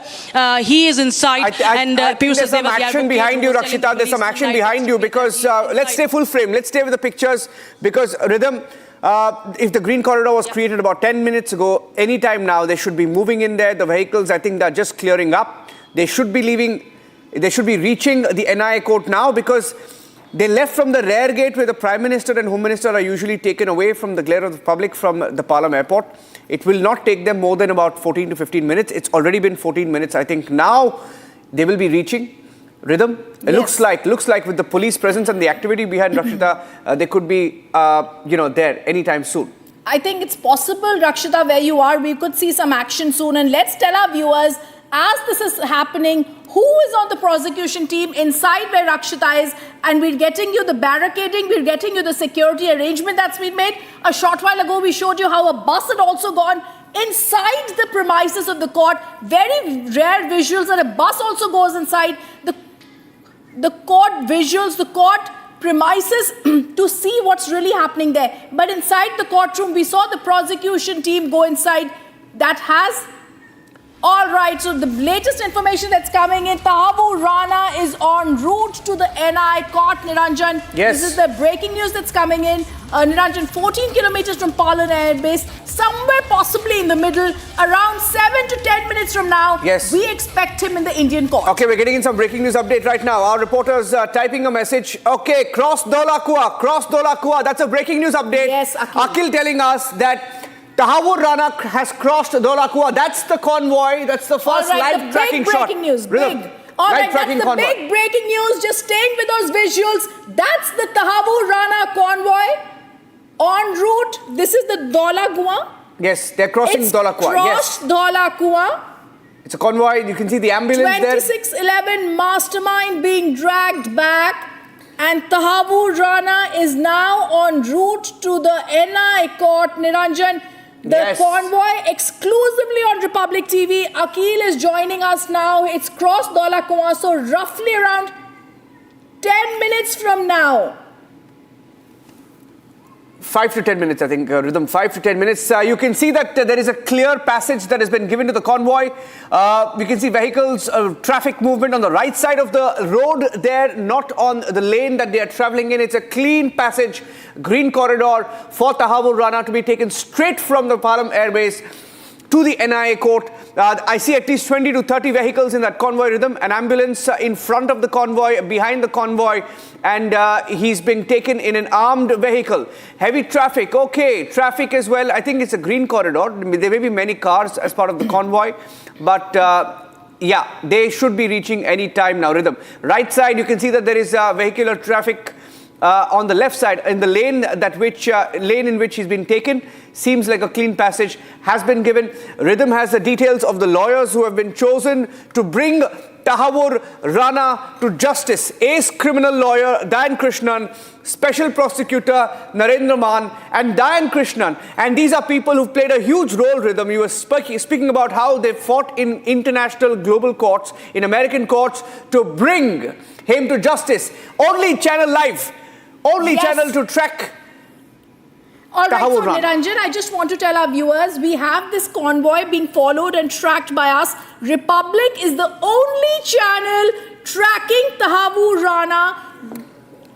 Komal, our reporter, is in that car, and what a fantastic job she's doing. So before any other channel following our lead, the other channels will be coming to know the highly secured cavalcade right here, and a multi-camera cruise that we can see right here on Republic TV that is following Tahawwur Rana as he's on his way to face the Indian Court of Law, the NIA court. Republic is tracking Tahawwur Rana. We are ahead of the other channels. The only channel to be actually following him, Niranjan. Yes. And as India closes on that loop, it लेकिन is so... चूंकि देखिए medical processing थी, reporter. उसमें थोड़ा सा समय लग गया और ऐसे में उस मेडिकल प्रोसेसिंग की वजह से देखिए ये समय जो है वो थोड़ा बढ़ गया और वो 10 से ज़्यादा एक्सीड कर गया है। हालांकि लगातार ये पीछे एम्बुलेंस हम दिखा रहे हैं, उसी के आगे जो है वो तहव्वुर राना की गाड़ी है जिसमें NIA की टीम उसे लेकर के बैठी हुई है। NIA कोर्ट अभी लेके जाया जाएगा, वहाँ पे उनसे तमाम जो है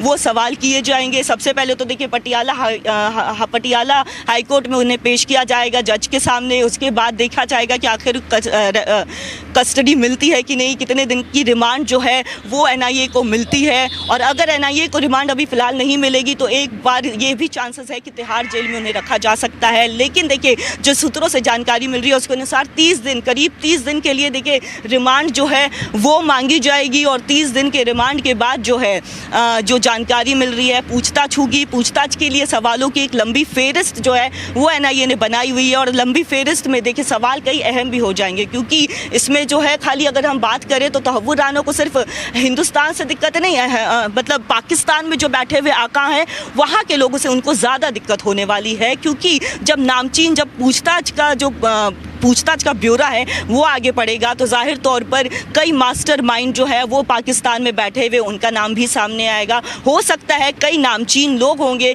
उनका नाम भी सामने आएगा, और साथ ही साथ जो 26 से 11 जो अटैक हुआ था उसमें कितनी बड़ी भूमिका उनकी रही है, किस तरह से उन्होंने प्लानिंग की, कितना समय लगा और किस तरह से हिंदुस्तान में प्रवेश किया, वो भी पूछे जाएंगे। लेकिन इस बीच देखिए ये हम आपको उनके काफिलों की तस्वीर दिखा रहे हैं, ये काफिला उनका बढ़ता चला जा रहा है, और पीछे एम्बुलेंस है, एम्बुलेंस के बाद एक पुलिस की गाड़ी है, और एक पुलिस गाड़ी के बाद जो है and multi-camera crews tracking Tahawwur Rana live now. There's live commentary of our reporter who's following Tahawwur Rana that you just saw light years ahead of all the other channels. We get you Republic TV tracking Tahawwur Rana where he crosses Dola Kuan Niranjan.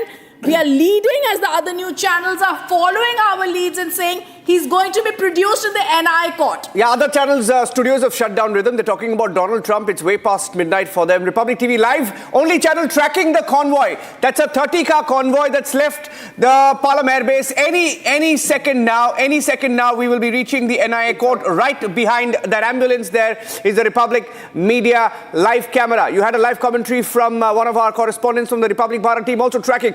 Shavan, what's your update? Well, in fact, the latest that we are picking up is number one, the extradition formalities have been completed. The convoy is reached. Yes, I think the convoy that's is the reached. convoy. It's a Those are live visuals. These are live visuals. These are live visuals coming in. An ambulance also with the convoy.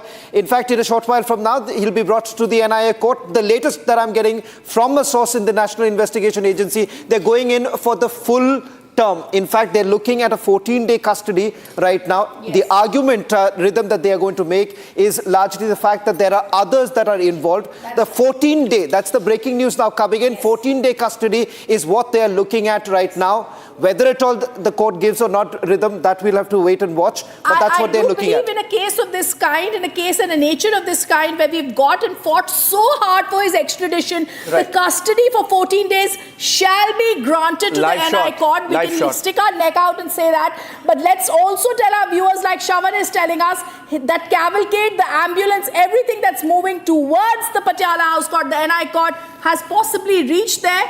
Our reporter Komal, the multi-camera crew that's tracking them, is telling us that we're also being told. Yeah. Niranjan. Live pictures coming in from, 5 minutes. I'm hearing that 5 minutes away. We have a live update that we are 5 minutes away from the NIA court. In fact, that's the live shot, Shravan, outside the NIA court.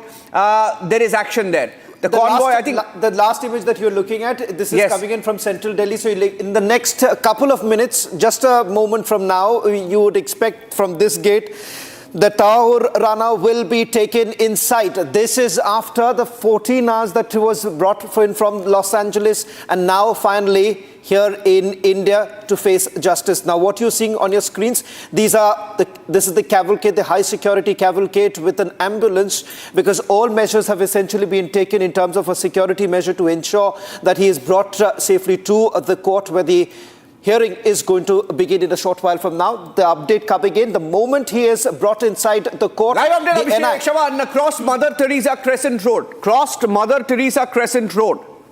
Minutes away. Right. Let's name the reporter. All right, so Komal, the reporter who's currently staying with those visuals, Republic TV is tracking Tahawwur Rana. And Abhishek, I also want to bring you into this, as we're now being told by us, 5 minutes he's crossed Mother Teresa Crescent Road. There's soon going to be, viewers, let's tell you what's going to happen next. And I also want to go across to Rakshita once. Rakshita, his 14-day custody is going to be sought by the NIA. Public prosecutors are already, special public prosecutors are already present inside the courtroom. Tell us what's happening, and we'll stay with those visuals that are coming from Rakshita's frame. Well, what we understand is that the cavalcade, Rhythm, the cavalcade has crossed Akbar Road, is what we can say. It has crossed Akbar Road, it's nearby, and all the, if you see the traffic police there you can see that he is trying to rush all the vehicles to move quickly forward. He is asking all the vehicles to move quickly forward. Do not snail through, just move forward as soon as possible. That is what the traffic police personnel is doing right now. The cavalcade has reached Akbar Road. More and more of police. Akbar Road, so it's another less than a few minutes. Akbar Road are parallel to each other. Roughly in 3 to 4 minutes, we're going to see the presence of Tahawwur Rana, terrorist mastermind of 2611, at India's Patiala House Court to face the charges under the UAPA law that have been put against him. Remember, viewers, like we said earlier, he's being charged for murder under the IPC laws. He's going to reach the India Gate Circle shortly. Niranjan, this is so crucial. Yes. Yeah. So you already have it. I think he's crossed India Gate. Crossed India Gate Crossed Circle. India Gate, which means less than a minute now. Okay, so we should be on the live shot now. We should be on the live shot now. Should be entering. I see more policemen there at the gates of the NIA court, Shravan. So I think any time now they should be reaching. In fact, it's a matter of seconds. Just a quick, I think Rhythm can say there are 2 gates there too. Yeah. Should we go to Rakshita? Rakshita, over to you, Rakshita. He's coming there any second now. Take it away.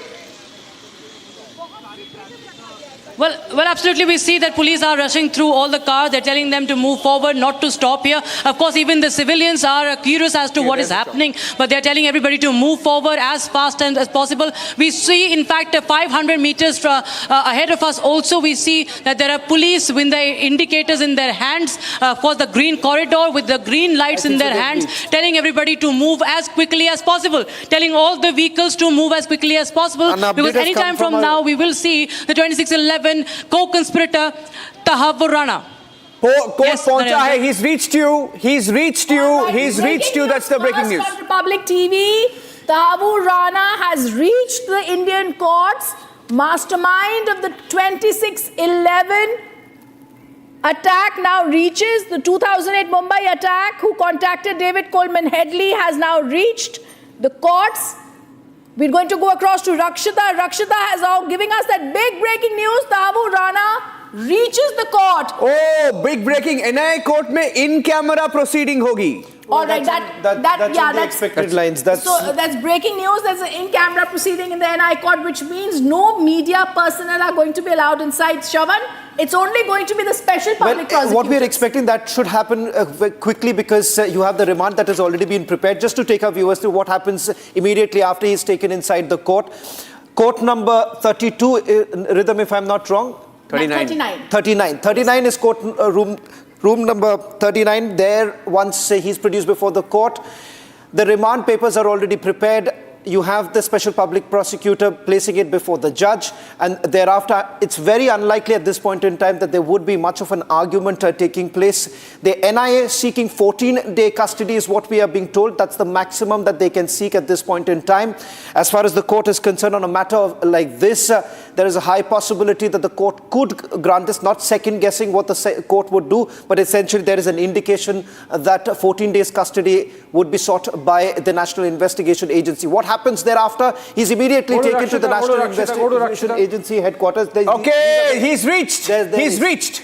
Go to Rakshita. With the SWAT vehicle, we see the SWAT vehicle is here, and the Nyayik Abhiraksha Vahini, that is the Delhi Police 3rd Battalion vehicle responsible for moving prisoners from one jail to another, from the courts to the jail, has arrived. So the SWAT vehicle, the Delhi Police vehicle, the NIA officials, the NSG commandos, the NIA officers, they're all here as we speak, right through the barricade, reporting live from outside gate number. And this is the Nyayik Abhiraksha Vahini, and there you have inside, you have you have the ambulance as well. So it's a huge convoy, huge trail of the convoy entering inside. The alarm is now ringing, and we see that 5 to 6 vehicles have just entered the Patiala House Court complex, gate number 4. The action is happening right here from where we are, reporting live from Shravan and Niranjan and Rhythm.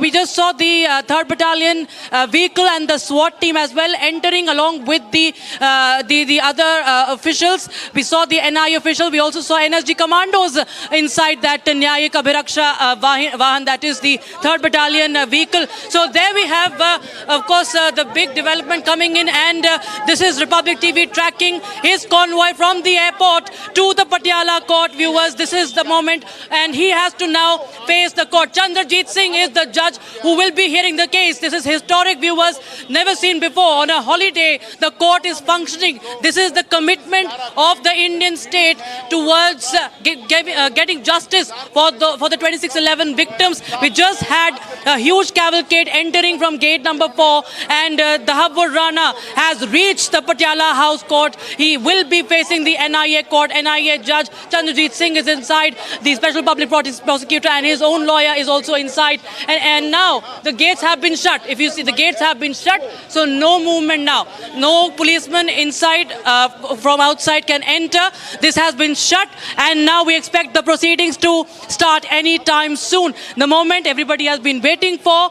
There was a delay due to refueling, but now we see that after the green corridor was opened up, we see that the officials have come in, and they have now escorted Tahawwur Rana. That's the big breaking news. We have a lot of commotion, of course, outside as there's heavy traffic going on. It's a green corridor, nevertheless, no problem to the civilians, but it's a big development as the court is all set to hear. 14-day custody is what the NIA is seeking, as our sources are telling us, as Rhythm and Shravan are also telling us. That is a big development. Remains to be seen what happens from here on. Depends on the custody, depends on the judge. If he is lodged at the Tihar jail, known for its advanced security system, high-profile inmates within the Tihar jail. So we are trying to show you inside the complex, the visuals from inside the complex, viewers. We're trying to zoom in and showing you visuals from inside the court complex. That is the big breaking news we have right now. Tahawwur Rana has reached the NIA court. This is at the Patiala House complex, gate number 4. We just saw the entire cavalcade entering. And yes, there is a lot of police movement and heavy security continues to be there surrounding, making the Patiala House court a fortress since morning. There has been, of course, a heavy security deployment, and now we see that Tahawwur Rana will be facing the justice system of India, the law of the land, where he in fact had committed heinous crime and he has butchered many people in Mumbai.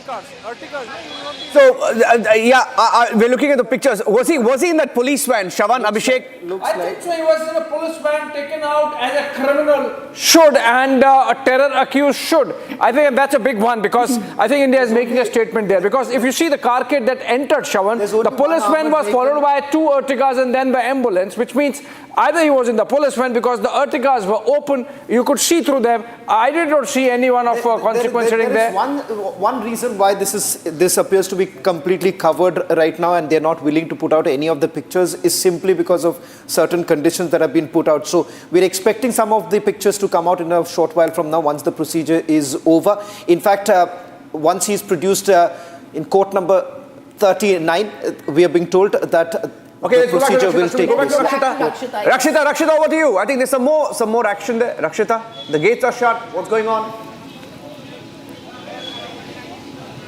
Yes, the gates are shut, of course, the moment we saw that cavalcade entering with at least 6 to 7 vehicles that entered just a few minutes back, and now the gates have been shut. They were open since morning, and now we understand that the judicial process will be beginning in no time. The Indian state is going to waste no time in bringing this man to book, and this is what the commitment is being displayed right now, as we saw a couple of vehicles coming in and out, and you see the traffic also being managed by the Delhi Traffic Police, the Delhi police officials. There in huge numbers since late evening. They have just doubled down on the security layers, and there you have the entire road, of course, the entire stretch. Entire Patiala House court complex has turned into a fortress, as the judicial process will begin right now. Anytime soon, Chandrajit Singh will be hearing the matter. Remains to be seen that how long the custody will be, if he will be moved to Tihar jail from here on. That is the speculation. That is, of course, one of the expected SOPs right now. But this is the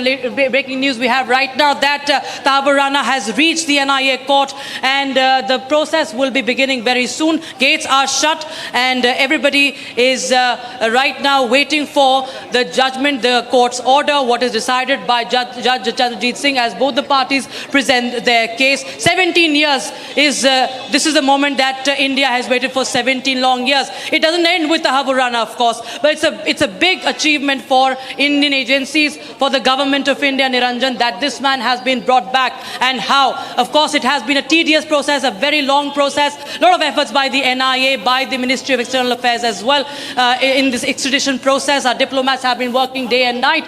For 17 long years, we saw how the US administration under different presidents had also stalled the process. But right now, we see what happened right after Trump took over a second time as the president, that the extradition was approved immediately. And now we see in matter of months, in matter of months, it was in February when it was approved and announced by Donald Trump. Today we see it is April, the 10th of April, and this man Tahawwur Rana is brought here to face coming in that Shavan has just got us. The NIA is going to be seeking 14-day custody of Tahawwur Rana. As Rakshita is speaking, we're going to stay with that, because the NIA that's already present in the court is being represented by Dhyan Krishnan. We've also got from the other side, there's a lawyer, Pankaj, for him. However, for the NIA, Dhyan Krishnan and Narinder Shavan are going to be asking for 14-day custody. Well, it's going to be a quick procedure, is what we understand, because the remand papers have already been prepared. In terms of what are we expecting in the court, one, with regards to the evidence that they have gathered, his role in the 26/11 attacks, direct links with David Headley, and the fact that the surprise rhythm that may come across from the NIA are the people who are likely to be called in for questioning, and whether at all the NIA makes a reference of it in the remand. That's the only surprise that I'm looking at right now. Perhaps once the remand is made.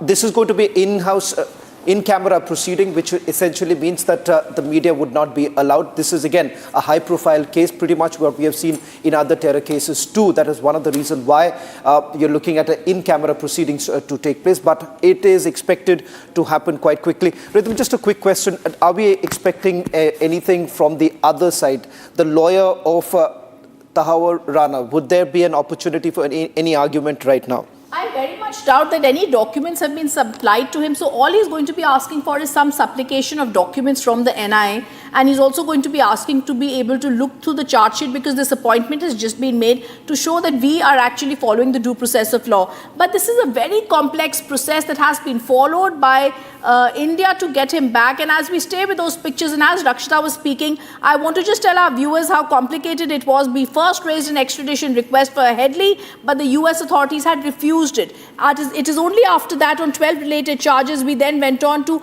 ask for the extradition of Tahawwur Rana. And after he had testified, we then tried to get his extradition. Rana was to be re-arrested in 2020 following India's extradition request.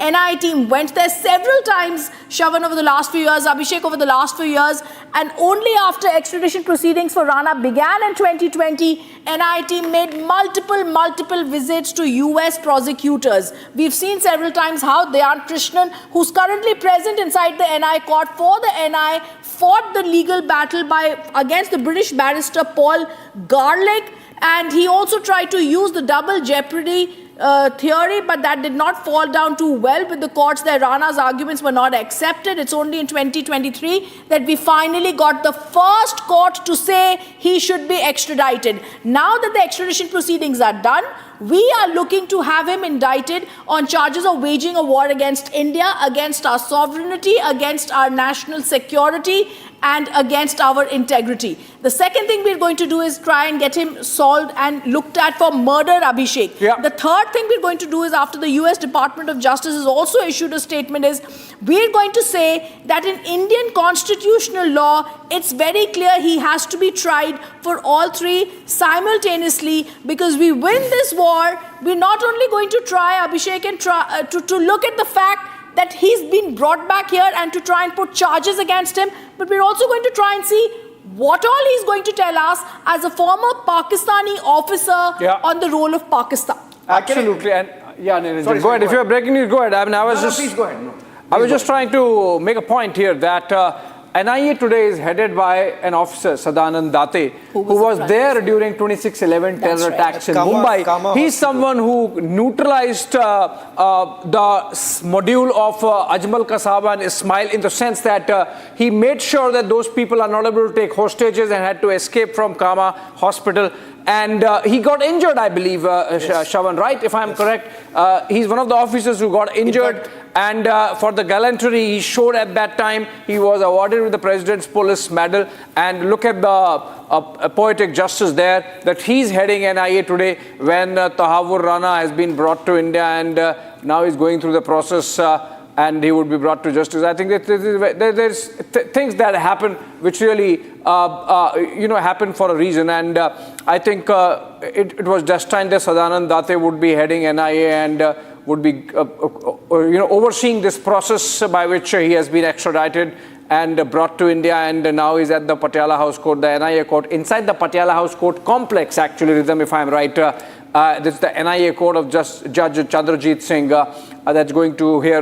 Rhythm, how much time does it take? Like typically we have seen remand hearings can actually go for a few hours because it's a long narration which the legal team does to justify their demand. I think what we need to break right now, Abhishek, is that the remand hearing has begun. The custody hearing for Tahawwur Rana by the NIA has begun. So the NIA has begun its arguments inside the court, in which they are asking, he's produced in the NIA court. All right, that's the breaking news. Fantastic.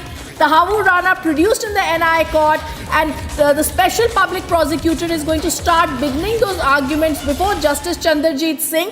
It could roughly be 15 to 20 minutes in which this custody is being asked for, or it could go on definitely for the next 1.5 to 2 hours, because there'll be a long list of details that Dayan Krishnan and Narendra Maan would want to take the judge through as to the reasons why this case is so senior. serious that 14-day custody is needed. Rakshita, I want to go across to you. First, tell us, the entire cavalcade has gone inside. We're now hearing all the lawyers are inside, the judges is inside. 14-day custody is being asked for. There are going to be solid arguments to ensure that the custody is taken by NIA today itself, and he's taken to the NIA cell at the NIA headquarters tonight itself. Rakshita. Absolutely, of course, as we had earlier broken in the afternoon that the NIA cell has been prepared earlier. We do not know yet. Of course, we have to wait and watch what the judge says if he is lodged at the Tihar jail or he is lodged at the NIA headquarters. Nevertheless, an interrogation cell has already been built. That is what we know, and we broke that news in the afternoon. But yes, the process has begun. The hearing has begun. He has been produced before Judge Chandrajit Singh. That is the latest we have. And of course, talking about the charges slapped on him, UAPA on the terror charges, of course, section 16, 18 and 20 of the UAPA has been slapped at Tahawwur Rana, criminal conspiracy case, attempt to wage a war against the Indian state, forging documents, and also murder and crime of using a forged document. All these are the sections, all these are the charges that the NIA is pressing against and seeking the 14-day custody for. The NIA has done its work very diligently, that we saw in US in fighting this very difficult case, how Tahawwur Rana was dodging and evading extradition, but this time US court said that nothing doing, that you are going back to India, we do not want you. He was thrown away from United States and he has come back to his rightful place to face the law of the land. And of course Pakistan will be trembling right now. Pakistan must be right now quivering and shivering that what is this man going to say, what is he going to expose during the interrogation. Yes, we are waiting for what comes out from this hearing, as it is going to be a speedy process. We understand it's quite late, and the entire taking him from US to India and then the medical checkup, it was a very long and tedious process, but we had to be very careful. India has to be very careful here. All the procedure was followed so that there is no risk and no question ever that has been raised. And now everything is happening inside. The action is happening inside the Patiala House Court at the NIA court presided by Justice Chandrajit Singh. Rhythm. Okay, speaking about poetic justice, Abhishek mentioned that phrase while he stayed on that live shot, right? Abhishek, you saw those pictures of him going, the van going in, right? And I just saw this tweet, and you spoke about the people involved in this operation and 2611.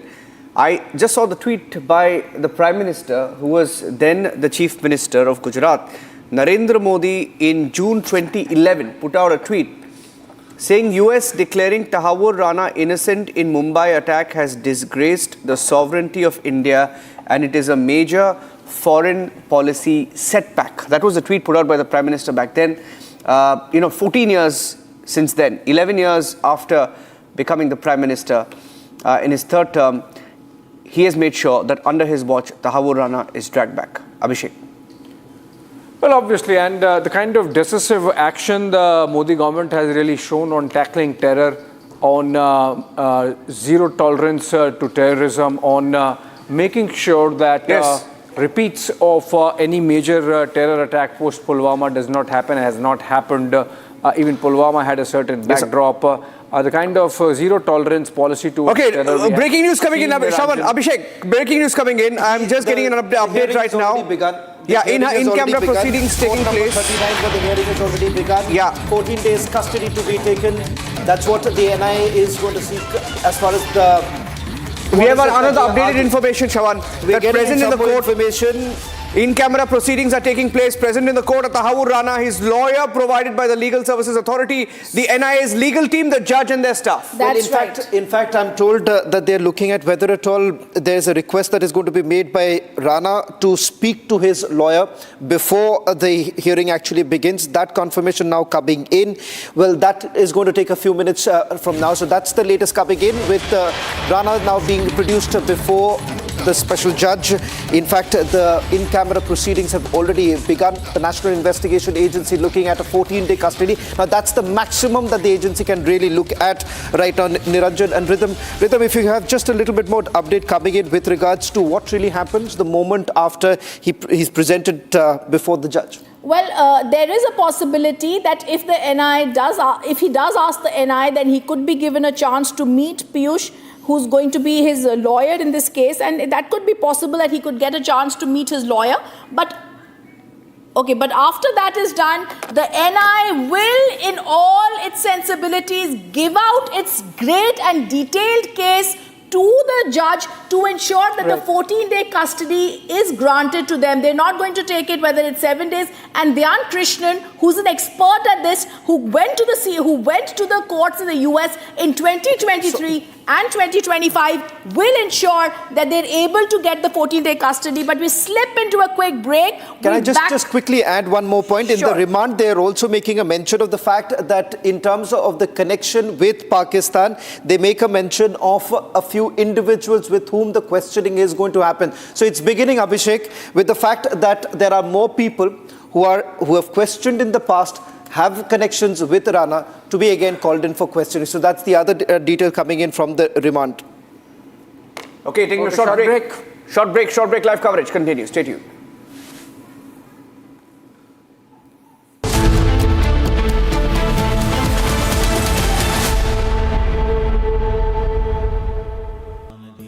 Amity has been ranked India's #1 private university in the recently released Education World Rankings. A testimony to Amity's globally benchmarked standards in education.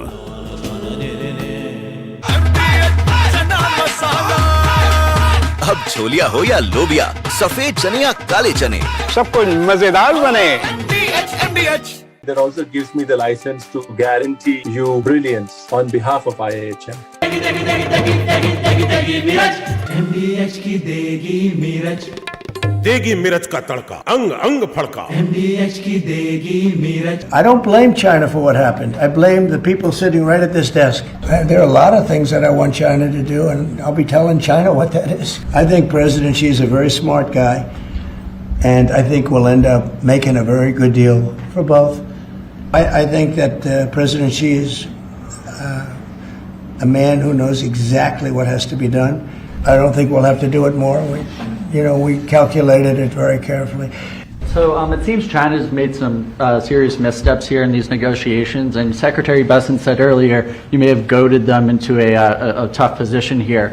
I'm wondering, are you in a way putting together a coalition against China in terms of trade here? No. Well, China, look, they're very capable, and I don't blame China for what happened. I blame the people sitting right at this desk, right behind this desk, or another desk. You get your choice of 7. I happen to pick the Resolute, but I blame the people sitting behind in this chair, behind this desk, for being stupid, incompetent, or not having courage. This should have been done years ago. Is there something specific that you would like China to do? Well, you'll be hearing about that. Yeah, there are a lot of things I'd like China to do. Are there some examples? There are a lot of things that I want China to do, and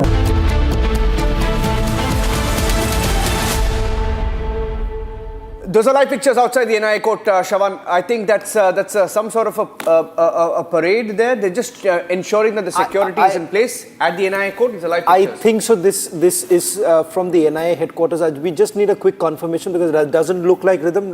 Does it look like the Patiala House Court? I'm not too sure, because this appears to be more of the footpath around that area. We'll just quickly get a confirmation from the news desk as to where this is coming in from. Okay, the NIA court. The NIA court on the other side. I think what's happening is that security is being beefed up at the NIA court, and they're trying to ensure No, this is not. This is not. This is the NIA headquarters. This is the NIA headquarters. Yes. NIA headquarters where...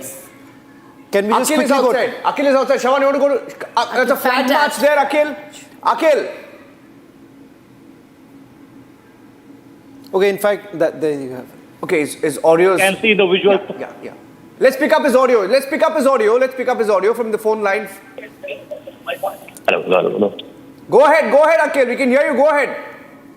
If you see at this point in time, paramilitary forces and the Delhi police personnel have been deployed over here. A large unit of Delhi police personnel and paramilitary forces have been brought in over here. I would like to request my VJ to move and show you the visuals at this point in time, just outside the very much headquarters of the NIA. Here you can see the visuals.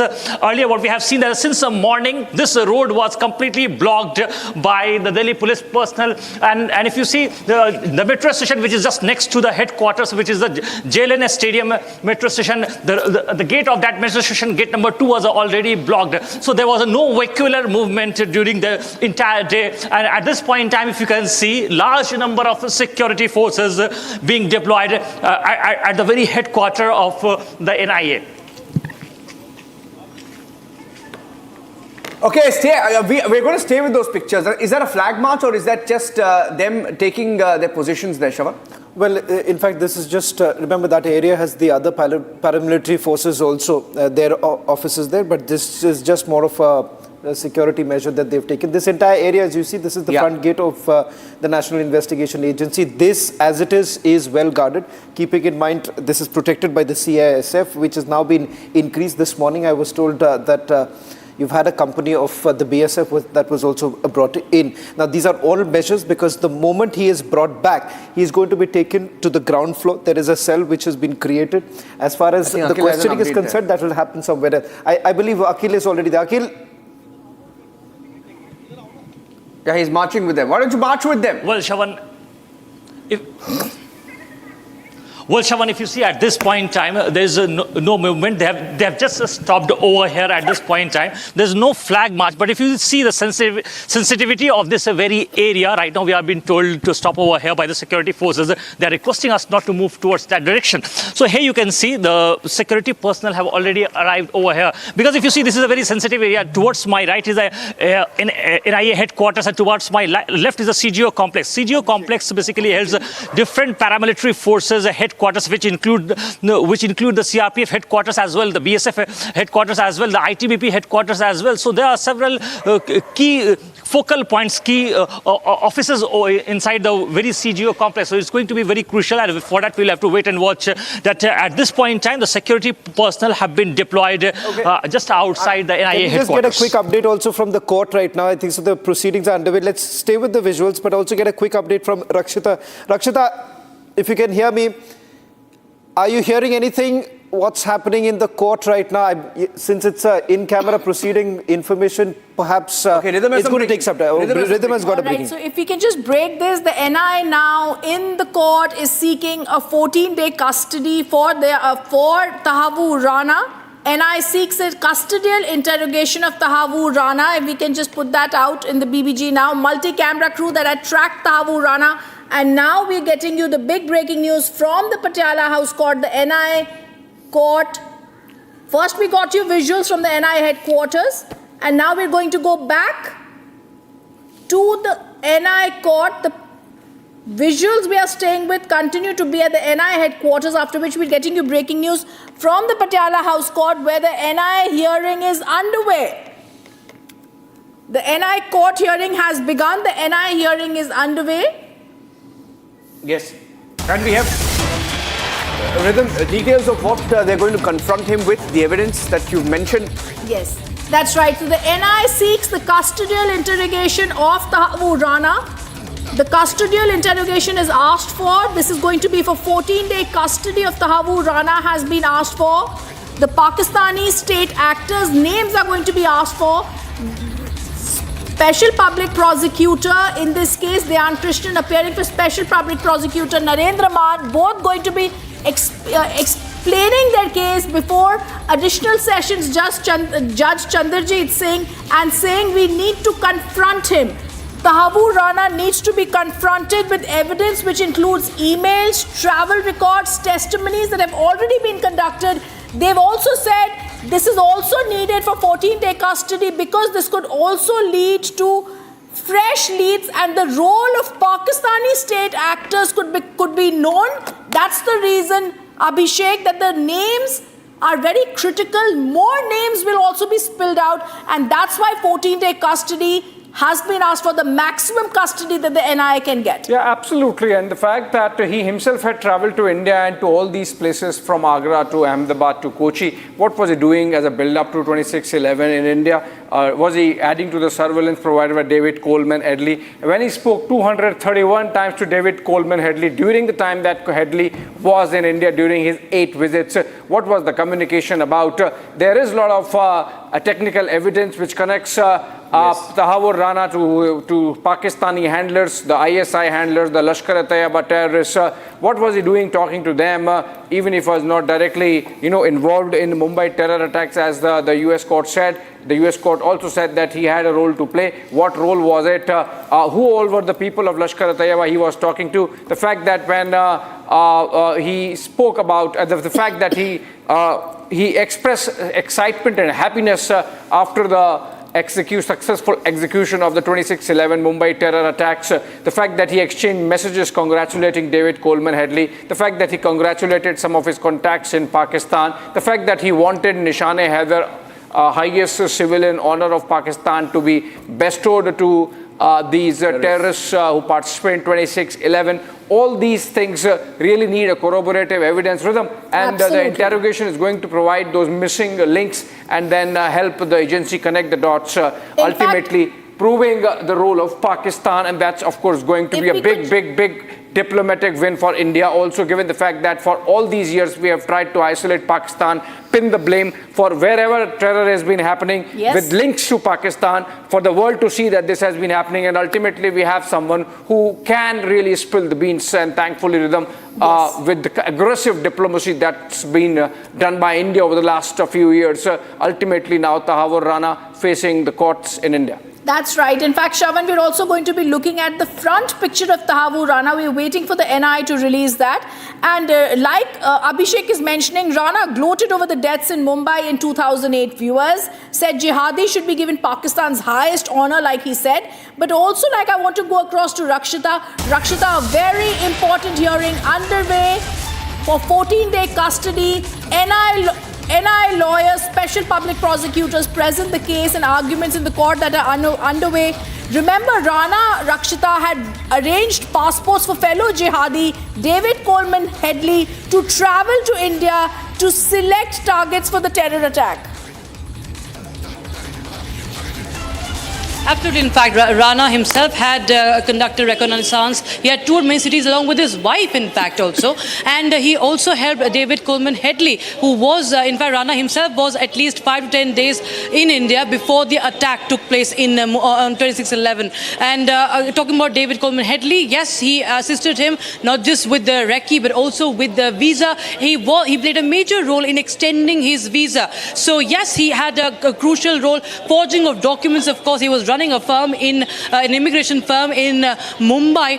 He was, of course, carrying out nefarious activities under that cover of an immigration firm. That, of course, is also questionable. That how was a Pakistani origin man allowed to function that way so freely? So, yes, as we talk about the court proceedings that are underway right now, crucial piece of evidence have been gathered by the NIA, right from the email, the evidence, the emails, and the travel details that Abhishek was pointing out, the call details also, as they had communicated more than 200 times. Even the FBI, we talk about the case that the FBI had also investigated. They have tracked their conversations inside their own vehicle, and they had in fact stopped talking in the rooms that they were sharing, in the flat they were sharing when in America. So there was a very clearly planned conspiracy, very well planned attack. And talking about the reconnaissance, well, there were plans reportedly of conducting attacks, the jihadi attacks in several other parts of the country as well. So this man is a very dangerous man, and he has to be brought to book, which is happening right now as we speak after 17 long years. He is now facing the law of the land, but it doesn't end with him. Have to ascertain and prove the role of the Pakistani state actors, the role of Pak state actors. Who was he getting funding from? Who was he getting paid by? The ISI, the Pak army. He himself has served as a captain in the Pakistani army. He was a doctor. He was part of the Pakistani Army Medical Corps. So yes, he himself has served the Pakistani forces, and also he was in cahoots with the ISI. He was being handled by the ISI, and there are many others. Of course, the mastermind Hafiz Saeed still there is roaming freely in Pakistan. So is Sajid Mir. So is Lakhvi, and many others like Major. So yes, there has to be this link that will be established unless he's tried here on Indian soil. He has to take those names. He has to be confronted by those evidences. And remember, he has faced questioning. He has been interrogated many many times. This man has been facing trial since years now. So he's very well seasoned, if I could say, for the lack of a better word. He will come well prepared. He very well knows that what to say, what not to say. So that will be, of course, a challenge. And the NIA, they have extradited him. And remember, we have to give a lot of credit to NIA, because it was thanks to the NIA, that it had mentioned in its charge sheet, the Mumbai police had not mentioned him as wanted in the charge sheet. And that's why the case went to NIA, who had in fact registered its own case in 2009. And in 2010, the NIA, in 2011, it had filed a charge sheet under UAPA, after which they could obtain a red corner notice that is very crucial for an extradition. So, a lot of hard work and due diligence was done by the NIA. They have shown commitment, and now they are here. NIA court now is hearing the case of Tahawwur Rana. Anytime soon, again, we see the ropes are being put in. So that the media is pushed back a little, and so that we do not go near the gate. That gate now that was shut, now the rope has also been put in. So there is 100 meters from here, we cannot move to the gate. Nobody can move except the Delhi police personnel. So it's a very high profile, high security case. It's a matter of national security, of course, that is being taken care of. And let's see when Tahawwur Rana is moved out, and where is he lodged? Is he lodged in Tihar jail, or NIA gets the custody and he is lodged at the NIA headquarters, where the crucial interrogation will begin? Pakistan, of course, right now, as we speak, is trembling. Okay, I'm just getting, go ahead. Rhythm, I wanted to check with you, because there is a 36-page document which is, the plea bargain of David Coleman Headley. David Coleman Headley had spoken about the detailed role of Tahawwur Rana, and he confessed, right? He struck a plea bargain in the US court, and it is fully detailed, the kind of role that he played, from surveillance trips, and how David Coleman Headley received Tahawwur Rana's approval, traveled to Pakistan, met with Lashkar terrorists on several occasions. Now, my question is, how will this plea bargain hold in an Indian court? Will it be used by the lawyers here and the legal teams? Okay, so yes, Niranjan, I think what the lawyers are going to right now do is try and ensure that they're able to get, like we said, the Pakistan state actors to be there. The proceedings are going to be featuring a very spirited battle in the courts, in the NI court, especially where Rana has already, where Krishnan, remember, has already been fighting this case for the many years, since 2020 in the US courts. As an extradition expert and as someone who's now understood the law, he is very, very clear about what needs to be argued. Remember, before the 10 Pakistani terrorists launched the coordinated attacks, there was someone who did the coordination, Niranjan, and that is where the two of the CST stations, the 2 luxury hotels, the Jewish center, they infiltrated into the city via the Arabian Sea. The 3-day siege left 166 people slaughtered. We know it's the deadliest terror attack, but all this was done where Tahawwur Rana's role becomes crucial. I think inside the courtroom, the breaking news that's coming in, the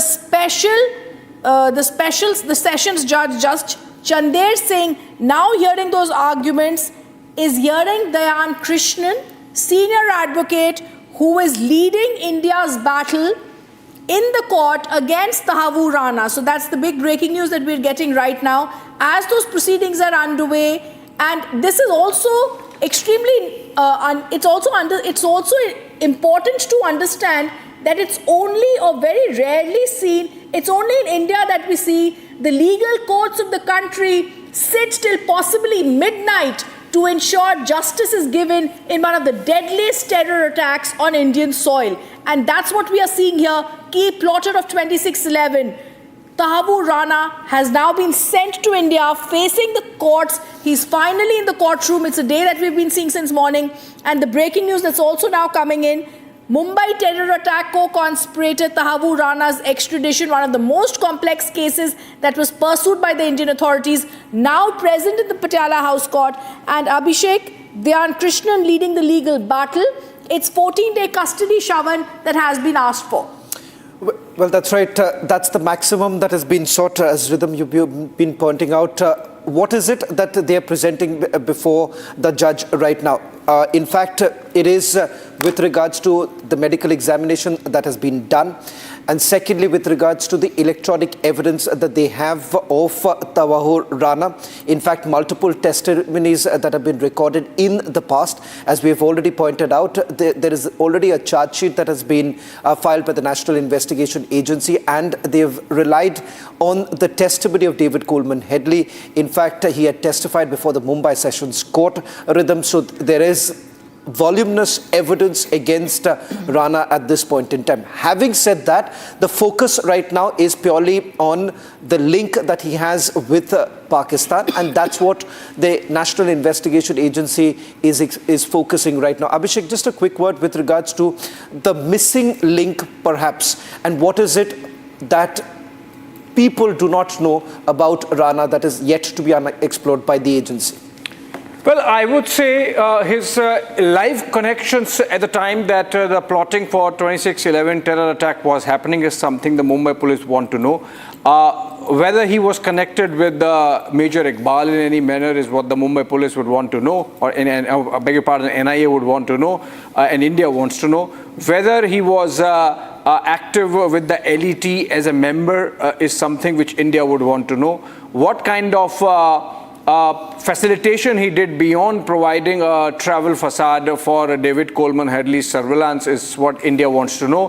What was he doing in India for the 8 days or 10 days that he was here just a week before 26/11 terror attacks is what India is interested in knowing. So there is a lot, Shawan, that we want to know from Tahawwur Rana. Abhishek. And that's why, maybe, I would not be surprised if after 14 days of interrogation, the sleuths want more of his questioning and hence more days of judicial, its custodial interrogation. Okay. There's a movement at the NIA headquarters, Abhishek, going straight to Akhil. He says, of course, we're expecting this hearing to maybe, conclude in the next few minutes, and after that, he will be taken to the NIA headquarters where Akhil is, and he's seeing some movement there. Akhil, over to you. Well, Niranjan, if you see at this point in time, there has been movement which has already started. One of the vehicles of a senior official just went inside the NIA headquarters. Since morning, we have been noticing that there have been a lot of security measures being beefed up over here. I would like to request my VJ to move and show you the visuals of these paramilitary forces over here. They are just moving. They are just taking their positions at this point in time. Here you can see the flag march is being done behind me over there. You can see in the visuals. So all the preparations are being done, because if you see from the front side, this is the very side from the Lodi Road side from where the cavalcade will come, and in this on this cavalcade, if you see the Tahawwur Rana, the wanted terrorist, will be brought back from the court, from the Patiala House court to this very NIA headquarters where his questioning will be done. And it is yet to be seen that how many days of police custody being granted to Tahawwur Rana. So if it's going to be 14 days, then we'll have to wait and watch for the next 14 days. This is going to the main junction. This is going to be the main vantage point where all the actions will be happening. Behind me, you can see the visuals of the paramilitary forces personnel over here. So they are ready to take their position, because any time from now, once the remand, the custody will be granted, that how many days of police custody being granted to the Tahawwur Rana, and after that they will arrive, the entire team of the NIA officials and including the other security agency officials who are basically a part of this entire team will arrive over here at the very headquarters of the NIA. Back to you in the studio. One aspect in the plea bargain and the confession of David Headley, there is a specific paragraph there in page number 34. If I can just read that out, just while we stay on the live pictures of both the NIA court and the NIA headquarters. It says, beginning no later than in or about late 2005. So the planning for the 26/11 attack started in 2005, continued through on or about October 2009. That's how long David Headley and Tahawwur Rana were in touch.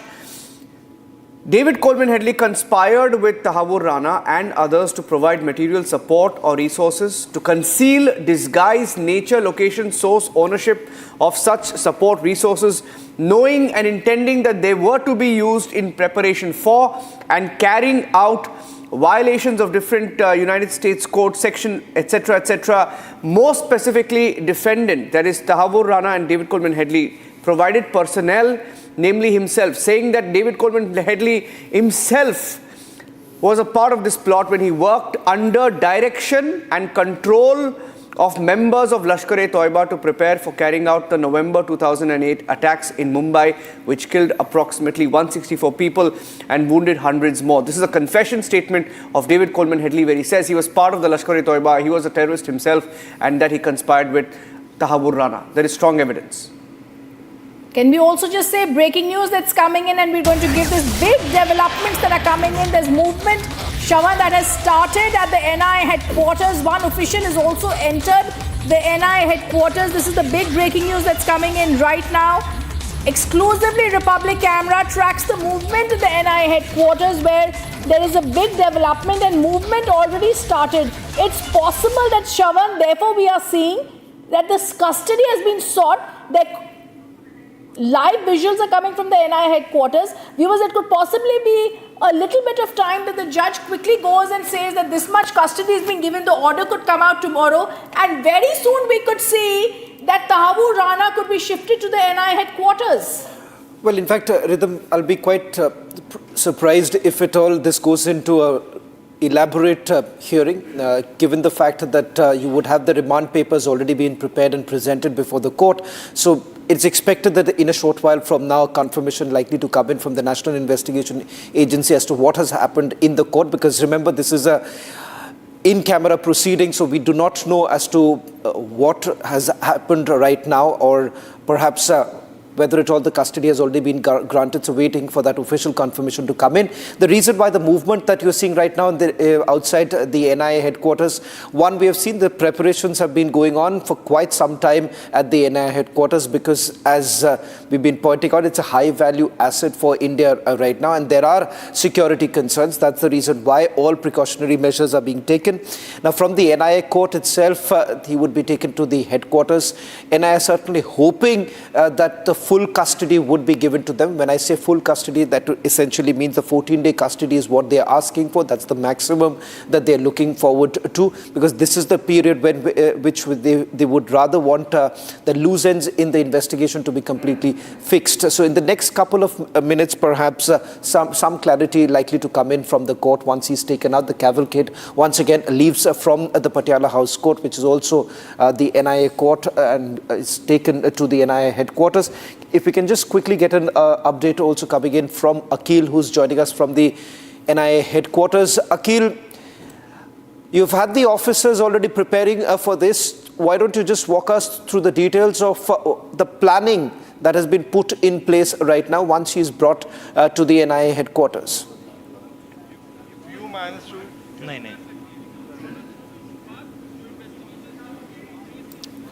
We'll try and see if we can connect with Akhil. That's the visuals coming in from the NIA headquarters, the front gate of the NIA headquarters. There's some movement that's taking place.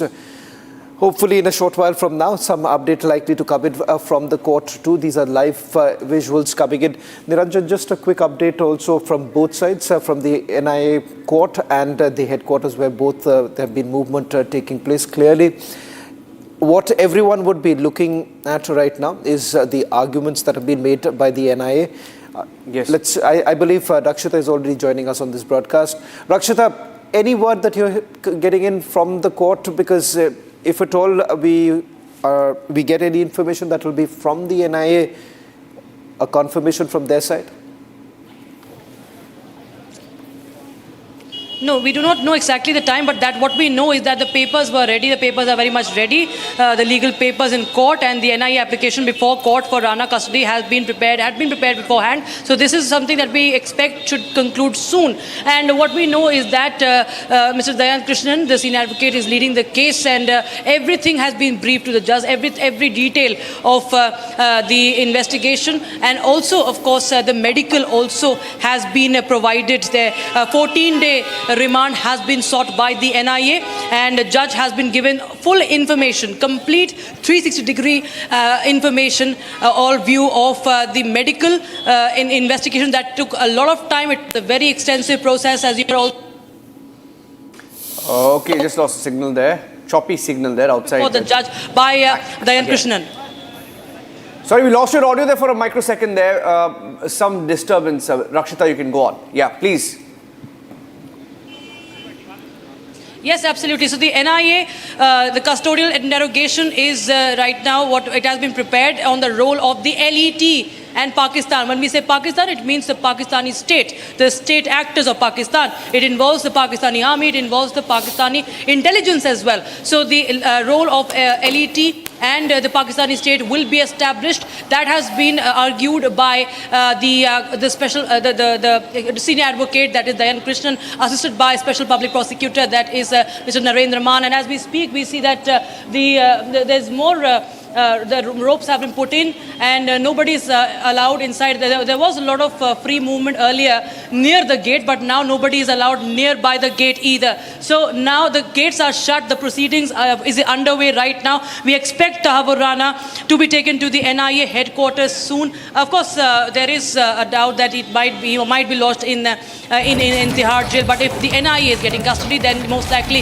he will be at a special cell at a very secure, high-profile security to be provided there at the NIA headquarters, which is just a few kilometers away from here. So yes, the NIA has demanded custodial interrogation to expose Lashkar-e-Taiba and Pakistani state actors in the case of 26/11 Mumbai attacks. And Republic TV telling our viewers that the NIA has sought the custody, the custodial interrogation should be done. That is what has been argued by Dayan Krishnan before Justice Chandrajit Singh. Here as we speak, outside, live from outside the Patiala court, the NIA court right now hearing this very high profile case pertains to national security, and many more names will be revealed in this interrogation, as we've been discussing all throughout the day, that it's not just the Tahawwur Rana, many more people, the name, the linkages, there could be also the sleeper cells and those provided in assistance for the recce and for the facilitating this heinous crime, this mass murder in Mumbai,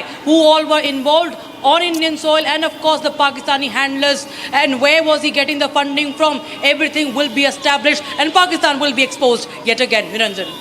Okay, so we have some more details. In fact, Rhythm, I wanted to check, on this statement that came in from the New Delhi Bar Association. They put out a statement this evening, reaffirming commitment to ensuring uninterrupted judicial proceedings at the Patiala House Court where the trial of the 26/11 terrorist Tahawwur Rana is going to begin. They put out an official statement where the NDBA president assured that all necessary steps will be taken to prevent disruptions within the court complex. Is that common? Is anything that you read into the statement that was given? Okay, while I share the statement with you, just getting in some more details of the kind of evidence that India has had on Tahawwur Rana. We had an official statement, in fact, that was put out by the then UPA government after Tahawwur Rana was acquitted by a US court. Yes. And the kind of evidence that was produced back then, that is when we had almost given up, until, of course, the Modi government came in and they went after, Tahawwur Rana. The kind of evidence that we had is that is to the tune of how Headley had obtained Tahawwur Rana's consent to open an office of First World Immigration Services as a cover for his activities. Proof of that was shared. Tahawwur Rana advised Headley on how to obtain a visa for travel to India. That details were shared. Headley and Rana had reviewed how Headley had done surveillance of the targets that were attacked in Mumbai. Evidence was also produced that Tahawwur Rana told David Coleman Headley that the terrorists involved in Mumbai attack should receive Pakistan's highest military honors posthumously. All of that was on record in the courts, even in the US, of course. But after that, diplomatic efforts had to be added to the legal fight in the US court, which we eventually won. Rhythm. Absolutely. In fact, we're also now being told, NIA has also, Shavan, we are actually waiting to see possibly when could NIA release the second picture of the accused. This is coming in when when the second picture could be released, because the first picture, Shavan, we've known about. The second picture is something we're waiting for. Well, in fact, Rhythm, as far as the second picture is concerned, I have a confirmation that they would be releasing the picture. The only reason why they did not do so in the earlier was simply because of certain restrictions. I'm assuming that this is going to come in after the proceedings are over.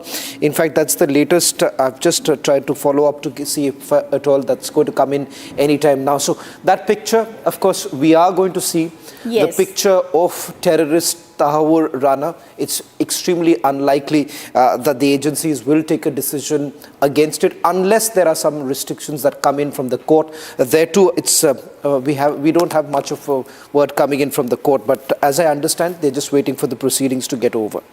I also want to go across to Akil, who's joining us live from the NIA headquarters. Akil, you've been camping at the NIA headquarters.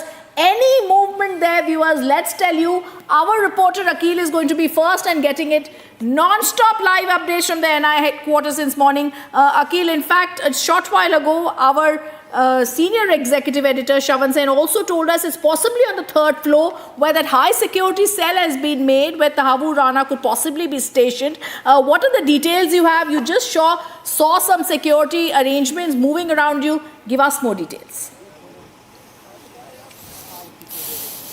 Well, Rhythm, if you see at this point in time, we're just standing outside the NIA headquarters. You can see the visuals over here. It's completely, the area has been cordoned off. The security measures being placed from both the directions. If you talk about the Lodi Road directions, here you can see, I would like to move a little bit forward and show you the visuals toward the Lodi Road direction. This is the very side from which side Tahawwur Rana, the wanted terrorist, will be brought in from this very side. So all the security measures are being taken place. You can see additional DCP level officials are over here from the Delhi police team, and apart from that, not only from the Delhi police team, apart from that, if you see, the paramilitary forces have also been deployed. And if you see from the second side to the reverse side, if you just flip the camera and see the visuals from the JLN side, the JLN stadium side, from that side as well, the entire barricading has been done. So once the police custody will be given, granted to the wanted accused Tahawwur Rana, after that he will be brought in over here. Then what's next? The bigger question is, the $1 million question is, what's next? So here, what we are expecting from our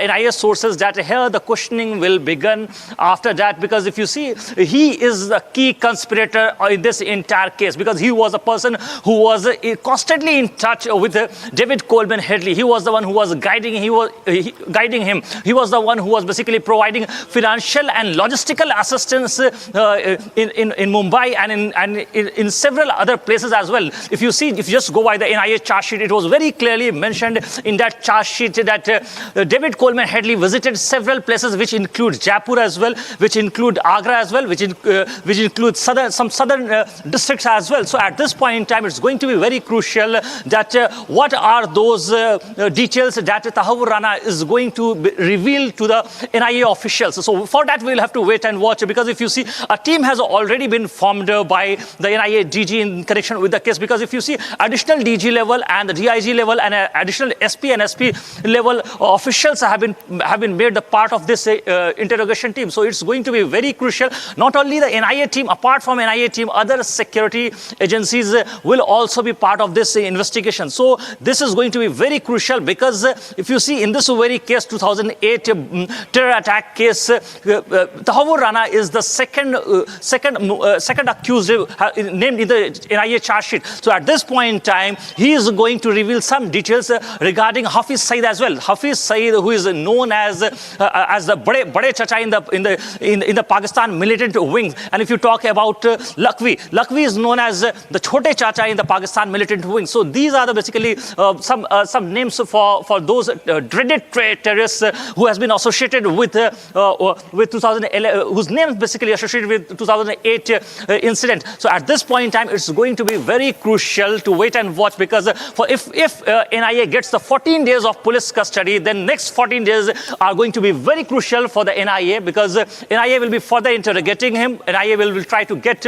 more and more information to dilute the details, because if you see earlier what we have seen, that last night in an exclusive interview to our editor-in-chief, Mr. Arnab Goswami, at that point in time, former NIA DG YC Modi has confirmed this, that we have got details, the emails, several several communications in which it was very much clear that Tahawwur Rana was in constant touch with some ISI handlers, some ISI representatives as well. So these are the very crucial details which the NIA has got in the charge sheet. So these are the very details on that part. The NIA team will confront Tahawwur Rana one-to-one on a direct basis if they get a 14 days of custody for the next 14 days, because these are the crucial information that we are going to get after that. Because if you see at this point in time, what we have been seeing, that for the last, we have to wait for the last 17 years to come to this day. Because earlier, if you see, when this incident took place at that point in time in 2008,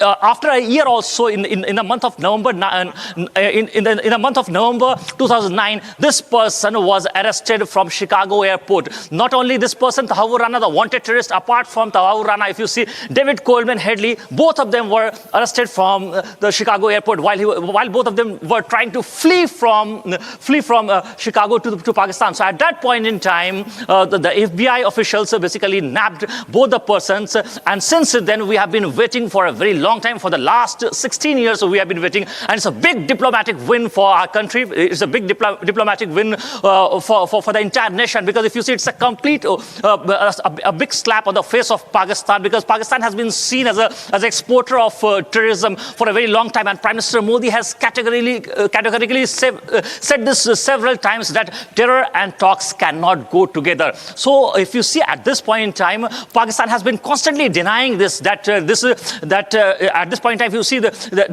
Pakistani officials have been saying that he's not a Pakistani citizen, we have nothing to do with it. But if you just go by the NIA charge sheet, in that charge sheet it's very well clearly mentioned that if you talk about the other accused, there are 9 different accused who have been named in that charge sheet. If you talk about Major Abdul Rahman, who was the financer and who basically paid approximately $25,000 to David Headley. This is what already mentioned in the charge sheet. So these are the details that we have got from the charge sheet. So at this point in time, it's going to be very crucial that why did $25,000 was paid from the account of Major Abdul Rahman to David Headley. Apart from that, if you see, there was another person who has been identified as the Major Samir as well. So these are the key accused. So what are the links between those people and Tahawwur Rana? So these details will be clarified once the interrogation will begin at this very headquarters. Back to you in the studio.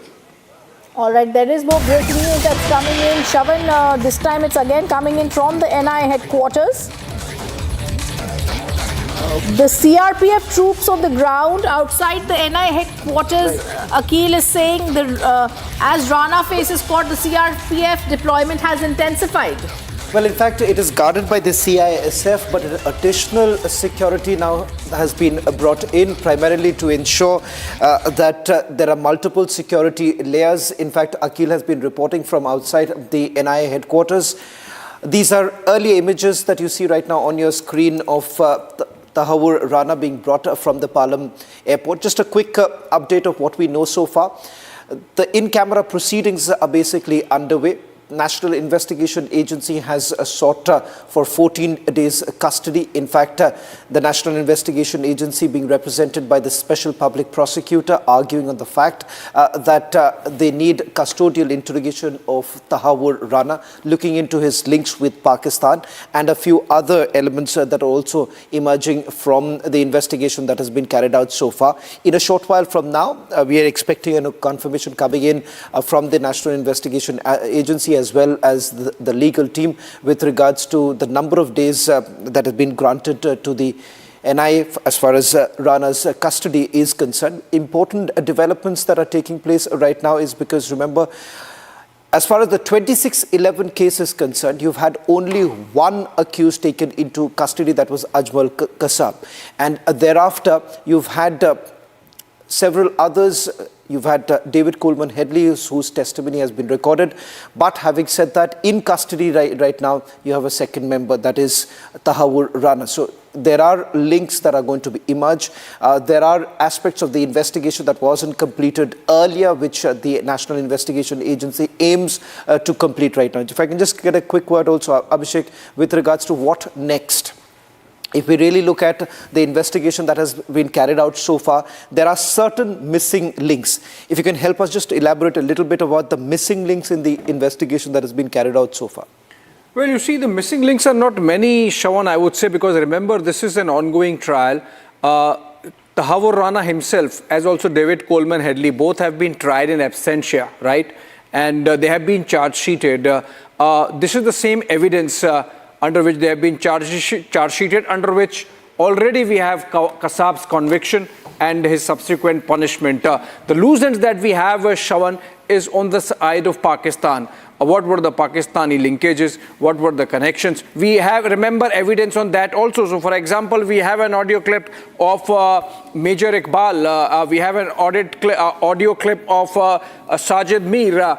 We have those connections already. But what was the active role that Tahawwur Rana, these Pakistanis had through Tahawwur Rana is something that the investigators would be looking at. I believe there would still be some loose ends as to the role of David Coleman Headley, the fact that he is not able to come, he is not going to be joining the trial in any manner. But through Tahawwur Rana, we would have greater details about how, for example, between Rana and Headley, they gamed India's systems and security measures. So obviously those gaps would be plugged once that happens. From here on, after the remand, whatever interrogation takes place, whatever information is gathered, everything will become part of the court documents and papers based on which further trial would happen of Tahawwur Rana. I think this is going to be a long-drawn process, Shawan, going up to 2 years, possibly 3 years. Remember, the public prosecutor appointed, Mr. Krishnan, I believe, has been given 3 years' time to wrap up everything, along with Narendra Man,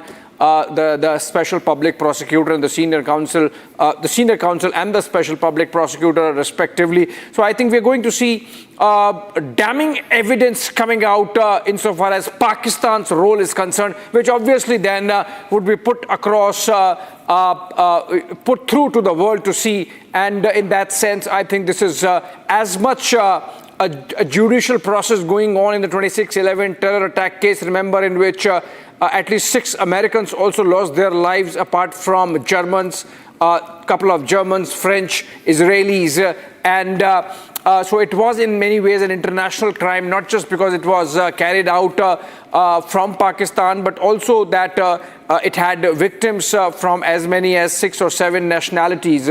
And now we are again getting pictures of some movement there. Is this... Okay, so can we go back to Rakshita and see what more movement is happening before we go into further understanding of what's going to happen next? But as of now, what's happening? Rakshita, over to you. Can you update us and the viewers what's happening now? Let's go full frame to those pictures, please. Let's go full frame. Yes. Okay, there's a visual. Situation is the same as the moment he had exited. We see the SWAT vehicle there. We can just see the SWAT vehicle is right there with more police personnel being deployed here. And right on the opposite side of the road, that is towards the left side, if you can just pan back, we can show that there is more police vehicles ahead of the gate. That is, you can see the lights beaming there. So the police vehicles there in, standing right outside the Patiala House Court for security. And this is the scene right now. You can see at gate number 4, police deployment there, women police as well, female police personnel as well. This entire area has been blocked.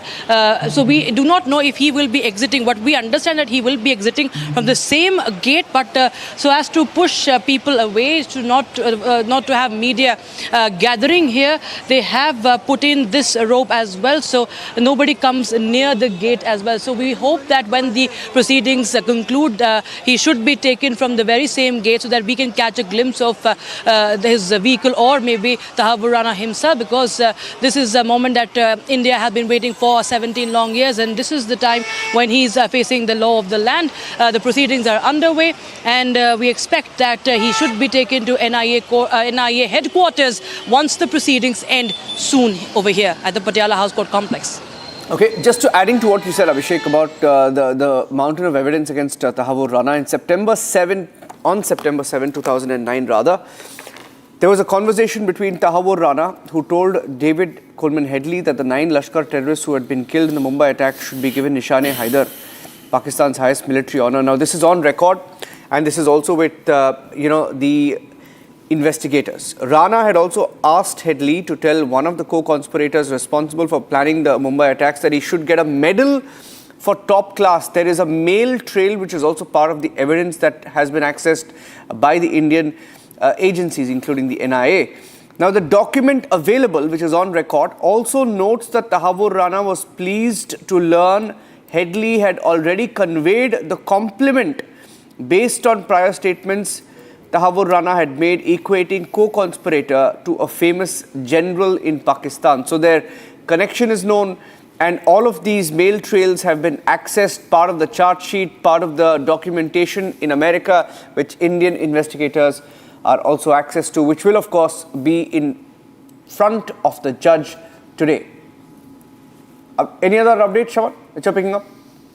Well, not yet, Niranjan. We're just waiting for the hearing to get over, for a word to come in from the NIA. Now, that's one of the challenges that you face when you are dealing with the in-camera proceedings, because unless the proceedings get over, you wouldn't have anyone coming out and giving us an official confirmation with regards to what really has transpired. All that we know is before they entered, some of our sources basically indicated how they have presented, or how do they plan to present this entire case, and that's how Rhythm was also pointing out that what are we really expecting once the hearing begins. That's on the basis of what they have already prepared. So we'll have to wait for perhaps a few more minutes before Rhythm we get some sort of a proper idea as to what really has happened in the court.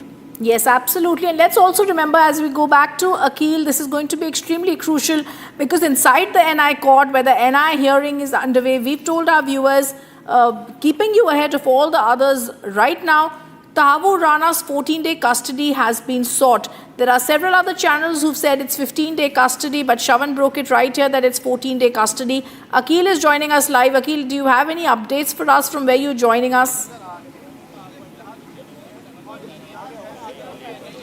Well, Rhythm, if you see at this point in time, everyone is eyeing, everyone is desperately waiting that how many days of police custody being granted to wanted criminal, wanted terrorist Tahawwur Rana. So at this point in time, we'll have to just wait for next few minutes. In the next few minutes, this will be clear. On the second side, if you see, just outside the NIA headquarters, if you can just go by the visuals speaks for itself. Here you can see there is a complete silence over here at this point in time, because the entire security apparatus has been put in place. If you can see, additional DCP level officials are also over here from the Delhi police team. If you see, CRPF unit of the paramilitary force is also here. BSF unit has already been deployed over here. Since morning, we have been seeing that this road which goes towards the Jawaharlal Nehru Stadium side, this road has already been blocked. The passage has been cleared by the security forces over here.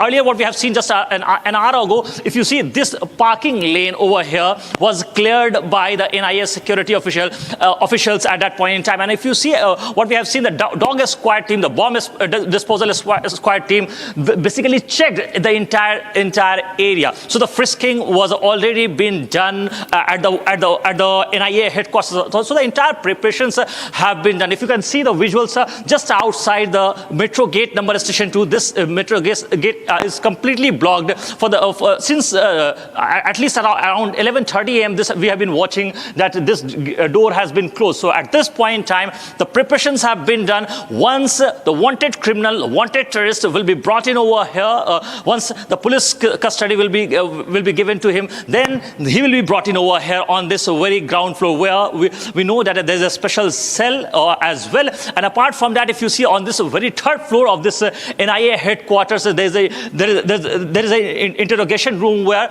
the team which has been formed in connection with the case will be interrogating this person. Because if you see earlier, what we have seen that in this very case, there have been claims made from the side that if you see at this point in time, the NIA has cited the clinching evidence, including emails basically sent by Tahawwur Rana to David Headley. And apart from that, there were several evidences which were basically shared by the NIA teams, by the NIA officials who were basically part of this entire operation. The team basically which went to the United States on April April 6th, that is on Sunday evening. So at this point in time, it's going to be very crucial because all those officials who went to US are back. All those six officials who went over there are back over here. So some of the officials are going to basically give us some details based on that. Sources will basically bring all those inputs for our audiences. So at this point in time, it's going to be very crucial that for that we'll have to wait and watch that how many days of police custody being granted to Tahawwur Rana, being granted to the NIA, so that NIA can question this dreaded criminal, dreaded terrorist at this point in time. Okay, before I go across to Rakshita, I also want to tell our viewers the case against him, and I'm sure in some form or the other, Dhyan Krishnan, the senior advocate who's representing the NI, would be making similar things and stating similar things in the court. He will be telling the court about his awareness of Headley's terror links and even helping him in going around in tricks. What shocks me, Abhishek, is Rana also visited Uttar Pradesh, Delhi, Agra, Kochi, Ahmedabad, Mumbai in the country with his wife between November 13th and November 21st, 2008. Headley had also gone to the United States to meet Rana in 2006 when they discussed their future action plan. This is not only concerted, viewers, but this is India's deadliest terror attack. And like the NI dossier that was broken by Shravan and Abhishek during his first visit to India, Headley spoke to Rana over his phone more than 32 times. Subsequently, Headley spoke with Rana 23 times. 40 times during the third time, 37 times during the fifth visit, 33 times.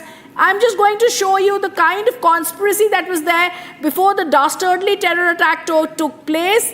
And it's only after this, when we asked for his extradition, on the facts that it is in India that this attack took place after multiple complexes, and are trying to show the US government how serious we were. The roles of LET, Huji functionaries, namely Hafiz Saeed and Zakirul Rahman Lakwi, Sajid Majid, Abdul Rahman Hashim Saeed, alias Manoj, Major Abdul Rahman and others. They were working in connivance and assistance from the ISI officers. To ensure all this, we had to see and show that we are able to get his custody, Abhishek. Well, absolutely. And I think as I was speaking about it earlier, Rhythm, the proceedings on his custodial remand are going to go on for a little longer because there is a tremendous amount of evidence and there is tremendous amount of locus which the agency has, which has to be asserted so that the court is convinced that his custodial interrogation is required, is an imperative for which he should be handed over to them. And the world would be watching, and that's why I think it's important that all the processes are followed and we are seeing arguments going on inside the court. In fact, I would be interested in knowing, the viewers would be interested in knowing, Rhythm, if there is a legal services authority representative providing legal aid, as it is called, to Tahawwur Rana in the form of Piyush Sachdeva. What could be the arguments on their side? He would have spoken, obviously, with Rana. There would have been a chat allowed between the two. And what would have happened? What would be their arguments that side? All right. There's also, Abhishek, before I answer that question, there's also breaking news coming in from Akil. Akil is now saying that the NIA has cited clinching evidence, including emails that have been sent to David Coleman Headley. If we could go across to Rakshita and Akil and get this breaking news done. Akil, what is it that you are picking up? You've said that NIA has told the court custodial interrogation is necessary to unearth Rana's sinister plans.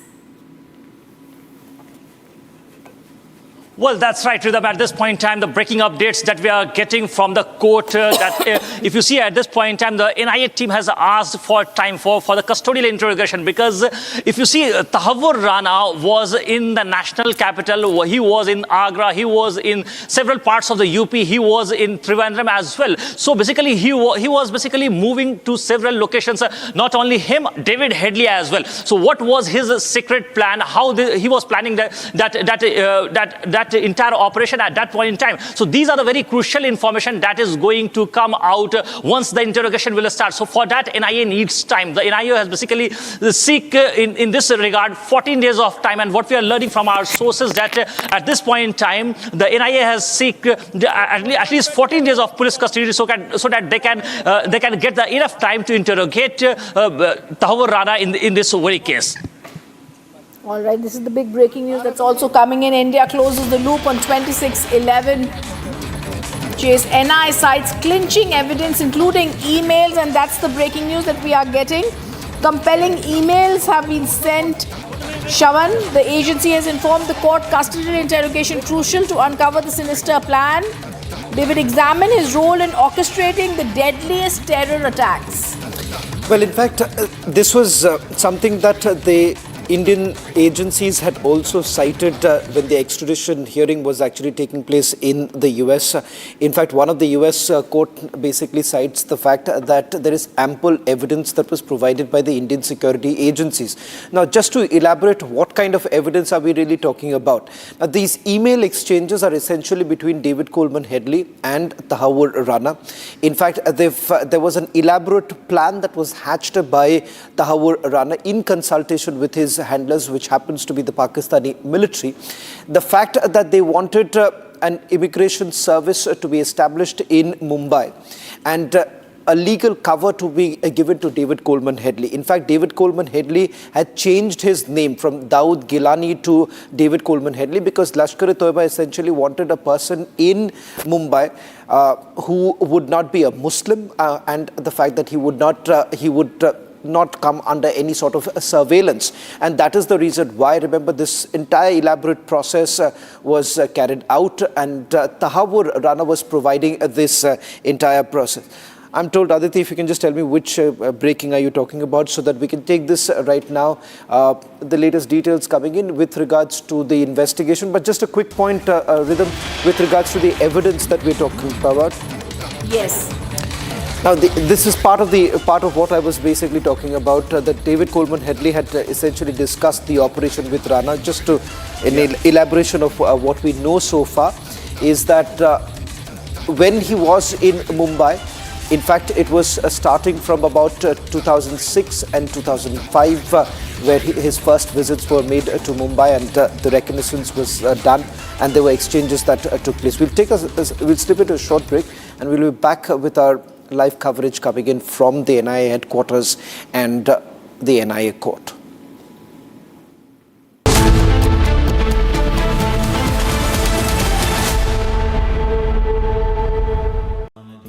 Amity has been ranked India's #1 private university in the recently released Education World Rankings. A testimony to Amity's globally benchmarked standards in education.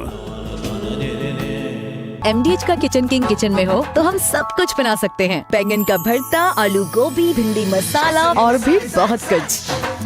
MDH।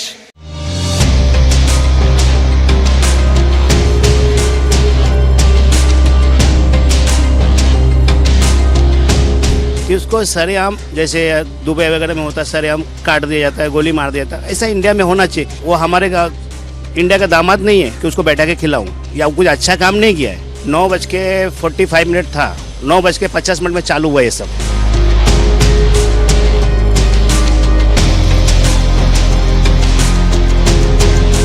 देखा तो आवाज बढ़ते जा रही, public इधर से उधर भाग रहे, कुछ समझ में ना। वहाँ पे 1-2 पुलिस वाला था, किधर के पता नहीं चला। फिर कस के चिल्लाने लगा, भागो बम फट रहा, रेलवे छोड़ के भागो, अपनी जान बचाओ।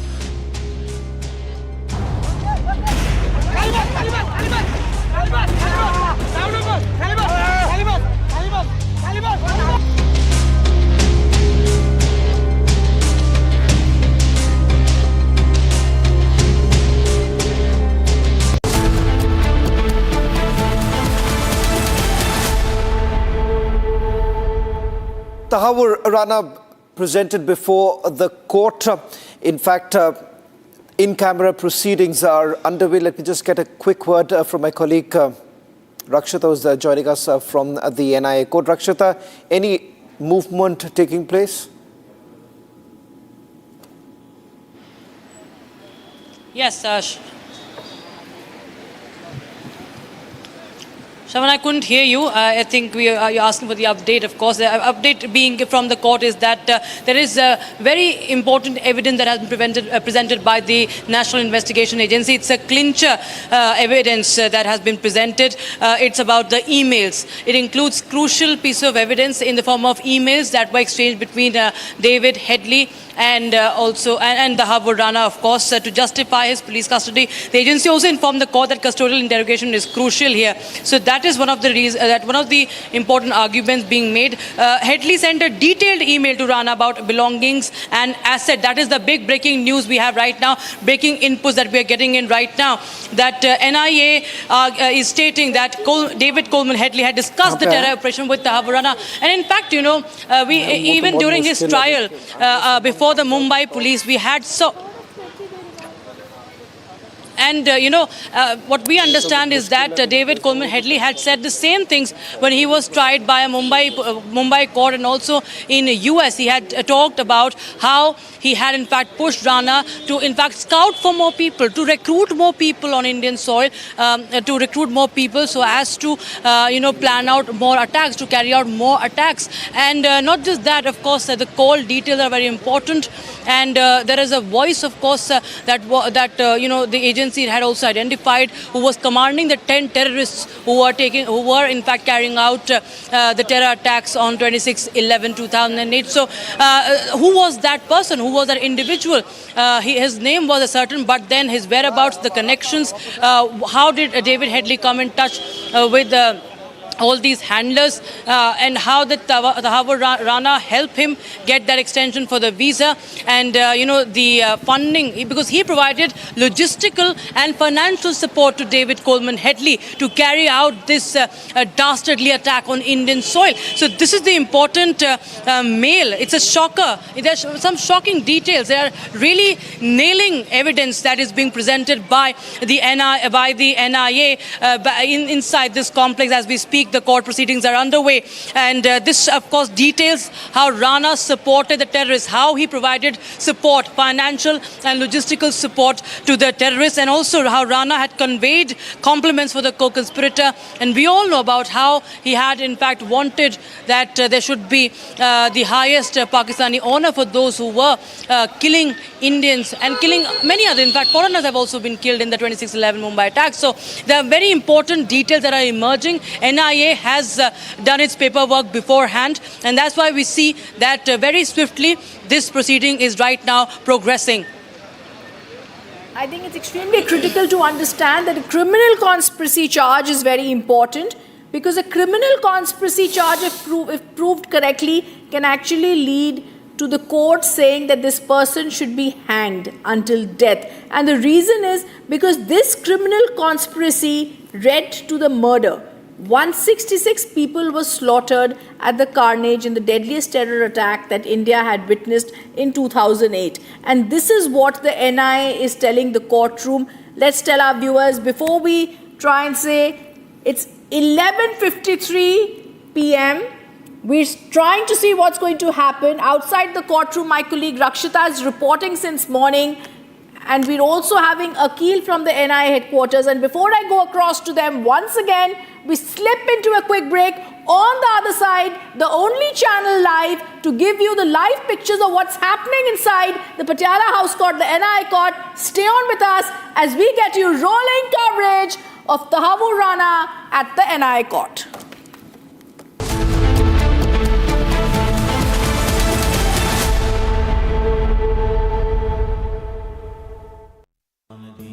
Amity has been ranked India's #1 private university in the recently released Education World Rankings. A testimony to Amity's globally benchmarked standards in education. MDH का किचन किंग किचन में हो तो हम सब कुछ बना सकते हैं। बैंगन का भरता, आलू गोभी, भिंडी मसाला और भी बहुत कुछ। MDH. I don't blame China for what happened. I blame the people sitting right at this desk. There are a lot of things that I want China to do, and I'll be telling China what that is. I think President Xi is a very smart guy, and I think we'll end up making a very good deal for both. I think that President Xi is a man who knows exactly what has to be done. I don't think we'll have to do it more. we calculated it very carefully. So it seems China's made some serious missteps here in these negotiations, and Secretary Besant said earlier you may have goaded them into a tough position here. I'm wondering, are you in a way putting together a coalition against China in terms of trade here? No. Well, China, look, they're very capable, and I don't blame China for what happened. I blame the people sitting right at this desk, right behind this desk, or another desk. You get your choice of 7. I happen to pick the Resolute. But I blame the people sitting behind in this chair, behind this desk, for being stupid, incompetent, or not having courage. This should have been done years ago. Is there something specific that you would like?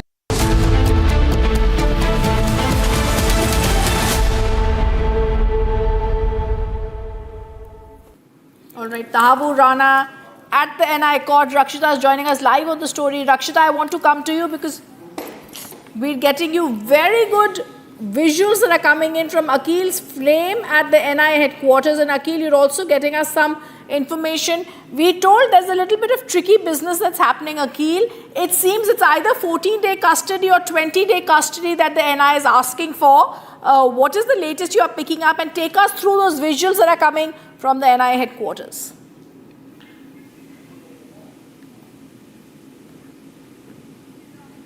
Okay, lost the line there, I think. But just going through the NIA charge-sheeted accused in this particular case, Rhythm, as we try and reconnect with both Rakshita and Akhil. David Coleman Headley is accused number 1. Real name Daud Gilani. Daud Gilani shamelessly tried to camouflage himself as a white American and renamed himself as David Coleman Headley, aka Daud Gilani. He's accused number 1. Accused number 2 in this particular case is Tahawwur Rana. Tahawwur Rana is accused number 2. Number 3 is Hafiz Saeed. Hafiz Saeed, Lashkar-e-Toiba chief and the terror kingpin, aka Bade Chacha. They called him Bade Chacha as he was referred to by the terrorists who entered Mumbai during 26/11. Zakiur Rahman Lakwi, aka Chote Chacha, as he was referred to in the conversations and the mountain of evidence that is available with India right now. Accused number 5, Sajid Mir. Accused number 6, Major Abdur Rahman, aka Pasha. Accused 7, Major Iqbal. Accused number 8, Major Samir Ali. Accused number 9, Ilyas Kashmiri. Now, one common thread with all of these accused in the case of 26/11 is that all of them are directly linked to the Pakistan military, most of them serving or having served and being trained directly by the Pakistani army, including David Coleman Headley and Tahawwur Rana. Yes. All right, so as you know, like you're giving us these details, Akhil is also joining us live on the story. Akhil, if you can give us more details about what you are picking up.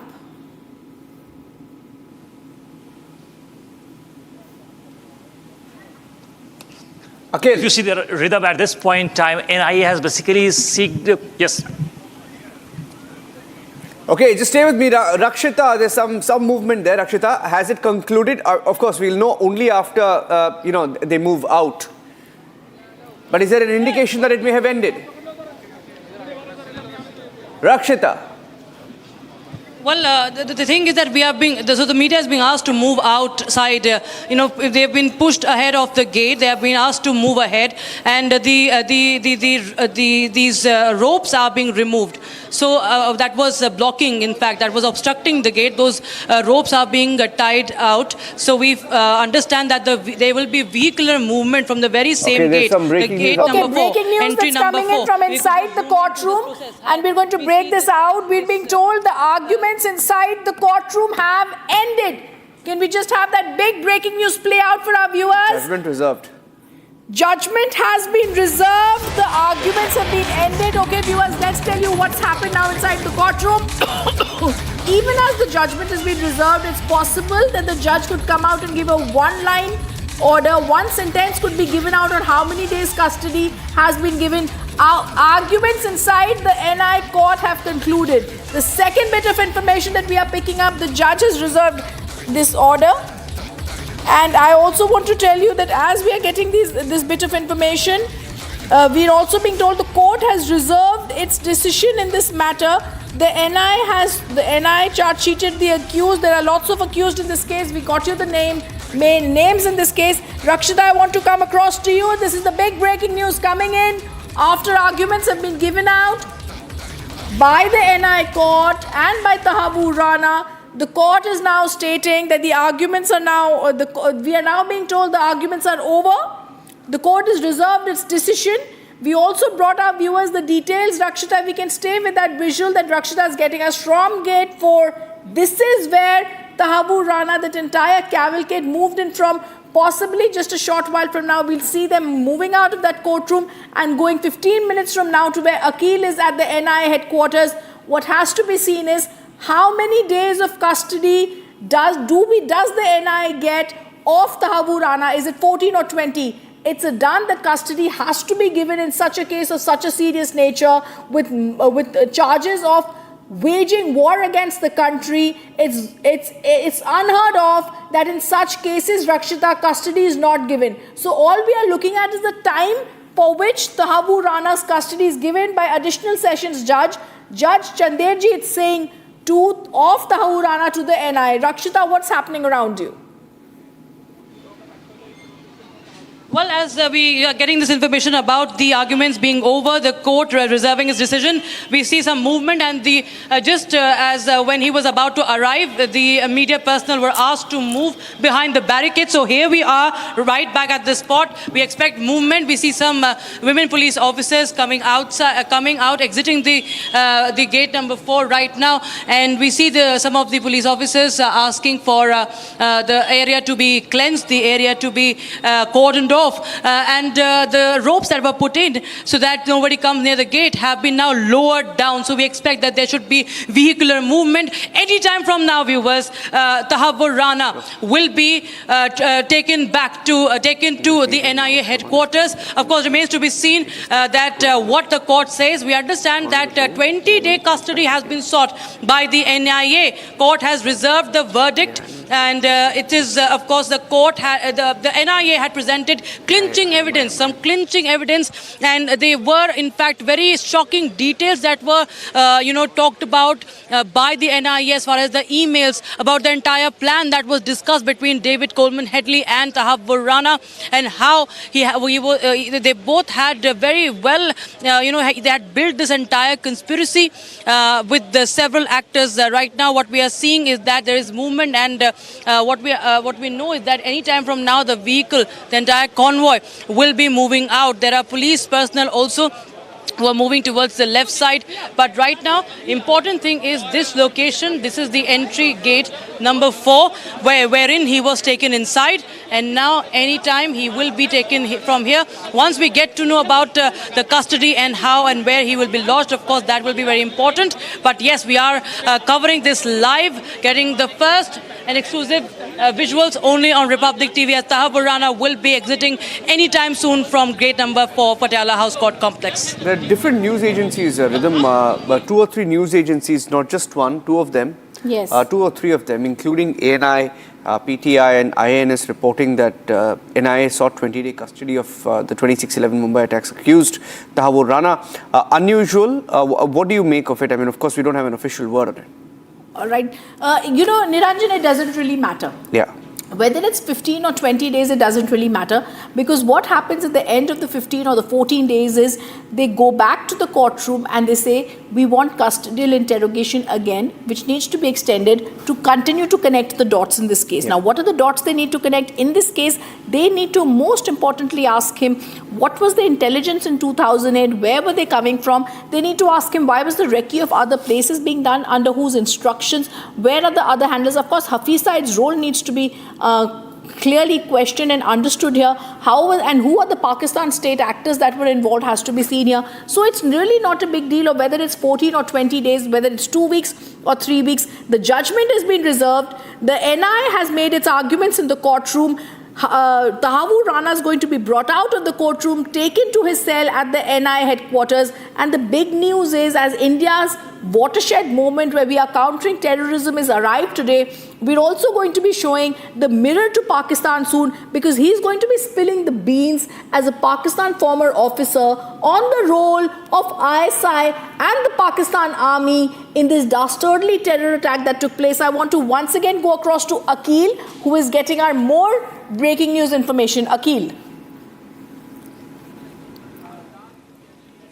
Well, Rhythm, if you see at this point in time, once the police custody will be granted to the wanted terrorist, wanted accused Tahawwur Rana, then he will be taken back from the very court, the very Patiala house court, to this NIA headquarters, which is approximately at a distance of 3.6 kilometers. It won't even take more than 10 minutes to arrive from that place to this very vantage point, where the action will be continuing for the next at least 10 to 15 days. We'll have to wait and watch that how many days of police custody is being granted to Tahawwur Rana, so that the interrogation will begin from here on. And what we are expecting that from tomorrow onwards, the interrogation will begin by the new team which has been formed by the NIA senior officials, which will include the additional DG level officer and 2 DIG level officer, 1 SP and one senior SP in this case. So at this point in time, these are the very crucial information that we are getting from our sources.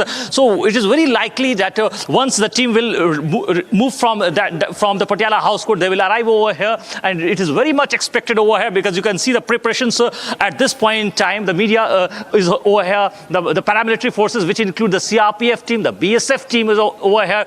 Senior officials from the Delhi police team, additional DCP level officials are also here. 3 DCP level officers are also here. So the complete security measures are being in place at this point in time. For that, we'll have to wait and watch once the team over there, the NIA team and the advocates and Tahawwur Rana, the wanted criminal, they come out from the court, and once they will arrive, for that we'll have to wait and watch. All right, and as other channels are breaking news that Tahawwur Rana is being produced before NI special court, viewers, we're telling you that hearing has ended, the judgment has been reserved. I find it ridiculous that I think they need to get their facts right by watching us, but this is the biggest coverage that you are seeing, Niranjan, right here on Republic TV, where Tahawwur Rana, right from the time he was at the airport to the time that he came to the Patiala house court, to the time he's going to go to the NI headquarters, we're getting you the latest updates on what we have planned for Tahawwur Rana, the emails, the evidence, everything that's there right here on Republic TV. Niranjan, what is the latest you're picking up? Well, one is the route map that you have just shared, Rhythm. That is the route that will be taken. Route plan from Patiala House Court to the NIA headquarters is from Pandara Road, the Golf Link Road, JLN Stadium to Lodi Road. That's the route that they will be taking to ensure that he's brought back to the NIA headquarters. The order has been reserved. The distance between the Patiala House Court to the NIA headquarters is roughly 3.6 kilometers and should take... I think it should take less than 5 minutes at this time if they leave with the kind of security that is in place. And it is important now. We will have to wait, of course, for an official word. Like you said, Rhythm, you've covered, and we've been on live coverage of many critical issues, and many of these hearings have gone on late into the night, Rhythm, and we've covered them. And our experience usually has been is of Latvian's channels going to sleep post 10 p.m. Yes, absolutely. So it's kind of ridiculous to hear that Dhyan Krishnan has begun the arguments, because this is not the channel that's going to sleep at 12:08. It's midnight, but Republic TV viewers is going to get you the greatest details when Tahawwur Rana is taken to the NI headquarters. He's exhausted his legal options. It seems he's now been brought here to India. Remember the very famous words of Donald Trump. And I say this in the most simple words also. He called him the very evil people. Rana is going to be facing justice in India. And that is exactly what we promised President Donald Trump of the United States we're going to do. He's been extradited. He's going to be facing the music in the Indian courts. We've seen that Dhyan Krishnan has already made his arguments in the courtroom. And these arguments are extremely significant because they're going to be talking about from the time as to why criminal conspiracy was there between Headley and Tahawwur Rana to the time when emails were exchanged, recce's were done, What sort of language was there? When the criminal conspiracy actually started in 2006, why it went on till 2008, why trips were taken to Uttar Pradesh by Tahawwur Rana and his wife and to other places? Were they, Niranjan and Shravan, even planning other places where they wanted to have similar terror attacks? Well, in fact, Rhythm, there is one untold story, and that is essentially with regards to you have military officers of the Indian Navy that would have been targeted. In fact, that was one aspect that they were also looking at, wrecking the very place where our 1971 war veterans were actually staying. So that was one area that was part of their plan to target what they were calling a revenge of the 1971 war. So having said that, yes, there were multiple areas that were wrecked by David Coleman Headley in consultation with Tahawwur Rana. In fact, they have exchanged emails, and Tahawwur Rana was seen as a conduit between the handlers in Pakistan and that of David Coleman Headley. And this was all planned in conjunction over a period of time, starting from 2005 itself, when David Coleman Headley was in Mumbai, and thereafter he started traveling to other cities. And that is one of the reasons why the National Investigation Agency piecing together the evidence that they have so far.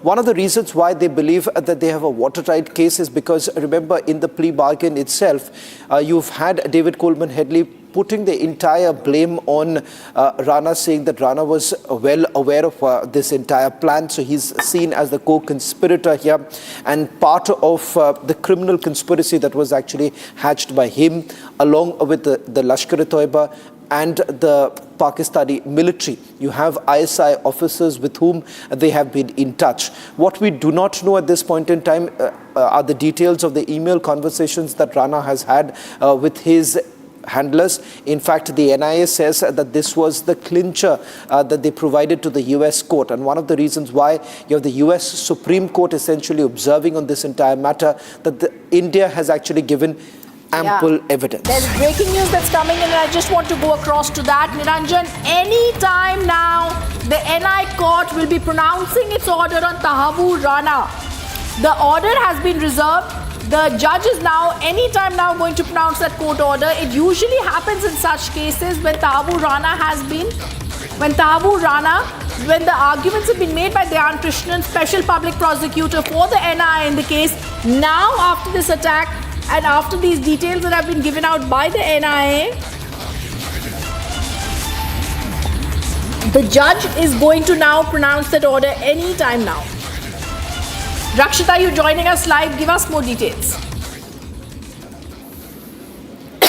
Absolutely, it's been more than an hour that the hearing was taking place, right from the moment that he was brought to the Patiala House Court complex, where the NIA court was decided by Justice Charanjit Singh. The hearing kick-started, and now what we understand is that the court has reserved the order, and any time from now, the court will be pronouncing its order. How many days of custody? That is, of course, a matter of curiosity right now amongst everybody. Of course, there are reports of 14-day custody or 15-day or 20-day custody. That, of course, as you quite rightly pointed out, that it doesn't matter. He is facing law of the land, and the investigation will stop any soon because the evidence is clincher. The evidence is a nailing that has been gathered and presented by the NIA. NIA has details of the meetings between Tahawwur Rana and David Coleman Headley, the emails exchanged, the call details, the travel details as well. So there is, of course, enough proof. There is a mountain of evidence that the NIA has with it,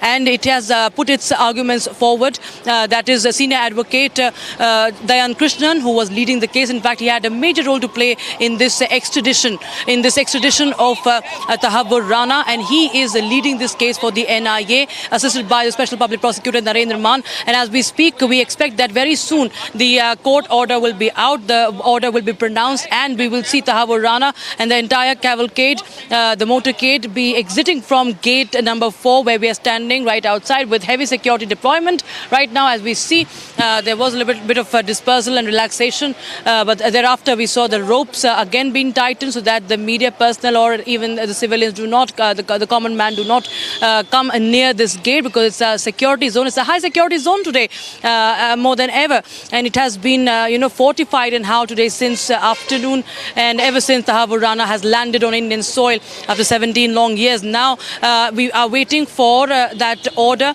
to be pronounced, and the cavalcade, Republic TV of course will be getting every bit of information first and exclusive. Republic TV leading this coverage as India gets back Tahawwur Rana and India demands justice. Well, in fact, that's the latest now coming in from the NIA court. We're expecting the order to be pronounced anytime now. The court has reserved the order. This is after the argument that was made by the National Investigation Agency after producing terrorist Tahawwur Rana. In fact, evidence that has been gathered by the National Investigation Agency over a period of time has also now been consolidated in the remand that has been presented before the court. The NIA pressing upon the fact that the custodial interrogation of Rana becomes extremely crucial to take forward the investigation, which both the agencies, the National Investigation Agency as well as the Mumbai police, largely said was incomplete, given the fact that the only person that they could take into custody was Ajmal Kasab. And thereafter, from the interrogation of Ajmal Kasab, the Mumbai police at that point in time found out the connections that they've had with their handlers in Pakistan. Given the fact that the top military was involved in the planning of it. Not to forget, at that point in time, Parvez Musharraf, who was at the helm of affairs, and the fact that many believe that it was his command that was actually given, and thereafter this entire plan was hatched as a revenge that they wanted to carry out. In fact, some of the handlers that we're talking are part of the ISI. And the reason why this could become extremely significant, Rhythm, is that in the days to come, Pakistan's role becomes extremely important here. And one of the reasons why today, when you had the Pakistan Foreign Ministry carrying out a press briefing, that in itself was a big giveaway that Pakistan appears to be completely rattled with the extradition, because they certainly did not foresee a situation where Tahawwur Rana would be in the custody of the Indian investigators. And they've tried to stonewall this in the past, particularly when he was almost going to go scot-free. And that point in time, Indian investigative agencies did actually step in. And this was, of course, thereafter taken forward by Prime Minister Modi in his multiple visits that he has made to US. And of course, the National Security Advisor playing a pivotal role, Rhythm, in ensuring that Rana is brought back to India. Absolutely, and I think it's very critical to understand. In fact, I want Akhil to also come in. Akhil, at the NIA headquarters, they both also got in touch. Rana and Headley also got in touch with Ilyas Kashmiri, a former Pakistani military officer who turned Islamic terrorist commander. Kashmiri had become a notable figure in the global terrorism, and he had ties with Al-Qaeda and Lashkar-e-Toiba. He was also the leader of Huji, a Pakistan-based terrorist group that was known for involvement in various military activities. Today, the NIA statement that has come out also says Tahawwur Rana's links with both Huji and the LET need to be explained in great detail. It's extremely clear then that this is exactly what the NIA lawyers have told the courtroom today. The judgment is going to be out anytime. From outside the NIA headquarters, what more details are you picking up at 12:17 a.m. midnight? A good morning to you, Akhil. A very warm good morning to you, Rhythm, and to the entire team of Republic TV and to our viewers. See, if you see, I was speaking to a senior source in the NIA this very afternoon, and while speaking to me, he has said, when I asked him this question, that is the interrogation going to begin tonight? He was completely mum on this initially when I basically requested him over and over again. Then I got a very a small answer in that direction. He said 16-hour long flight from LA to the national capital is long enough to complete a questionnaire. So this was his answer on a lighter note. So if you see, NIA is completely fully prepared at this point in time to question Tahawwur Rana. Apart from that, to the question, the part which you asked about the Huji. So if you see, at this point in time, the Huji's leader, who has been identified as Ilyas Kashmiri. Ilyas Kashmiri's unit has been active for a very long time. Its history goes back to the Soviet war, Afghan-Soviet war in 1989. Since then, this unit has been active. And what according to our NIA sources, the Lashkar-e-Taiba is equally significant of this Huji organization, because if you just go, because in media circle what we have been knowing that the Lashkar-e-Taiba is the key conspirator, it's the only organization which is behind this nefarious plan. But if you see, Ilyas Kashmiri has also played a very significant role in this very connection, because if you see the entire movement of this Huji organization, the Tahrik Huji organization has moved from this very point towards the Kashmir region, because their main agenda is to free Kashmir, to basically alienate Muslims from the Kashmirs, because they run on this radical Islamist mindset of Islamism. So at this point in time, it's very crucial to get those informations from Tahawwur Rana, because Tahawwur Rana was a one keynote person who was basically connected to all those 9 accused, 8 other accused basically, because if you just go by the NIA charge sheet, there are 9 accused. So Ilyas Kashmiri was in constantly touch with Tahawwur Rana. And apart from that, if you see, there is one more person who has been identified as a Major Abdur Rahman. Major Abdur Rahman was also the key conspirator who was basically financing David Headley at that point in time. He basically paid $25,000 at that point in time.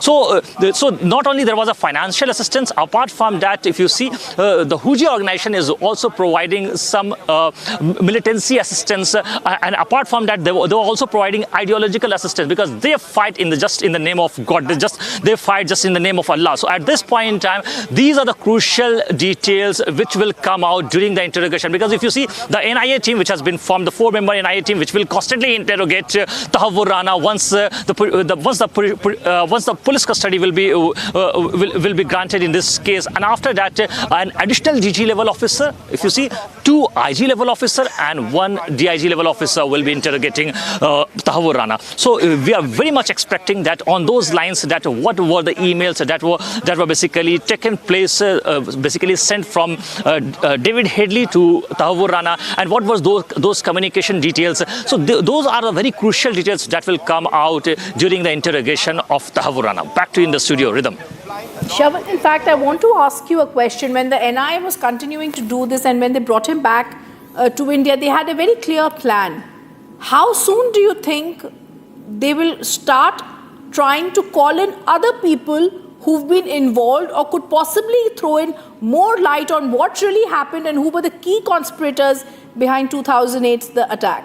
Well, Rhythm, before I answer that question, I found extremely interesting when Akhil pointed out his conversation with the NIA source, and it's typical of the NIA to come up with a very cryptic answer, but a big answer that he's actually given, that 16 hours, long enough time to finish the questioning. Now, perhaps you get the full picture as to why there was a change in the plan. And just to put this into perspective, because the initial plan, Rhythm, was very different.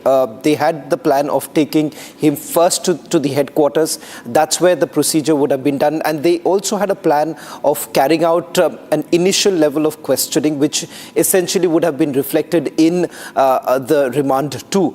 And that, I think so, Akhil's source has been able to confirm that it wasn't required, and that is the reason why, if you see, just put the join the dots, you already had the legal team reaching the court much earlier, and this was in tandem while he was at Palam Air Base.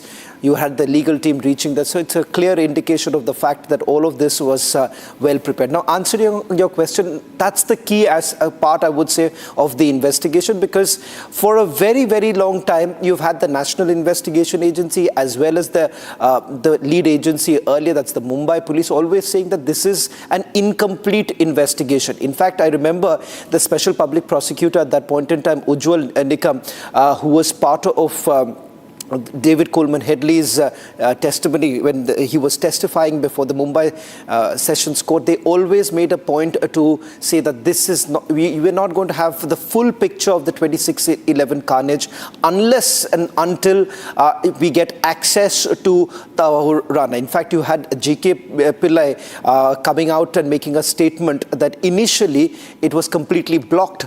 They had no access to Rana when he was first arrested. In fact, perhaps that's the lacuna in this entire investigation that was being carried out during the UPA regime.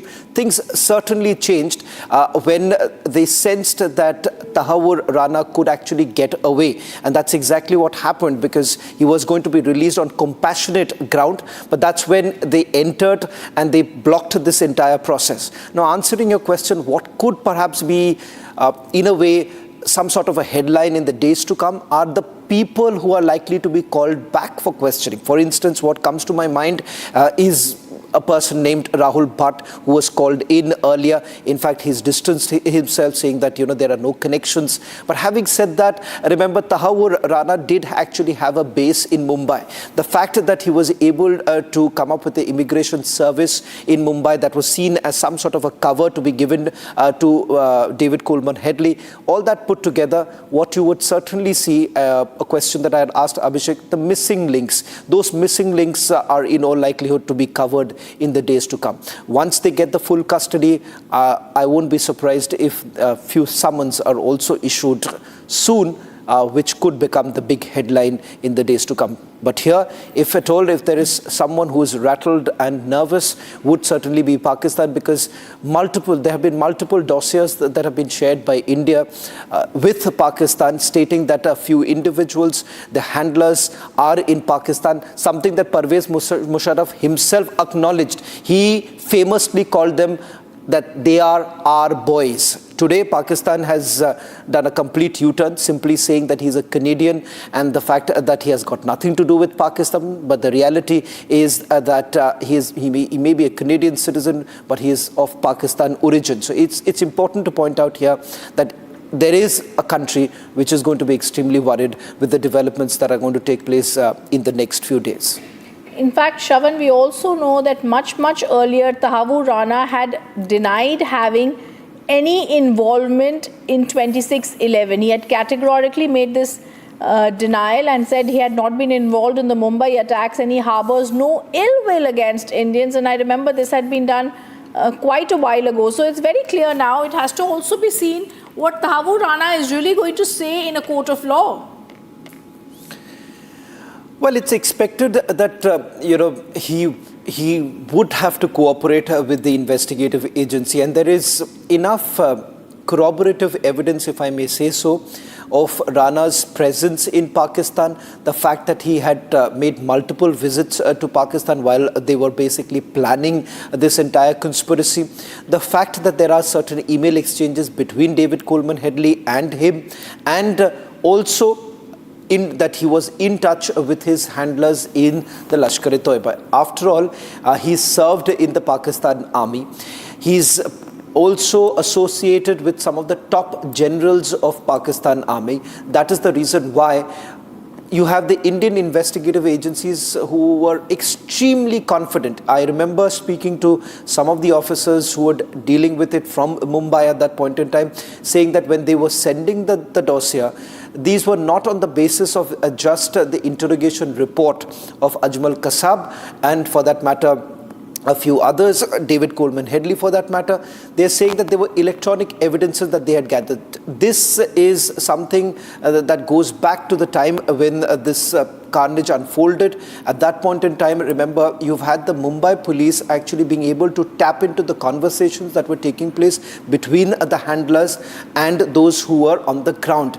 In fact, they were able to map in the satellite communications that was mapped very well, and all of that was taken into consideration. In fact, you've had the former Mumbai Police Commissioner Rakesh Maria presenting this in his own book, where he has basically detailed the fact that they were able to identify the handlers.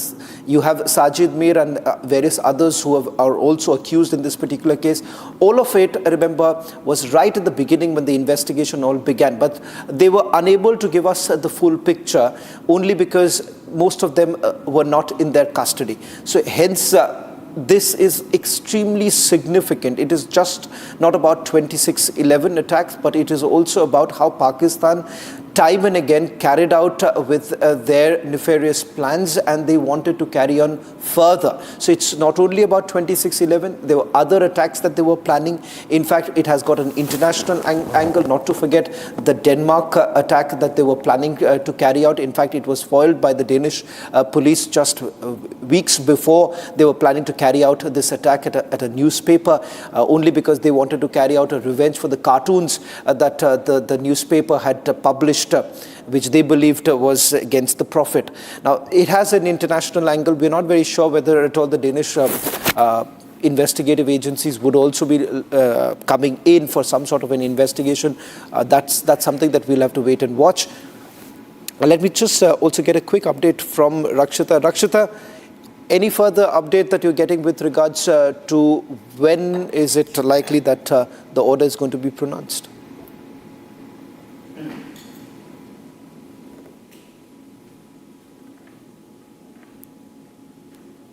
Concrete evidence that we made, but yes, there was movement right at the time when we received the information on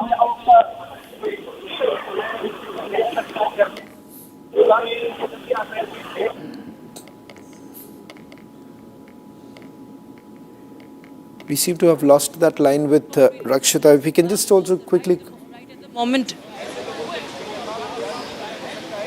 Can you hear me, Shavan? Go ahead. Right at the moment we learnt about the order was reserved. We saw there was movement, and one of the ropes were put down. We expected that there will be vehicular movement, and as we speak, we do see some security officials inside as well and outside right now. But we do not know exactly when will the order will be pronounced. But yes, we do understand that this will be the gate from which Tahawwur Rana will be exiting after lengthy arguments and very strong arguments that have been put up by the NIA at the Patiala House, at the NIA court before Justice Chandrajit Singh. We understand that there will be, of course, the custody that will be granted to the NIA, and that's where my colleague Akil Jamil is right now. The NIA headquarters are fully prepped up and secured so that the man Tahawwur Rana can be lodged in there.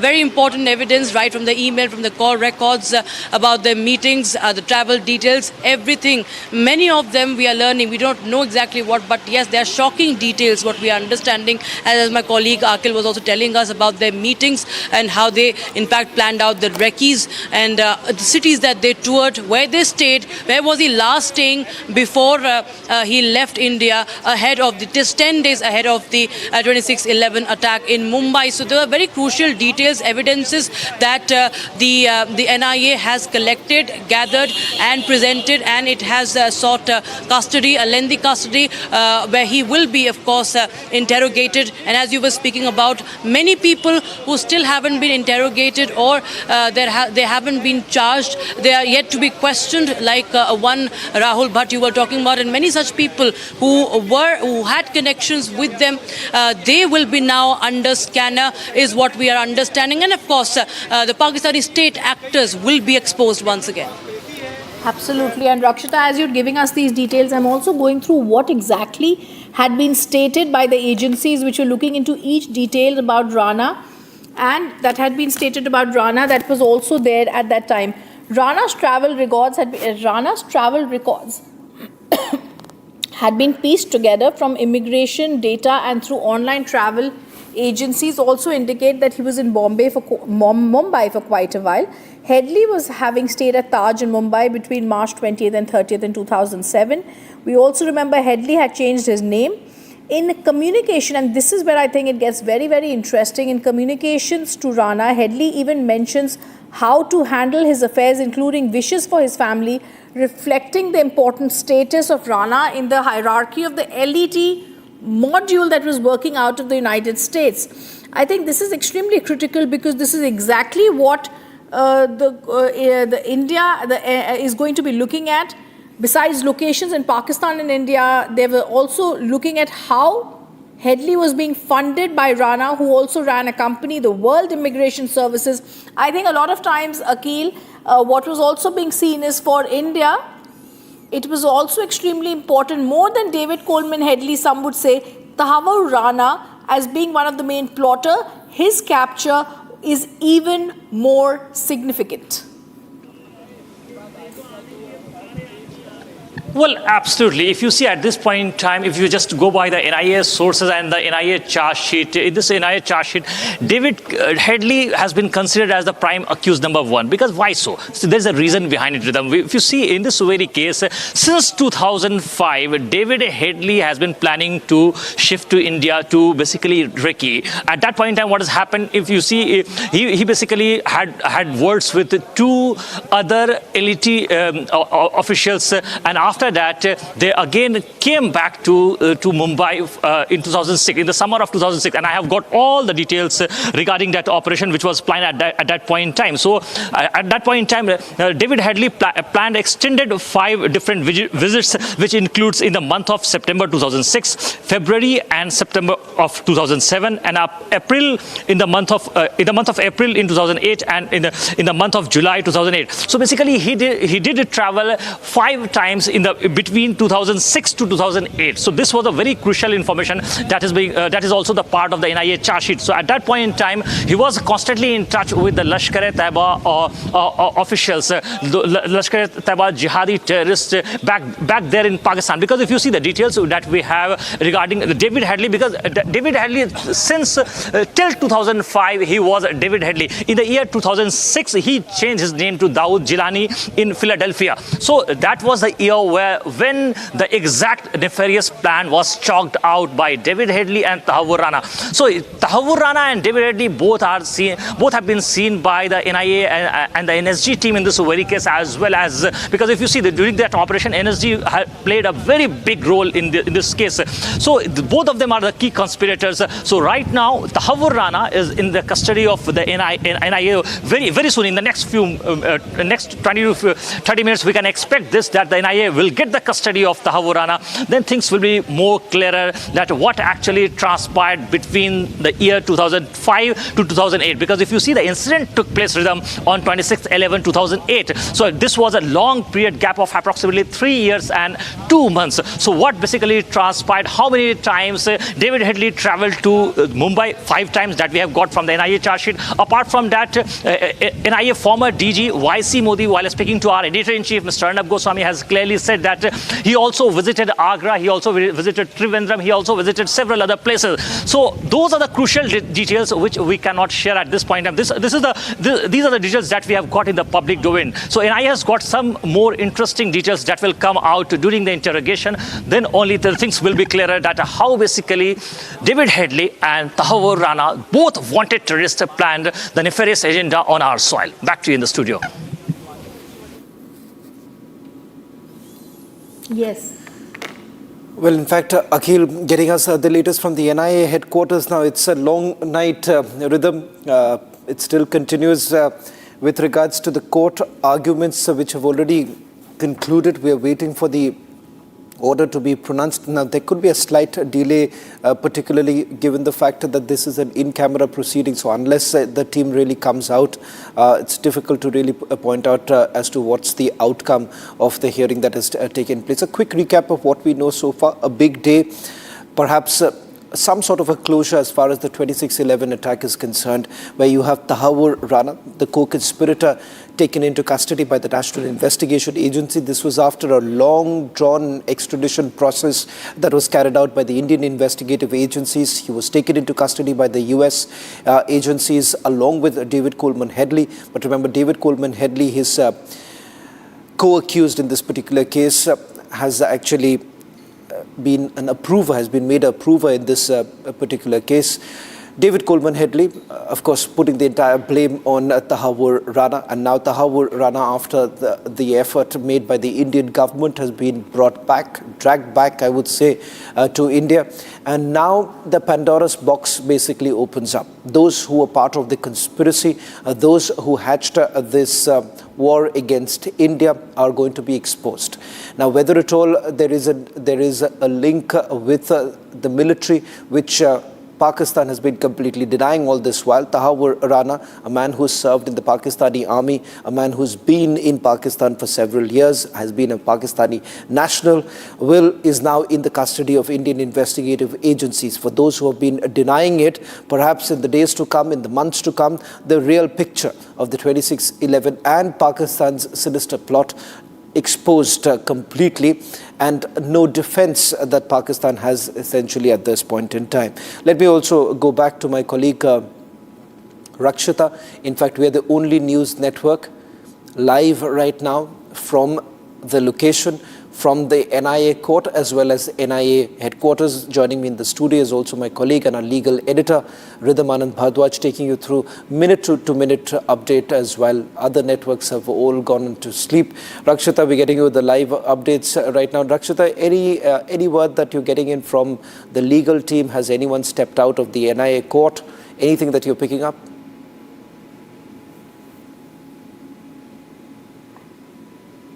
I think there is some movement to where Rakshita is.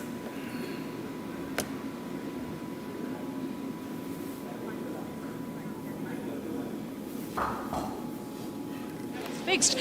We saw some police personnel coming inside and outside, exiting and entering the Patiala house gate number 4. But there is no official movement right now. We do not see any car or part of the motorcade coming outside this complex. But yes, we understand that it could be 20 to, if you talk about the bus that is on, it could be 20 to 25 minutes that we will have the court's order that has been reserved. So the court order, we'll have to wait a little more.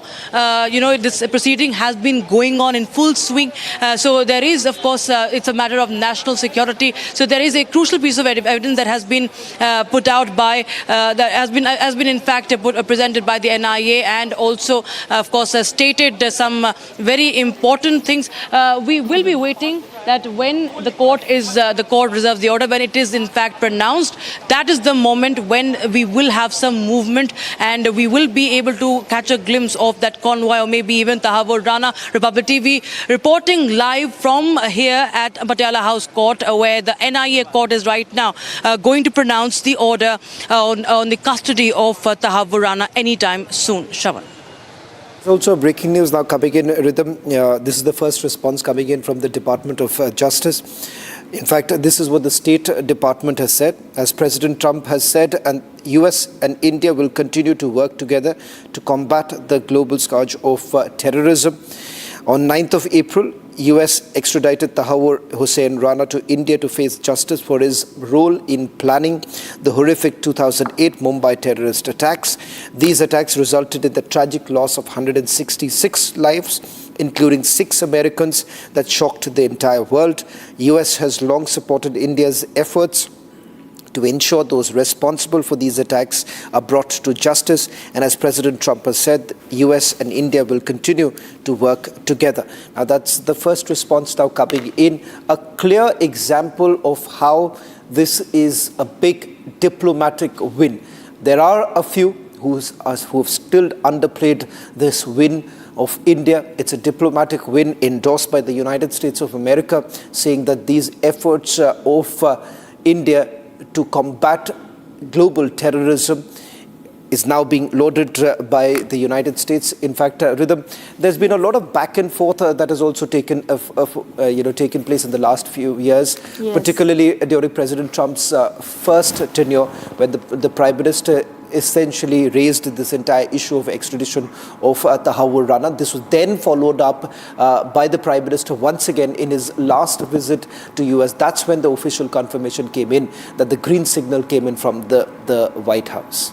Oh yes, absolutely. I think it's time that, even as this extradition has happened and we're seeing that this custody has been demanded, We're going to play out that reaction, Shavan, like you were telling us. There was multiple legal proceedings in the United States that were taken on by India, by the NIA, the joint team that was there presenting India before the US courts. Like we said, the real case, the breakthrough happened in 2023 when the extradition proceedings and the double jeopardy argument that had been put forward by Dhyan Krishnan was not accepted by the US court, after which even his appeal was rejected in August 2023. It's in 2024 once again another appeal was done in a district court in the appellate court that also was rejected, and finally his review petition that had been filed on the 4th of April before the US Supreme Court was also rejected. That was the final nail in the coffin, and as US President Donald Trump said, very evil people are going back to India to face justice in India. On those same lines, like you were telling us, the US spokesperson is now coming out. The first response from from US. Okay, we're getting you that breaking news right here. We're going to publish that. US State Department spokesperson Tammy Bruce has now said on April 9, the United States extradited Tahawwur Rana to India to face justice for his role in planning the horrific 2008 Mumbai terrorist attack. Shavan. Well, in fact, we're going to play out the soundbite of the US State Department spokesperson putting out the details of it. Let's hear them out.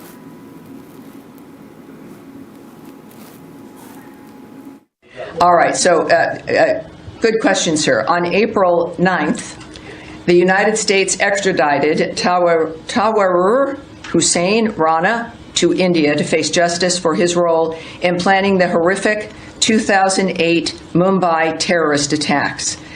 Some people watching may not remember these, but I encourage you to look them up and to find out exactly how horrible this was and the importance of this situation today. These attacks resulted in the tragic loss of 166 lives, including 6 Americans, that shocked the entire world. The United States has long supported India's efforts to ensure those responsible for these attacks are brought to justice. And as President Trump has said, the United States and India will continue to work together to combat the global scourge of terrorism.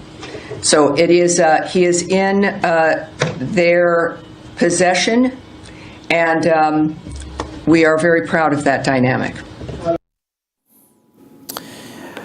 Well, in fact, these are the latest images coming in. Let me just also get a quick check from Rakshita as well as Akhil, who are joining us on this broadcast. Also, Akhil, any more details you are picking up? Interestingly, did your source reveal any further details?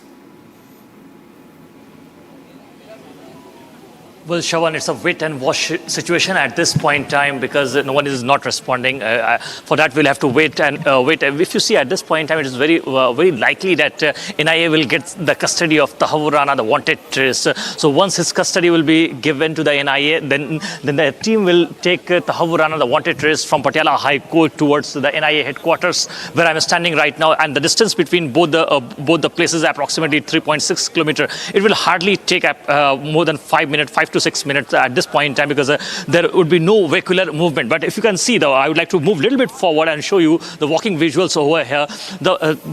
Towards my left, you can see this. This is the side of the Lodi Road side. From this Lodi Road side, at the intersection point from the T point, it is very much expected that the team will arrive from this very point. So it's going to be very crucial time for the entire NIA team, because the NIA team has been fighting this case for the last 16 years. Because if you see, the entire inception of NIA has came into existence after 2008. That is of 26/11 attack. So it's going to be very crucial this time again, because once that person, that wanted terrorist, that dreaded terrorist, will be brought back over here, then the interrogation will come out in the foray, and during that interrogation, the details will also come out that how basically Tahawwur Rana, in collaboration, in association with David Headley planned the entire thing. Because if you see, David Headley has been a part of the Lashkar-e-Taiba since 2002. Because if you see, in the year 2002, he joined Lashkar-e-Taiba in the month of March, and he basically got into two different courses in the year 2002. And in the subsequent year, if you see, he again visited Pakistan in 2003, and at that point in time, he did 3 different courses of the LET. So he was a regular visitor of Pakistan. So these are the details which were basically the part of the NIA complete charge sheet. If you'll just go by the 53-page NIA charge sheet, these are the details which were shared by the NIA. So at this point in time, there are more details which are going to be come out in the foray by the once the NIA will start interrogating this dreaded gangster, this dreaded war criminal, this dreaded person who basically did a massacre, a mass massacre in which 166 lives have been lost on the streets and on the roads of the Mumbai, in the heart of the Mumbai. So at this point in time, this is a very crucial moment for everyone, for each Indian, to wait and watch. Because if you see, at this point in time, we are just waiting that from the court, from the Patiala House Court, because the order has already been reserved by the judge. So once the order will be pronounced, after that, Tahawwur Rana will be brought in over here at the NIA headquarters. Back to you in the studio, Shavan. Let's also get in a quick word from Rakshita, who's joining us from the NIA court. Rakshita, all eyes currently on the NIA court right now. Is there anything that you're hearing from them? No, everybody is actually just waiting for that order to be pronounced, and everybody, of course, is way past midnight, and the gates, whenever they open, of course, there is expectation that there might be some more movement of the officials. However, we do know that once we get the information from inside the court, as my colleague Akhil is also tracking what the court order is going to be pronounced as. Once it is pronounced, we will expect that the security will be on alert here, and all the media personnel will be moved from the pathway, will be moved from the path over here at gate number 4. So right now we just see that some movement of police personnel, as we are showing you through our cameras. There is police personnel deployment. There is police personnel being deployed outside and inside, and there is only movement of the Delhi police that we are witnessing right now. And of course, we will be tracking the moment we get the news of the court order, the custody, and of course the first visuals will be on Republic TV of the Tahawwur Rana being taken outside from the court to the NIA headquarters. Well, in fact, our colleagues Rakshita as well as Akhil getting us the live updates from the NIA headquarters as well as the NIA court. Rhythm, is there any, do you believe that there is, this is perhaps expected, or is there anything that can be understood from the delay that we are really looking at right now? Shavan, it's actually not a delay. I think the proceedings ended a short while ago, and judges, when they write their judgment, take some time to definitely put their thoughts together.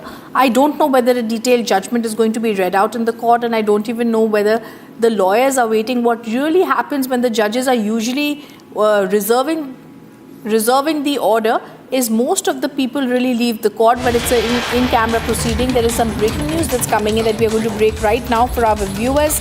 The NI court open till early hours of the morning, the wee hours of the morning, and this only happens in India. The judge's order that had been reserved is going to be out any time now. Several times we see midnight court hearings, and today we are seeing one such example of the beauty of India's judiciary, that the NI court is open till nearly 1 a.m.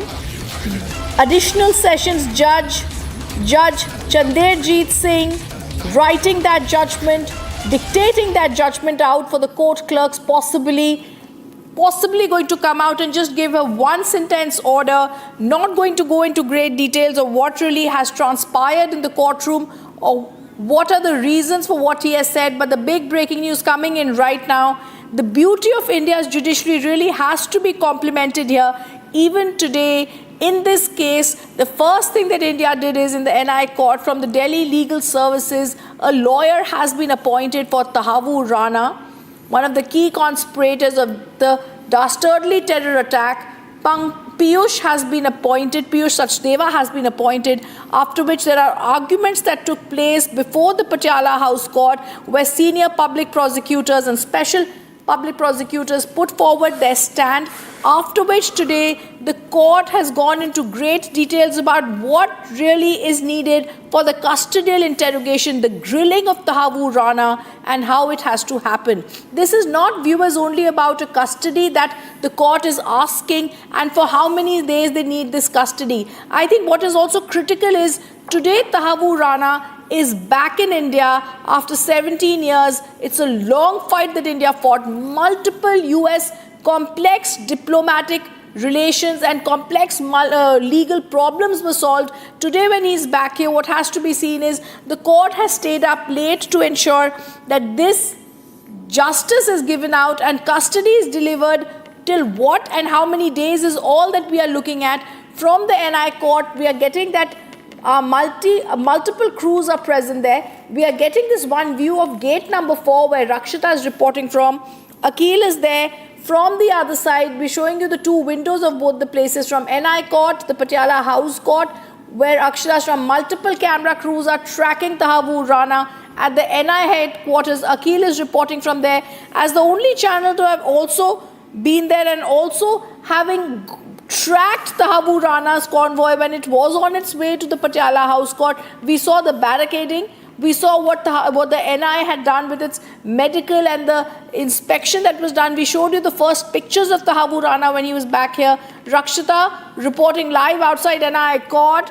A bit earlier, Rakshita, we wished Akil a good morning, a very good morning to you also. You're looking as bright as always, Rakshita.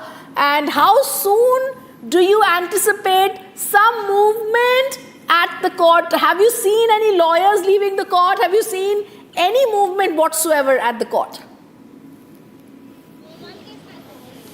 No, not really. In fact, everybody is anticipating the moment this gate opens up. We do expect that there will be some movement and there will be some hope of some news coming in. But no, not yet. We only see the police personnel moving here and, of course, ensuring the security of this entire place. As you can see, this entire, the ropes have been put down. So we were expecting that any time, right after the court order was reserved, it will be pronounced in Jivi. We were expecting, since we are here since morning, and then we will see the cavalcade coming out. But that hasn't happened. And yes, as you were talking about the court proceedings and the judges working till, and all the lawyers working till the wee hours, yes, that is happening. You're talking about the beauty of Indian judiciary. Yes, we have seen, Yaqub Memon case or the Nithari case or the Nirbhaya case, the Supreme Court. This is the Patiala, this is the NIA court, of course, but the Supreme Court has also, in many rare occasions, held such midnight hearings that have gone up till the wee hours. We've seen 3 a.m. proceedings starting in Yaqub Memon case. So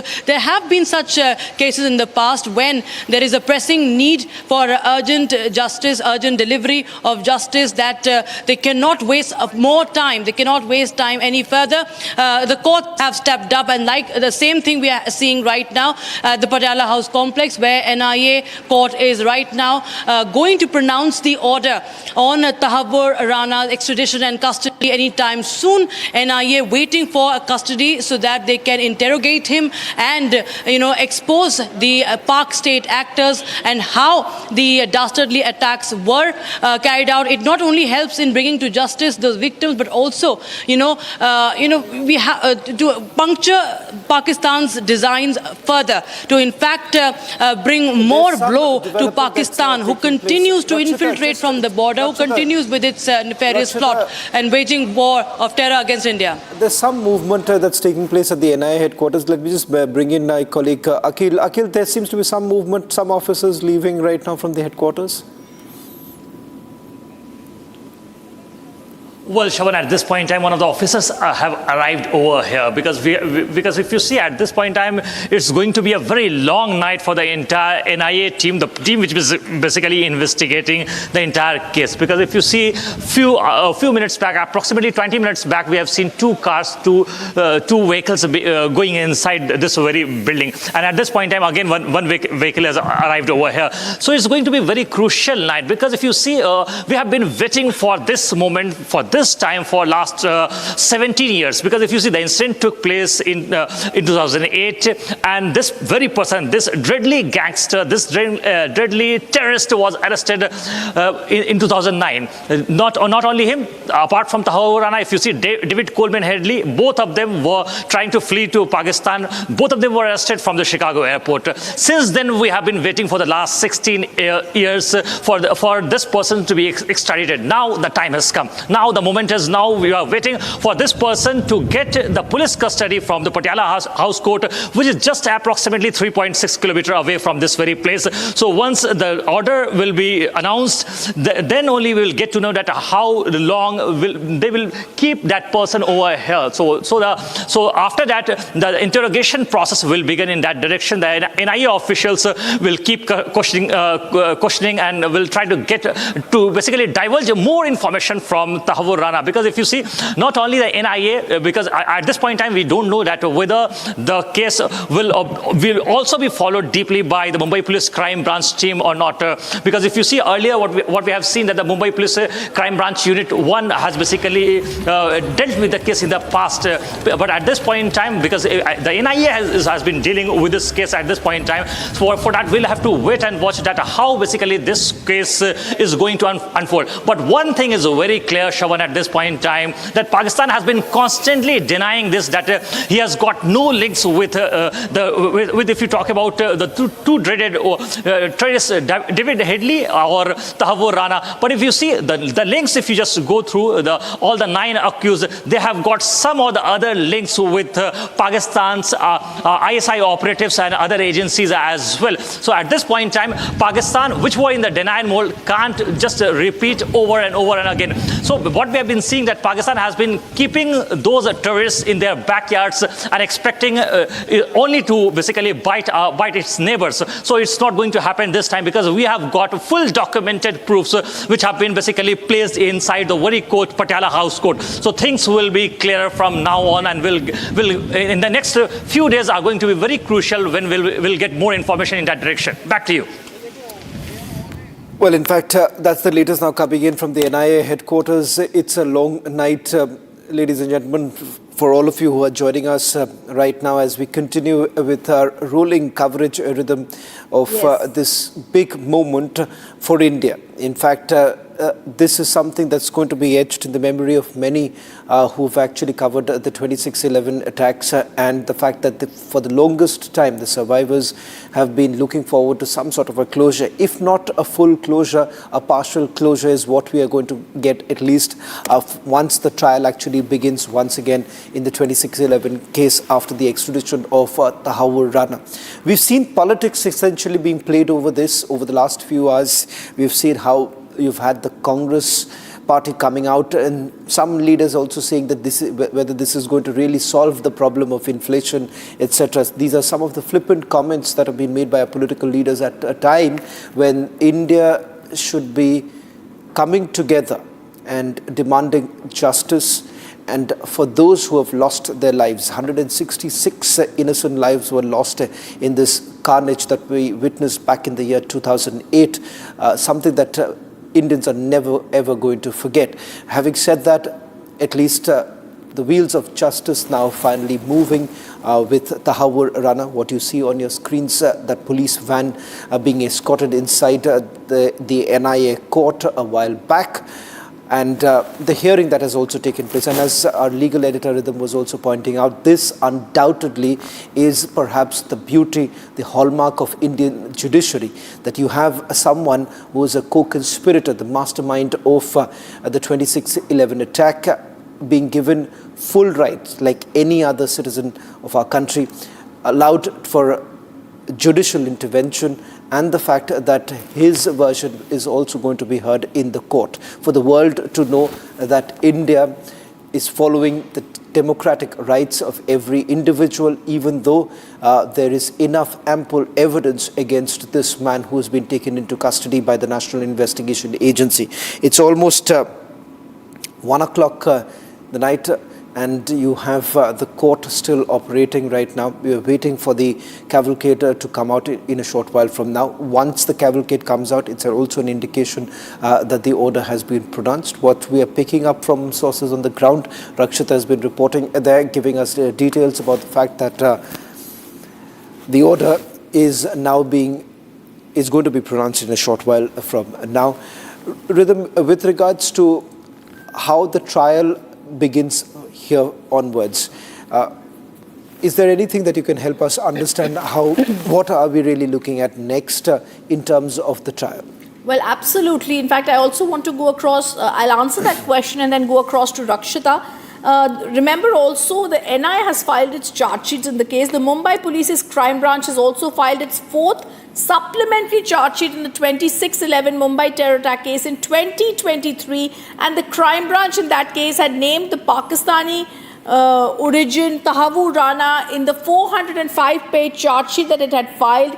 They accused him of being the ISI operative and also the Lashkar-e-Toiba operative, and that becomes so crucial because in this charge sheet, and I think it also is very important to mention that this is the time that India was trying to also get his extradition back.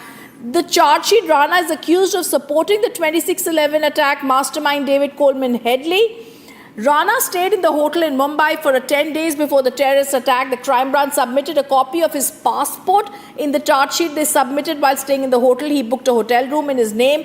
The hotel stay and other evidence has also been given, and the police got it. They received it and they put it as a part of the charge sheet. He's currently, at that time, he was earlier lodged in the US jail. But now that he's brought back, Rakshita, I want to come back to you. We're still waiting. Let's tell our viewer, give us the latest update on what's been happening at the Patiala House Court, Rakshita, in the last couple of hours. Well, of course, and it was a lot of action-packed, scenario here. We saw how after Republic TV followed the entire convoy, we saw that finally Tahawwur Rana was brought in right from this gate that we're standing outside, gate number 4, Patiala House Complex, and the SWAT team, the ambulance, and the 3rd Battalion vehicle of the Delhi Police that was likely to be carrying Tahawwur Rana had entered from this gate, and thereafter. We saw just within minutes we got the news of the judge being the hearing being kick-started, and the senior advocate Mr. Narayan was starting the arguments for NIA. Mr. Dayan Krishnan, I beg your pardon, and of course special public prosecutor also present here, Mr. Narendra Man, and Chandrajit Singh is the NIA judge who has of course reserved the order in this case. As talking about the lawyer for Tahawwur Rana, as per Indian law, he has the right to have an advocate for himself. So it was Advocate Piyush Sachdeva who was representing him, and now we are waiting for the court order to be pronounced. NIA had in fact presented a lot of evidence, clinching evidence, the emails, the call records, the travel details, and of course the meeting that took place before this attack was carried out between Tahawwur Rana and David Headley. That there was a very big conspiracy, that it was a very full-fledged plan that they have now accessed details about, and they have proof. That is an important thing here. Proof, the evidence is the operative part here, and that NIA, it has helped it get the extradition of Tahawwur Rana from US and now here on Indian soil. The NIA is once again in full swing, leaving no stone unturned, making a watertight case to keep Tahawwur Rana in custody,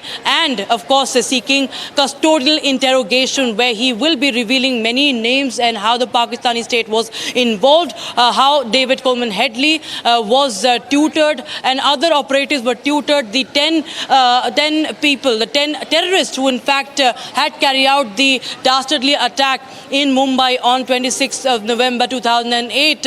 How were they trained? Where were they trained? Who funded them? Where was the financial support coming from? Where was the logistical support coming from? Who were the people on Indian soil who were facilitating this? That is also very important. Many of those people will also be questioned, and their whereabouts are certain, their role is certain. them, they will be under lens now, even more. That will be magnified. So that is very important, and all that will be done in the next course once we get to know the number of days that the NIA will be getting the custody. And yes, we do understand that the procedure for interrogation will be kick-starting very, very soon.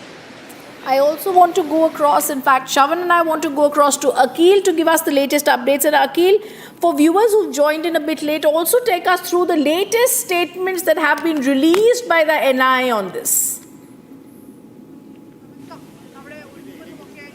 Well, Shavan and Rhythm, if you see at this point in time, we are eagerly waiting for the order. The order copy, once it will be announced that how many days of police custody being granted to Tahawwur Rana, to the dreaded war criminal, to the dreaded person who basically committed that crime in which 166 lives have been lost and over 280 people have got injured. So at this point in time, it's a very crucial time for everyone to wait and watch situation, because the order has already been reserved by the Patiala House Court. So at this point in time, if you see behind me, the situations over here at this very point in time, just outside the NIA headquarters, the preparations are on. The security personnel, the entire security paraphernalia of Delhi police team has basically blocked this entire very road. Apart from the Delhi police team, what we have been seeing that the paramilitary forces, different units which include the BSF team and the CRPF team is still over here,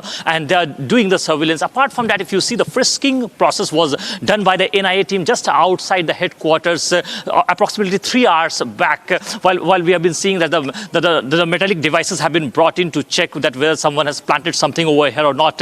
Apart from that, what we have seen that the dog squad team was also brought in over here. So so on the security front, if you see what we have been witnessing over here, that no single iota of doubt has been kept over here, because at this point in time we have been seeing that the Delhi police team, including the paramilitary forces, if you see the NIA officials have been taking a constant watch on this entire situation, on this entire stretch from the Lodi Road side towards the JLNS Stadium side. And if you see, I would like to move a little bit forward and show you the visual of this very metro station. Since morning, since 11 a.m. what we have been seeing, the gate number 2 of the JLNS Stadium was already closed for the passengers, for the travelers and the commuters. So at this point in time, we are eagerly waiting for that man, for the wanted criminal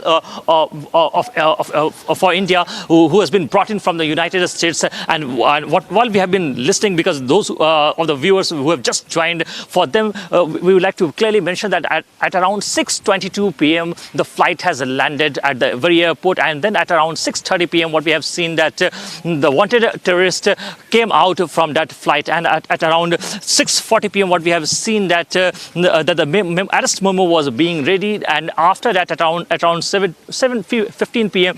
he was taken for the medical test, and after that post 9 o'clock at around 9:20 or 9:25 p.m. what we have seen that he was taken out from the airport, and then he was taken to the Patiala House Court, where still he has been kept over there. The judge has basically listened to the both sides of the argument, and the order has been reserved. So we'll have to wait and watch. Once the order will be out, then only from the Patiala House Court he will be brought in over here. At this very point in time, you can see the visuals just outside of this magnificent new building of the NIA headquarters, where he will be brought in, and where the interrogation will be done by some of the senior officials. What we're learning from our sources, that during that interrogation, it is very much expected that additional DG level individual, and apart from additional DG, if you see, two DIG level, 1 SP level individuals will be part of this entire interrogation team. Earlier, what we have seen, apart from this rhythm, if you see, the person who is a wanted terrorist has been basically arrested under several sections, which include 120B, which is of the criminal conspiracy. Apart from that, he was also basically slapped with 121A, which is about the conspiracy to wage war against the government of India. Apart from that, if you see, because in this very case, what we have seen that 166 people died. So in this very case, 30 202, which is the murder case, was also slapped against him. So this is a very crucial case because NIA has got all the things, all the documents, the legal documents over there. And what we have been seeing that apart from the IPC courts, what we have seen that the UAPA section number 16, section number 18, and section 20, those three sections of the UAPA has also been slapped on Tahawwur Rana. So these were the basically sections which have been slapped on Tahawwur Rana. So it's going to be very crucial for us to wait that what is the order which has been reserved by the court is going to be give how many days of basically police custody to the NIA, and then on the interrogation will process by the NIA team. Back to you in the studio. Well, Akhil, stay with us as we continue with our rolling coverage. We're waiting for the order to be pronounced. In fact, the hearing concluded a while back, as our legal editor was also pointing out, that perhaps it would take a little bit of time for the judge to pronounce the verdict. We're waiting for the verdict to be pronounced. And of course, this is a historic moment given the fact that you have the 2611 investigation once again gaining momentum. And of course, the links that weren't out expected that the National Investigation Agency will put the spotlight on. Let me also take you through the live images now coming in from the NIA court, because you have Tahawwur Rana, who's there in the NIA court. He was produced before the NIA court a short while back. On your screens right now, these were the images that came in of the cavalcade actually entering the NIA court. We believe that Tahawwur Rana was actually brought in this police van that you see right now, the blue color police van being taken inside. It was a cavalcade of over 20 cars. You've had senior officials of the National Investigation Agency as well as the NSG being part of the team that brought Tahawwur Rana all the way from Los Angeles. The extradition actually took place on 9th of April. In fact, a short while back, a statement was also made by the US State Department saying that they worked very closely with India and also lauded India's efforts, particularly in combating terrorism. So this is yet another big win, a diplomatic win for India, particularly keeping in mind that this was a long-drawn battle that the Indian investigative agencies had. There was also a moment, perhaps, we have seen how India could have actually lost Tahawwur Rana when he was basically granted, he was allowed to go, let off on compassionate grounds, but within about less than 24 hours thereafter, you've had the Indian investigative agencies moving in an application of extradition, resulting in the US court thereafter once again arresting Tahawwur Rana and keeping him in custody. We're talking about 17 years of an investigation which has still been going on. Many survivors, in fact, who spoke to us over the last 24 to 48 hours have actually now demanded that this entire legal procedure should be fast-tracked, and hoping that this is not going to be dragged for several years put together. They're looking for a closure in this. If we can also take our viewers right now through the live images coming in from the NIA court on your screens right now. That's the deployment of the Delhi police outside the NIA court. So all eyes right now as to how many days would the NIA get which would enable them to carry on the investigation. If I can just once again go back to my colleague Rakshita, who's joining us on this broadcast. Let me just check if we have Rakshita with us right now. Rakshita, any further update? Yeah.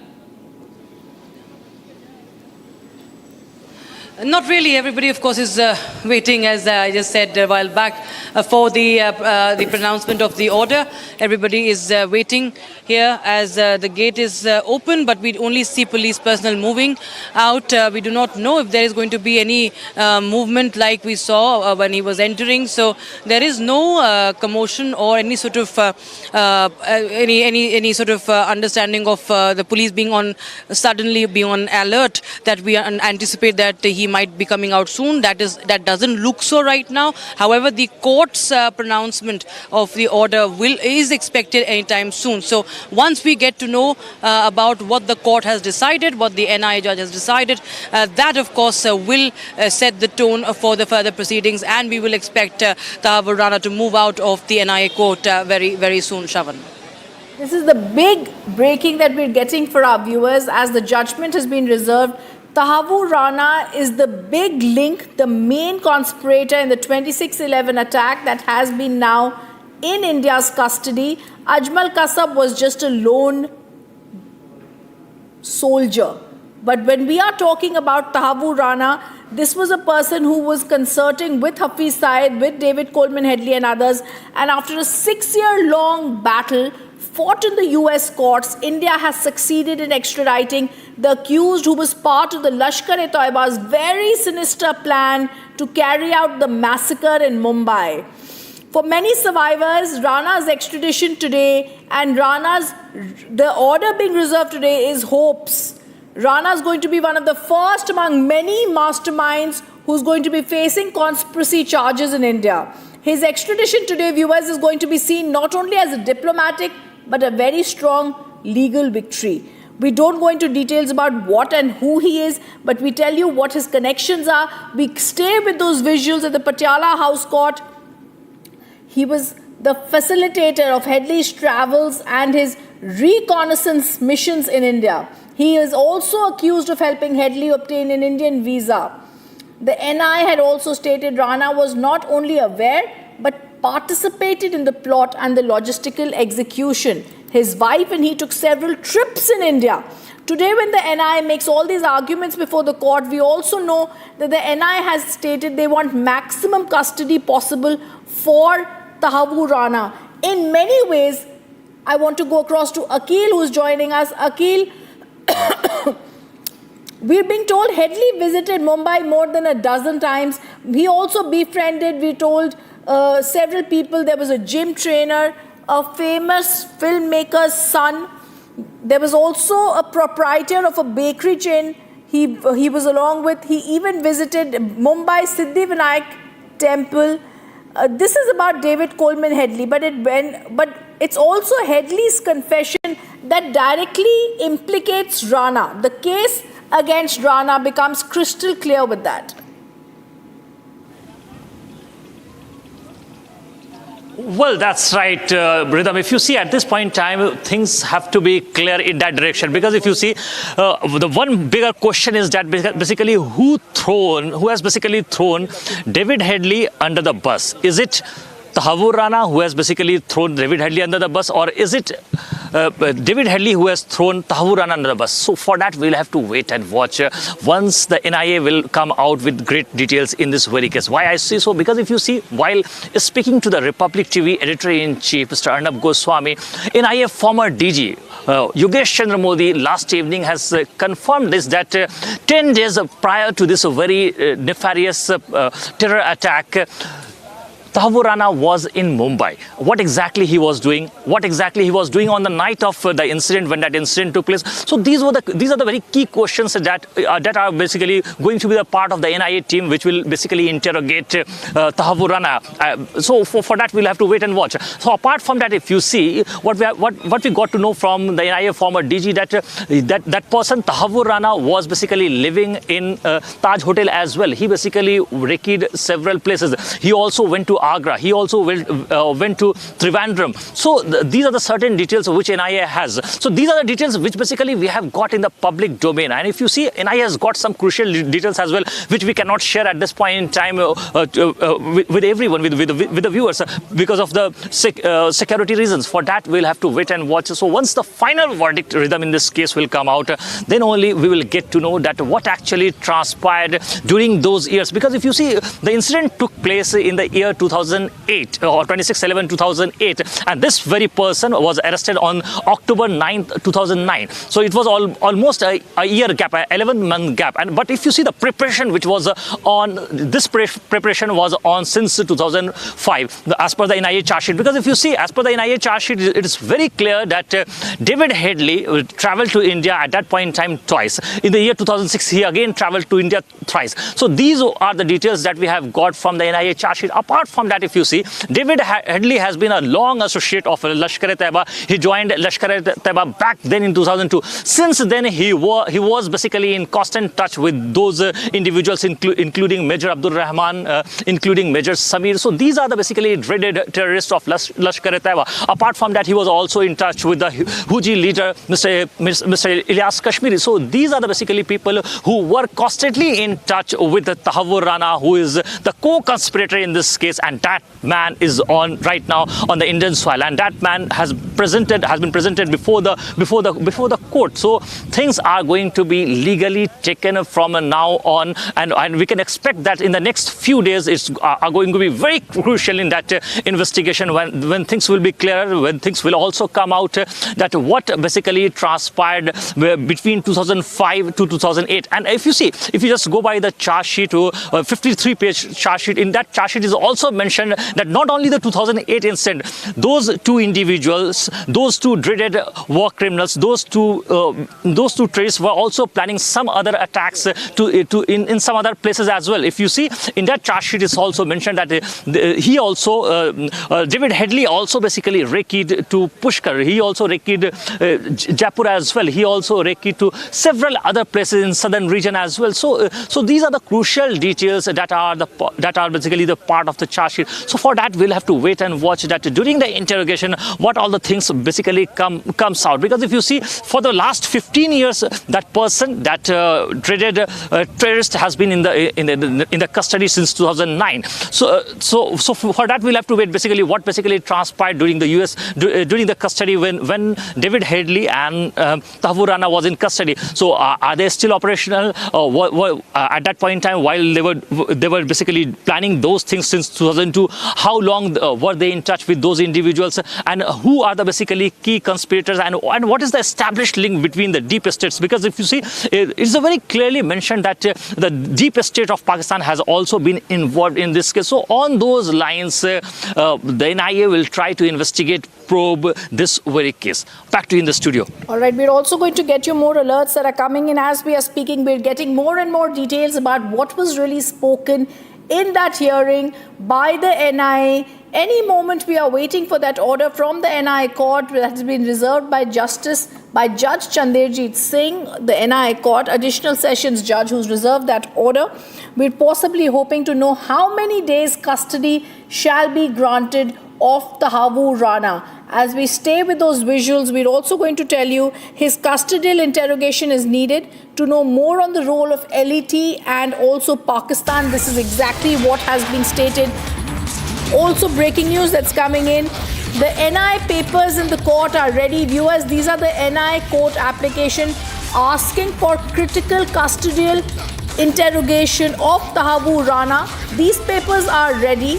And these are the papers that they're going to be asking for custody. It's 14 days custody or 20 days custody. The NI papers in the court, the application has already been prepared by the NI.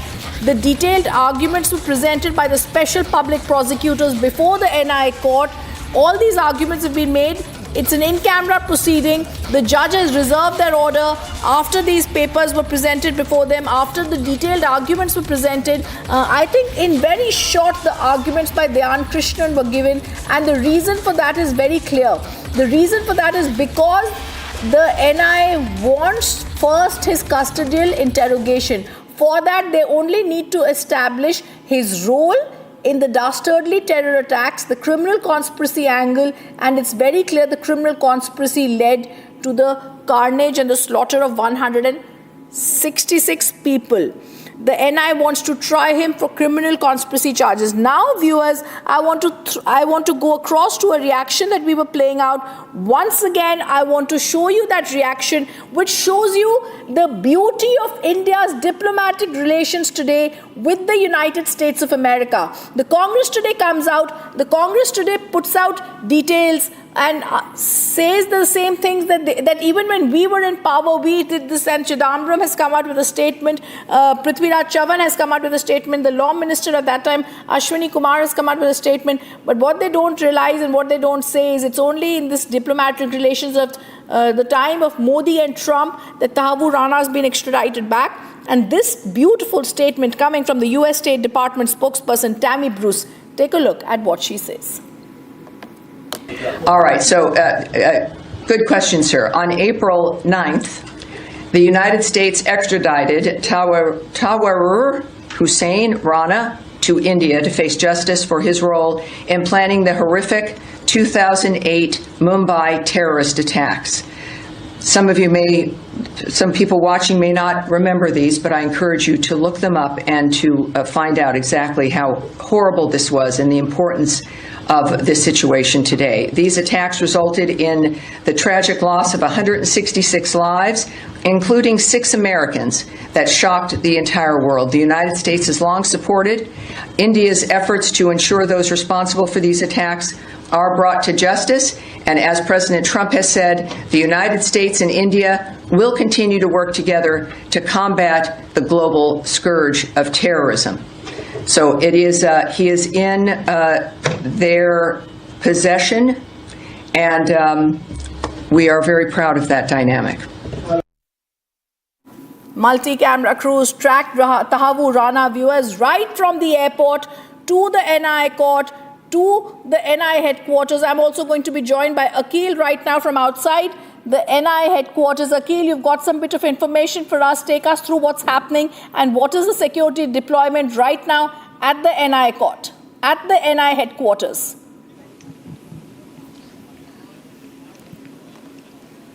Well, Rhythm, if you see at this point in time, everybody seemed to be a bit relaxed because everybody has been kept on waiting for the last 7 to 8 hours that what's the judgment that's going to be come out in this very case.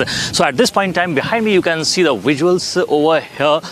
The CRPF personnel and CISF staff basically who are basically deployed at the NIA headquarters are over here. And apart from that, if you see apart from the CRPF and the CISF individuals, you see the BSF personnel are also over here. The Delhi police team is also over here. So all the preparations have been done since this morning. So at this point in time, what we are learning from our sources that once the judgment will be out in the public domain, that how many days of police custody being granted to the dreaded terrorists, and after that the team, the 3rd Battalion team, which is basically heading the convoy of that dreaded gangster, the dreaded terrorist, will be trying to bring that person over here. And after that, this very person is going to be kept for the next, we don't know as of now that how many days of police custody being granted. So if he's going to get at least 14 days of police custody, then for the next 14 days, we can expect that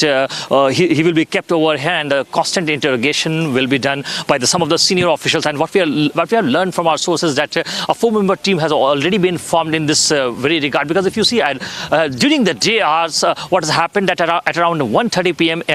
NIA DG Sadanand Datte has also convened a meeting. In that meeting, there were some senior officials that were also part of that meeting, and that meeting almost went for approximately 1 hour 30 minutes. And after that, we have shown this to our public audience as well, when the NIA DG's vehicle just came out and went somewhere. So we exactly don't know that after that meeting he went to the MHA or somewhere else, or he went to the NSG office. So where exactly he went from this very place, that we don't know as of now.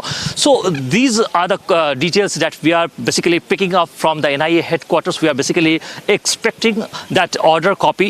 So once that order copy will come out in with that detail, that how many days of police custody being granted to that criminal, that terrorist. So once the things will be clearer, then from here on we can expect that the things will grow in a more coarse way, because at the global stage, if you see, Rhythm, what we have been seeing, that Pakistan has already been isolated on the front of terrorism, because on a single voice, on a single note, Prime Minister Modi has been over and over reiterating that terror and talks cannot go together. And we have been seeing this, we have been witnessing this, that Pakistan has been seen as a global exporter of terrorism, because not only in Pakistan, because if you see, there have been several instances of terrorism which has been reported across several countries, and in which what we have seen, that there was several links of some of those terrorists which have back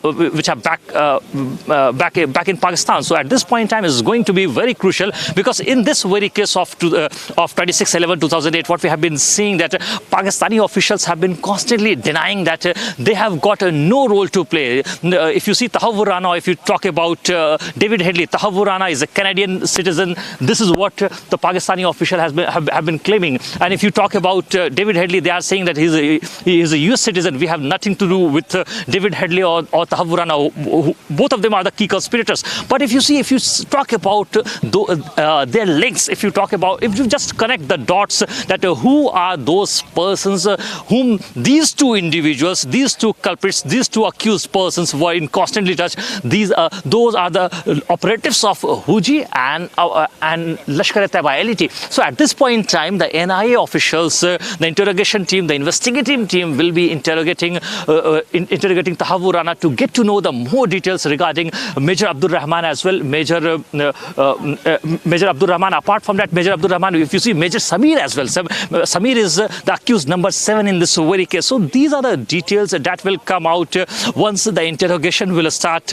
Then only we'll get to know that what basically transpired and what are the details that Tahawwur Rana has been keeping in his mind for a very long time. And was there any larger plan as well? Because if you just go by the NIA charge sheet, we have got some details from the NIA charge sheet as well, that not only the 26/11 was the target. Apart from 26/11, there were also certain other regions that was a part of that of the larger plan. Because if you see that organization, the LET has got a larger motive.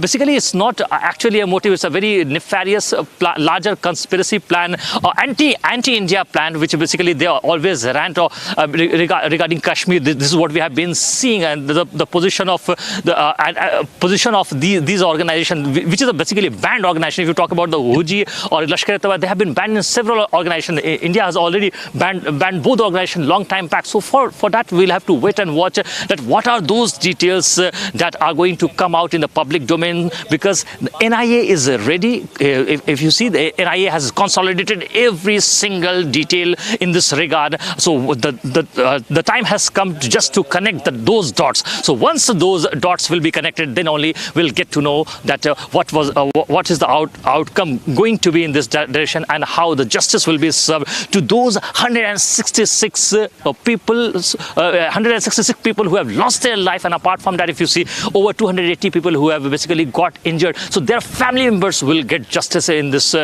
very case, and we have been waiting for this for the last 17 years, and we'll have to wait and watch that how long it's going to take from now on. But it's very sure, it's moving in a very positive direction, that in the coming days we can expect a greater outcome by the NIA team and the other central agencies. Back to you in the studio, Rhythm. And I want to just go across to one bit of information that we've picked up. Shavan, if you can actually look at the NI statement also that had come in, it's very clear that this was a multiple team that actually operated together, multiple teams joint operation. This was a joint operation by officers of the NIA, the RAW, Mumbai police, the MEA, the MHA, and all of them worked together for this extradition. So even before the legal proceedings started, Shavan, this was multiple security agencies working together with one aim. Well, in fact, if you see how it all started, the case was initially being investigated by the Mumbai police, but having said that, it had international connections, and that's where RAW basically steps in. And this is a collaborative effort that was carried out by almost every possible agency, inputs really coming in from each one of them. In fact, you've had the IB essentially working in with regards to the local inputs that were coming in, particularly with the movement of David Headley. Remember, these are information that was actually provided by the Intelligence Bureau to the Mumbai police, and that's how they were able to piece together the movement that we're talking about, starting from 2005. And even after that, even after the attacks took place, Tahawwur Rana's presence in India, these are aspects that were actually picked up by the multiple agencies that have been working together.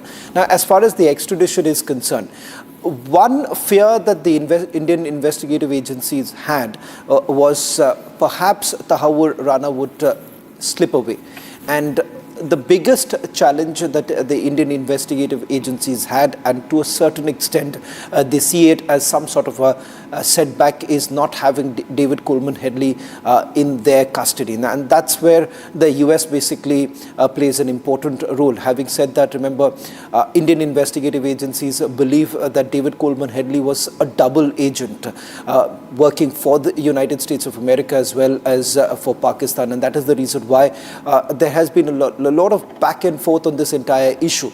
As far as Tahawwur Rana is concerned, remember when they had this information that he could actually slip away, that's when you've had the Indian investigative agency stepping up their investigation and providing it before the US court, convincing the US court that it was a crime that was also that's seen as a crime even before the US laws, and they were able to convince them at least on 9 counts, as I pointed out earlier. Also, if you look at the US Supreme Court order, it's quite clear that because of the multiple agencies coming together, putting together the full picture, that this was not a terrorist attack unleashed just on India, but this was global terrorism. At the end of the day, 166 people were killed, which also included foreign nationals. That is one of the reasons why you look at the kind of response that came in even from Israel. Earlier today, you've had the Israel envoy to India, Reuven, putting out the statement that Indian government should be lauded for the efforts that they have made to combat terrorism. At the end of the day, this is a fight for all countries who have spoken against Pakistan's harboring terrorism, and we have seen the way Pakistan has time and again stonewalled it. These multiple agencies coming together and being able to give a full picture. India has shared the evidence with US. India has shared it with Israel. India has actually shared it with the Danish authorities also. So you have the aim of these agencies were to have a watertight case, and they wanted to make it a case that others would also come ahead and support. And that is one of the reasons why US perhaps to a certain extent was compelled to look into the kind of evidence that we've been able to gather over a long period of time. And that's the reason why today we should perhaps take a moment and celebrate the fact that we have a fantastic investigative agency which has been able to look at a transnational crime that has been committed on Indian soil.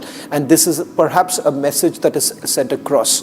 Today, with the extradition of Tahawwur Rana, we've been able to achieve what many would say unthinkable at some point in time, given the fact that there are several extradition requests that have been made to the United States of America in the past too. If I'm not wrong, there are over a dozen such extradition requests which are still pending before the United States, and that is the reason why having someone as crucial as Tahawwur Rana in our custody actually helps us to nip in the bud the very formation of these terror groups, their operations, and perhaps it's going to be even relevant today. Having said that, because we are still dealing with sponsored terrorism, Even till date, we have these terror groups operating in Pakistan. Even till today, they have the same old tactics still going on, with the Jaish being active, Lashkar-e-Toiba being active. You have the Hizbul Mujahideen that has been active, and all of it has been possible because you have the Pakistan army giving the full support to them, harboring these terrorists. Not just harboring, in fact, if you really look at it, Rhythm, the training is still being imparted to them. Today, when you have someone like Tahawwur Rana in custody, perhaps the Indian investigative agencies are well equipped to combat terrorism in Jammu and Kashmir. And it is going to be, I would say, not only a closure for 26/11, perhaps also an inroad to the future acts that are being, that are being planned by Pakistan. So it is going to be a long-term goal that the Indian investigative agencies have at this point in time. You would see a lot of other stakeholders really coming into the picture. I'm given to understand that at some point in time, the Mumbai police would also be making a move right now, because for the Mumbai police too, there are several pending cases linked to 26/11. So it opens up a Pandora's box. This operation is a classic example of how, when all agencies come together, they are able to perhaps carry out a successful operation of this nature, Rhythm. Yes, absolutely. And I think we also need to be looking at the charge sheets that have been filed in this case against him, Shravan. But I'm going to first quickly try and go across to Akil and Rakshita once again. We've been here, it's 1:41 a.m. We're trying to see whether the court order is going to be out soon. It takes some time for the court to be dictating out its order. And viewers, it's not a process that, it can be done in a hurry. This is a very high-drawn process, and we need to understand the reason and why it's taking time. Tahawwur Rana was brought to the court roughly at around 10:15 or 10:30 p.m. After which, once he goes inside, he was also told that he has his own counsel. And once that was done, his case was then argued by the senior public prosecutors. After the argument, the other side was also possibly asked for some copies of this case that was possibly provided to them. And only then did the judge, after hearing all these arguments, has reserved this order. So roughly after a hearing that possibly could have lasted for around 2 hours, it's an in-camera proceeding, so I'm speculating here, the judge has reserved the order. So it takes some time for the judge to give out a reasoned judgment. It does not come very quickly. It's not just a one-line order. The judge can possibly just come out and state that Tahawwur Rana's custody for so many dates is granted, but we have to see what is really going to happen. Anyways, it's an in-camera proceeding, so we would not know what's happening. The only real hint that we'll pick up on what's happening inside the Patiala House Court, Rakshita, is when behind you we see the cavalcade moving out. And when we see that when we see it moving towards the NIA headquarters, because one thing is for certain, Rakshita, custody shall be granted. The only thing that needs to be seen is for how many days is it granted.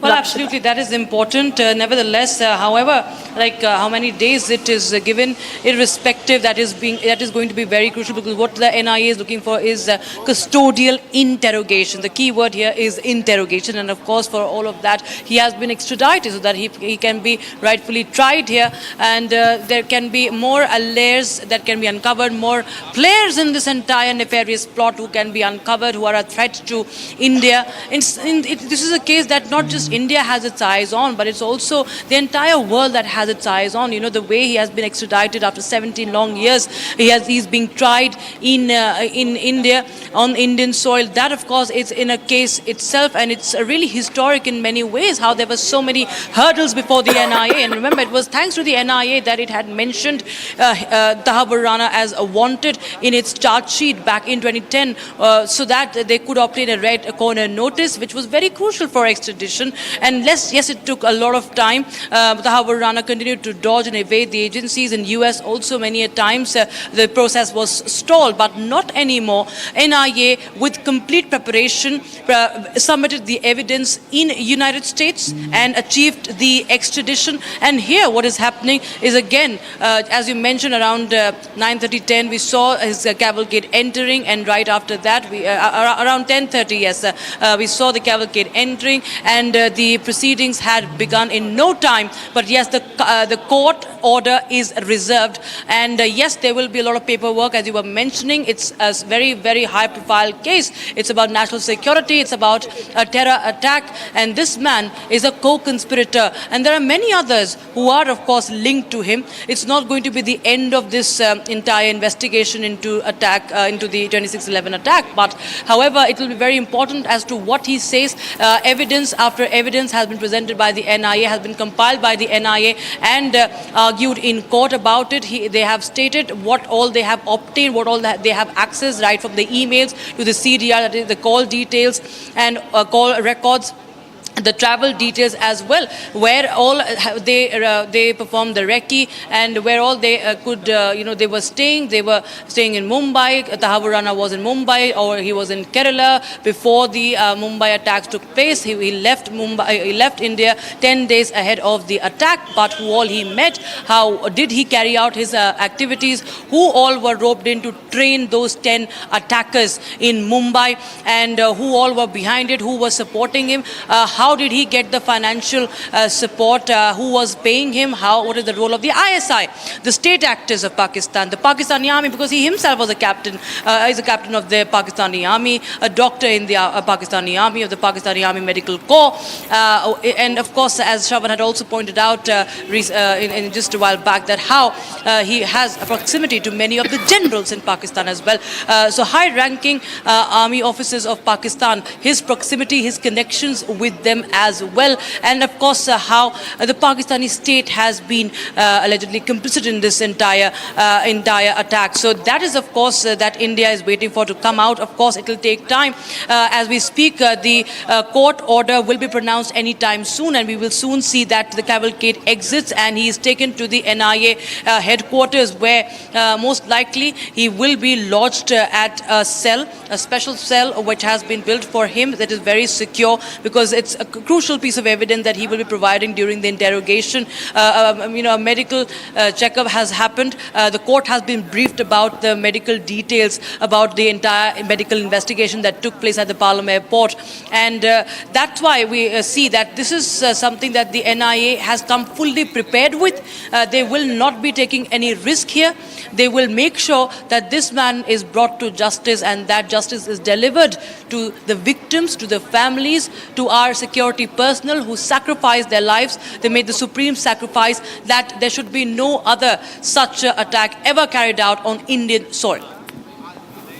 Oh yes, absolutely. And Shravan, I think this becomes very crucial because like I was just listening to reactions that are coming in, I'd also like to go across to a reaction in some time that was earlier brought in of a former top official of the NIA, Mr. Behera, who was saying that there would be different cases and charge sheets. The former Inspector General Loknath Behera, who had said that the case against Rana that was being handled by the NIA was different from what was being stated, and the charge sheet was filed was different from what had been stated by the Mumbai police. In fact, he said the NIA cases related to the conspiracy is much larger.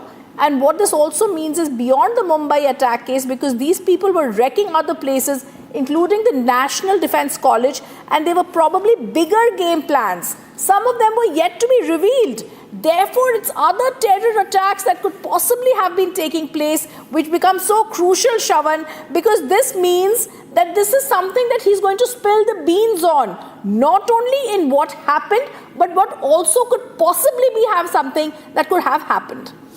Well, in fact, this is exactly what I was also pointing out a short while back. Rhythm, there are missing links.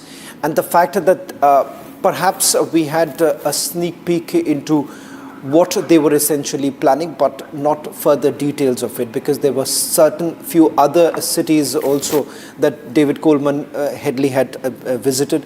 In fact, that is the reason why many would say that once Tahawwur Rana is in NIA's custody, the focus will not only be the 26/11 attack, but also the plans that they had of carrying out attacks at various other institutions. In fact, you were talking about one of the first directors or the DG of the National Investigation Agency. In fact, we spoke to him earlier in the day, and this was his first statement that he had put out.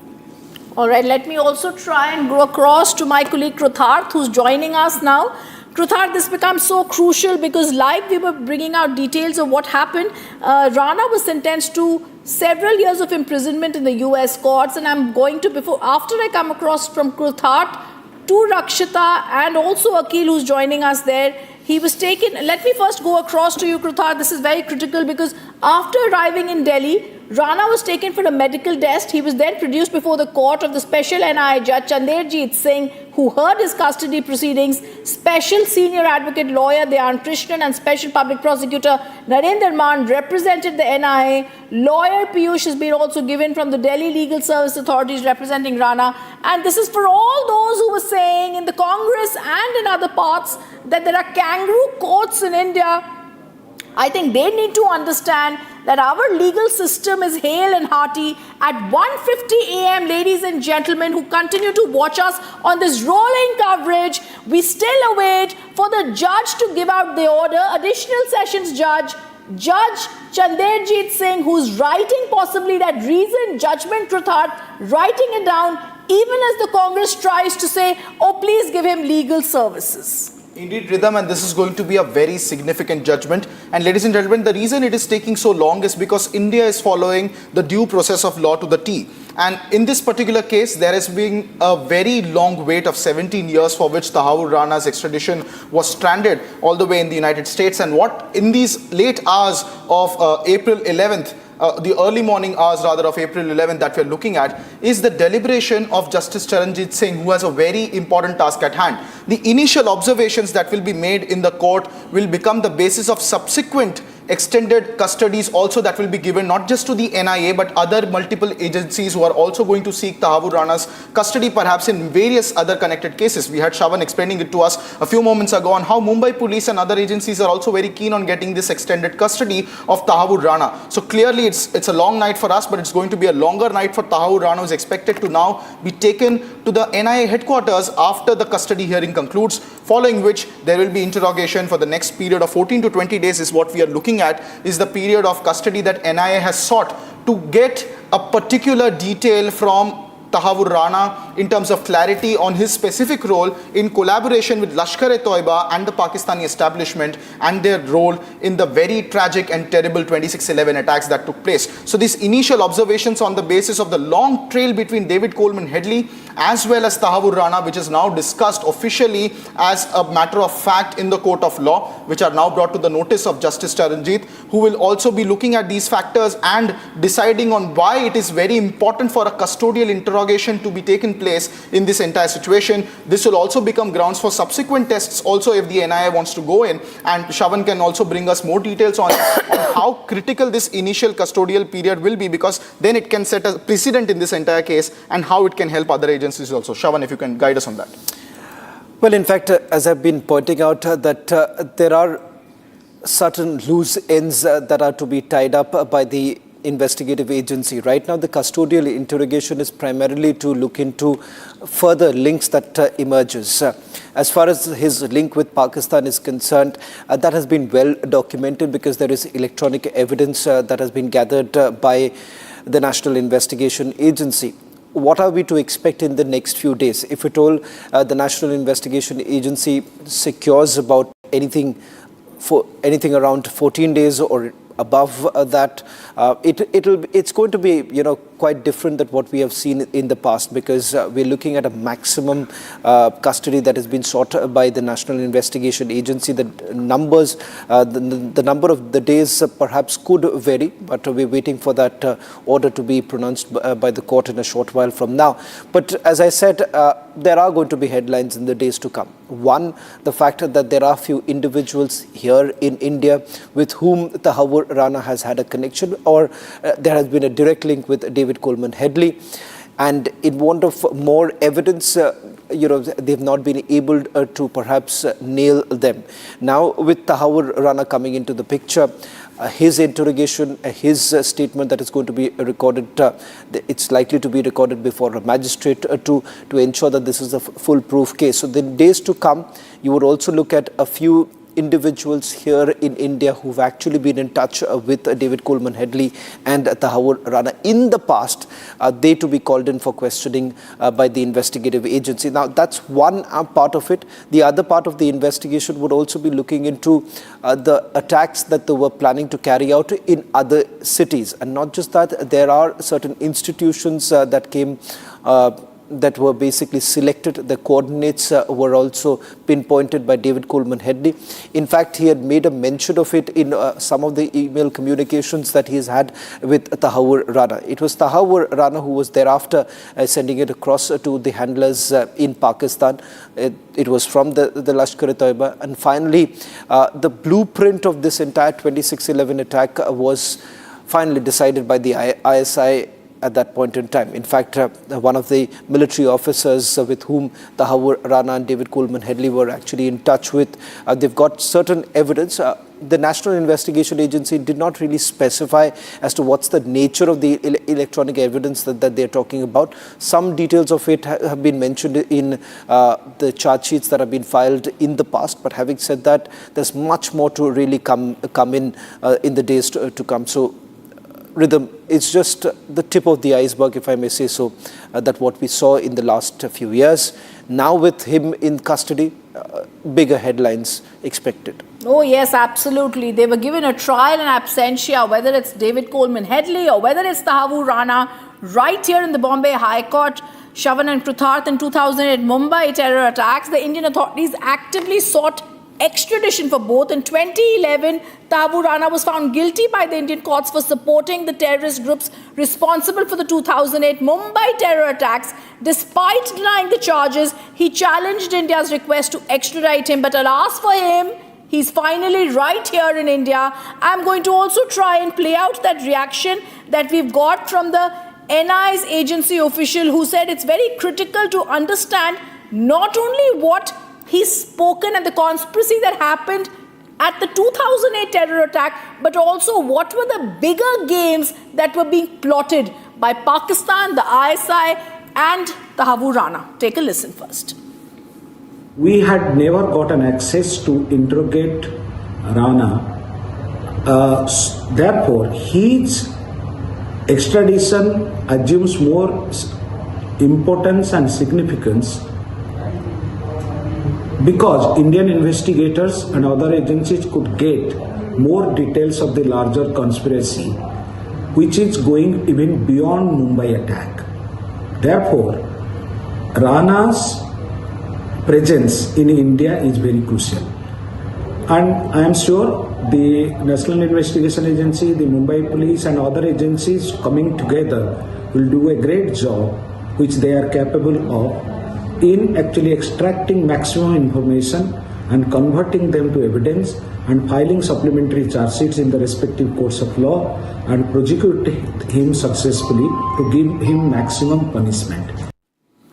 So critical what Loknath Behra is now saying, that this is so critical how he's going to be looked at. This is a victory, Shravan, Krutharth, for a victory of diplomacy. The concerted effort, like we said, of the NIA, the IB, MHA, and all MIB, all the other MIB, I beg your pardon, the MEA, all of them working together to ensure one aim, the extradition of this man, Tahawwur Rana. Krutharth.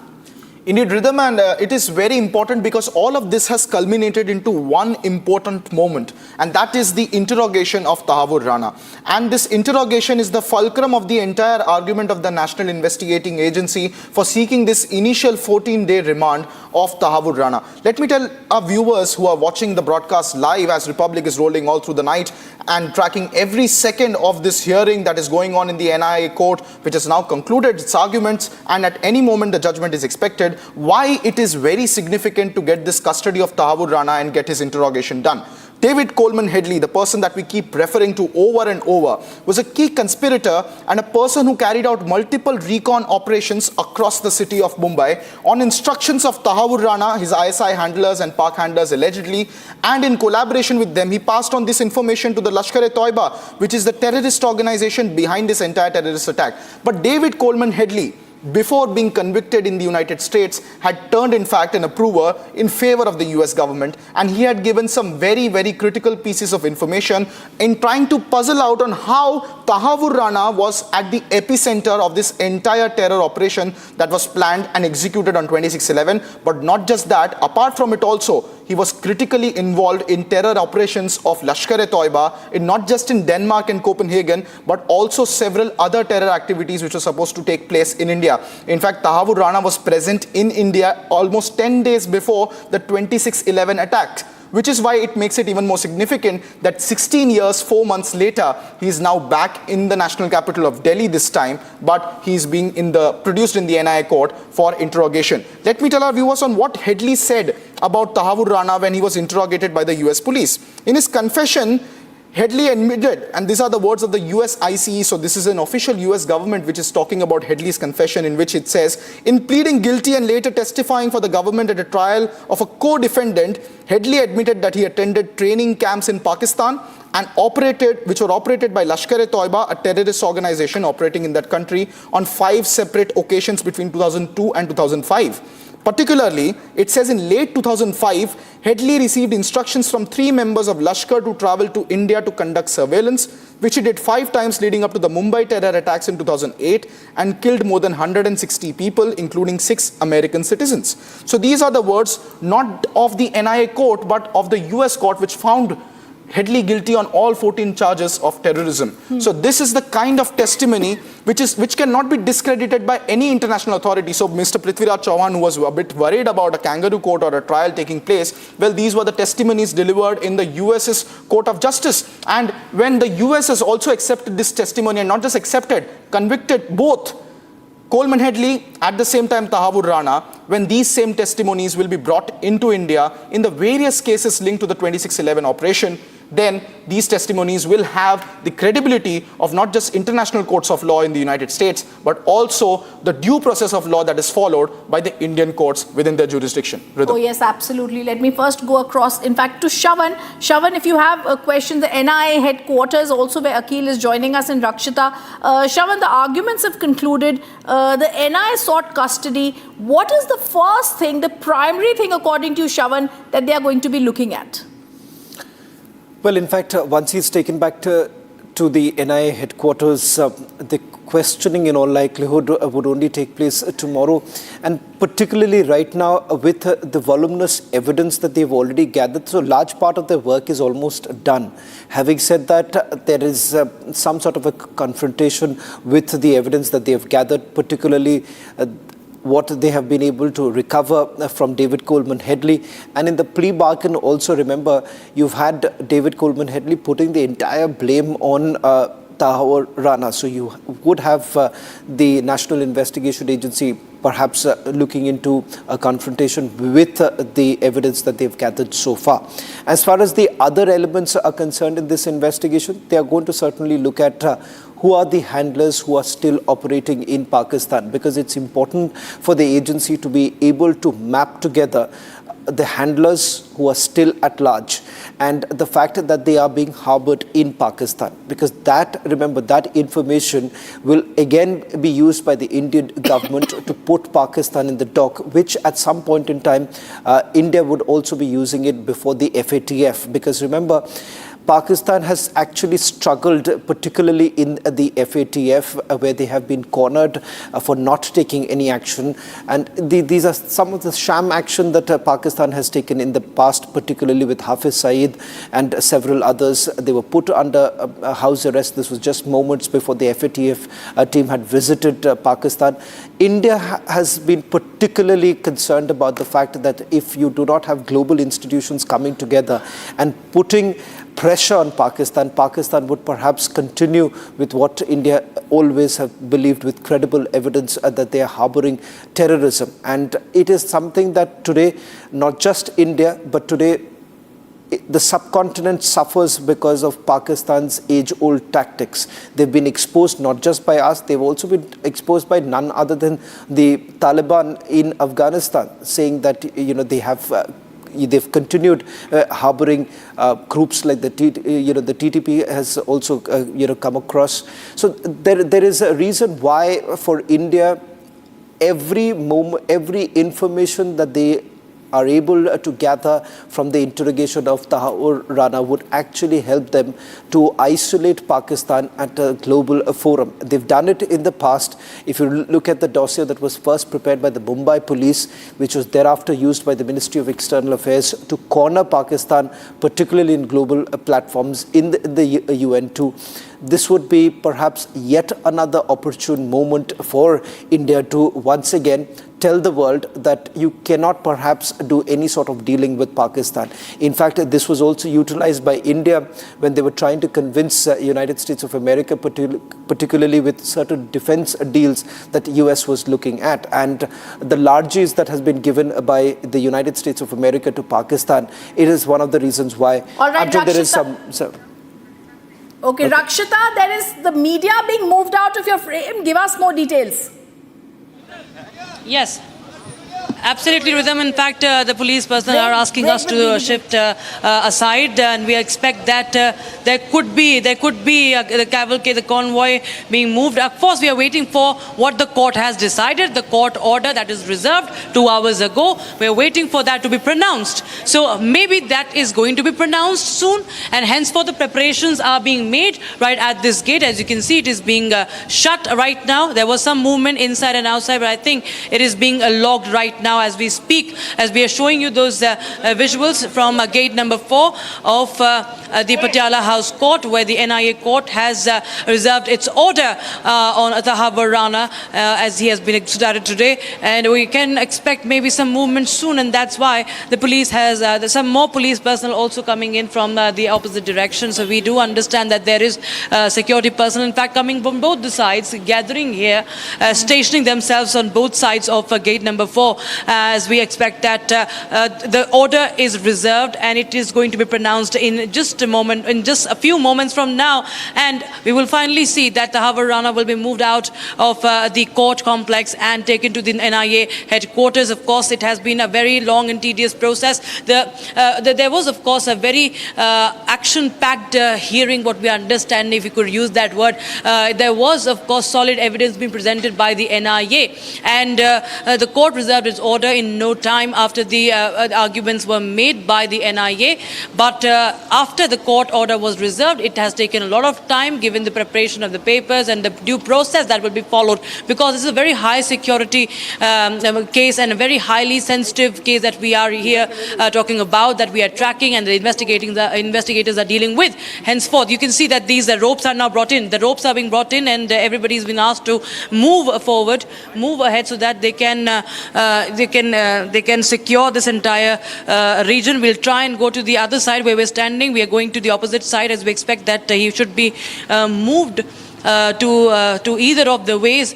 But yes, there is heavy police deployment that is witnessed, and everybody is being moved. It is being cordoned off. The cordon is being widened, in fact, as we speak, from the gate number 4, the entry number 4 of the Patiala House Court complex. And anytime soon, we could be getting the news. All right, about I'm getting you breaking had news that's decided also how coming many in. days 18 days custody has been granted to the NIA. Break.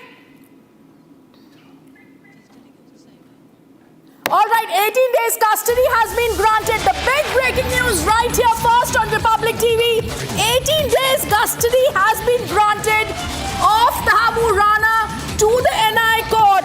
Break this, please. This is the big breaking news right here first on Republic TV.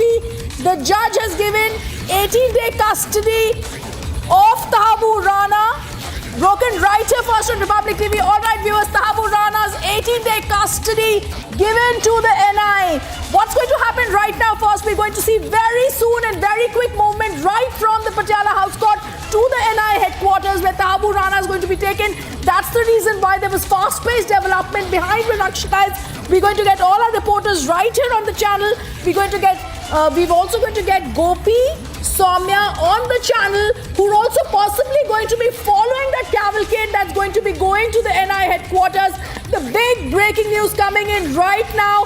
Tahawwur Rana's 18-day custodial interrogation has been given to the NIA. Breaking right well, here in fact, first. Rhythm, there is also a statement that has been issued by the National Investigation Agency. I'm just reading this out. This is the latest coming in.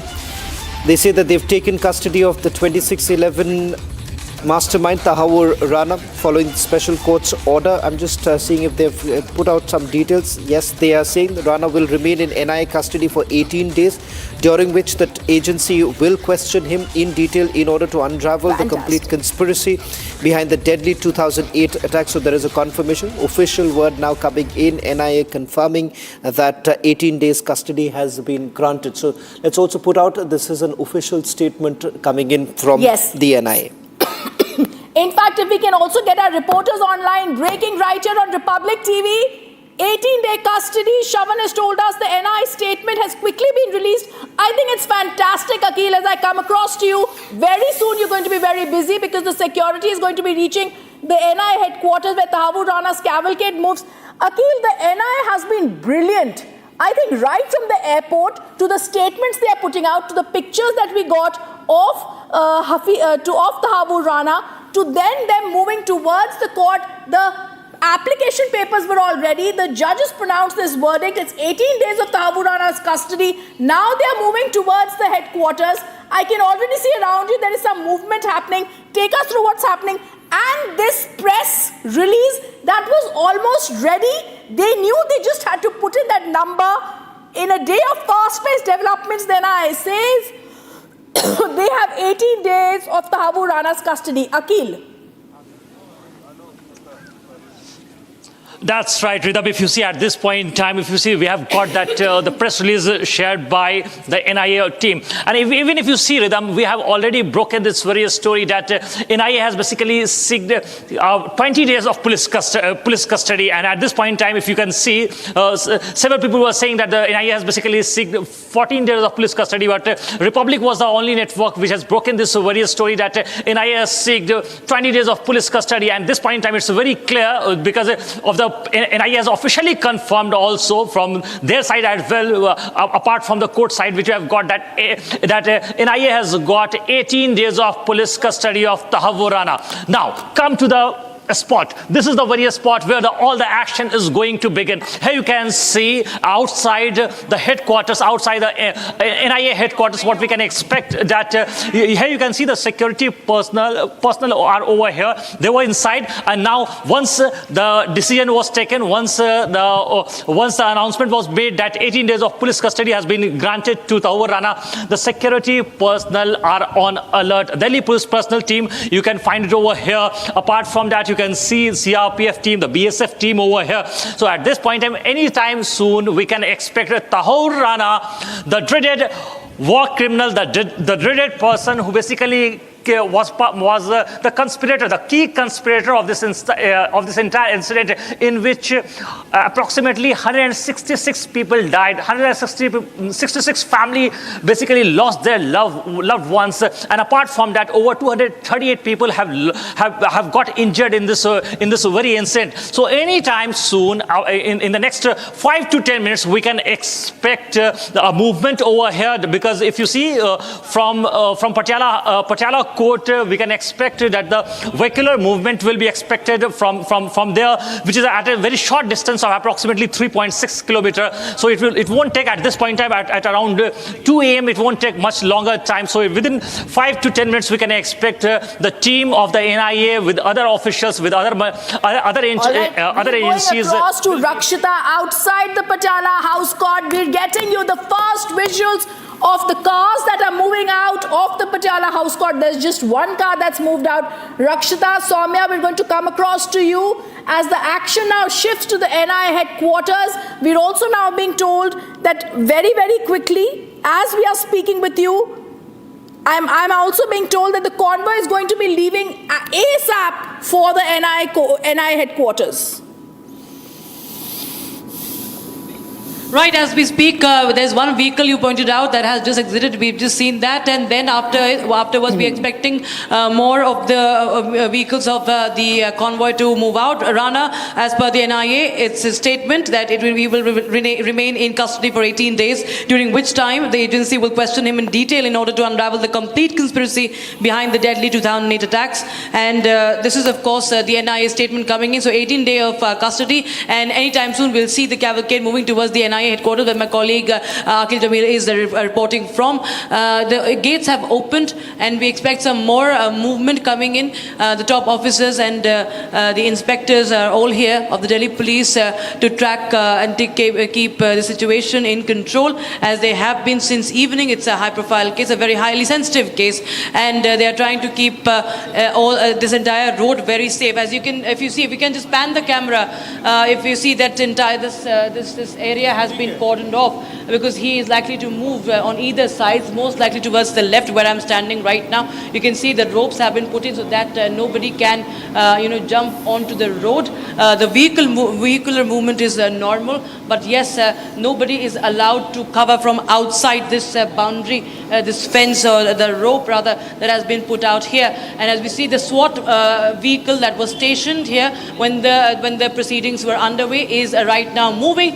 Delhi Traffic Police van has also arrived here outside the Patiala House Court. The NIA court has now granted 18-day custody of Tahawwur Rana. Viewers, and Republic TV is tracking each and every moment from here on, because the action is happening here at gate number 4. We are reporting since morning. We brought you the pictures of his entry to the court first, and now we will be bringing you pictures of his convoy, Tahawwur Rana, after being sent to judicial custody, I beg your pardon, NIA's custody for 18 days, be sent to the NIA headquarters, where the interrogation will begin. His game is ending, its end game, but the game against Pakistan is once again just beginning, we would say, because Pakistan is now trembling, it is fearing. What is he going to now blurt out? What is he going to reveal in this interrogation? And once again, Pakistan will stand exposed as the epicenter of terrorism, waging a war against Indian state. All right, Shravan, I want to go across to you at the NIA court. He's now moving towards the NIA headquarters. And can we also request all our reporters to also be there? At the NIA court, Tahawwur Rana was placed under arrest upon arrival.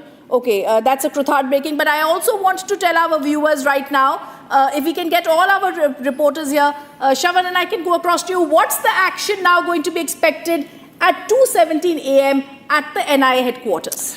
Well, in fact, just a quick point with the 18-day custody, because we were told maximum custody is what they were seeking, and it was an understanding that it would have been a 14-day custody, but a clear indication that there's something quite unprecedented. Correct me if I'm wrong, Rhythm, I can't essentially recollect the last when the agency has got a straight 18-day custody. That basically shows the significance of what we are really looking at, and perhaps also the high value asset that India has actually got with the extradition of Tahawwur Rana. These are the latest images now coming in from the Patiala House Court, where in a short while from now the cavalcade expected to leave from the Patiala House Court, moving towards the national headquarters, NIA headquarters, where it's going to take place, where he's going to be kept for the next 18 days when the investigation still continues.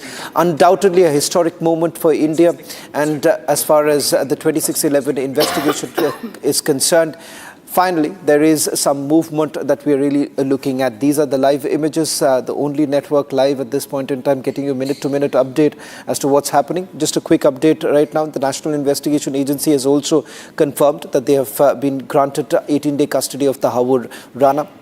During this particular period, as I mentioned a short while back, what they're essentially focusing at, as far as the arguments are concerned, in a short while from now, perhaps we could getting in some more details of what the NIA has presented before the court, enabling them to what I can say is unprecedented, looking at an 18-day custody of Tahawwur Rana. Rhythm. Oh yes, absolutely. We're going to stay with that. Kruthart, you also had some news to share. Please do go ahead. Indeed, and it's very interesting to note that the press release that has been put out by the National Investigating Agency is dated 10th of April 2025. That is last evening's date. Obviously, after midnight, the date has changed. So the date remains at 10th April. So counting 18 days of the NIA custody, which will start from 10th April onwards, because the very first paragraph makes it very clear that the National Investigation Agency took custody of the 26/11 Mumbai attack mastermind on Thursday evening, meaning that the custody was given to the NIA after the hearings, perhaps in the court, before 12 a.m., which is why the press release is also dated at 10th of April, and 18 days from now, which is 28th of April, is when we will be back again at the NIA court for a further hearing of custody of Tahawwur Rana, when this initial 18-day period that has been granted to the National Investigation Agency lapses, subsequently for which, if the NIA wants, they can ask for more custody of the Tahawwur Rana, which is the main mastermind and plotter behind the 26/11 attacks, or then subsequently either he can also be sent to judicial custody. So very interesting to note here, Shravan, that the press release either was drafted last evening or either the custody was given on 10th. We're also seeing visuals that are coming in, Shravan and Krithart. We're also going to Rakshita.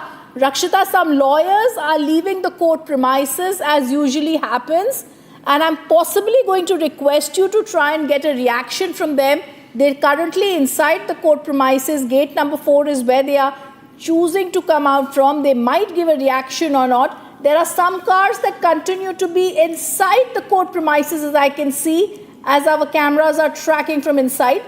And some of them are already outside. So possibly these lawyers are going to come out to give you a reaction, Rakshita. They might give out details about what really happened in the in-camera proceeding. The security guards, the Delhi police, all of them present even now at the Patiala House Court, that has sat till 2:15 a.m. to ensure the wheels of justice are not just seen to be moving, but move in India. This is a beautiful moment that actually shows that a hearing was given to Tahawwur Rana, and after hearing the recent judgment coming, a recent order coming from Additional Sessions Judge, outside the court, we are still waiting for that reaction. Possibly, Rakshita, some movement around you. Well, we do not see lawyers right now exiting. Yes, inside we see some people, but I think there is now going to be some movement as we speak. The gates are being opened. This area has been cordoned off. The police is not letting us, in fact, go across to this place. So it will be a bit difficult. Okay, the car is coming out. We see one car that is coming out. Probably lawyers it has one of the lawyers or the NIA officials. All right, these are the same cars that we see, that we saw. So the judges, I think, are also out. The judges and the lawyers are, I think, moving out. So lawyers in that car that can be seen, Rakshita, moving out. I do believe the special public prosecutors, Dayan Krishnan, could be in that car, as well as others. If the camera zoomed in, I would be able to recognize their faces. But the NIA team, Indian lawyers who battled for us before the US courts, possibly already leaving the court premises. Very soon we're going to see action where the NIA team tries to take Tahawwur Rana back in its custody to the place which he's soon going to be calling home, the NIA cell in the NIA headquarters. So we're going to be looking at that. I'm also going to be joined by Soumya and Akil on this story. Akil, give us details of the security that could possibly have been beefed up around you. And if Soumya, you're there, we could also like to understand what's happening around you.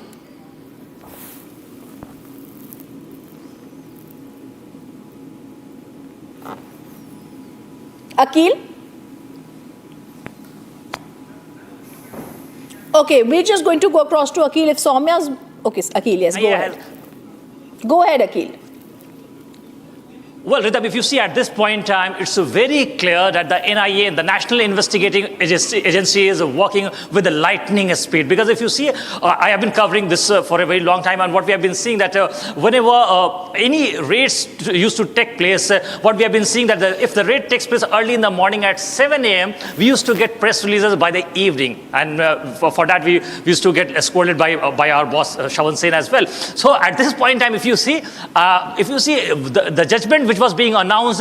In the next few moments, in the next few seconds, we were not expecting this press release to come out. And the press release has come out, and in this press release, it was very well clearly mentioned that the NIA has got 18 days of custody. So at this point in time, if you see, I'm just going to read the statement. Akil, just keep continuously being with Rakshita, because we can see there is continuous movement at the NI court, the Patiala House Court, where our camera person is getting us marvelous shots from. We can see continuous movement. There have been 2 cars of lawyers that have left. It's the other set of cars, Shravan, that's going to be moving out of the court now.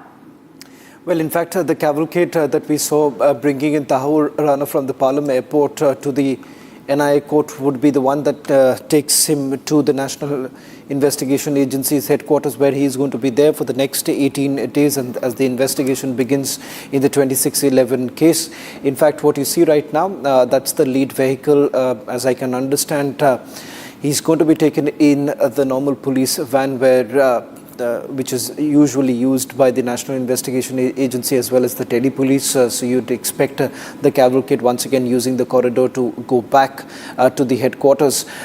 In fact, that's the latest coming in, as Akil was also pointing out, the National Investigation Agency looking at it in a swift manner. In fact, I can just give out one update. We can see on the screen certain gentlemen, Shravan, walking out of the court premises, in a lazy manner. I think these are the court clerks who are also leaving the court. So it's very evident. Very soon we should also see the cavalcade moving out. That means the judge has left the court premises. The special public prosecutors have left the court premises. Who is left? The court staff is also possibly in the process of leaving the court premises. And once the entire area is sanitized, that cavalcade will soon be moving out. And like you told us earlier, around 13 minutes from now, 15 minutes from now, they will be moving, they will be at the NI headquarters. This moving has taken place roughly in 2.5 hours. So I would say it was extremely quick that the special public prosecutors were heard. Okay, we can see more cars are moving out.